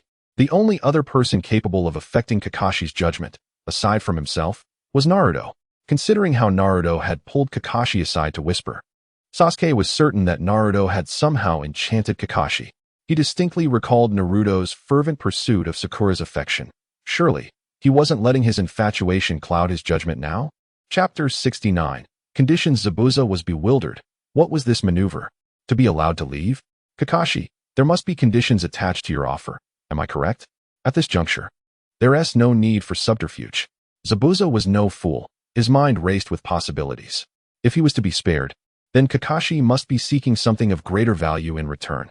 Kakashi snapped his fingers, recognizing that conversing with an astute individual requires little elaboration. Correct. Since you've cut to the chase, I shall be direct as well. Before you are allowed to leave, you must accept 2 conditions. If you can fulfill these, I will grant you your freedom. What conditions? Speak. Zabuza replied eagerly. We can meet any conditions, even 20, as long as you uphold your end of the bargain. Haku interjected, for nothing was more vital than Zabuza's life. First, upon your departure, you must abandon the mission assigned to Mr. Tazuna and cease any pursuit of bounties related to him or others involved in this matter. No problem. With your protection, even if I wish to kill, it won't be so easy. As for the others involved in this matter, you need not worry. Once Zabuza is dead, the rest will be leaderless. In this regard, I excel beyond Kato. Zabuza, without a hint of hesitation, would abandon a task if necessary. His life is not worth sacrificing over such trivialities. My second condition is that before we leave, I hope I can have a match with him. Kakashi suddenly turned to Bai, pointing at Sasuke, and presented his second condition. What? Sasuke, who was enjoying the spectacle, was taken aback to find himself unexpectedly dragged into the conversation. What is going on, Kakashi? Either let him go or kill him. Why have a match? Naruto jumped up, bewildered at how he was suddenly thrown under the bus. Kakashi looked at Sasuke, his eyes filled with seriousness. There was little else to see, after all. Only the ramen chef, Shomei, had glimpsed Kakashi's true self. Sasuke, the purpose of this outing is not solely to complete a mission. There are other objectives, one of which is to observe your combat capabilities and team tactics. As it stands, I have gathered data on Naruto's individual attacks and team awareness, while I have a general understanding of your team's data. However, I remain uncertain about your individual combat abilities. Now, there is no better opportunity than this. We shall release Zabuza as a renowned ninja in the shinobi world. His reputation is his greatest asset. I believe Zabuza won't act against his own interests, considering he still has a future in the ninja world. Wouldn't you agree, Mr. Zabuza? Kakashi turned to Zabuza and inquired. Zabuza nodded in response to Kakashi's gaze. When one is under a roof, one must bow their head. Rest assured, I guarantee I won't kill him. After receiving a satisfactory answer, Kakashi nodded and looked back at Sasuke. Zabuza was severely injured. Engaging him in combat would bear little significance. However, the ninja named by beneath him was no ordinary shinobi. He must possess remarkable skills, or he would not remain by the side of the notorious Zabuza. Utilizing him to assess your combat prowess is most suitable. Currently, this is our finest opportunity. I doubt we will encounter a ninja of this caliber again. Kakashi patted Sasuke on the shoulder and expressed his thoughts with a smile. Rest assured, we are the most formidable in this area. Those superior to me are either dead at my hands or have departed to other realms. Among the ninjas Kato can recruit, we can claim to be the best. You may proceed with confidence. Zabuza raised his head proudly, asserting his confidence. No one can threaten you. I nodded in agreement, expressing his deep concurrence. Such a splendid opportunity serves as both a test and a means of improvement. Combat experience cannot be gleaned from books. It can only be amassed through real battles. If you pay close attention, you will learn a great deal from this match. Kakashi earnestly advised. Well then, Kakashi-sensei, may I participate? Sakura raised her hand and interjected, eager for such an opportunity. Sakura, it's best you sit this one out. You don't need it at present. And your abilities don't align with this task. This is a special privilege I'm granting Sasuke. Kakashi grinned and declined her request. You don't possess the Sharingan. What is the point of joining in? I'm fine with it. Let us do this. Sasuke pondered briefly, scanning the faces of Kakashi, Zabuza, Sakura, and Bai, before his gaze landed on Naruto, igniting the flames of his competitive spirit. I will not be outdone. Though you progress swiftly, I am a genius too. Hey kid, let me remind you that Bai is a bloodline limit ninja. You'd best be on your toes in this battle, or you might not just come away unscathed. Zabuza remarked, observing Sasuke's eager demeanor and unable to resist the urge to caution him. Having reached an agreement, the matter of life and death was resolved, and this would simply be a sparring session. Though he knew Bai would not fight to the death, he still wished to spare Sasuke from undue suffering. After all, if things went awry, Kakashi's face would be left with no dignity. A bloodline limit, you say? I understand. Sasuke nodded. What of it? In the entire shinobi world, when it comes to the strength of bloodline limits, who can rival the Uchiha? As the pinnacle of ocular jutsu in the Naruto realm, the Sharingan's reputation is well-deserved. Kakashi, I may not know much, but I can confidently say that once Bai unleashes his bloodline limit, this kid will be unable to win. I suggest you prepare some bandages. You might need them. With the danger of death averted, Zabuza reverted to his earlier cocky demeanor, his grin making one want to strike him for his arrogance. Kakashi, however, remained unfazed. The more perilous, the better. Only through danger can certain matters become justified. Zabuza, do not underestimate him. You have witnessed Naruto's strength. You have also experienced the synergy and power of their team firsthand. Without a doubt, if it comes to a life-or-death situation, the outcome is uncertain. In this spar, do not presume Bai has the upper hand. The true strength of my team is beyond your imagination. Kakashi crossed his arms, his expression serene. You may not know that Sasuke is an Uchiha, right? If you did, I believe you would not be so quick to draw conclusions. Zabuza remained silent, deciding to await the outcome, for arguing was futile. If you are prepared, let us commence. Kakashi led Tazuna and Zabuza to a tree trunk, while Naruto and Sakura positioned themselves on a neighboring tree, clearing the ground beneath them for Sasuke and Bai to engage in battle. Chapter 70. Ice Mirror and Thousand Killing Water Surge. Bai stood before Sasuke, his expression emotionless as he regarded the defiant youth opposite him. Once upon a time, he too bore such an expression, yet everything was lost on a fateful day. Concerned about Zabuza's injuries, Bai refrained from unnecessary banter. He omitted the customary pre-fight exchanges and leapt backward, unleashing his grand technique. The sooner it concluded, the sooner he could tend to Zabuza's wounds. Time was of the essence. Ice release, ice mirror. Bai called out, his fingers dancing fluidly as he formed hand seals with remarkable speed. This kid's hand seal speed is impressive. Zabuza, you indeed have a fine partner. Kakashi nodded in admiration at Bai's swift hand seals. After the ice release secret technique was executed, mirrors formed from ice quickly materialized in the air, encasing Sasuke entirely, while Bai, in an instant, leapt backward, seamlessly blending into one of the mirrors. With abundant moisture here, utilizing water techniques is exceptionally effective. Your subordinate excels in fire release, does he not? He'll find himself at a disadvantage. Zabuza remarked, a silent smile gracing his lips as he turned to suggest something to Kakashi. Perhaps you should include that kid as well. I doubt he can handle it alone. Thank you for your concern, but let us observe, until the end. No one can predict the outcome. Kakashi declined Zabuza's suggestion with a shake of his head. Sasuke's combat talent is high. My task is to guide it out. Once Bai entered the realm of the ice mirror, in a mere instant, identical reflections of Bai appeared in each mirror surrounding Sasuke, their postures synchronizing perfectly, their tones and expressions indistinguishable. Within the realm of illusions, Sasuke felt as if he had entered a three-dimensional venue, surrounded by an overwhelming crowd, rendering him incapable of discerning his true self. Amidst a multitude of mirrors, he pondered which reflection concealed his essence. As he surveyed the mirrored surroundings, he realized he could no longer determine through which mirror he had entered. Though the mirrors remained stationary, the figure of White moved like a rotating lantern, blurring the lines between reality and illusion, leaving Sasuke utterly bewildered. This is my bloodline limit. Once inside, no one can escape unscathed.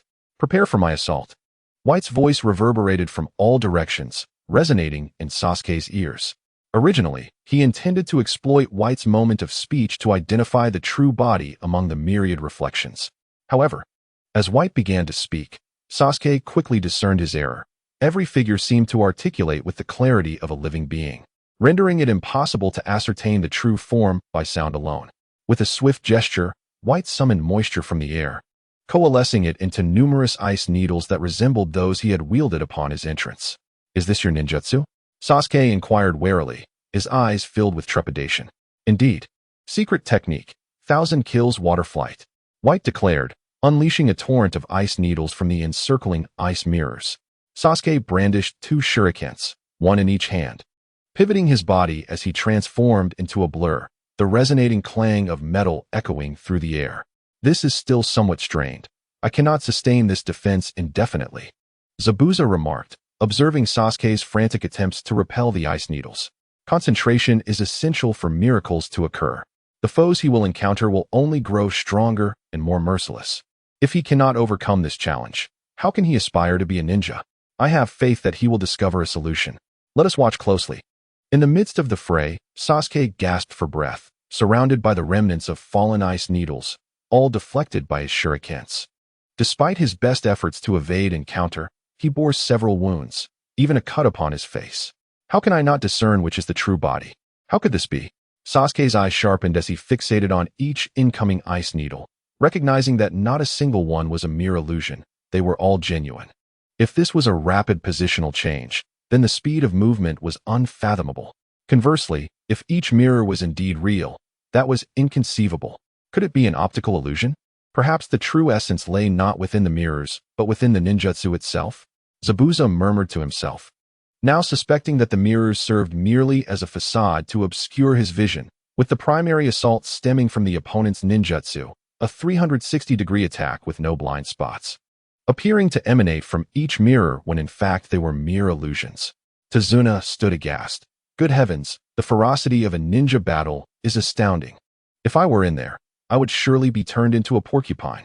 Sasuke's eyes widened in realization. The mirrors are merely a ruse. The real threat lies in your area of effect ninjutsu. If that is the case, let us see how you fare against this. Secret technique, 1,000 kills water flight. White's voice resonated anew from the mirrors, yet this time only one figure raised a hand, forming ice needles aimed at Sasuke. Sasuke sidestepped, narrowly evading the assault. How can this be? He furrowed his brow, having already discarded his previous conclusion. If you cannot swiftly discern the answer, My attacks will consume you within this ice mirror formation. Even if you evade my strikes, how many can you withstand? Secret technique. 1,000 kills water flight. White unleashed his bloodline limit once more, this time conjuring an even greater number of ice needles. Sasuke sensed the heightened humidity in the air, a clear indication that the volume of attacks had increased. I cannot afford to delay. I must find a way to shatter the mirrors swiftly. Sasuke sheathed his shurikens and quickly formed hand seals, unleashing a great fireball technique. Fire style, great fireball jutsu. A massive fireball erupted from his mouth, racing toward the ice needles, which responded in kind. The collision of fire and ice birthed a thick mist, enveloping the battlefield akin to Zabuza's hidden mist technique, obscuring Sasuke's figure within the icy confines. With a swift motion, 2 shurikens shot forth from the mist, targeting 2 ice mirrors at a 45-degree angle, only to be effortlessly deflected by White. Futile. I am both the clone and the true body. Chapter 71. The Death of Sakura's Secret Technique. 1,000 kills water flight. White summoned an overwhelming number of ice needles, far surpassing the previous onslaught. This surge was primarily due to the prior clash, where the collision of water and fire had generated an abundance of moisture, accelerating both the speed and quantity of his attack. Here it comes. Kakashi observed intently, his body taut with anticipation. This was the moment he had awaited. Countless ice needles whistled through the air, directed at Sasuke, who dared not underestimate the impending threat. He channeled chakra into his ocular nerves, striving to enhance his perception. Simultaneously, he swung his arms vigorously, deflecting the barrage of ice needles, the clattering of metal resonating throughout the arena. Yet, the sheer number of projectiles was overwhelming. Despite his desperate efforts, a significant portion pierced through, and the quantity continued to swell. Sasuke felt the specter of death loom over him. This was far from the friendly spar Kakashi had described. Unbeknownst to him, the watching Kakashi and Naruto experienced a different reality, while he felt an unmistakable intent to kill emanating from White. Kid, it's only natural for accidents to occur during a spar. When you report back, remember to tell them I sent you. Sasuke's pupils dilated as White's icy words dripped with malice, solidifying his conviction that his life was in grave peril. Kakashi, they seek to eliminate us. Be vigilant. Zabuza? Sasuke shouted, gripping his shuriken tightly, beads of cold sweat trickling down his forehead. I warned against letting the tiger return to the mountain. Sakura and Naruto, those fools, have now brought this calamity upon us. Kakashi, how could you trust such a cold-blooded assassin? What? Tazuna gasped in alarm at Sasuke's shout, bewildered by the sudden turn of events. Wasn't this supposed to be a spar? He glanced at Zabuza, who was also watching him, and instinctively recoiled. Fearing he might fall from the edge of the tree branch he was precariously perched upon. Glancing down from his lofty position, Tazuna cautiously inched back, hoping that Kakashi, their teacher, would provide protection. Sasuke, do not fear. I am here to assist you. Just as White prepared to unleash another wave of ice needles, Sasuke heard a frantic cry and turned to see Sakura racing toward him, having freed herself from Naruto's grasp. With chakra converging beneath her feet, she propelled herself forward, leaving behind a trail of afterimages as she dashed toward Sasuke. Do you wish to perish? So be it. I'll grant your wish. As by released the illusion of the ice mirror, Haruno Sakura rushed unimpeded into the fray, inching ever closer to Sasuke. What a fool. Did he not notice my predicament? It would have been far more prudent for him to strategize from the outside rather than charge in uselessly. Before Sasuke could utter a word, Bai's jutsu was unleashed. Countless ice needles transforming into a torrential rain of icy projectiles aimed directly at Sasuke. Mid-air, Sakura, witnessing this calamity, swiftly turned her body to face Sasuke. You must survive. Sasuke. In an instant, the multitude of ice needles struck Sakura, who had leapt to shield him, transforming her into a veritable pincushion, her back riddled with sharp ice, blood pouring from her mouth. Sasuke, in a frantic movement, caught the faltering Sakura in his arms, his other hand frantically deflecting the onslaught of needles. Have you lost your mind? Why did you rush in? His voice was a tempest of fury. Sakura's affection for him was as evident as Naruto's pursuit of her. Yet he had never reciprocated. A lingering presence in his heart remained unresolved, rendering him incapable of entertaining sentiments of love. However, before he could convey this to Sakura, she spoke, Sasuke, do not grieve. To die in your stead is the greatest joy of my life. You must live. Sakura, her voice barely a whisper, fought to keep her eyes open, attempting to wipe the blood from Sasuke's face where the ice needles had marred him, but her strength waned, her fingers faltering as her eyes fluttered shut. Sasuke was overwhelmed by panic. This was impossible. Trembling, he placed his hand upon her nose and mouth, seeking any sign of breath. Next, he grasped her left wrist, searching for a pulse. Her once pristine wrist was now marred by the piercing ice needles. When he touched it, warmth lingered, yet her pulse had vanished. "Sakura!" he roared, rage boiling within him. "Kakashi, you bastard, did you see this? This is your doing. I will kill you." As fury ignited in his heart, memories of Sakura's tender care flooded back, juxtaposed against the sight of her lifeless body before him, stirring a tempest of emotions within him. The flames of wrath consumed him, pushing him into a frenzy. As a seeker of vengeance, old grievances remained unresolved while new ones arose. From this moment forth, another burden weighed upon him, yet one less soul loved him. Sasuke's heart ached. This sensation was reminiscent of a previous time, a painful echo from his childhood. The fire of rage burned brighter, his hatred swelling. The culprits behind this calamity were not solely Bai, but also Kakashi and Naruto. Had it not been for their ill-fated decision to release Zabuza, he would not have engaged Bai in combat. If they had refrained from sparring, Bai would not have had the opportunity to single him out, and Sakura would not have recklessly intervened to shield him. Glaring at Naruto, who remained lost in thought atop a tree, Sasuke's anger intensified. He knew well the speed of Naruto's flying thunder god technique. If Naruto had wished, he could have easily intercepted Sakura before she charged in. Even if she had entered the fray, Naruto's prowess should have allowed him to rescue her before the ice needles arrived. Yet, Naruto did nothing. He stood idly by. Sasuke's vision turned crimson. With your speed, why did you not stop her? You profess your love for her, yet you allow her to perish before your very eyes. Hatred, regret, frustration, guilt, and shame collided within him, igniting a fiery heat in his eyes. Suddenly, his pupils shifted from black to red, a small tomo appearing within his gaze. Chapter 72. Sasuke awakens the Sharingan. Finally, it has awakened. The process was arduous. Fueled by rage, Sasuke was oblivious to the fact that he had unlocked the Sharingan. All he sensed was a newfound clarity in his vision, yet the scene before him began to warp, and the ice mirrors distorting and fading. Turning his gaze, he was struck dumb by the sight before him, his kunai slipping from his grasp. "Sakura, are you not dead?" Sasuke stammered.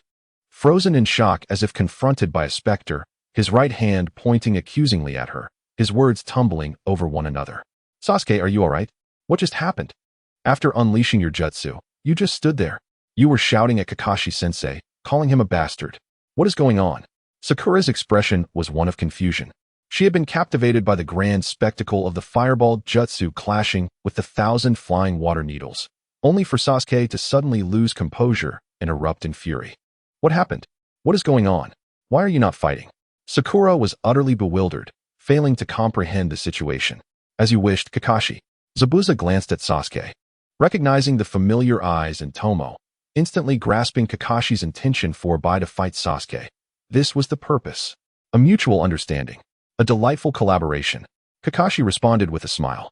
"Ah, so he is of the Uchiha clan. No wonder you dared to claim the outcome was uncertain. If both are wielders of bloodline limits, their battle could indeed tip either way." Zabuza, gazing upon Sasuke's Sharingan, remarked in awe. The rumors from Konoha spoke of the Uchiha clan being obliterated overnight, with only one child surviving. It seemed this young man was that fortunate survivor. With the Uchiha legacy at his disposal, coupled with his own formidable prowess, Kakashi.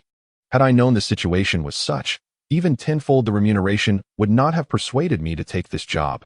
Zabuza shook his head vigorously. The composition of this team was formidable.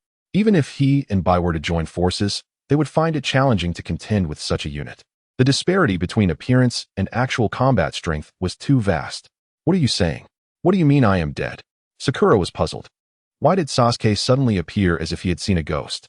"Allow me to elucidate." Kakashi stepped forward, seizing the moment to clarify the situation. "Sasuke, what you witnessed earlier was an illusion. The instant your fireball and Bai's ice jutsu collided, creating a great deal of steam. You were ensnared in an illusion I had prepared. The scenes you saw of Naruto failing to save you and Sakura shielding you were all orchestrated by me. This strategy was discussed with Naruto. We believed it feasible, and Bai consented. The moment you entered the illusion, Bai's bloodline limit ceased its assault. Why? Sasuke was at a loss. An illusion? When had he fallen victim to such? Why? Do you not feel something amiss? Reflect carefully. Does anything seem out of place? Kakashi gently patted Sasuke's shoulder, encouraging him to discern the truth. Eyes. Is this the Sharingan? Sasuke was no fool. Recalling his prior experience, he quickly recognized the anomaly. It appears you have made a discovery, indeed. In this battle, due to emotional turmoil and provocation, you successfully awakened the Uchiha clan's bloodline limit, the Sharingan. Kakashi felt a sense of relief, knowing that Sasuke's awakening was not without his orchestration. How did you come to know the conditions for awakening the Uchiha Sharingan? Sasuke suddenly realized a crucial point. Kakashi possessed the Sharingan and was knowledgeable about its awakening. This matter is quite extensive. What I can tell you is that I am not the Uchiha you envision. The origins of my Sharingan are entirely legitimate, and I shall reveal its story when the time is right. What you must understand now is that you have activated the Sharingan, and the next step is to swiftly enhance your ocular prowess. The Sharingan is renowned as the strongest bloodline limit in the ninja world for a reason. If you can master its ocular techniques, the benefits you will reap will far exceed your expectations. Sasuke stared blankly at Kakashi, absorbing his explanation. He now understood why he had seen the deceased Sakura standing before him, and why Kakashi and Naruto remained unperturbed even after he issued a warning. It turned out to be an elaborate scheme, a preordained illusion. All of this was orchestrated to facilitate his awakening of the bloodline limit, the Sharingan. When did you cast this illusion on me? Sasuke brushed aside Kakashi's hand resting on his shoulder, feeling frustrated at the cunningness displayed. At the moment of your emotional upheaval. When I proposed to spare Zabuza's life. Kakashi shrugged, exclaiming with a hint of exasperation, "Oh, the impetuousness of youth." So at that moment, you had already conspired with Naruto to use an illusion to provoke my emotions, allowing me to awaken my eyes, correct? Indeed. Sasuke fell silent, astonished that the second condition had yielded the result of his Sharingan. Zabuza had already agreed to abandon his mission, and he would no longer target Tazuna and his companions. Our subsequent mission would be devoid of difficulty. After completing this task, our report will undoubtedly be reviewed personally by the Hokage. If we can accomplish even this A-rank mission, our ranks will surely be elevated upon returning to the village, especially since there is a shortage of manpower. If we do not seize this opportunity for you to awaken your eyes, I fear there may not be another chance for you to do so in a safe environment. Naruto is aware of this too? Sasuke inquired, recalling how he had seen Naruto and Kakashi whispering to each other before his turn. Indeed, my initial intention was to force you to reach your limits, thereby compelling you to awaken your eyes in battle. However, Naruto suggested that I use an illusion on you. Once you awakened your eyes, you would break free from the constraints on your own. As it turns out, just as he predicted, my illusion began to wane the moment your Sharingan awakened. It is somewhat understandable that you are aware of the Sharingan, given that you possess one. But how does Naruto know about it as well? I am curious about how he came to such knowledge. Sasuke fixed his gaze upon Kakashi's eyes and remarked, "Do you not find Naruto's mysteriousness rather excessive at times?" Chapter 73, Punishment. Everyone harbors their own secrets. Although Naruto is peculiar, the fact that the Sharingan can discern illusions is common knowledge, and I find nothing strange about it. Kakashi shook his head, although he harbored some doubts about Naruto. Those doubts were irrelevant to Sasuke. They were now a team, a cohesive unit. What they needed was unbreakable trust, the assurance that they could rely on one another. Seeds of suspicion must not take root among the three of them. Very well, Sasuke nodded, conceding that since Kakashi had spoken, he would refrain from further discussion. Kakashi, we have completed our mission, and I hope you will honor your promise. Haku approached Zabuza, supporting his unsteady body and looking at Kakashi and the others. Of course, you are now free to go. Our grievances are resolved. However, you must uphold your promise not to harm Tazuna again. Otherwise, you will be in violation. Should that occur, we will not show mercy. Kakashi nodded, asserting that even a rogue ninja like Zabuza had kept his word, and as a respected member of Konoha's elite, he would not stoop to breaking promises. However, some things must be made clear. Should you return, it will truly cost you your life. Rest assured, I have no intention of seeking trouble with you. I would rather avoid you altogether. Zabuza glanced at Naruto, Kakashi, and Sasuke, adding with irritation, what kind of fool would provoke this formidable team? Haku, let us depart. Zabuza instructed, and Haku nodded at Naruto as a farewell before the two vanished from sight. You truly are impressive, Such formidable opponents have been driven away by you. Tazuna approached excitedly. He cared little for the awakening of eyes or the bonds of ninjas. What mattered to him was preserving his own life. Moreover, from what the sword-wielding ninja had said, it seemed they would not accept any further missions concerning him, which provided him with an additional layer of assurance. Uncle Tazuna, rest assured, Konoha guarantees quality. With us around, not even the mightiest foe could challenge you. Naruto, beaming with pride, patted his chest, relishing the opportunity to boast. After all, boasting incurs no penalties. Besides, having just faced such a formidable ninja, what harm is there in a little bragging? Uncle Tazuna, once we reach your domain, you must treat us well. Just look at Sasuke. He endured quite a bit for your sake. Naruto remarked while gesturing towards Sasuke, who was being tended to by Sakura. Naruto, you scoundrel. Sasuke fumed. Realizing this whole ordeal was your ill-conceived idea, I could have emerged unscathed, had it not been for you and Kakashi, two schemers, coaxing me into battle with Haku.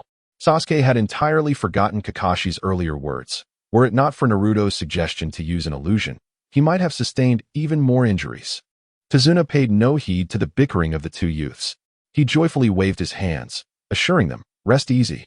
Once you arrive in my territory, I will treat you to a feast. Magnanimous. Generous. Naruto praised, giving a thumbs up. Beep. Detected that the host has unilaterally altered the mission progress by allowing Zabuza to leave.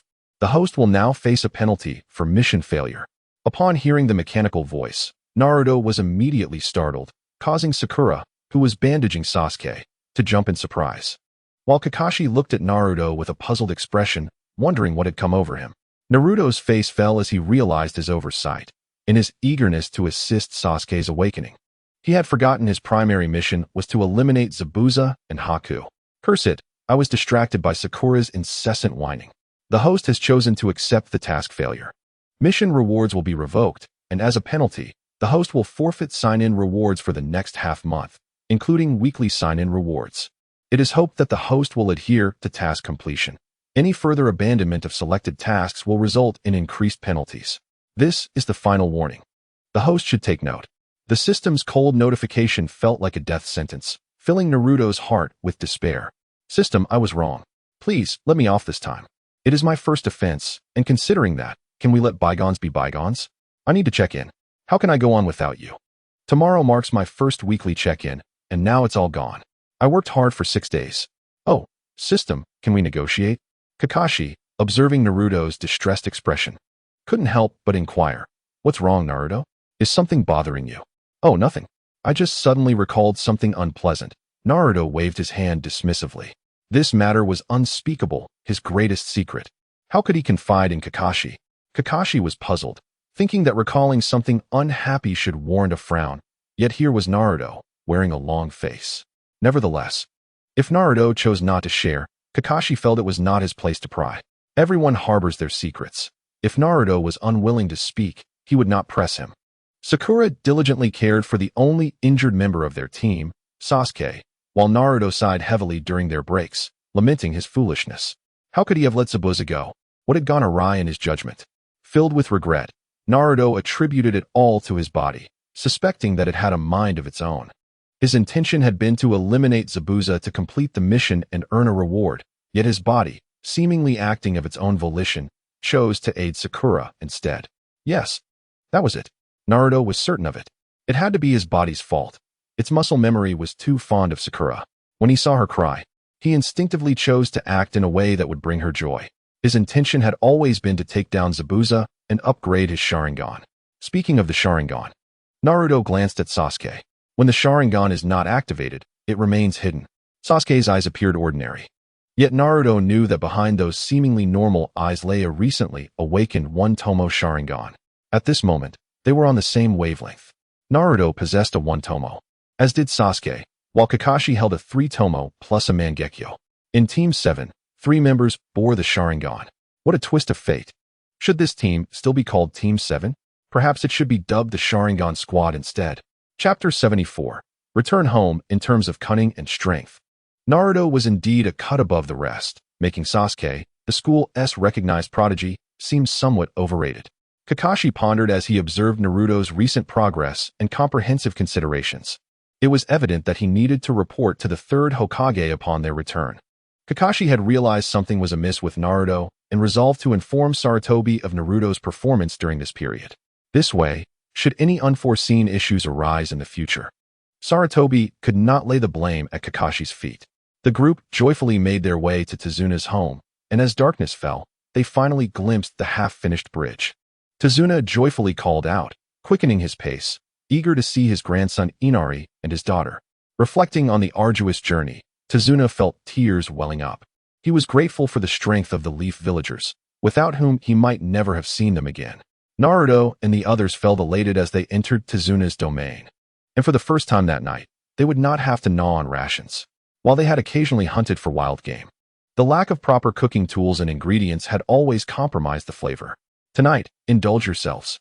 Eat as much as you desire. Fill your bellies, Tezuna announced with a grand gesture. Naruto was the first to react, having grown weary of the meager rations over the past few days. Although there were some provisions in the system's space, he could not access them due to the limited capacity of his backpack, forcing him to sneak bites in solitude. However, this furtive snacking only heightened his cravings, making him increasingly hungry. As Inari's mother and Inari prepared to eat, they suddenly heard Tezuna's distant voice calling out. They thought they had misheard, as Tezuna had previously informed them that the journey to the Leaf would take a long time. Yet, how much time had passed? When the calling echoed a second and third time, they finally set down their chopsticks and stepped outside, recognizing the weary figure from afar. "Grandpa, you're finally back," Inari exclaimed, breaking free from his mother's embrace and rushing towards Tezuna, who quickened his pace as well. He scooped Inari into his arms. "My Inari, are you happy to see Grandpa? Did you miss me during my absence?" Tezuna asked affectionately, his demeanor a stark contrast to the earlier tension with Naruto and the others. "I missed you so much. I thought of you 100 times a day. Mom said that when I think of you 1,000 times, you'll return," Inari replied, hugging Tezuna tightly, fearing he might vanish once more. After all, he had awoken to find his grandfather gone, with his mother explaining that Tezuna had gone to the neighboring country to seek help. Tezuna, holding Inari, beckoned the others to return home. He wasted no time, knowing they were famished after their journey, and instructed Inari's mother to prepare a feast. He ordered a variety of delectable dishes, including spicy rabbit heads, braised rabbit meat, pig trotters and sauce, braised pork ribs, and steamed grouper, among others. Naruto and the others realized that Tezuna was indeed serious. This was a feast of the finest dishes, ones they typically would not indulge in. Just look at how Inari's mouth watered. As Naruto and the others enjoyed their meal at Tezuna's home, Zabuza was being assisted back to his lair by Haku. This was the dwelling provided by Kato, a place of communication between Kato and Zabuza. "Zabuza, how are you faring? Did you take care of that old man?" The contact sent by Kato inquired politely upon Zabuza's arrival.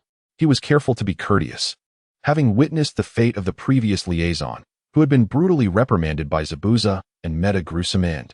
This second messenger, terrified of a similar fate, was grateful that Zabuza had spared him, knowing the need to report to Kato. Now, as the successor to the fallen liaison, he was naturally positioned to act as the intermediary between Zabuza and Kato. Despite his inquiry, he held little hope, for Zabuza's current state clearly indicated he had sustained injuries, mirroring the condition of many who had returned to report unfavorable progress. This was precisely why Kato had decided to enlist several formidable ninjas at considerable expense. "Relay to Kato that I, Zabuza, will not be accepting this mission. I can refund the payment or substitute it with another task, but the assassination of Tezuna should no longer be mentioned," Zabuza stated, sitting down with a sigh after Haku assisted him. "This injury, while not severe, will likely prevent me from taking on significant assignments for 10 days to half a month. Moreover, one must also consume several doses of herbs to treat internal injuries." "What?" The contact person's face turned pale. He was acutely aware of this man's temperament and strength. To him, everyone was merely a target for profit, and there was nothing he would shy away from. Thus, after he set the price, although Cardo felt as if his heart was being torn apart, he nevertheless acquiesced. This was solely because in this line of work, his task completion rate was impressively high, and he was remarkably efficient in his endeavors. However, who would have thought that such a formidable individual would find himself in such dire straits today? Who exactly is the opposition? Is it possible that even the infamous no more slashing cannot defeat them? The tumultuous thoughts swirled within him, yet he dared not express any of it outwardly. After all, No one could predict whether this merciless killer might unsheath his great sword in a fit of displeasure. He resolved to inform Cardo that he should abandon this endeavor and relinquish any hopes. After finishing, No More Slashing dismissed the contact, yearning only for rest and recuperation. He wished to forget everything: Cardo, the bridge, money, and tasks. This outing had yielded no profit, but he had certainly attracted quite a bit of trouble. The contact dared not linger, hastily retreating from No More Slashing's abode, needing to report this situation to Cardo. It was evident that No More Slashing had failed, and given the circumstances, it seemed a significant failure at that. He felt akin to a mouse cornered by a cat, gripped by sheer terror. Chapter 75. Aftermath. Is that what he said? Truly useless, boasting so grandly, yet ultimately, he too was defeated? Within Cardo's stronghold, he sat upon his throne, listening to the report from the contact he had dispatched to No More Slashing. "Boss, what shall we do now?" The contact inquired cautiously, fully aware that Cardo was in a foul mood and that careful navigation was necessary. "What else can we do?" "Gather the men and arm ourselves," Cardo declared with a sweeping gesture, standing resolutely. "It is better to rely on oneself than on unreliable others. Rather than spend vast sums hiring a band of untrustworthy individuals, it would be far more effective to storm in and eliminate those troublesome few. Inform the brothers that for every one of those troublesome commoners we slay, there shall be a bounty of 1,000 taels. Boss is magnificent. Boss is imposing. Let us vanquish them. No holds barred. How dare they provoke us?" The throng of underlings erupted in cheers upon hearing the enticing bounty, the stronghold echoing with their fervent cries. Everyone was eager, readying themselves for the impending conflict. This was a rare opportunity.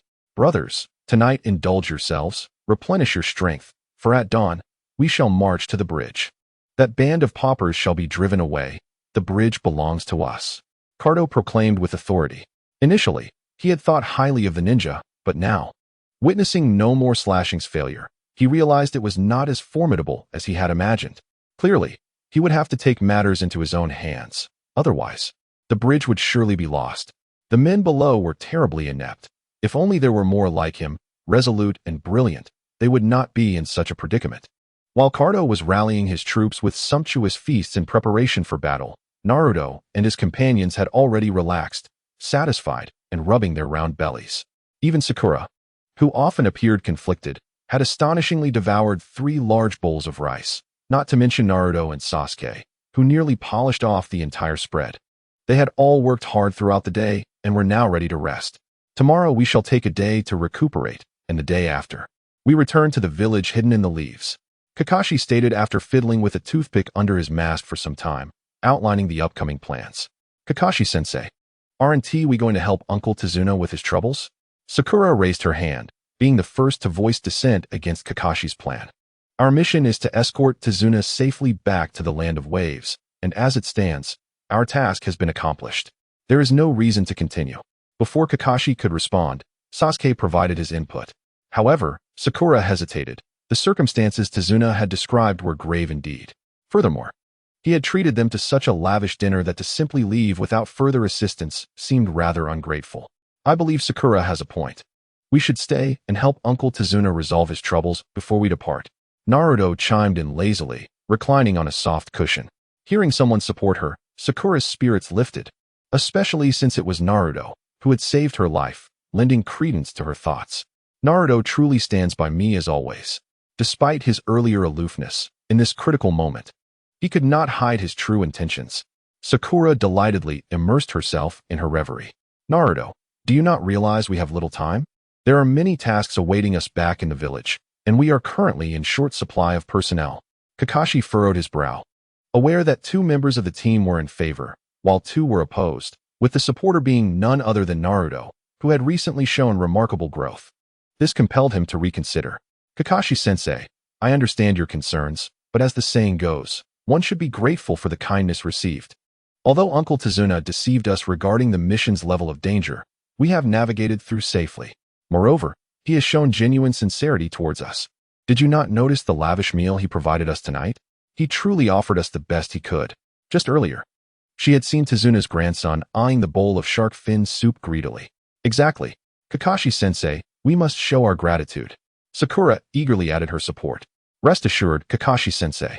Just for tomorrow, We shall take the initiative and assist them in dealing with Kaido's organization, restoring peace to the region for the local populace. Naruto yawned, patting his full belly. After a hearty meal, fatigue soon set in. It was still early, yet he could hardly resist drowsiness. Naruto, your intentions are not as noble as you claim, are they? You are clearly reluctant to leave, enticed by Uncle Tezuna's hospitality. Sasuke shot a glare at Naruto, exasperated by his antics. How could you accuse me of such? I would not linger for mere culinary pleasures. Naruto hastily denied, asserting that it would be foolish to stay for such trivial reasons. We must uphold world peace and contribute to creating a harmonious world. If we do not eradicate Kaido and his ilk, they will undoubtedly return. Can Tezuna afford to hire us repeatedly, rather than have them live in constant fear? We ought to lend our assistance for a permanent resolution. At worst, we can hasten our return journey. Since we moved slowly while escorting them here, we can speed up our pace on the way back. How does that sound? Naruto glanced at Kakashi and Sasuke, seeking their opinions. Very well, but we must work efficiently. There are numerous matters to report upon our return.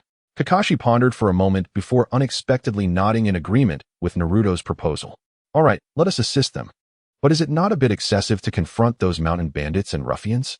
Sasuke, seeing Kakashi's acceptance, reluctantly nodded but then raised his concern, questioning whether it was appropriate for ninjas to intervene against mere thugs.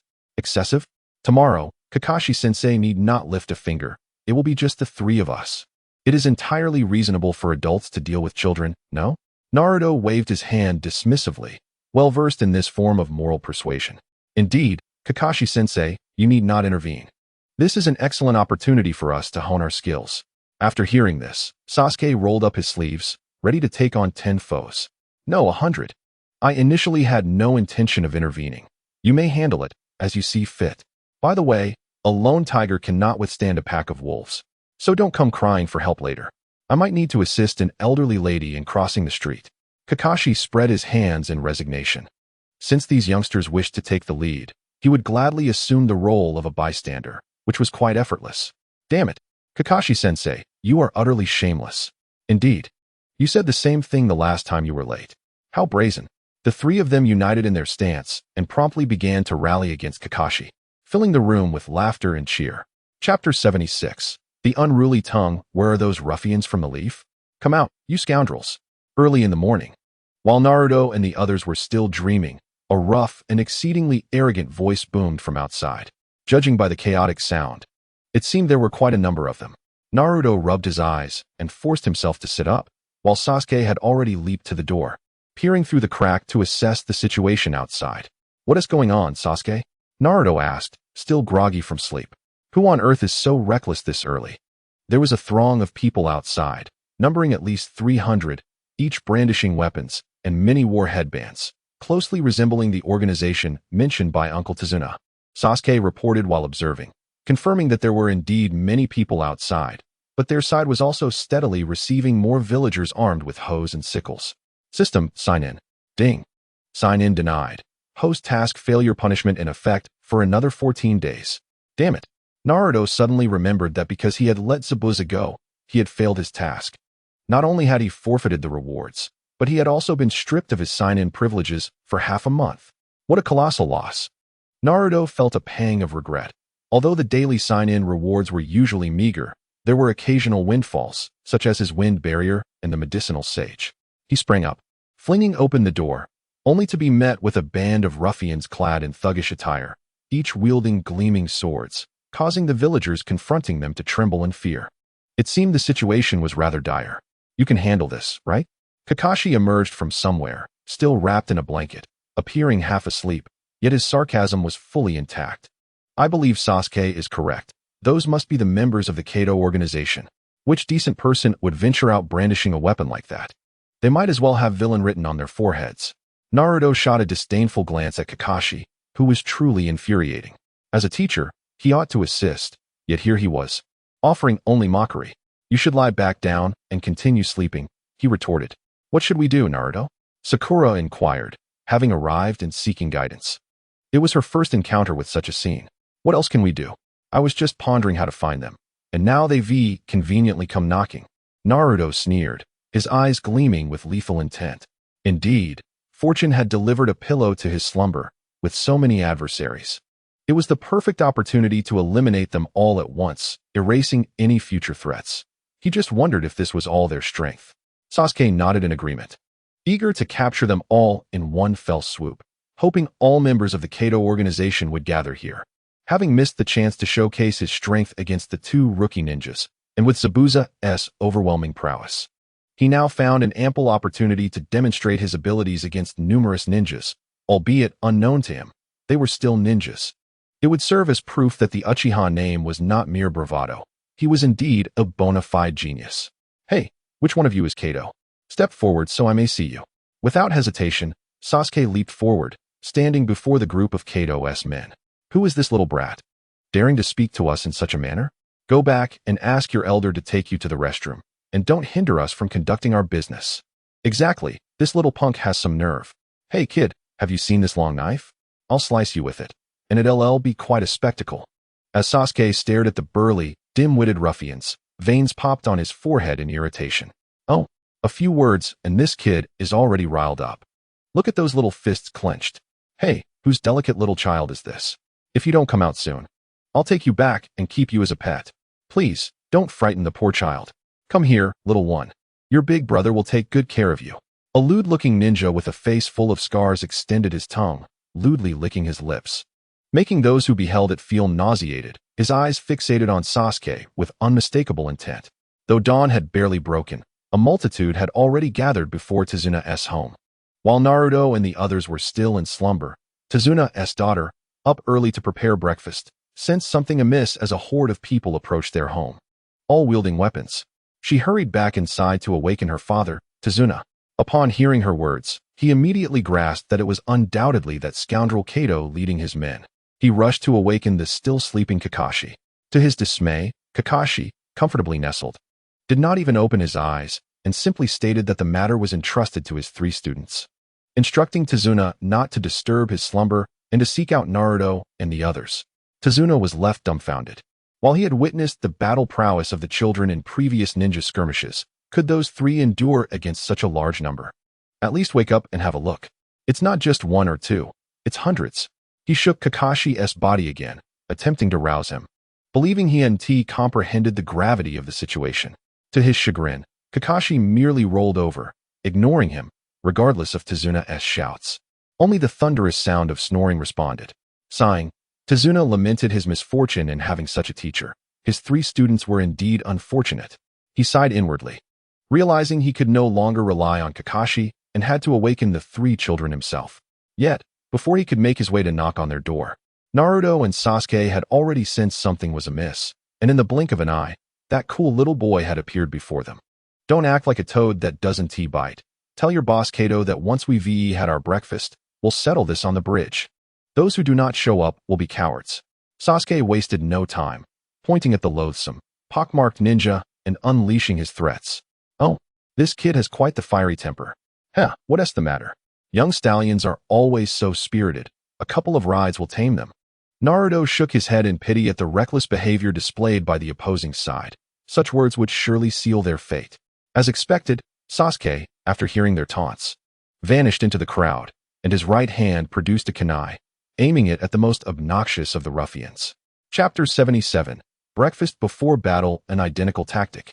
I dare wager, Sasuke must have copied and pasted Naruto's approach.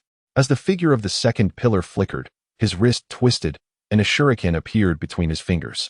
With a series of swift steps, he materialized behind the ruffian who had just insulted him, and without hesitation, plunged the explosive-laden shuriken directly into the unfortunate ninja's posterior. A bone-chilling scream echoed, leaving the nearby vagabonds in stunned silence, unsure how such a ghastly cry had erupted so suddenly. Get out of the way. One of the ninjas shouted as he glanced back to see sparks igniting from the shuriken embedded in his comrade. Realizing the imminent danger, he quickly urged his companions to retreat. Naruto, observing Sasuke's actions, couldn't help but shake his head. Even someone as proud as Sasuke could not escape the notion that effective techniques are worth learning. This reminded him of the original story, where Sasuke had replicated Lee's taijutsu to develop his own Lion's Barrage, which Naruto later appropriated and renamed the Naruto Barrage. Now here they were, Sasuke employing the same effective method once again. How convenient. The shuriken, wrapped with an explosive tag, was a technique Sasuke had adopted from the 2 Karamis sent by Kato. And now he was utilizing it here, proving that neither side could escape the repercussions of Kato's minions. Sasuke, I must admit, this tactic is even more effective in a crowd. Boom. The ruffian who had provoked Sasuke was obliterated, while those nearby, too slow to escape, suffered grievous injuries. The ferocity of Sasuke's decisive actions left the approaching group utterly stunned. This kid is ruthless, someone murmured, swallowing hard. Fear gripped them as they contemplated the lengths to which one must descend to devise such a cruel tactic. They believed themselves to be merciless, often threatening limbs. Yet this seemingly cool-headed youth was far more brutal than they had anticipated. Well done, well done. A hero emerges in youth. You must be a ninja from Konoha, Kato remarked, clapping his hands with a sinister grin as he pushed through the crowd, his underlings parting to make way. You are Kato? Sasuke frowned at the approaching figure, a short, stout man wearing sunglasses, his face laden with excess flesh. This was the leader of the gang? Indeed. I never expected Konoha to send mere children. How amusing. Zabuza truly is a waste, to be bested by mere kids. Kato surveyed the vacated area where Sasuke had detonated the explosive shuriken, his tone dripping with disdain. Don't think that just because you've killed a few useless fools, you've won. Since you mentioned a showdown on the bridge after breakfast, I shall oblige, allowing you to fill your bellies before you meet your end. Do not presume I offer you an escape. Should you depart now, I shall let bygones be bygones. However, if you persist in your obstinacy with that, Kato departed, leaving behind a sense of dread among those who witnessed the cold demeanor of the youth with his hands in his pockets. The villagers, watching Kato's departure, breathed a sigh of relief, but soon their anxiety returned. After all, they had declared war for a confrontation on the bridge after breakfast. What were they to do? Would they truly face Kato's gang in battle? Tazuna-san, could you please prepare a hearty breakfast for us? We still have a journey ahead. Naruto yawned, entirely uninterested in the preceding altercation. What? Tazuna was taken aback, bewildered that the ones who had declared war were now suggesting they simply eat and run. What about us? Do not worry, Tazuna-san. As the saying goes, a good deed deserves another. We will help you eliminate Kato's gang, ensuring your safety before we depart. Sasuke, keenly aware of Tazuna's hesitations, spoke plainly, alleviating the need for further roundabout conversations. All right, rest assured, breakfast will be steamed buns. Hey Dahe, please clean up this mess. I will head into the kitchen. Tazuna cheerfully entered the kitchen, instructing the nearby villagers to clear the gruesome scene created by Sasuke's explosive antics. Thankfully, Inari was still asleep. Had he seen the aftermath, they might have needed a therapist to counsel him. Sasuke, remember to pay for your stolen techniques next time. Naruto teased as Sasuke returned, hands in pockets, exuding an air of superiority. Your shuriken wrapped in explosive tags is not your original creation. What do you mean by stealing techniques? Sasuke replied dismissively, refusing to engage further. Yet, to Naruto, this was clearly an expression of insecurity. Look me in the eyes and say that. Surely, my attack on the posterior is my own innovation. Who else has dared to strike such a vulnerable area? Upon hearing this, Naruto was incensed. You little rascal. So you deny it after stealing my techniques, huh? Everyone has their strengths. What is wrong with that? Not everyone possesses something worth stealing. Sakura chuckled, watching the boys bicker. Stop arguing and hurry up for breakfast. We have a fierce battle ahead. We need to replenish our strength. Having witnessed the earlier chaos, Sakura felt more prepared this time, especially since the villagers were cleaning swiftly, despite the gruesome scene. Those ruffians hold no power over us. Just send Naruto alone. His shadow clones could handle 10 at once. Sasuke remarked slyly, eyes glinting with mischief. Really? Are you waiting for me to take on all of them alone? Do you think I'm merely a child? There are over 300 ruffians, including numerous rogue ninjas. Do you wish to exhaust me? Naruto protested vehemently. Then step aside. I shall take care of everything. I will show you the might of the Uchiha. Sasuke revealed his fangs, fully aware of Naruto's unwillingness, relishing the moment. Chapter 78. The Kato gang. Naruto suddenly grasped Sasuke's intentions. It was all an elaborate setup for him to showcase his strength. He realized that his recent performances had overshadowed Sasuke, burdening him with the pressure of being the top graduate bearing the title of genius. Sasuke sought to find an opportunity to display his prowess. Upon reflection, it was evident that Sasuke had always strived to dominate Naruto. and his defection from Konoha after the Chunin exam stemmed from his realization that his Chidori could not compare to Naruto's Rasengan. With this understanding, Naruto decided not to dwell on it. If Sasuke wished to take on the burden, so be it. If you wish to fight alone, then I shall let you. However, I have one request. What request? Sasuke inquired, puzzled by Naruto's sudden willingness to relent. When you kill Kato, let me land a couple of strikes. Naruto exclaimed indignantly. Such a trivial matter. The prospect of killing you is hardly a concern. Do you harbor such intense hatred for him? To be honest, I find that old fellow quite irritating as well. Sasuke waved his hand dismissively, remarking that it was merely a head. What harm could come from relinquishing it? It was hardly a matter of great significance. My motivation for the strike was due to his unbearable arrogance. He boasts even more than you do. After casting a glance at Sasuke, Naruto swiftly dashed away, fearing that Sasuke might cause him trouble. Goodness. Sakura nearby was laughing uncontrollably. These two truly embody a love-hate relationship. Feeling at a loss if they went a moment without bickering, breakfast was devoured at an astonishing rate by Naruto and his companions, who then dragged the still drowsy Kakashi along with Tezuna's family, followed by a throng of villagers eager to join them, as they headed toward the bridge that Tezuna was repairing. At this moment, Kato and his group awaited Naruto and the others at the bridge's entrance, their numbers clearly surpassing those that had congregated near Tezuna's home. Mr. Kato, those little brats must be the ninjas from Konoha. I suspect that Zabuza may not be defeated by them, but rather that they are on the same side. A man wearing a hat and sporting a scar approached Kato, whispering. Kato, a short, stout middle-aged man puffing on a cigar, reclined comfortably in a chair brought to him, saying, regardless of whether they know each other or whether Zabuza's defeat was genuine or not, we will deal with these brats first. Then take a breather before sending that waste of a man, Zabuza, to his grave. He boasts daily about his prowess, yet he cannot handle a few youngsters. As Kato cursed, he spat a glob of phlegm onto the ground, exuding an air of a nouveau riche. Boss, they are coming. Someone spotted Naruto and his entourage, comprising the farmers, and immediately leaned in to report to Kato. Excellent. You little brats must be feeling quite bold, choosing to make enemies of your friends. Today, you all will remain here. Oh, and that girl at the back seems appealing. Keep her around. Once I've had my fun, I'll let you have your turn. Kato's laughter erupted as he beheld Naruto and the others approaching, his gaze lecherously scanning Sakura. Sakura was infuriated, exclaiming, Close your filthy mouth, you wretched fool. How dare you even think of laying a hand on me? Though Sasuke had little fondness for Sakura, he could not ignore the fact that she had once shielded him in a genjutsu, and Kato's words ignited within him a desire to retaliate even further. Naruto, Sasuke, let's eliminate them. Sakura yearned to charge at Kato and put an end to his insolence, tearing apart his foul mouth. However, upon witnessing the throng behind Kato, she resolved to let Naruto and Sasuke take the lead. I've had enough of you. I thought you would handle this yourself, yet you leave it to us. Naruto groaned. Feeling headachy, this girl was quite authoritative. Oh dear, so many people. As a girl, I am somewhat frightened. Sakura feigned innocence, attempting to persuade the men to charge forward. Don't look at me. I can't go.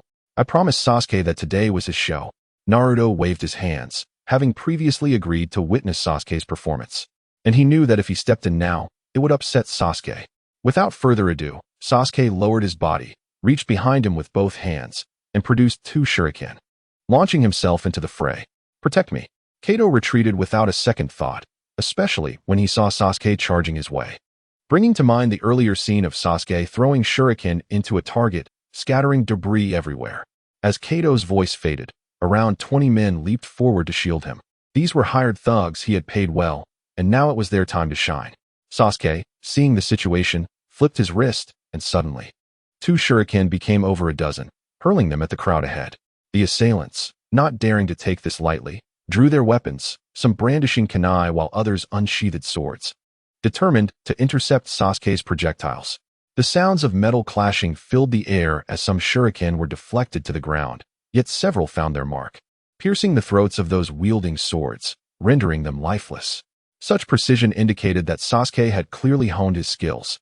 Kakashi observed Sasuke's shuriken-throwing technique with satisfaction, nodding in approval. Truly, he was the top graduate from the Ninja Academy. His fundamentals were impeccable. Impressive. Go, Sasuke.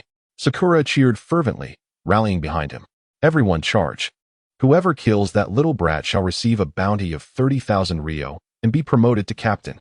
Kato had retreated to the back, where his men brought him a chair, and he lit another cigar, his brashness on full display as he watched the hundreds of men before him, eager to witness how that young boy would attempt to breach their ranks.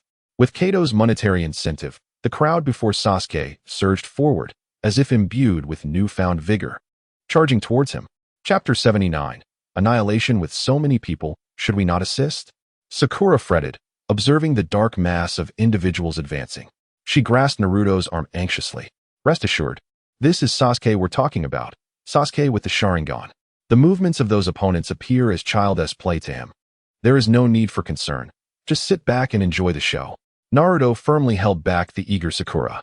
He shook his head, signaling her not to interfere, assuring her that Sasuke had his own rhythm. Should he falter, he would retreat on his own. Turning to Kakashi, Naruto noticed him looking utterly nonchalant, seemingly disinterested. To Kakashi, this minor skirmish was trivial. He could easily extricate Sasuke if necessary, viewing the entire affair as child's play. Just look at Kakashi's lethargic demeanor. You can tell that Sasuke is in no danger. If anything were amiss, he would not hesitate to pull out that book of his. Naruto, our numbers are rather insufficient. We lack the required presence.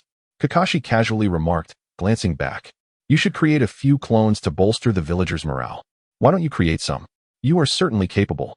Naruto protested, feeling it was uncharacteristic of Kakashi to delegate such tasks. I can't. I need to conserve chakra for emergencies. You, on the other hand, have an ample supply. Creating a few clones won't affect you. Kakashi dismissed, revealing his true reluctance to act.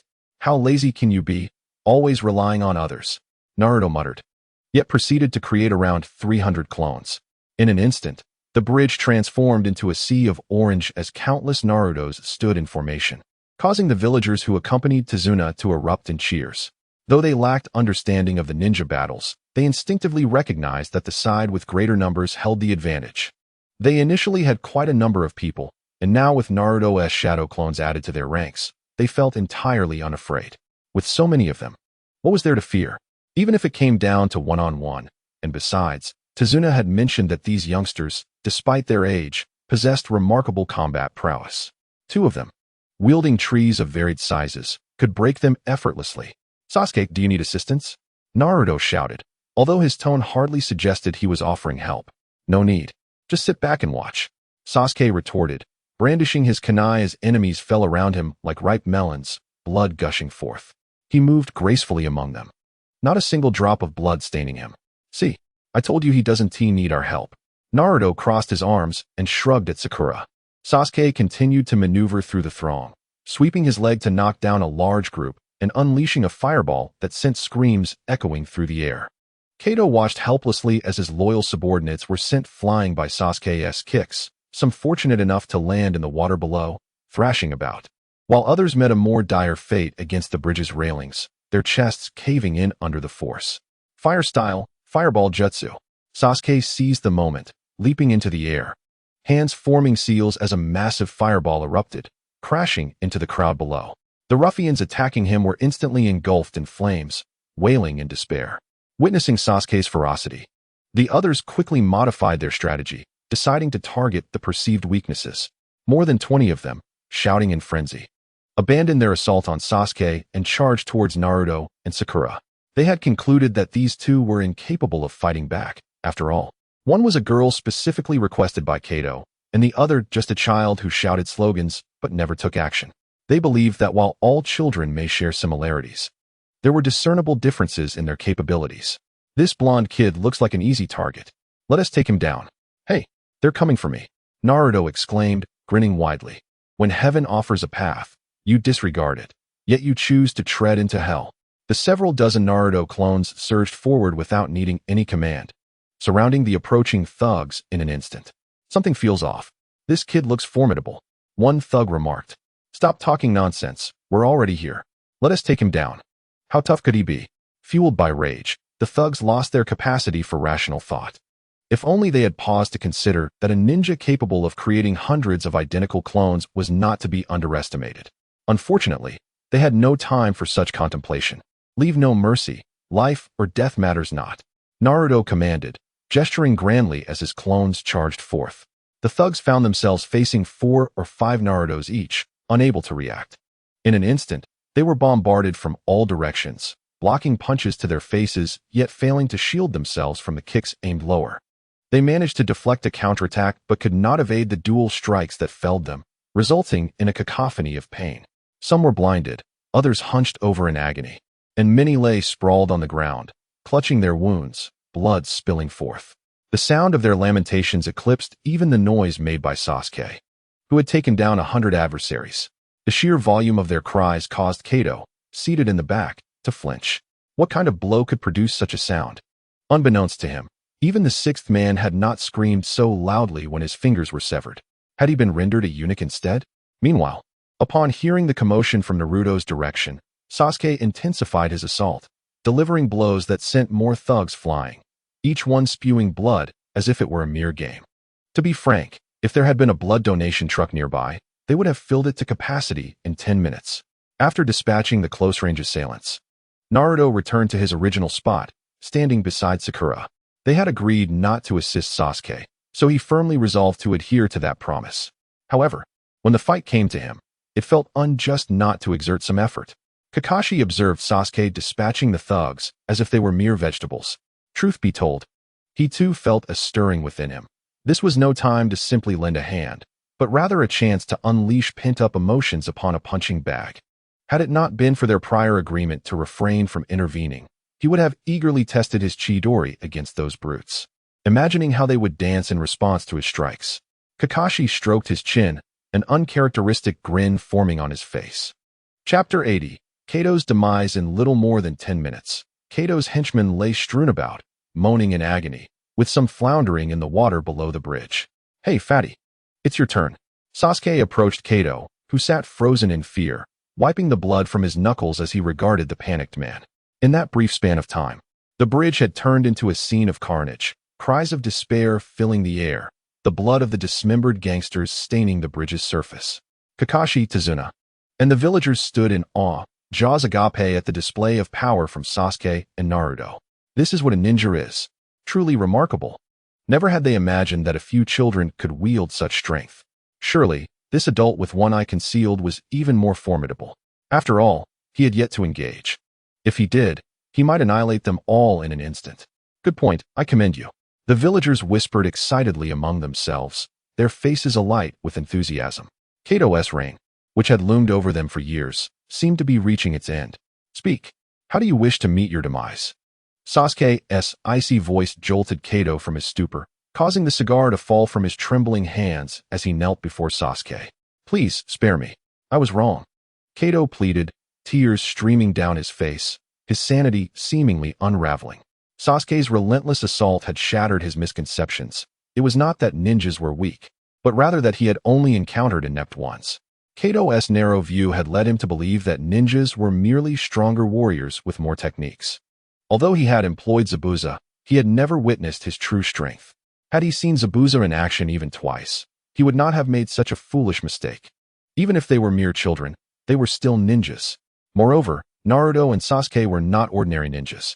Kato felt a warmth spreading down his leg as he realized he had urinated himself. Sasuke's Sharingan remained active, and any slight movement would be detected. The eye captured this unfortunate incident with clarity. Sasuke was taken aback. Kato had wet himself. My heavens. He instinctively covered his nose and jumped back, distancing himself from Kato, while also calling out to Naruto, who stood at a distance. "Hey, Naruto, weren't you going to take Kato down? Come over, this head is yours." Though Naruto had his own Sharingan, he was far enough away to miss the initial incident. Upon hearing Sasuke's call, he was met with a wave of annoyance. "Seriously? You've got to be kidding me. How am I supposed to approach now? I'm surrounded by that stench." The briny sea breeze wafted gently, though the stench of blood was overpowering on the bridge, with crimson stains sprawling across the ground. Nonetheless, it was evident that Kato had indulged himself well at breakfast, having feasted on lamb to his heart's content. Even from a distance, Naruto could detect the savory aroma of the meat. He sent forth a shadow clone, while his true self remained behind, as shadow clones bore no consequence. Upon reaching Kato, the clone delivered a swift kick to his chest, eliciting a piercing scream. Kato crumpled to the ground, gasping for breath, his corpulent physique betraying years of indulgence as a leader, accustomed to a life of luxury and ease, devoid of any strenuous labor. Naruto's kick was undeniably powerful. Kato felt as though his heart might cease its rhythmic beating, aware that his ribs were likely fractured, the unmistakable crack echoing in his ears. 30 years of fortune and misfortune, Kato. Today marks the day of reckoning, Naruto asserted, stamping his foot onto Kato's chest. The latter writhed in agony, desperately attempting to displace Naruto's formidable foot, but the pain coupled with years of opulence had sapped his strength. Please, spare me. I can offer you wealth, abundant wealth. Just grant me my life. I vow never to transgress again. Kato wheezed, clinging to Naruto's leg, seeking mercy. Only now do you seek to plead for mercy? Where was your bravado earlier?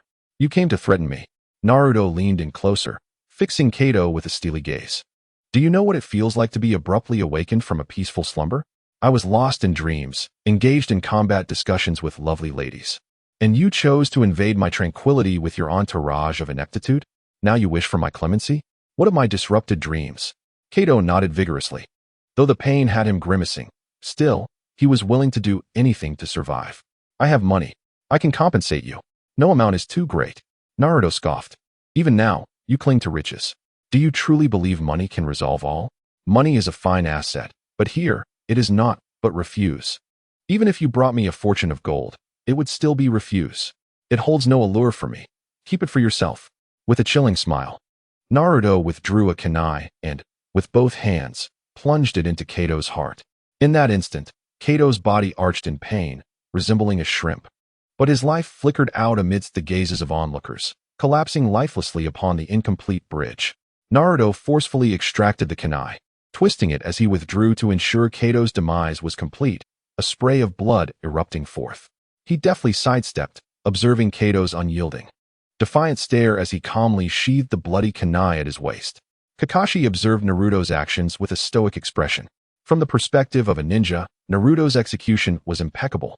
Yet from a generational standpoint, Kakashi sensed a stark difference in this version of Naruto compared to the one described in the intel. Previously mischievous, Naruto now exhibited a ruthless decisiveness, his gaze reminiscent of an unfeeling butcher, as if he perceived his prey not as a human, but as livestock awaiting slaughter. Thank you, Sasuke. Truth be told, being roused from a delightful dream is quite infuriating, especially by someone so pretentious. The shadow clone of Naruto dissipated as his true self approached Sasuke, patting him on the shoulder. I must say, you were formidable. You single-handedly took down so many. Truly deserving of your top rank upon graduation, Naruto praised, raising his thumb in admiration. Well, it was rather simple, considering the power of the Uchiha clan, Sasuke replied nonchalantly.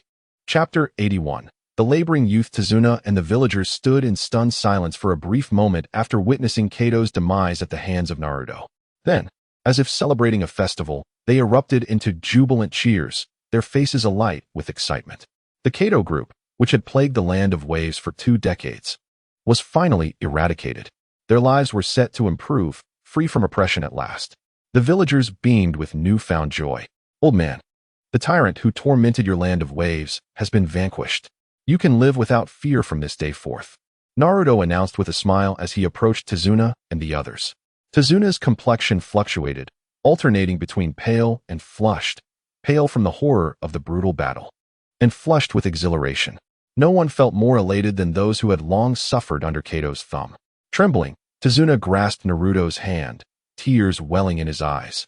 His voice caught in his throat, unable to articulate his gratitude. With teary eyes, Tazuna gazed at Naruto and the others, unsure of what to say. Finally, he dropped to his knees, bowing deeply in reverence. I am at a loss for words. Oh, ninjas of Konoha, you not only forgave my deception, but risked your lives to bring me safely home and have now rid us of that tyrant Kato. You are angels sent from the heavens to aid us. Witnessing Tazuna kneel, the other villagers followed suit, a sea of gratitude swelling as they recounted the heroic deeds of Team 7, having endured Kato's tyranny for far too long. Kakashi hurried forward to assist Tazuna in standing, overwhelmed by the sheer number of people kneeling in gratitude, unsure how to address them all. Mr. Tazuna, you are too gracious. This is our duty as Leaf Ninjas. Protecting the weak and escorting you home is our mission. To safeguard everyone and eliminate tyrants is the principle of Konoha. We are committed to rooting out evil. Please, do not be alarmed. This is our responsibility. Everyone, please rise. After helping Tazuna to his feet, Kakashi moved to assist the others, feeling slightly flustered by the unexpected gratitude, as it was a rare experience for him to be on the receiving end of such admiration. Naruto, aware of the discomfort of having so many adults kneeling before him, chimed in, "Please, everyone rise. Kakashi-sensei is right. This is what we are meant to do." Sasuke joined in, assisting the two nearest elderly villagers. "Please get up. This is our responsibility." Sakura, her emotions overflowing, rushed to help as many as she could, her compassion evident in her tears. "Konoha is truly filled with good people. I must write a letter of thanks. I need to express my gratitude to you all." Tazuna exclaimed, fervently grasping Naruto's hand. Though Sasuke had contributed significantly to the battle, it was Naruto who had delivered the final blow to Kado. Sasuke, feeling a surge of annoyance at Tazuna's exuberance towards Naruto, thought, "I put in all the effort, yet no one acknowledges me? Why is everyone flocking to Naruto? Is it merely because he has blonde hair?" Sasuke felt a tinge of melancholy. However, his naturally aloof demeanor kept him from reveling in the company of others, and he particularly despised being surrounded by a crowd. Yet, witnessing Naruto in the midst of such a gathering irked him. No one seemed to care about the process. Everyone only valued the outcome. While the journey may have taken considerable time, the result was often a fleeting moment, the very thing everyone yearned for. Kakashi, sensing Sasuke's thoughts, chimed in with a timely interjection, as if he could see through Sasuke's mind. "Damn it, after all this time, I've become a mere worker. I knew that brat wanted me to leave some of the Kado for him." Sasuke smacked his forehead, realizing everything fell into place. It turned out Naruto was simply waiting for him. Truly cunning. "Naruto," Kakashi called out, for there were certain matters that only Naruto could handle. Turning at the sound of Kakashi's voice, Naruto looked back, puzzled. What else was there to do? Kado had already been dealt with, and they had just agreed to enjoy a grand feast at Tazuna's house, as several villagers had offered to bring out their finest ingredients for him to sample. "What is going on? Hurry up. Uncle Tazuna is preparing an even better meal for us today. Don't just think about eating. Come over here." Kakashi waved him over. "What is up?" Though Naruto sensed something was off, he complied and approached. "Well, since you have an ample amount of chakra, could you create 1,000 shadow clones to handle these people? Finish off those who are on the brink of death, and let the living remain after we leave. Tazuna still needs to repair the bridge. It's too chaotic here, it won't do." Kakashi pointed at the groaning subordinates of Kado on the bridge. Naruto was taken aback. "Wait, aren't they also your responsibility? Whoever caused this mess should clean it up. It was all Sasuke's doing. You should have him do it." Immediately, Naruto pointed at Sasuke, indicating that he was the one who had slain them. "Humph, when the villagers were surrounding you to express their gratitude, you said nothing. Now you suddenly remember? Where were you when it mattered? Hurry up, hurry up." Sasuke, with a haughty snort, retorted sharply at Naruto. Naruto shook his head in exasperation. "Wow, you guys really are picking on the innocent." Upon hearing this, Sasuke scoffed. "Innocent? You're anything but. You're full of deceit. Look at the ones I've killed. And then look at yours. When have you ever struck without resorting to underhanded tactics?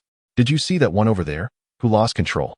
Sasuke pointed to a burly man among the 20 or so who had charged at Naruto. "That guy is sprawled out and covered in filth because you stabbed him in the rear with a kunai. Innocent? There are no innocents in this world." After saying this, Sasuke felt a wave of nausea. Naruto was simply too much of a rogue. The man lay on the ground, a mixture of red and yellow substances staining the earth, utterly unable to control himself. Clearly, the controlling mechanism had been irreparably damaged by Naruto. "No need for that. I'll have air go from the village come to clean this up. That's his specialty." Tazuna appeared at the right moment, proposing a solution, his face beaming with a smile that could rival a blooming flower. Chapter 82. Farewell to Zabuza Yoshi. "Uncle Tazuna, your prospects are looking bright. You're quite the opportunist." Naruto clapped Tazuna on the shoulder, thoroughly impressed. Such a perceptive person was indeed rare. It was no wonder this old man thrived in the village. He possessed genuine talent. Let us go to my house.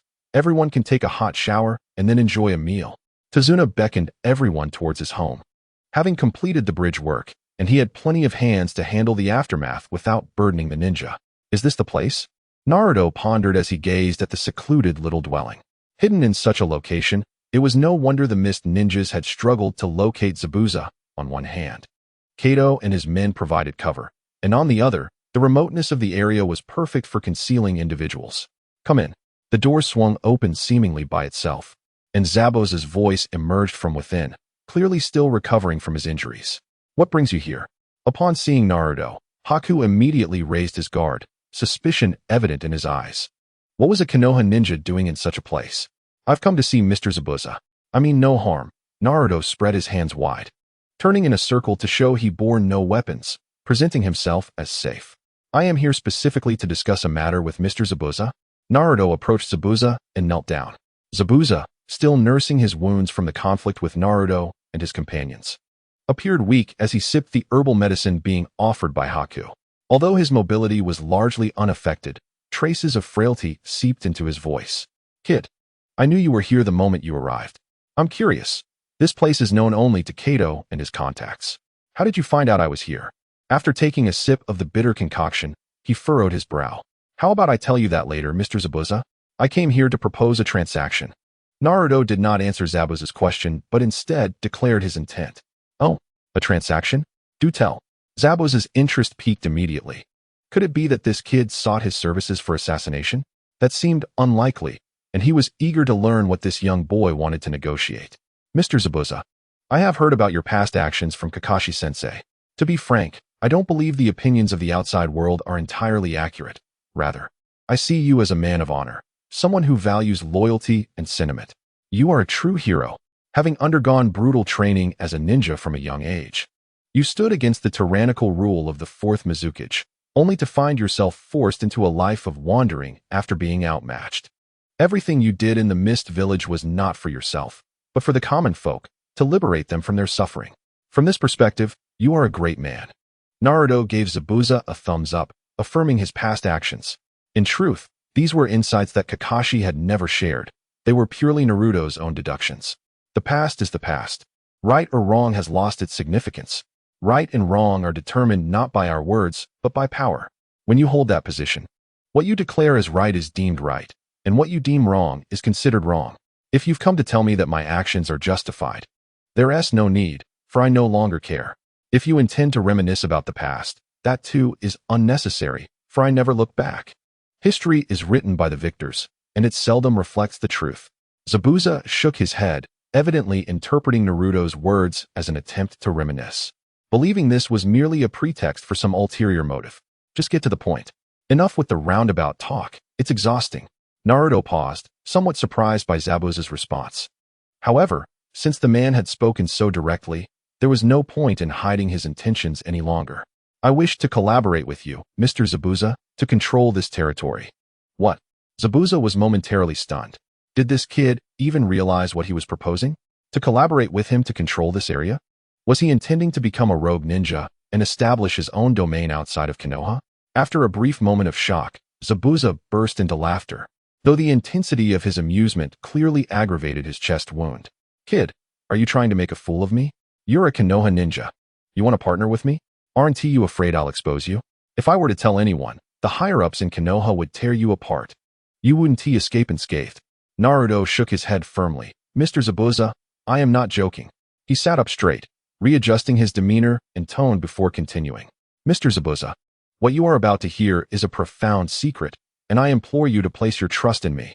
If all goes as anticipated, within 1 to 2 years, I shall undoubtedly defect from the Hidden Leaf Village. As for the specific reasons, I urge you not to inquire. All you need to know is that I am not in control of my own fate. Furthermore, I am not jesting. Kato is the true power broker in this territory. If we join forces to seize this domain, I will take not a single inch for myself, and we shall split the profits equally. What say you to these terms, Mr. Zabuza?" Zabuza's expression finally shifted.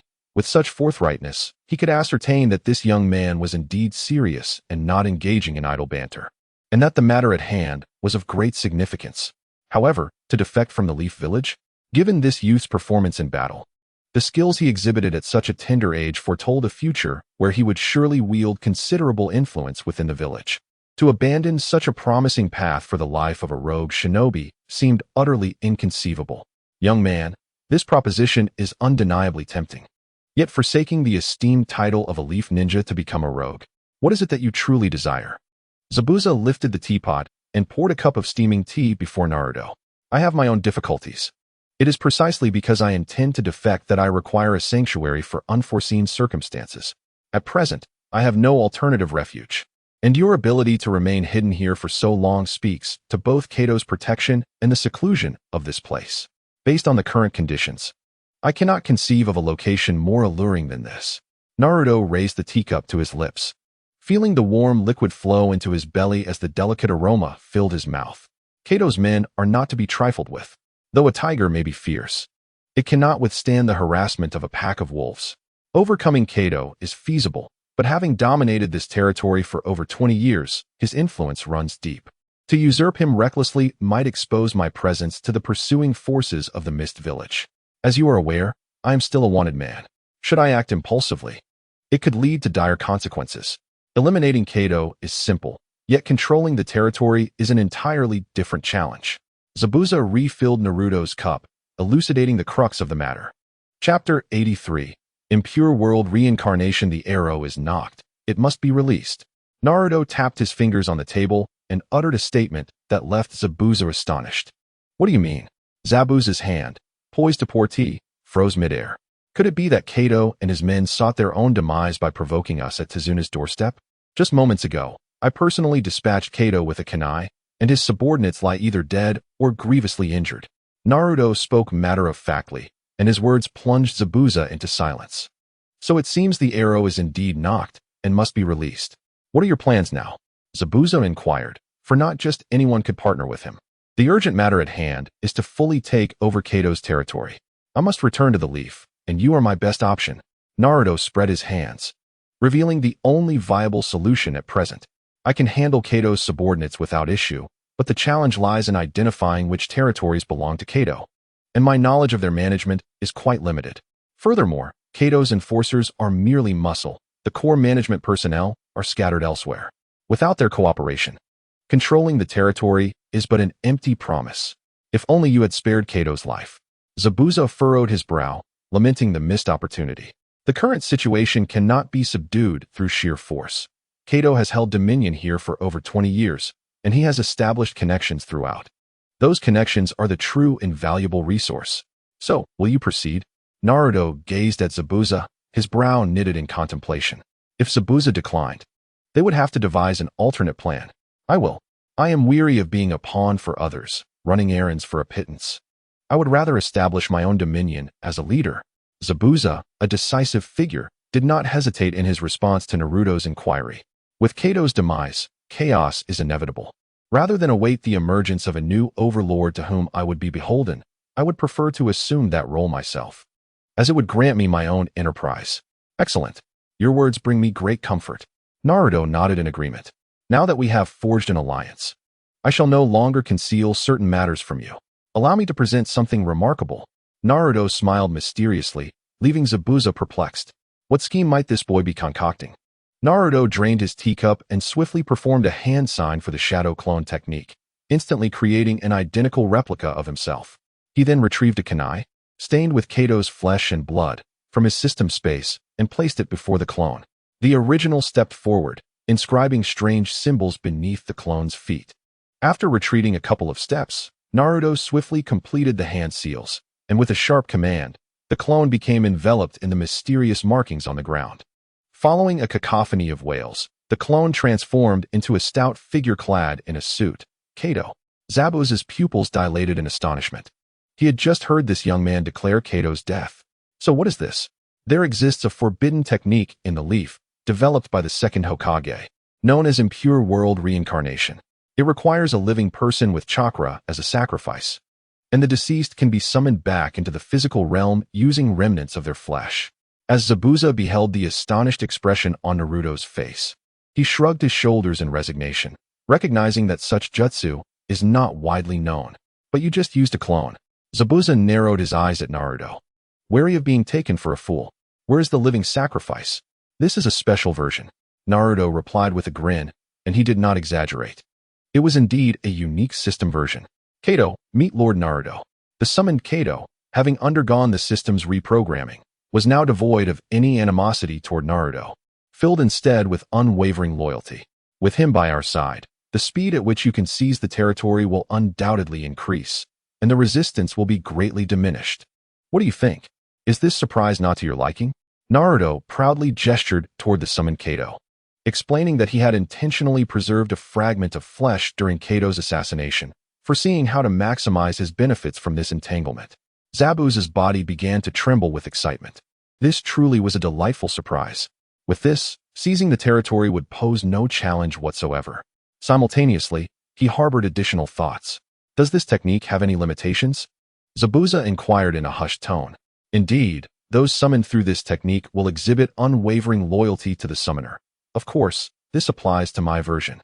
In the original Leaf version, the strength of the summoned entity correlates to the summoner's prowess. Thus, the combat capability of the resurrected ninja cannot exceed that of the summoner, or else control will be lost. So, your modified version of the technique imposes no such restrictions, correct? Zabuza scrutinized Naruto, his brow furrowing. Unwavering loyalty? Naruto nodded in affirmation. His version was indeed superior to the rudimentary one created by the second Hokage. So, if I were to refuse, what would you do? Zabuza regarded Naruto with keen interest, increasingly impressed by the young man's cunning and strength. Leaf Village has indeed been fortunate, though it failed to recognize his potential. This young man seems resolute in his desire to become a rogue shinobi.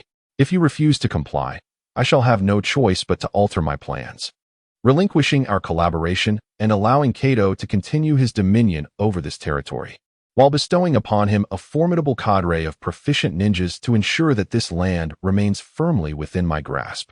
Naruto did not conceal his intentions. Since it is a partnership, transparency is paramount. Why seek my collaboration then? You possess the capability to govern this region alone. With our cooperation, the territory would be mine, yet you would only receive half the profits. It is, by any calculation, a losing proposition. Zabuza raised his teacup and took a sip, voicing his candid thoughts. The people of this land have endured Kato's oppression for over 2 decades, suffering greatly. I cannot bear for them to experience such anguish again. My choice to collaborate with you stems from your concern for the people and the village. Your stewardship of this region would not be mired in the same corruption as Kato's. I yearn for the citizens here to live in peace, free from exploitation, and to enjoy a life of happiness and stability. Your willingness to assassinate the Mizukage for the sake of the people assures me that under your guidance, their lives will only improve. Wouldn't you agree, Mr. Zabuza? Naruto lifted the teacup filled by Zabuza, his gaze intense. Under Naruto's unwavering stare, Zabuza's tense expression faltered. He waved his hand dismissively and said, "Kid, don't flatter me. I know you well enough. You've said it yourself. Those you summon will obey you without question. If you instruct him not to exploit the people, I doubt he would dare to defy you.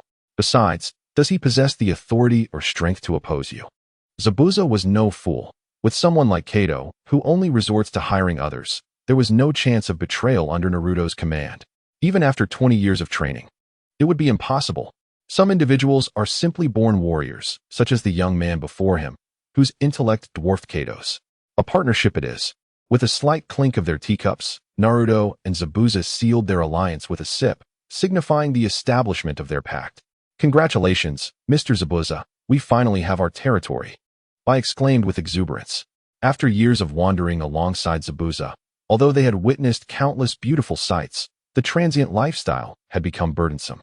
Furthermore, the pursuit teams and bounty ninjas dispatched by the mist had not ceased for a moment. The Umbu who previously hunted me were quite formidable.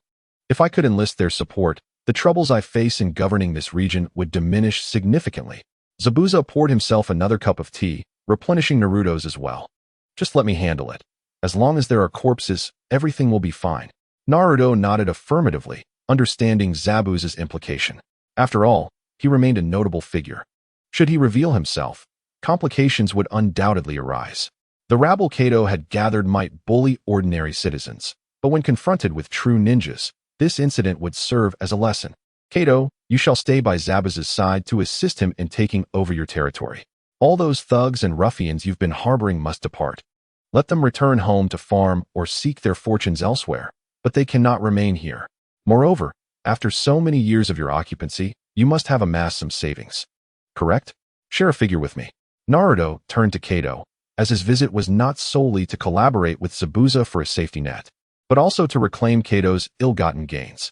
In grand endeavors, financial resources are imperative. Report, my lord. I possess approximately 300 million ryo, along with numerous property deeds. Kato stated, that will suffice. Just tell me where you've hidden the money. The rest can be discussed with Mr. Zabuza later. Naruto quickly interrupted Kato's account, content with merely knowing that there was wealth involved. 300 million ryo. Such an astonishing sum. I never would have imagined that such a small place could yield such riches. Zabuza, I shall take this money with me. The remaining properties and deeds will belong to you, and we shall split any future profits evenly. How does that sound? Naruto regarded Zabuza, feeling somewhat guilty about leaving him with nothing from such a substantial wealth. Please leave me a bit. How about 50 million ryo? After all, we cannot exploit the people any longer, and there will certainly be many expenses. Managing this territory and recruiting soldiers will require funds. If you take it all, my future endeavors will be hindered. Zabuza's eyes darkened, overwhelmed by frustration. What is this kid thinking? If you take all the money and leave me with a stack of property deeds, how am I supposed to survive? At the very least, leave me some cash. Indeed, you make a valid point. Naruto sheepishly scratched his head, realizing he had indeed been excessive. Let us settle on leaving you 50 million. The money of the impoverished should not be taken, but this territory boasts remarkably developed trade routes, frequented by affluent merchants, many of whom lack compassion. While the people's funds must not be exploited, it does not mean their wealth cannot be appropriated, as long as it does not exceed reasonable bounds. Naruto suggested to Zabuza.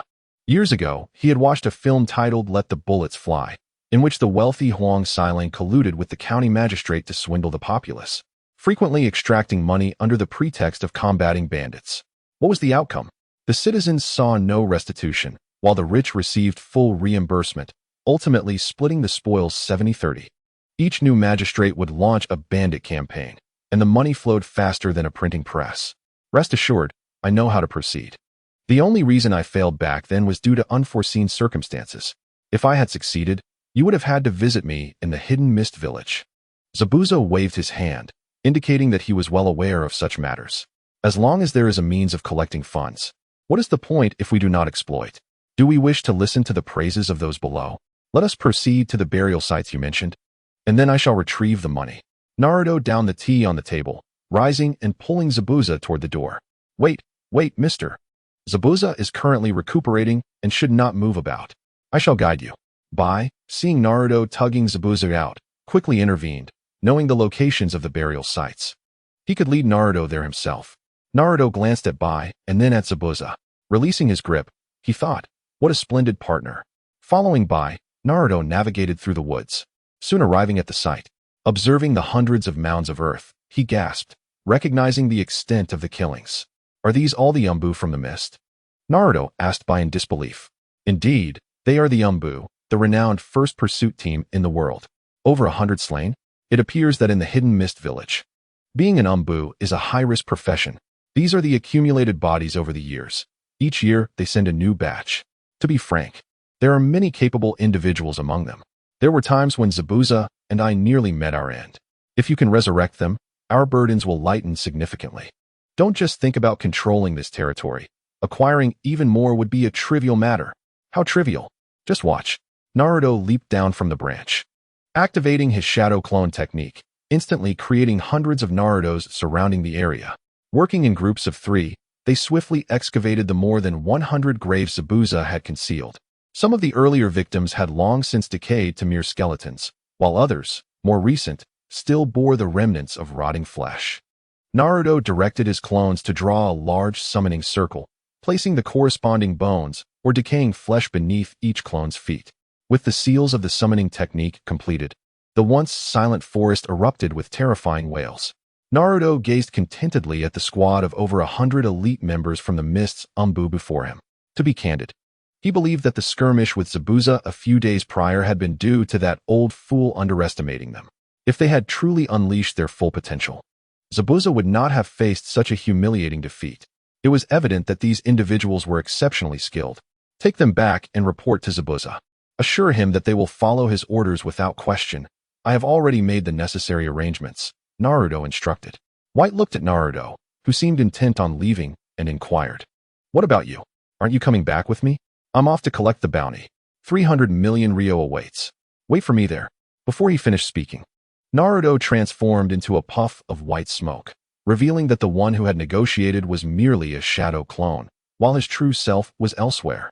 Chapter 85.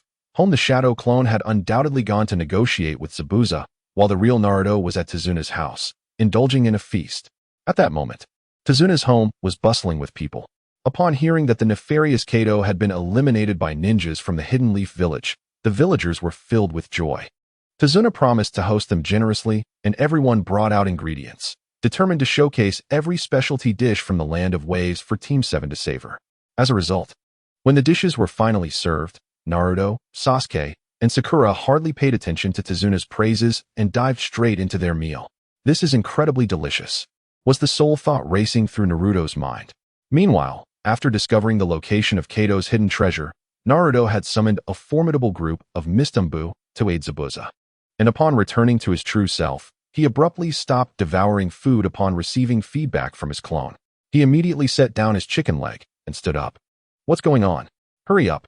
Sakura, completely unconcerned about her ladylike demeanor, stuffed her mouth full and, seeing Naruto rise, struggled to articulate her words. "You all keep eating. I need to use the restroom. I'll be right back." Utilizing his urination jutsu, Naruto squeezed through the lively crowd to reach the restroom outside Tezuna's house. This technique had never failed him.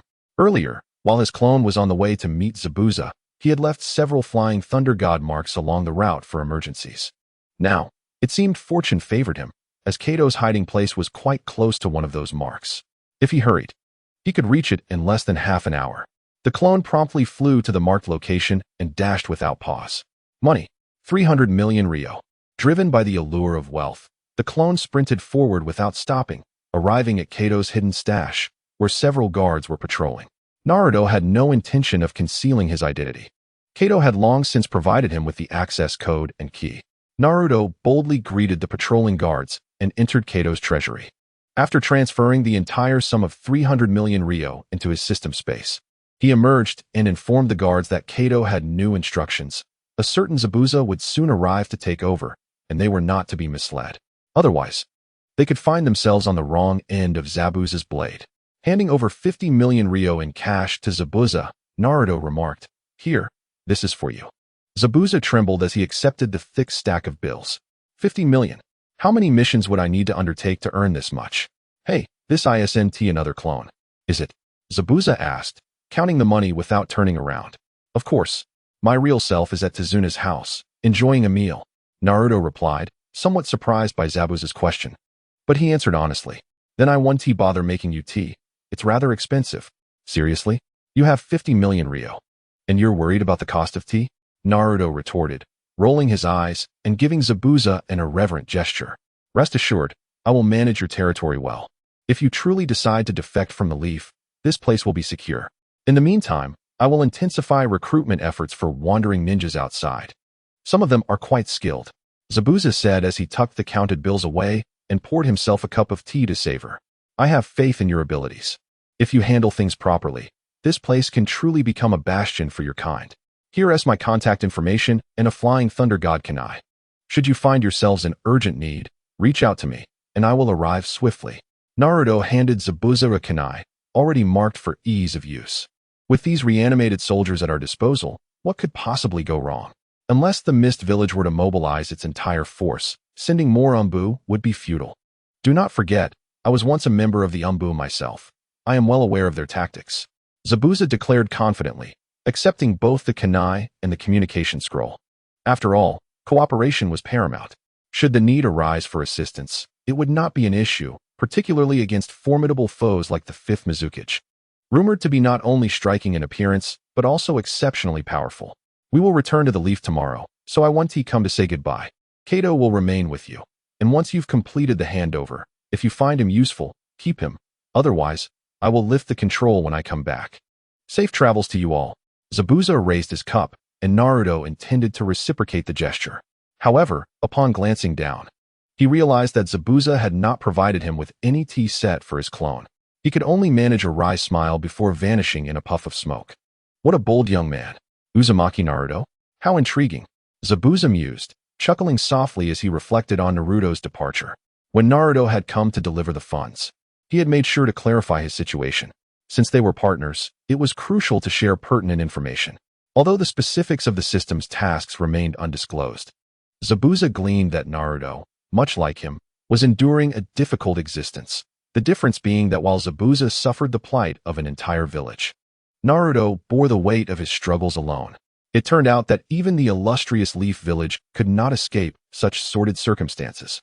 After listening to Naruto's account, Zabuza couldn't help but feel a pang of empathy. He had initially believed Naruto to be a favored child of the village, yet it seemed that despite being the son of the Hokage, he was relegated to a life of instant noodles. It appeared that the relentless pursuit of power was an inescapable reality for all. When his father was alive, Naruto certainly would not have faced such hardship, after all. Being the child of the Hokage afforded him certain privileges, and many would have sought to curry favor with him. Yet, with both parents perishing in battle and his lineage concealed, living through such adversity was already a significant achievement. Zabuza had come to regard Naruto as a kindred spirit. All acts of rebellion were born from necessity. Who would willingly live under the stigma of being a rogue ninja, if not compelled to do so? The following morning, Naruto and his companions packed their belongings early. After a day of indulgence at Tezuna's home, sampling a plethora of delectable dishes, they found their stomachs fully satisfied and resolutely declined the sumptuous breakfast offered to them. Kakashi-sensei, let us depart. Sakura called to Kakashi. Let us go. Kakashi gestured grandly, leading Naruto, Sasuke, and the others on their journey back. Tezuna and many villagers who had come to bid farewell watched the departing figures of Naruto and his team with heavy hearts. After all, these were their saviors, the angels who had liberated them. Take care, everyone, Tezuna shouted, waving from behind, while Naruto and his companions continually waved goodbye. The villagers showered them with blessings, their warmth akin to unrelenting waves. Chapter 86. Buying flowers 3 days later, in the afternoon, Kakashi and his group successfully returned to the Hidden Leaf Village. On the return journey, free from obstacles and protective targets, the speed of the group significantly increased, driven by their eagerness to reach their destination. Kakashi, along with Naruto and Sasuke, first arrived at the Hokage office building to exchange their mission report with the third Hokage. After receiving their mission remuneration, Naruto, Sasuke, and Sakura withdrew, leaving Kakashi and Sarutobi Hiruzen alone in the office. Kakashi, your expression suggests that you have something to discuss. The third Hokage's deep voice resonated. After so many years, he understood Kakashi well. Typically, he would leave immediately after exchanging reports, unless there was an exceptional circumstance. Kakashi was indeed conflicted, uncertain of how to articulate his thoughts. On one hand, Naruto was the jewel of Hiruzen's eye, a future star. On the other hand, he was also the orphan legacy of the fourth Hokage. The intertwining of these identities left Kakashi hesitant to speak as it pertained to Naruto's future. While I am pleased with Naruto and Sasuke's adaptability during this mission, I am increasingly concerned about Naruto's apparent bloodlust, Kakashi finally admitted, unable to contain his worries. As someone who had walked a similar path, he did not wish for Naruto to follow in his footsteps. Hiruzen remained silent, aware of the implications behind Kakashi's words. Indeed, they had thoroughly reported the mission details, and it was evident that Naruto's actions had been excessively brutal. Kakashi, you began undertaking missions at the age of 5, which was beyond the comprehension of most. I can understand this, child. When facing enemies, one must not show mercy, but rather conclude the battle swiftly using the most effective methods. Although Naruto's approach may be ruthless, his results are undeniably effective. It aligns with the notion that the process is inconsequential. Only the outcome matters. Kakashi fell silent, grasping the third Hokage's perspective. As long as it did not involve their comrades, the means were justified. Although you spared Zabuza this time, we have no ties to him. Assisting Sasuke in awakening his Sharingan has turned misfortune into fortune. Kakashi, I had faith in assigning Sasuke to you. You are the only one in the village who knows how to utilize the Sharingan effectively. Understood. I will make the necessary arrangements, Kakashi replied with a firm nod, aware of his responsibilities. After leaving the Hokage building, Naruto chose not to return home. Given his extended absence, his first priority was to reconnect with Hinata. Although he had only been away for a short while, a day apart felt like an eternity. Holding 250 million Ryo, he was now quite affluent. Who would still purchase discounted instant ramen? He could buy Ichiraku ramen and have it prepared fresh for him. Ah, Naruto. Long time no see. Back from a mission? Ino Yamanaka, managing her family flower shop, looked up and greeted him, recognizing him immediately. Although their relationship was not particularly close, they were acquaintances. Hello, Ino. It's been a while. You look even more beautiful. Naruto greeted enthusiastically, effortlessly navigating the pleasantries. Really? Thank you. Ino was taken aback. Naruto's warmth was unfamiliar. Though they had known each other, they had never interacted in such a manner. Are you here to buy flowers? What do you need? Ino quickly changed the subject, her ears slightly flushing, as compliments about her appearance were rare. In her childhood, she had often been teased by Sakura for her broad forehead. Yes. I'd like a bouquet of roses. Oh, and what is this? Please get me a bouquet of this too. Initially, Naruto intended to purchase only a single bouquet for Hinata, but considering her association with Kurenai, he felt it prudent to strengthen their bond with an additional bouquet. After all, one could never go wrong with flowers. Ah, okay. Ino, initially composed at the mention of roses, found the request for a second bouquet rather unusual. Most people only bought one. Is there a problem? Naruto inquired, sensing something was amiss in Ino's demeanor. No. It's just rare for someone to buy two bouquets at once. Most only get one. Ino laughed awkwardly, concealing her true thoughts. By the way, what kind of flower is this? It looks lovely. Naruto pointed to the bouquet he had casually selected, noting no significant difference aside from the roses. That's a 100-leaf lily. It's quite beautiful. Ino replied with a knowing smile. Unfortunately, Naruto failed to grasp the underlying meaning of her expression, simply appreciating the flower's beauty. After completing his purchase and collecting the packaged bouquets from Ino, Naruto visited a bento shop, acquiring 5 boxes of bento. With a swift use of the Flying Thunder God technique, he vanished, a sight the bento shop owner had grown accustomed to. The news of Naruto mastering the Flying Thunder God technique had spread throughout Konoha, so his sudden appearances were no longer shocking. Moments later, Naruto appeared beside Hinata, startling those present, as his silent arrival during a lesson was disconcerting for anyone. Once they recognized Naruto, Kurenai and Kiba breathed a sigh of relief. Only Naruto could pull off such stealth, as no one else could appear so mysteriously. Naruto, have you completed your mission? Kurenai asked, puzzled by his sudden appearance. Many were unaware of Naruto's return, leaving Kurenai uncertain whether he had just finished a mission or was merely slacking off during one. Yes, I just got back today. I came to see Hinata. Naruto gestured towards her, signaling Kurenai to understand. Here, Hinata, this is for you, along with some bento. Kiba and Shino. These two are for you. Don't say I'm not generous. Naruto presented the 100-leaf lily and bento to Kurenai, then handed out the other 2 boxes to Kiba and Shino, knowing that neglecting them would lead to trouble. Oh, I knew it. Thank you so much, Naruto. Kiba exclaimed, rushing forward to take the bento, indifferent to whether Naruto had bought flowers. Hey, you little rascal, call me Kurenai-sensei, not Kurenai-ne. Kurenai scolded him, her cheeks flushing. It was unclear whether her blush stemmed from the compliment or the flowers. Only she could answer that. Oh, come on. Calling you Kurenai-sensei feels so formal. Kurenai-ne is much friendlier. Naruto waved dismissively, seizing the opportunity to strengthen their bond. All right, you smooth-talking brat. Everyone knows why you're really here.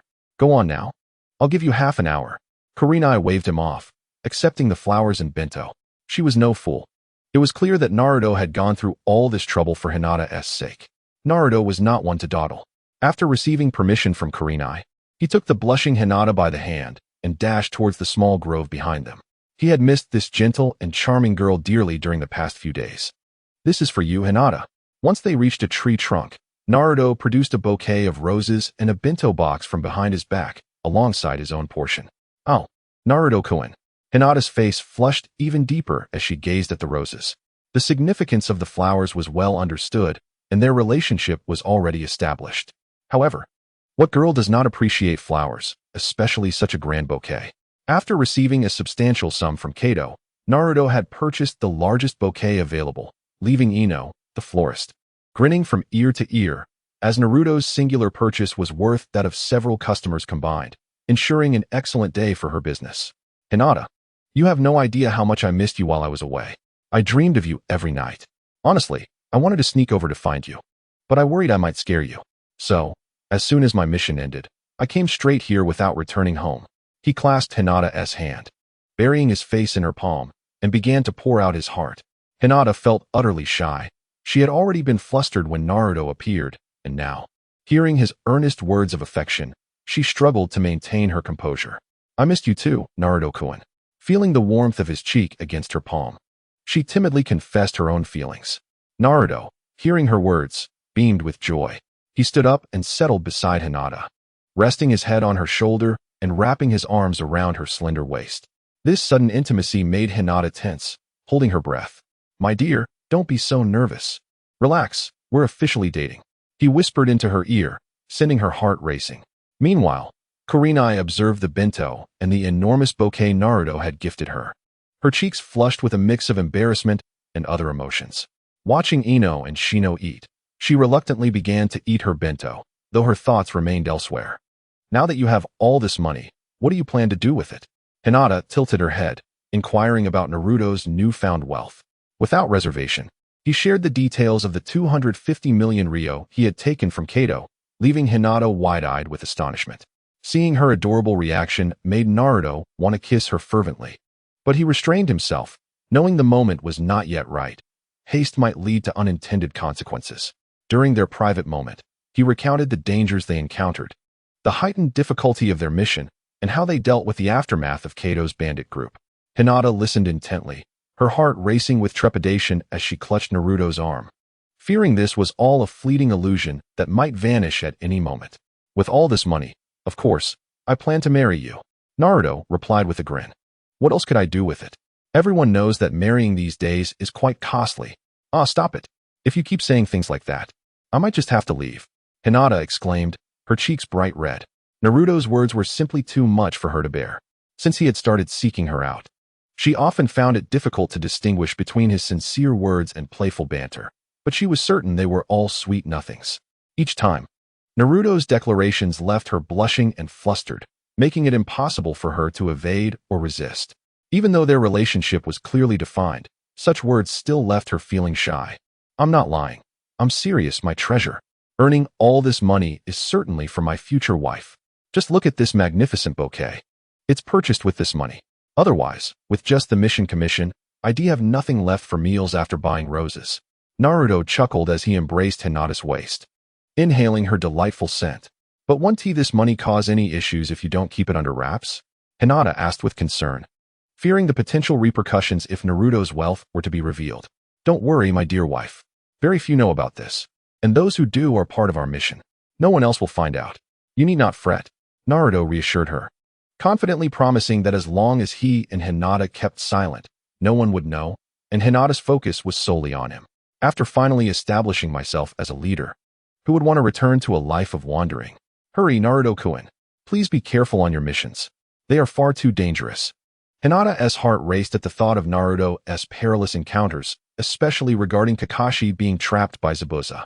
The thought of their captain being unable to contend with such threats made her anxious. Thankfully, her beloved had outsmarted the situation and rescued Kakashi, ultimately turning the tide of battle with Sasuke's assistance. Rest assured, my wife, I will be cautious in the future. I won't act recklessly, Naruto promised, patting his chest with determination, while his hands instinctively wrapped around Hinata's waist once more. He was utterly captivated by this shy and innocent girl. Her endearing nature was simply irresistible. After spending a delightful time with Hinata, sharing their bento, Naruto finally emerged from the grove, clutching the enormous bouquet as class time approached, realizing he could not overstay his welcome, especially with others present. Amidst Ino's teasing, he bid farewell to the blushing Hinata and Kurenai, reminding Kurenai to take good care of Hinata. As Kurenai was indeed responsible for her student, she nodded in agreement. Especially after Naruto's thoughtful gifts, it was only natural to comply with his request. Meanwhile, an unexpected visitor arrived at the Hokage office. Old man, after all these years, you still haven't changed your voyeuristic ways. Hiruzen Sarutobi was intently watching a crystal ball displaying a public hot spring in Konoha, filled with young women bathing. His excitement nearly caused him to lose composure when an unexpected voice interrupted his observation. If word gets out that the revered third Hokage is a peeping Tom, will you still have any dignity left? Hiruzen quickly closed the lid of the crystal ball, turning to face the intruder. Only you would dare to intrude here. Hiruzen noted, recognizing the bandaged figure of Danzo, the leader of the Root organization. What brings you here unannounced? Hiruzen asked, clearing his throat and discreetly shifting the box containing the crystal ball to the corner of his desk. I hear Kakashi's Team 7 has returned from their mission. I understand they performed exceptionally well, upgrading a C-rank escort task to an A rank.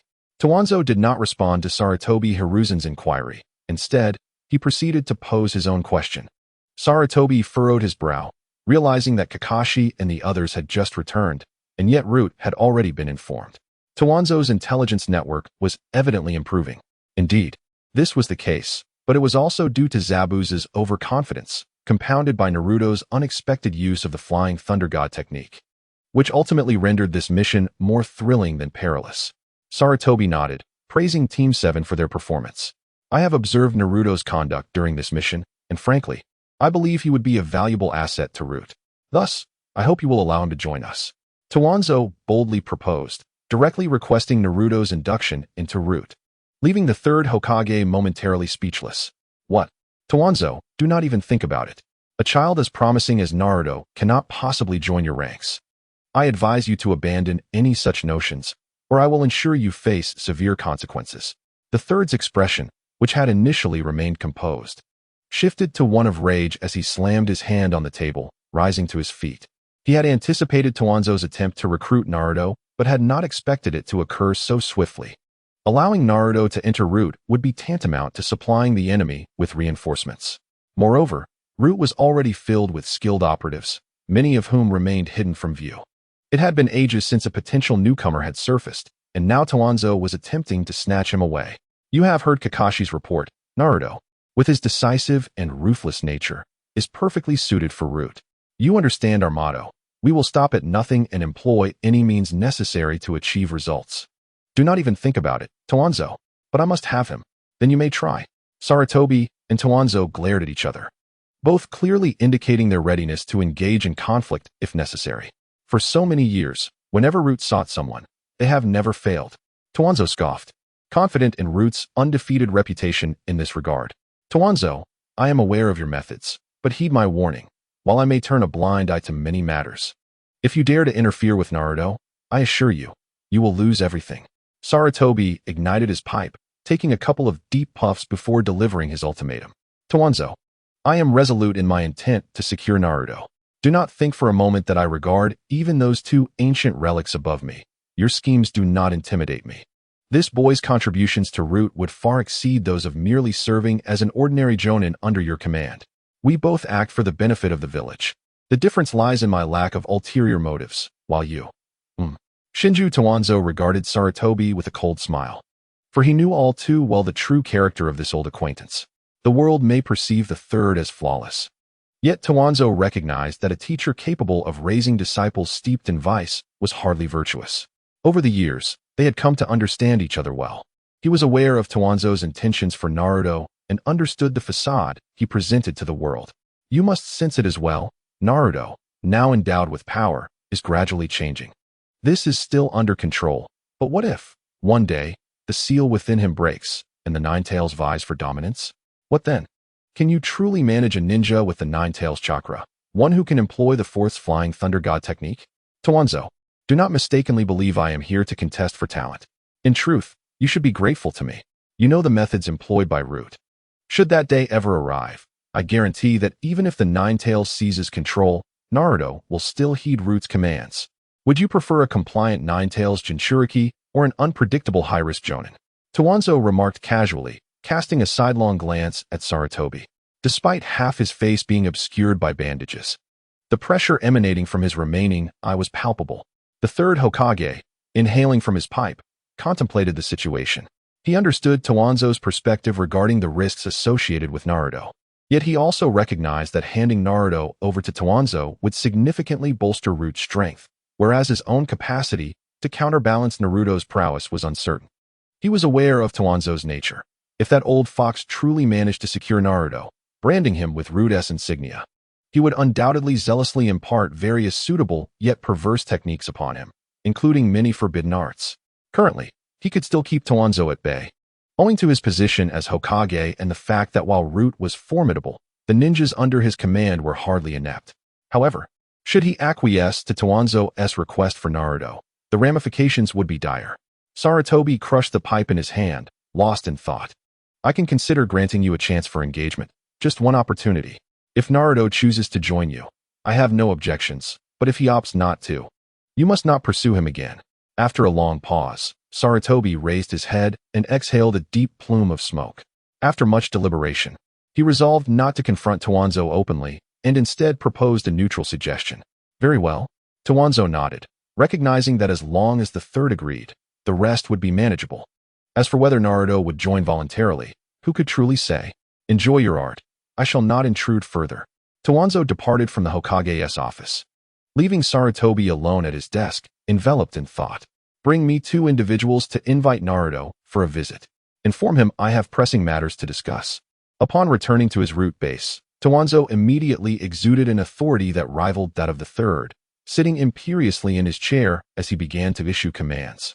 With Toanzo's directive, 2 ninjas clad in the attire of Umbu swiftly took their leave, vanishing without a trace. The attire of Root members bore a striking resemblance to that of Umbu. The only notable difference was the diversity of their masks. While Umbu masks typically depicted animals, Root's varied widely in design. Ding! The system has detected that the host is being targeted by Shimura Toanzo. The following tasks have been issued. Task 1. Agree to Toanzo's request and join Root, subjecting yourself to his whims. Task Reward. Complete set of Rasengan techniques. Task 2. Vigorously berate Toanzo and sever ties with him. Reward. 2 Tomo Sharingan and the initial version of Rasengan. Having just returned home and prepared to indulge in a hot bath, Naruto had not yet disrobed when the long-awaited mechanical voice of the system echoed in his mind. Initially, he was elated, thinking it heralded some new benefit, but alas, the news was rather disheartening. Damn it, just back and already on Toanzo's radar. What bad luck. Naruto muttered under his breath, promptly turning off the hot water. Realizing the system had begun to issue prompts, he anticipated Toanzo's arrival shortly. As expected, merely 3 to 5 minutes passed before he heard a knock at the door. Upon opening it, he found 2 ninjas resembling Umbu standing at his doorstep. But he knew they were from Root. Naruto-kun, we are ninjas under Lord Shimura Toanzo. He wishes to invite you to the Root base for a visit. Might you be available? If I were to decline, would you two accept that? Naruto remarked helplessly, recognizing that with Toanzo sending someone, he had no real choice but to comply, for Toanzo was the most powerful individual in Konoha after the Hokage. Very well, lead the way. Upon hearing this, Hinata ceased her refusals. She understood Naruto's goodwill and felt deeply touched. During their time together, her feelings for him had steadily blossomed, and she found herself unable to extricate herself from the warmth of his caring nature. Indeed, her love for Naruto had deepened significantly. I understand. Thank you, my dear. Hinata exclaimed, planting a gentle kiss on his cheek. She was no longer the shy girl she once was. She had committed herself to Naruto, and now that their relationship was public, what was wrong with affectionately calling her boyfriend by such endearing terms? Naruto had often playfully teased her, and in the midst of their growing affections, she finally called him that willingly. At this moment, the only thing separating them from a wedding was the ceremony itself. Their feelings had become unbreakable. Curiously, the entirety of Konoha seemed to be aware of Naruto and Hinata's romance. Yet the strict Hyuga clan had not expressed any objections. Contrary to expectations, there was no intervention to disrupt their love, even when Naruto escorted Hinata to her doorstep. No one from her family appeared to oppose them. This led the villagers to naturally conclude that the Hyuga family had accepted Naruto as a son-in-law. After all, if her father did not object, what could anyone else say? Yuhi Kurenai and Kakashi gathered their teams at the village entrance, tacitly allowing Naruto and Hinata a moment to bid farewell. Although Naruto had anticipated that Hinata would soon embark on a mission, he felt an inexplicable urge to express more. I can't quite explain it, but I have a strange feeling that the journey may not be entirely safe. Please remember to prioritize your safety, and no matter what happens, please remember to prioritize your safety. No matter what happens, contact me immediately, all right? He urged, gripping her hand tightly. It had been a considerable time since he had scolded Danzo, and despite the absence of any immediate reaction from him, though they had undertaken several missions since, everything had proceeded uneventfully. Naruto attributed this calm to the influence of the third Hokage, believing that Danzo, despite his discontent, he dared not overstep his bounds. After all, Naruto was the Jinchuriki of the Nine Tails and possessed the Flying Thunder God technique. It would not be easy for anyone to confront him directly. Of course, he acknowledged that had it not been for the mission, he would have preferred not to confront Danzo, as the thrill of taunting him had its own allure. However, given the lack of incidents and his continued comfort within the village, Naruto felt a sense of security while the third Hokage remained alive. He was currently riding the wave of this protection. As long as the elderly Hokage was alive and intent on safeguarding him, he found himself in a position of leveraging the situation, believing that as long as the third, who was determined to protect him, remained alive, in collusion with his rebellious disciple Orochimaru, had plotted to eliminate Hiruzen Sarutobi and even attempted to drag Tsunagakure into the fray. Unfortunately for them, the discovery of the fourth Kazekage's corpse thwarted their plans, nearly igniting a conflict between the two villages. You are all in a reconnaissance team, so any unusual signs along the way should be detected promptly. With the ninja tools I provided, you should be able to hold out for a few minutes. I can reach you in an instant with the Flying Thunder God technique. Therefore, my dear, please remember to call for me at the first sign of trouble, Naruto insisted, shaking his head to dispel his swirling thoughts and solemnly conveying his instructions to Hinata. Understanding Naruto's anxiety, Hinata appreciated his concern for her safety and did not resent his earnestness. She listened intently, committing each of his words to memory. Rest assured, my love, I will heed your advice, she replied, nodding earnestly. That's good. Now go. Kurenai and the others are waiting for you. Yes, and you too. Please take care, Hinata said, making her way toward Kurenai. She was well aware of Naruto's capabilities. Through their recent training sessions, she had witnessed his remarkable growth in strength. Despite the third Hokage's serious tone regarding the mission, she understood that for Naruto, it was hardly a concern. His training over the past few months had transformed him significantly, and the true extent of his abilities would only be revealed in high-stakes battles. For ordinary encounters, Naruto could likely dispatch foes with ease, and she was confident that he could easily handle minor opponents. As the couple bid farewell, they prepared to set off. Safe travels, Kakashi. And you as well, Kurenai. No one else in the village knew about. After bidding each other farewell, it was time for them to set off. Safe travels, Kakashi. And you too, Kurenai. Take good care of them. Kakashi and Kurenai, both of the same generation, had been classmates. Kakashi, excelling academically, graduated early and later joined the Umbu, establishing a formidable reputation in the ninja world. However, Kurenai was no slouch either. Her Jinjutsu was highly regarded in Konoha, and she had defeated numerous elite shinobi from enemy nations. While Kakashi's team boasted superior overall strength, thanks to the presence of the Nine Tails Jinchuriki and Uchiha Sasuke, Kurenai's team, comprised of the Inuzuka and Aburame clans along with the Hyuga, still held their own. We will each take one of these 4 scrolls. That way, regardless of who the enemy captures, they cannot obtain all of them, while the mission may fail. And Sakura, Chapter 94, the first wave of testing all agreed with Kakashi's plan, which effectively placed them in an invulnerable position. No matter how the enemy attempted to seize them, they would always possess only 3 scrolls, with the 4th entrusted solely to Naruto. They would only ever possess 3, while Naruto, with his ability to utilize the Flying Thunder God, could swiftly retrieve the 4th. Thus, if they encountered an ambush, it would prove ineffective. Even if they succeeded in taking a scroll, it would result in their own undoing. Meanwhile, Kurenai's team had been traveling for 4 hours, pressing forward from Konoha to Tsunagakure. They felt a certain level of confidence on this route, as Konoha's reputation within the Land of Fire remained strong. Except for a few reckless rogue ninjas, very few would dare to attack Konoha shinobi. Thus, they traveled with a sense of ease, covering significant distance from the village in a short span of time, without encountering any disturbances. Inuzuka Kiba, with Akamaru perched atop his head, was on high alert, his keen sense of smell alerting them to any unusual sense. Why must we escort the scrolls to Tsunagakure? Couldn't they just bring them here themselves? Couldn't they just bring them along themselves? Kiba asked Kurenai nonchalantly as they continued their journey. Naruto was not interested in listening to Sarutobi's incessant ramblings. Ultimately, neither of them was a good person. Listening to their mutual disparagement was less appealing than indulging in a bowl of ramen. What? I barely earn a few words on my missions, and your subsidies surpass my hard-earned wages. I'm doing you a favor by not asking you for money. I'm doing you a favor by not asking you for money, and now you wish to swindle me? Naruto retorted with irritation. annoyed that the old man was still thinking about his finances. The third Hokage found amusement in the situation. Assign this mission to Team 8's Kurenai and inform the Oil Clan Shino, leaving everyone else out except Hinata. Assign this mission to Team 8's Kurenai and inform the Oil Clan Shino, leaving everyone else out except Hinata. Danzo instructed after contemplating the task details and Team 8's member profiles. Understood. The subordinates promptly accepted their orders and departed to coordinate with the Hokage office on reporting and personnel selection for the mission, ensuring that only Team 8 would be eligible during that time frame.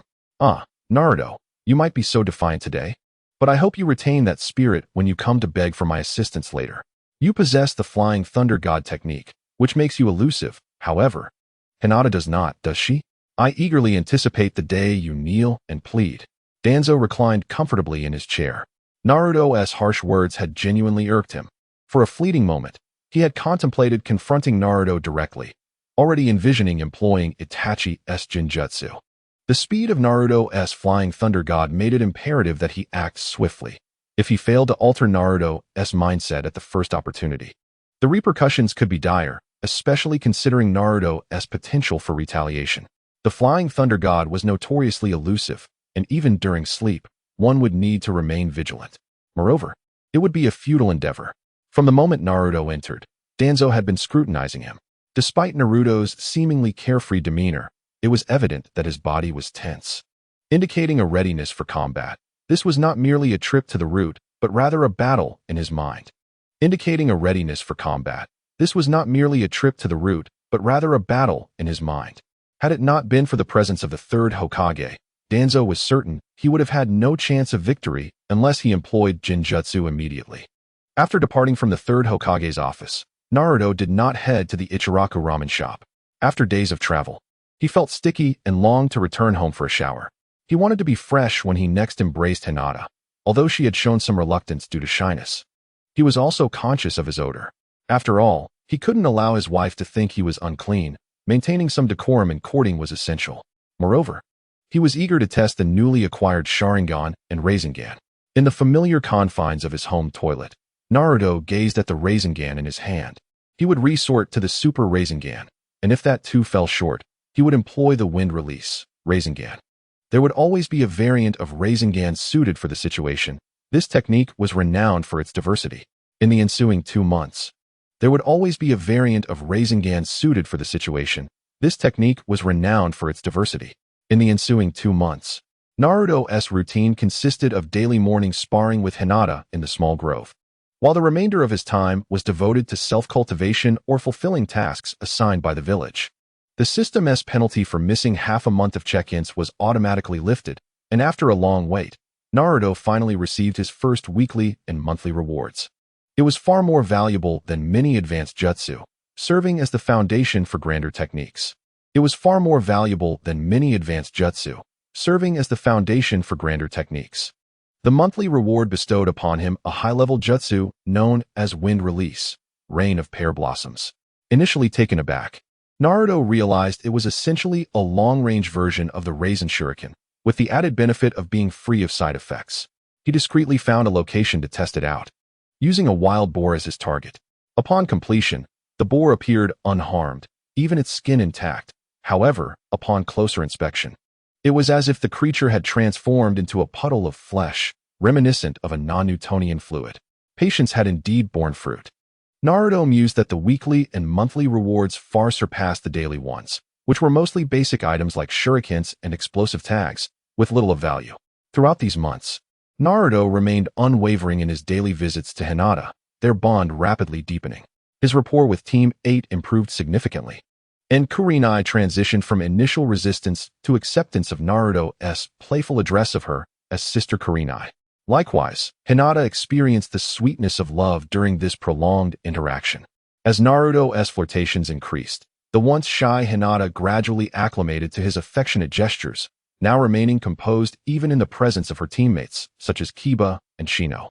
Of course, Naruto's expenditures had also increased. He made it a point to bring a bouquet of flowers daily, essential for courting Hinata and ingratiating himself with Kurenai. Contrasting starkly with the mischievous Naruto of his school days, he would even purchase flowers for himself from Ino's shop. contrasting starkly with the mischievous Naruto of his school days. He would even purchase flowers for himself from Ino's shop, prompting her to reflect on how profoundly society could change a person after school, particularly the newly acquired techniques. Meanwhile, he was not the only one striving for improvement. In the back mountains of Konoha, Kakashi was training Sasuke. Since their return from the Land of Waves, Kakashi had noticed Sasuke's increasingly somber demeanor, aware of the underlying reasons. Naruto's progress was evident to all. Since their return from the Land of Waves, Kakashi had noticed Sasuke's increasingly somber demeanor, aware of the underlying reasons. Naruto's progress was evident to all, while discussions surrounding him proliferated, leaving Sasuke feeling isolated. Kakashi was concerned about Sasuke's mental state, fearing he might succumb to despair. The comparison of their missions in the Land of Waves had visibly affected Sasuke, and Kakashi realized he could no longer afford to ignore this. He sought out Sasuke and brought him to the back mountains of Konoha to initiate a specialized training regimen tailored for him. Initially, Sasuke resisted Kakashi's arrival, feeling averse to the idea of more training, especially since their previous lessons had consisted solely of tree climbing and water walking. Thus, he was naturally disinterested in any new training proposals Kakashi might present. Kakashi refrained from providing explanations, recognizing that some matters were futile to discuss, especially considering the current state of Sasuke, who was evidently not receptive. It was far more effective to take practical action. Was it for his signature? This is a chakra test paper, Kakashi elucidated. By infusing your chakra into it, you will discover your chakra attributes. Was it for his signature? This is a chakra test paper, Kakashi elucidated. By infusing your chakra into it, you will discover your chakra attributes. Sasuke immediately comprehended the purpose of the paper. It was meant to assess his chakra attributes. He obediently directed his chakra into the test paper, with his palms pressed together, prompting Sasuke to hastily discard the paper in alarm. Congratulations. You possess both lightning and fire attributes, Kakashi exclaimed, his eyes gleaming with delight at Sasuke's revelation, prompting Sasuke to hastily discard the paper in alarm. Congratulations. You possess both lightning and fire attributes, Kakashi exclaimed, his eyes gleaming with delight at Sasuke's revelation. He had initially assumed that Sasuke would only exhibit the fire release of the Uchiha clan, but to his surprise, he also possessed lightning release, making it an opportune moment for him to learn his own signature technique. What does that mean? Are you saying I can learn lightning release in addition to fire release? Sasuke inquired tentatively. Indeed, Kakashi replied with a smile and a nod. He then stepped back a few paces, swiftly forming hand seals, and conjured a dazzling orb of lightning from his hands. Sasuke recognized this technique. He had witnessed Kakashi employ it during his battle against Zabuza. This is my original technique. Chidori. The third Hokage rated it as an S-class technique, as I once used it to slice through descending lightning, hence the name. At this point, you will be able to stride confidently among your peers in the Leaf Village, Kakashi proclaimed proudly, although he added a caveat, as one should always remain humble. Except for Naruto, of course. The Flying Thunder God technique is an anomaly. He is not included in this calculation. Sasuke's previously brightened expression immediately dimmed, and he scoffed. Except for Naruto, of course. The Flying Thunder God technique is an anomaly. He is not included in this calculation. Sasuke's previously brightened expression immediately dimmed, and he scoffed. That was an anomaly. You saw how I pierced his heart with Chidori. He didn't even utter a sound. Yet that was merely a water clone. That was an anomaly. You saw how I pierced his heart with Chidori. He didn't even utter a sound. Yet that was merely a water clone. And you were trapped in a water prison. Ultimately, I was the one who saved you with a great fireball. Silence. Are you going to learn this technique or not? If not, I shan't teach you. Kakashi's expression darkened, clearly vexed by Sasuke's banter. Here I am, generously offering you my best techniques, and you choose to belittle me. Chapter 92. An urgent mission. Toby has already made the arrangements. They will commence tomorrow. Within the root base, a root ninja knelt before Danzo, who sat in a chair. Chapter 92. An urgent mission. Toby has already made the arrangements. They will commence tomorrow. Within the root base, a root ninja knelt before Danzo, who sat in a chair, reporting the progress of the arrangements. There were no oversights? Danzo inquired coolly, yet his tone conveyed an unmistakable authority and an intolerance for failure. Everyone understood that Danzo demanded perfection in the tasks assigned to him. Rest assured, sir. We have eliminated all low-level tasks within the village over the past few months. According to schedule, it is now time for each team to execute their missions, and the tasks assigned are both reasonable and devoid of any loopholes. Very well. Inform the teams that, aside from Hinata, there shall be no survivors. Yes, Naruto, I shall make you aware of the might of Root, and you will learn the consequences of crossing me, Danzo muttered to himself, closing his only visible eye as he leaned back in his chair, entering a meditative state, leaving no one aware of the thoughts swirling in his mind. The following morning, Naruto, as usual, completed practice with Hinata in a secluded grove. Subsequently, he took her hand, and they happily made their way to the location where Yuhi Kurenai was stationed. Over the past few days, joining Team 7 while Naruto took his place in Team 8, thus sparing the couple from being separated. Such audacious comments naturally resulted in a playful scuffle between Naruto and Hinata, with Kurenai not intervening. After all, playful banter was a sign of affection. Such audacious comments naturally resulted in a playful scuffle between Naruto and Hinata, with Kurenai not intervening. After all, playful banter was a sign of affection. Naruto had essentially become an unofficial member of Team 8, frequently appearing alongside them during lessons and missions. After bidding farewell to Hinata, Naruto began his solitary training as usual. However, a message from Kakashi arrived, informing him that the Hokage's office had assigned them a mission requiring their presence. Naruto was not surprised. They had been engaged in missions for quite some time, albeit trivial ones. Utilizing the Flying Thunder God technique, he swiftly arrived at the Hokage office, only to find not just his team, but also Team 8 present. In recent months, it was not uncommon for them to encounter one another in the office, only to find not just his team, but also Team 8 present. In recent months, it was not uncommon for them to encounter one another in the office, and Naruto had grown accustomed to it. It was likely yet another task involving trivial pursuits, as had been the case for the past few months. Naruto has arrived. Let us begin. Upon seeing Naruto, the third Hokage set down the documents in his hand and addressed the assembly. Kakashi, hearing this, promptly tucked away his intimate paradise book. Accustomed to being observed by others and feeling no embarrassment. Art is not something to be embarrassed about. One must learn to appreciate it. At present, your team's previous display of strength in the Land of Waves qualifies you to undertake the more challenging mission, Sarutobi Hiruzen announced. Your team's previous display of strength in the Land of Waves qualifies you to undertake the more challenging mission, Sarutobi Hiruzen announced, handing Kakashi a scroll that detailed the task of escorting 4 pieces of confidential information to the Land of T, classified as a C-rank mission. Is there anything particularly significant about this mission? Kakashi inquired, wary of tasks with scant details, as they often carried inherent dangers. This mission has been attempted before, but failed. The escorting ninjas are currently recuperating in the Konoha hospital. Fortunately, the contents of the scroll must be assembled together to be viewed. None can be missing. If any attempt is made to forcefully assemble them, an automatic destruction protocol will activate. The previous escort team had 2 clever ninjas, but the enemy only managed to steal 2 scrolls, which consequently self-destructed. We are entrusting you with this mission, and we hope for a successful outcome. Their combat capabilities are limited. Given your team's strength, escorting the scrolls should pose no issue. The Land of T is relatively close. Their combat capabilities are limited. Given your team's strength, escorting the scrolls should pose no issue. The Land of T is relatively close, and their receiving personnel are already en route to meet you. This is your route map. If all goes smoothly, you should meet them within 7 days at this location. Your mission is to travel to the Land of Wind to retrieve a shipment of gold sent from Sunagakure and return safely to Konoha. Your task is comparatively simpler.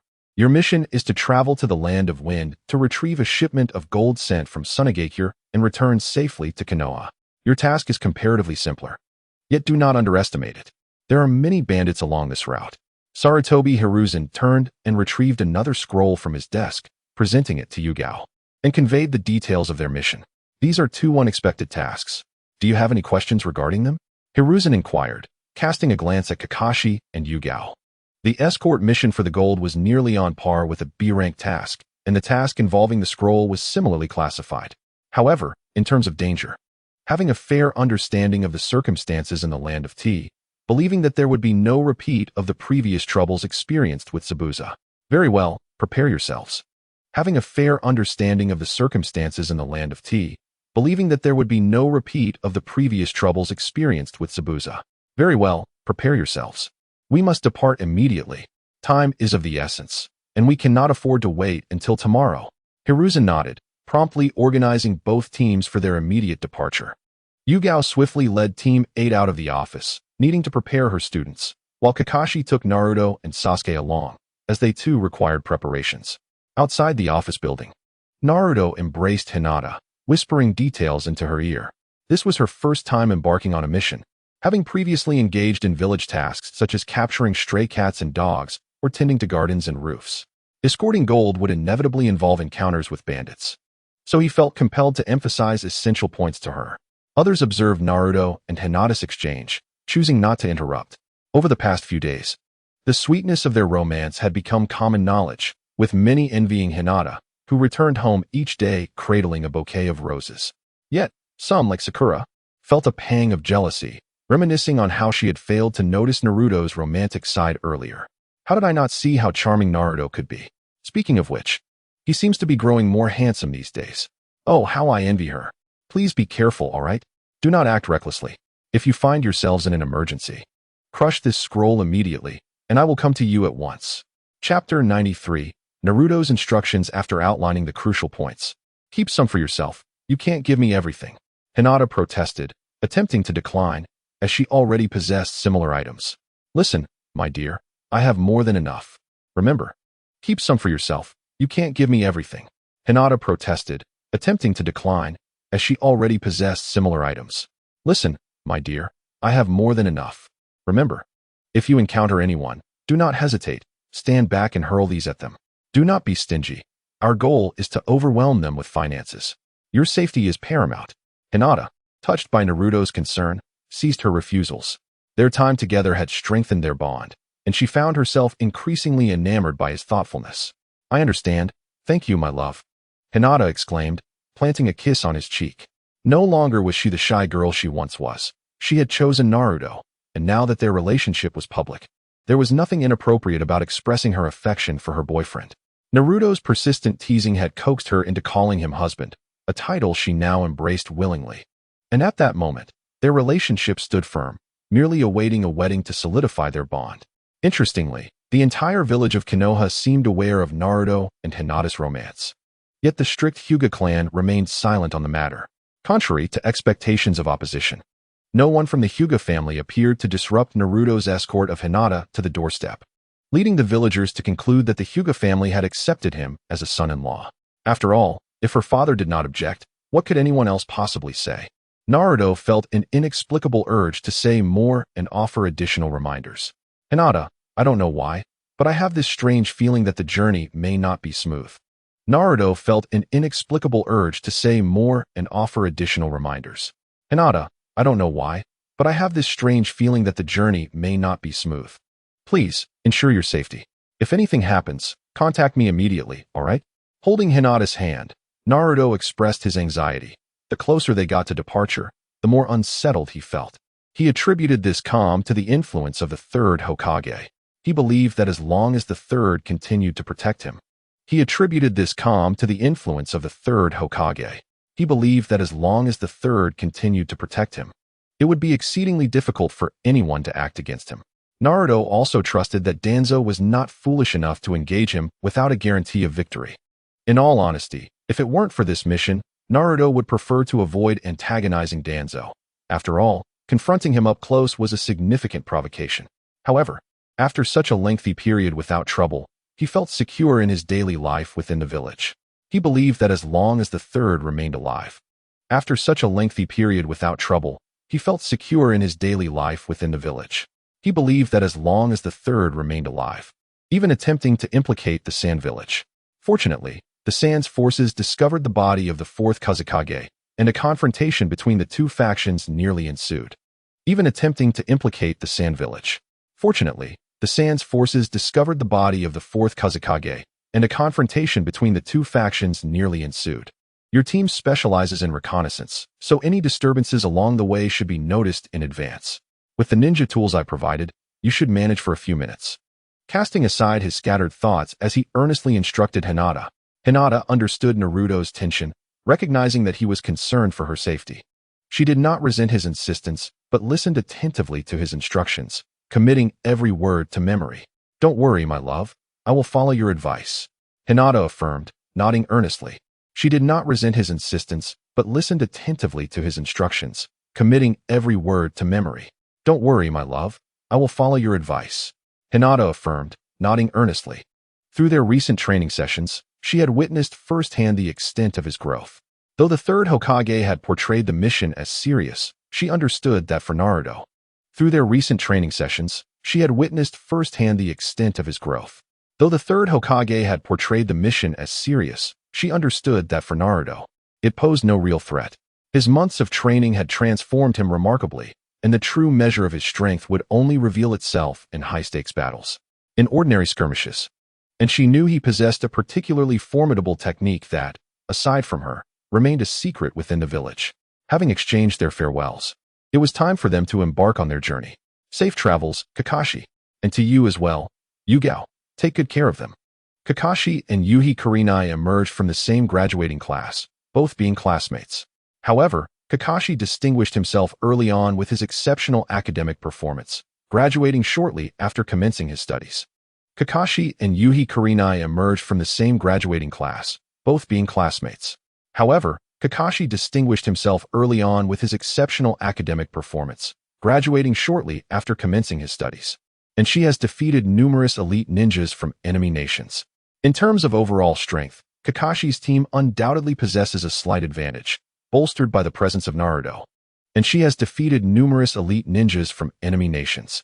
In terms of overall strength, Kakashi's team undoubtedly possesses a slight advantage, bolstered by the presence of Naruto. When compared to Naruto and Sasuke, reveal a distinct disparity, as the latter duo can be likened to a trump card capable of dominating the field.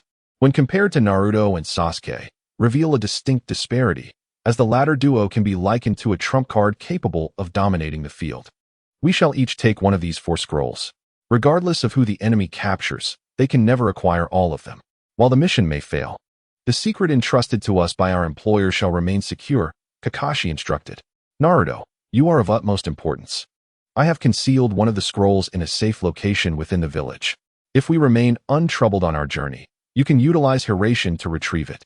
However, the group unanimously agreed with Kakashi's strategy. Such an approach effectively positions them in an invulnerable stance, no matter the enemy's attempts to seize the scrolls. The group unanimously agreed with Kakashi's strategy. Such an approach effectively positions them in an invulnerable stance, no matter the enemy's attempts to seize the scrolls. They would always possess only 3, while the 4th scroll could be swiftly reclaimed by Naruto alone, a ninja capable of instantaneous travel. Meanwhile, Kurenai and her team had been traveling for 4 hours, diligently making their way towards Sunagakure. Given the high reputation of Konohagakure within the Land of Fire, they felt relatively secure, as only a few reckless rogue ninjas would dare to confront them. Therefore, they pressed forward with confidence, covering considerable distance in just a few hours without encountering any disturbances. Inuzuka Kiba, with Akamaru perched atop his head, led the way, his keen sense of smell alerting them to any unusual sense. Teacher, why must we escort the cargo? Couldn't they just transport it themselves? Kiba inquired casually. Kurenai smiled at his question. Your suggestion has been considered and even proposed to Sunagakure. However, due to a lack of personnel and their busy schedule, we negotiated that they would escort the cargo to the border, after which we would take over. This delineation of responsibility ensures that, in the event of an incident, accountability rests with the party on whose territory it occurs. But what if something goes wrong during the transfer? Kiba pressed. If complications arise during the handover, it will depend on who possesses the gold at that moment. Should it be in Sunagakure's possession, the responsibility lies with them. If it is in our hands, then it is ours to bear. Thus, we must remain vigilant while the gold is with us. But for now, we may relax a bit. Kurenai, having undertaken numerous missions, understood that the most perilous moment in escort tasks often occurs when receiving the cargo. The current journey to their destination represented their last opportunity for ease. They found that the escort from Sunagakure had yet to arrive, likely due to the slow pace necessitated by their cargo. They found that the escort from Sunagakure had yet to arrive, likely due to the slow pace necessitated by their cargo. Kurenai instructed her team to set up camp for rest, as they had arrived early to afford themselves this opportunity. Once they reached their destination and exchanged the goods, time for such leisurely respite would be scarce. The arrangement for Sunagakure to deliver gold to Kanahegakure was no secret. This route had seen its fair share of banditry. However, due to the joint efforts of Kanahegakure and Sunagakure to curb such incidents, occurrences had diminished significantly. After all, while gold holds value, one must have life to spend it. Teacher, something feels off. There's a strange scent ahead, Akamaru suddenly alerted, indicating at least 3 individuals in the vicinity. Kiba's demeanor shifted to one of seriousness as he conveyed the information to his comrades. Prepare for battle. As time passed, shadows darted through the darkness. Thanks to Akamaru's alertness, Team 8 had already been forewarned and was prepared. Hinata gripped a handful of shuriken and explosive tags, equipment gifted by Naruto, with even more stored in her ninja tool pouch. Before the assailants could utter a word, Kurenai's team unleashed a barrage of projectiles. For figures lay lifeless on the ground, clad in dark attire. Kiba approached to remove their masks, revealing that they bore no headbands, making their origins indiscernible. For figures lay lifeless on the ground, clad in dark attire. Kiba approached to remove their masks, revealing that they bore no headbands, making their origins indiscernible. Kurenai let out a sigh of relief upon hearing this, as such encounters had become rare on this route. Nevertheless, Kurenai let out a sigh of relief upon hearing this, as such encounters had become rare on this route. Nevertheless, you will keep watch for the first half of the night, while Shino takes the second. Hinata, you shall rest with me. Upon hearing Kurenai's orders, Kiba and Shino offered no objections. They understood that voicing dissent was futile, as Kurenai had previously conducted drills, establishing them as the most suitable for night watch. Over time, Kiba and Shino offered no objections. They understood that voicing dissent was futile, as Kurenai had previously conducted drills, establishing them as the most suitable for night watch. Over time, Kiba and Shino accepted this arrangement, knowing that the following morning would reward them with a delicious breakfast. Although Hinata and Kurenai did not stand guard, they would prepare the necessary provisions for the night shift and ensure their comrades were well nourished for the next day. This arrangement proved beneficial. Most team leaders merely instructed their charges to make do with their own rations or the unpalatable soldier pills. As the saying goes, one must sacrifice to gain.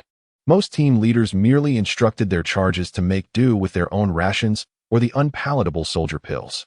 As the saying goes, one must sacrifice to gain. The night watch yielded a rewarding meal, and both Kiba and Shino found the arrangement worthwhile. Moreover, given Hinata and Kurenai's culinary prowess, the prospect of their cooking was a delightful incentive.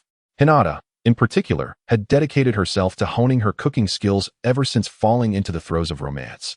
Recognizing the age-old adage that to win a man's heart, one must first capture his stomach. Upon discovering the culinary prowess of Yuhi Kurenai, Hinata frequently sought her guidance in the kitchen, determined to embody the ideal of a devoted wife and nurturing mother. It is an undeniable trait among Japanese women, once married. They often prioritize their husbands. The same holds true within the realm of Naruto. Despite being a lady of high standing, Hinata prepared diligently for her future life with Naruto, the man she had cherished in her heart for so long. She had already resolved to ensure that he would be pampered to an extraordinary standard, one that even a 5-star exclusive establishment could not match. Chapter 95. Naruto's premonition. After waiting in place for approximately 2 days, Kurenai and her companions did not dare to let down their guard, remaining vigilant for the arrival of the Sand Village's escort team.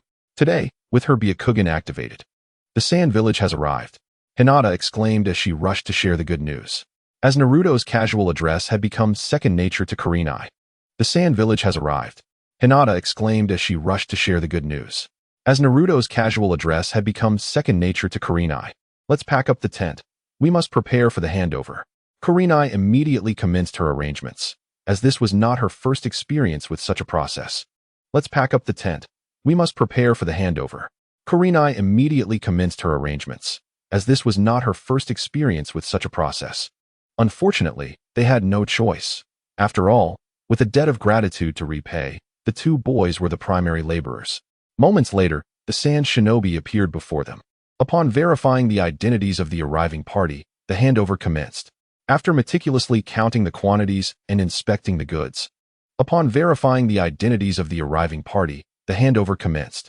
After meticulously counting the quantities and inspecting the goods, Kurenai affixed her signature to the handover document and presented the completion certificate to the Sand Shinobi. Once the goods were in hand, they officially became the property of Konoha. Even if someone were to seize the gold in front of the Sand Shinobi, they would bear no responsibility, as the transfer had been completed. According to custom, we wish you a safe journey. The Sand Shinobi, holding the certificate, exhaled in relief. The completion of the transfer had lifted a significant burden from his shoulders. We wish you a safe journey. The Sand Shinobi, holding the certificate, exhaled in relief. The completion of the transfer had lifted a significant burden from his shoulders. Thank you for your hard work, everyone. We will take it from here. Safe travels. Kurenai courteously greeted the Sand Shinobi, sensing their tension. After all, transporting such a large sum of gold was no small feat, and anyone in their position would be on edge. Same to you. It's still early. You should leave at once to complete your task safely. The Sand Shinobi understood the protocol. Once they received the task certificate, there was no reason to linger. They too hoped for the swift and secure arrival of their counterparts from Konoha, as no one wished for mishaps. Thank you all. Kurenai shared the same sentiment. And with mutual respect, they exchanged farewells. The Sand Shinobi departed, while Kiba and Shino positioned themselves in front of the cart. Hinata took the reins of the cart. They had devised a tactical arrangement in anticipation of this journey, with Kiba and Shino flanking the cart for protection, while Hinata drove and Kurenai maintained surveillance. Should any disturbances arise, Team 8 would instantly be on high alert. As Hinata guided the cart forward, the weight of the gold hindered their speed, resulting in a return journey that would take considerably longer than their initial travel time. Kurenai-sensei, we should hire more horses. These are struggling to pull the load. At this rate, by the time we reach Konoha, the opportunity will have passed. Kiba grumbled as he forged ahead, unable to contain his frustration at their slow pace. While hiring more horses could increase our speed, it would also exacerbate the jostling on the road. A minor bump could lead to the cart overturning.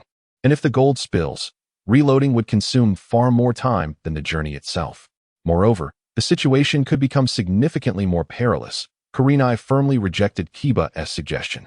They had once experienced a similar situation where a cart of gold had tumbled into a ravine due to an ill-advised increase in speed, resulting in severe repercussions for the shinobi responsible. Thus, the team preferred to proceed at a slower pace rather than risk a disaster.